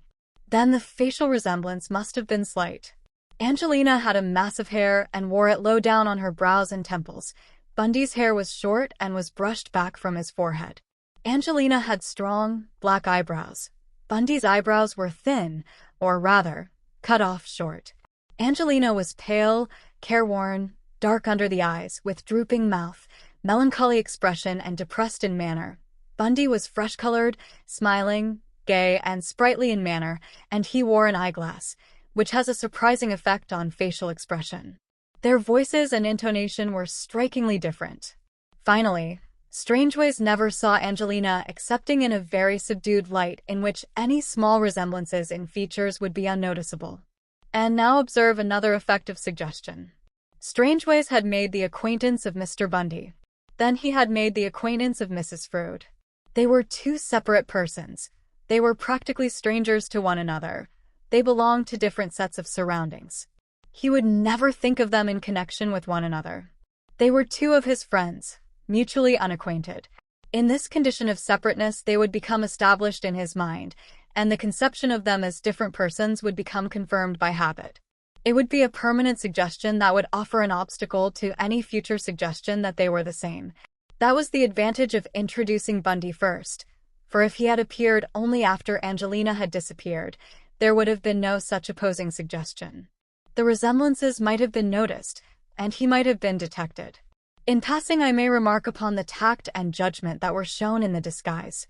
The troublesome makeup, the wig, the false eyebrows, the grease paint, the false voice, all were concentrated on the temporary Mrs. Frood, who was to disappear. Bundy was not disguised at all, excepting for the eyeglass. He was simply Angelina with her hair cut short and dressed as a man.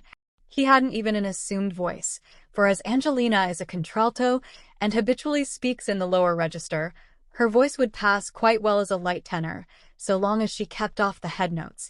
So much for the general aspects of the case. And now as to my own position. As I had never seen Angelina, I naturally should not perceive any resemblance to her in Bundy, but equally with Strangeways, I was subject to the suggestion that Bundy was a man. The personal equation, however, was different. It is my professional habit to reject all mental suggestions so far as is possible, to sift out the facts and consider them with an open mind regardless of what they appear to suggest.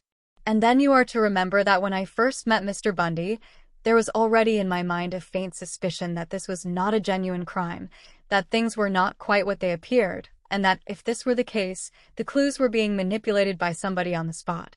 When I met Mr. Bundy, I looked him over as I look over every person whom I meet for the first time, and that inspection yielded one or two rather remarkable facts.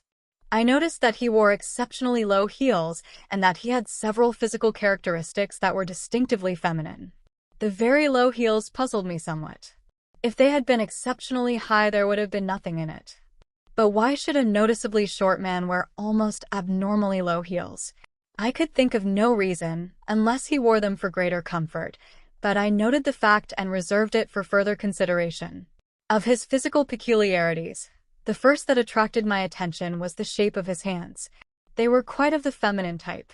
Of course, hands vary, but still it was a fact to be noted, and the observation caused me to look him over a little more critically, and then I discovered a number of other feminine characteristics.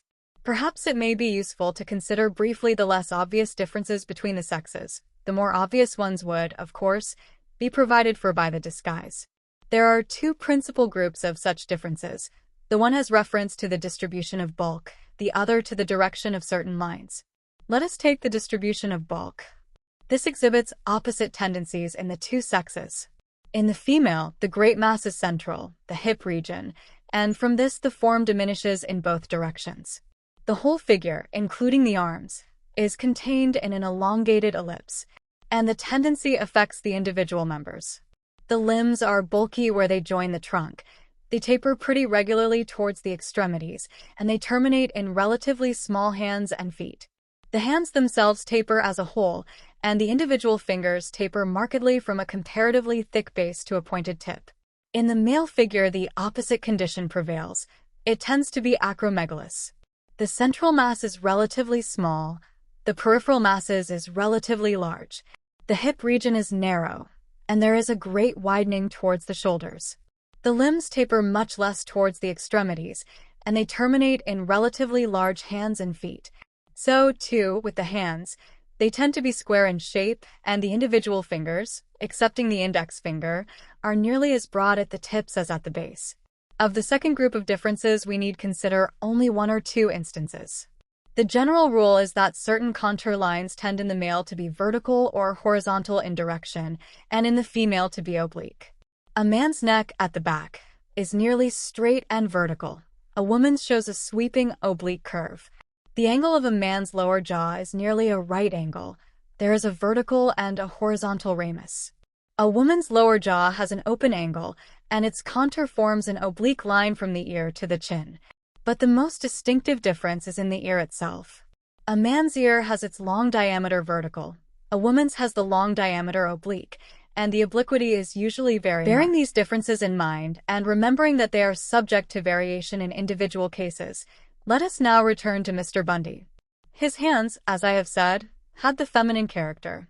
His feet were small even for a small man. His ears were set obliquely, and the line of his jaw was oblique with an open angle. His shoulders had evidently been made up by the tailor, and he seemed rather wide across the hips for a man. In short, all those bodily characteristics which were not concealed or disguised by the clothing were feminine. It was a rather remarkable fact, so much so that I began to ask myself if it were possible that he might actually be a woman in disguise. I watched him narrowly. There was nothing distinctive in his walk, but there was in the movements of the arms. He flourished his stick jauntily enough, but he had not that nice conduct of a clouded cane that is as much a social cachet in our day as it was in the days of good Queen Anne.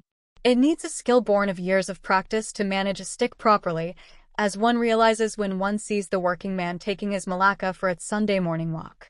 Mr. Bundy had not that skill. His stick was a thing consciously carried. It was not a part of himself. Then the movement of the free arm was feminine. When a woman swings her arm, she swings it through a large arc, especially in the backward direction, probably to avoid her hip, and the palm of the hand tends to be turned backward. A man's free arm either hangs motionless or swings slightly, unless he is walking very fast. It swings principally forward, and the palm of his hand inclines inwards. These are small matters, but their cumulative significance is great. Further, there was the mental habit. Bundy was jocose and playfully ironic. But a gentleman of 25 doesn't pull the leg of a gentleman of 50 whom he knows but slightly, whereas a lady of 25 does. And very properly, he added, seeing that Angelina had turned rather pink. That is a compliment in a young lady which would be an impertinence in a young man. No doubt, when the equality of the sexes is an accomplished fact, things will be different. It will never be an accomplished fact, said Angelina. The equality of the sexes is like the equality of the classes.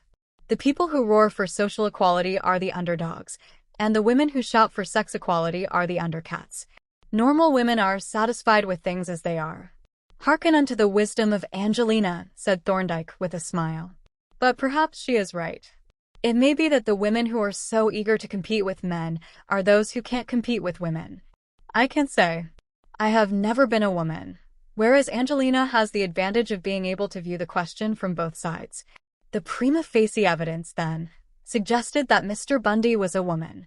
But as this was a prima facie improbability, the matter had to be gone into further. On Mr. Bundy's cheeks and chin was a faint blue coloration, suggestive of such a growth of whiskers and beard as would be appropriate to his age. Now, if those whiskers and that beard were genuine, the other signs were fallacious. Mr. Bundy must be a man. But his cheeks looked perfectly smooth and clean, and it was about 7 o'clock in the evening. My own cheeks and Strangeways were by this time visibly prickly, and as he had been with us all day, Mr. Bundy could not have shaved since the morning. I tried vainly to get a closer view, and was considering how it could be managed when Providence intervened. I know, said Angelina. It was that beastly mosquito. Yes, agreed Thorndyke. But even then I could not get a chance to look at the skin closely. But when we got Mr. Bundy into the surgery and examined the bite through a lens, the murder was out. You could see there were no whiskers, said Angelina. It wasn't that, replied Thorndyke. It was something much more conclusive. You may know that the whole of the human body, excepting the palms of the hands, the soles of the feet, and the eyelids, is covered with a fine down, technically called the lanugo. It consists of minute, nearly colorless hairs set quite closely together, and may be seen as a sort of halo on the face of a woman or child when the edge of the contour is against the light.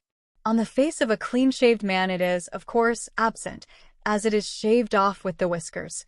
Now on Mr. Bundy's face the lanugo was intact all over the blue area. It followed that he had never been shaved. It further followed that the blue coloration was an artificial stain, but this made it practically a certainty that Mr. Bundy was a woman. The question now was, if Mr. Bundy was a woman, what woman was he? The obvious answer seemed to be Angelina Frood. She was missing, but if the disappearance was an imposture, someone on the spot was planting the clues. That someone would most probably be Mrs. Frood herself. But if she were lurking in the neighborhood, she must be disguised, and here was a disguised woman. Nevertheless, obvious as the suggestion was, the thing suggested seemed to be impossible. Strangeways knew both Angelina and Bundy, and he had not recognized the latter, and I had a vague impression that he had seen them together, which, of course, would absolutely exclude their identity. A little judicious conversation with him, however, showed that neither objection had any weight. He had never seen them both at one time, and his description of Mrs. Frood made it clear that she had appeared to him totally unlike Bundy. The next thing was to ascertain definitely if this woman really was Mrs. Frood, and fortunately I had the means of making a very simple test. Strangeways had given me a photograph of Angelina bearing the address of a theatrical photographer, and from him I obtained 7 different photographs in various poses. Then I received from Strangeways the group photograph that was taken of us by the city wall, which contained an excellent portrait of Mr. Bundy. Out of this photograph, I cut a small square containing Bundy's head, soaked it in oil of bergamot, and mounted it in Canada balsam on a glass plate. This made the paper quite transparent, so I now had a transparent positive. I selected from the photographs of Angelina one that was in a pose exactly similar to the portrait of Bundy, practically full face, and treated it in the same way. Then I handed the 2 transparencies to my assistant, and he, by means of our big copying camera, produced 2 life-size negatives, exactly alike in dimensions. With prints from these negatives, we were able to perform some experiments. From Angelina's portrait, I carefully cut out the face, leaving the hair and neck, and slipped Bundy's portrait behind it, so that his face appeared through the hole.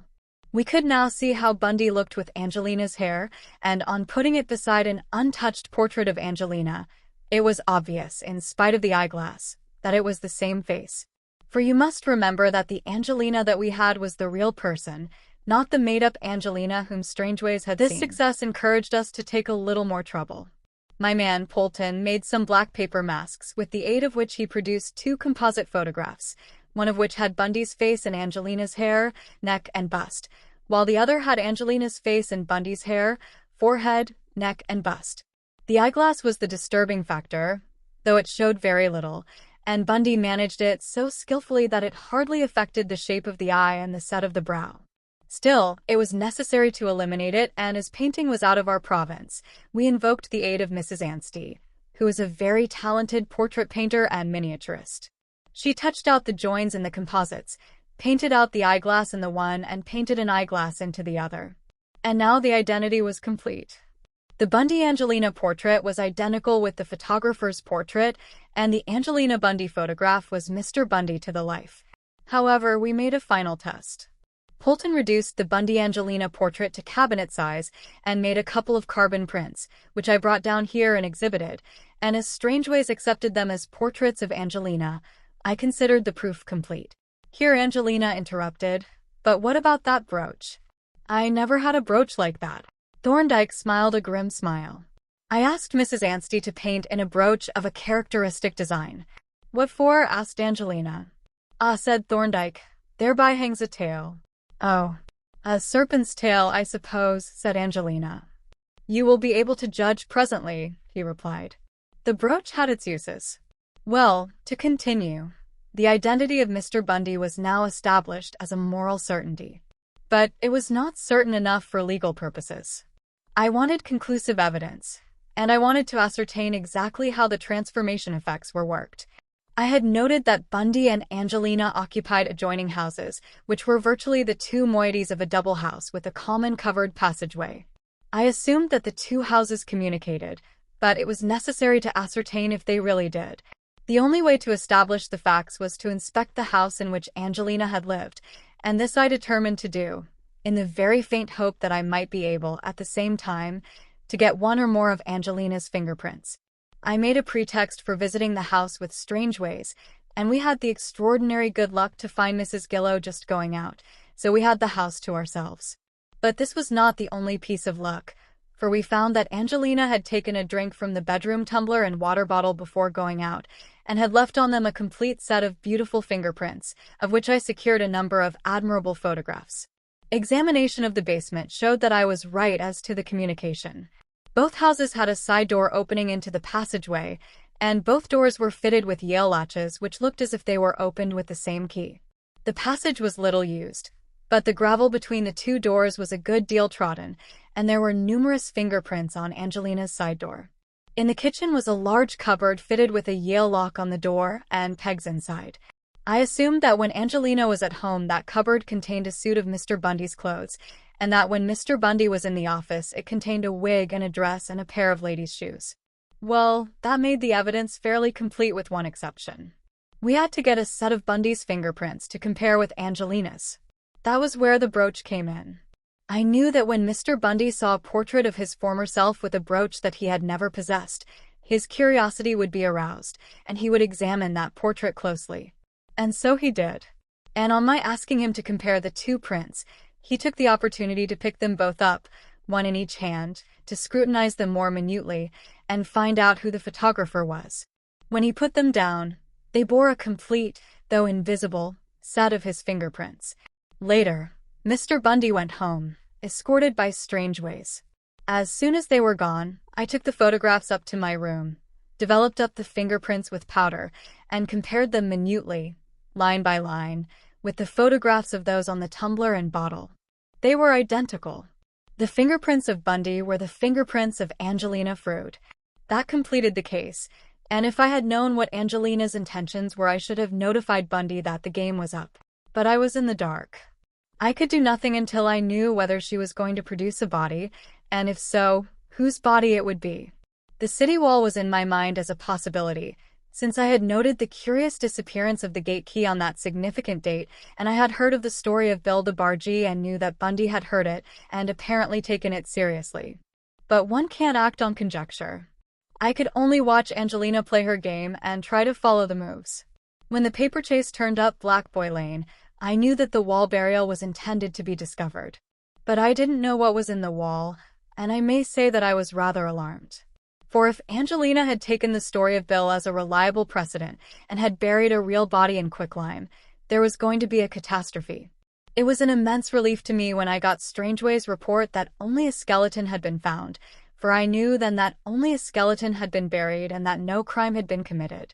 That is all I have to tell, and now it is Angelina's turn to enter the confessional. "You haven't left me much to tell," said Angelina.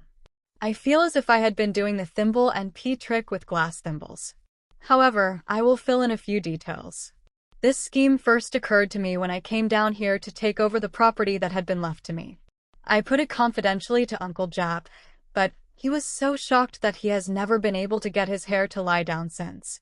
He wouldn't hear of it. So I asked him to lunch with poor Nicholas, and after that he was ready to agree to anything. Accordingly, I made my preparations. I got a theatrical wigmaker to cut off my hair and make it into a wig. I told him I had a man's part and it was expected to be a long run, got a suit made by a theatrical costumier, and down I came as Mr. Bundy. Uncle Jay had already had the new plate put up. The next door offices and basement were empty, so we got them furnished for Angelina, and as soon as the wig was ready, down she came and took possession. Up to this time the third act was a bit sketchy.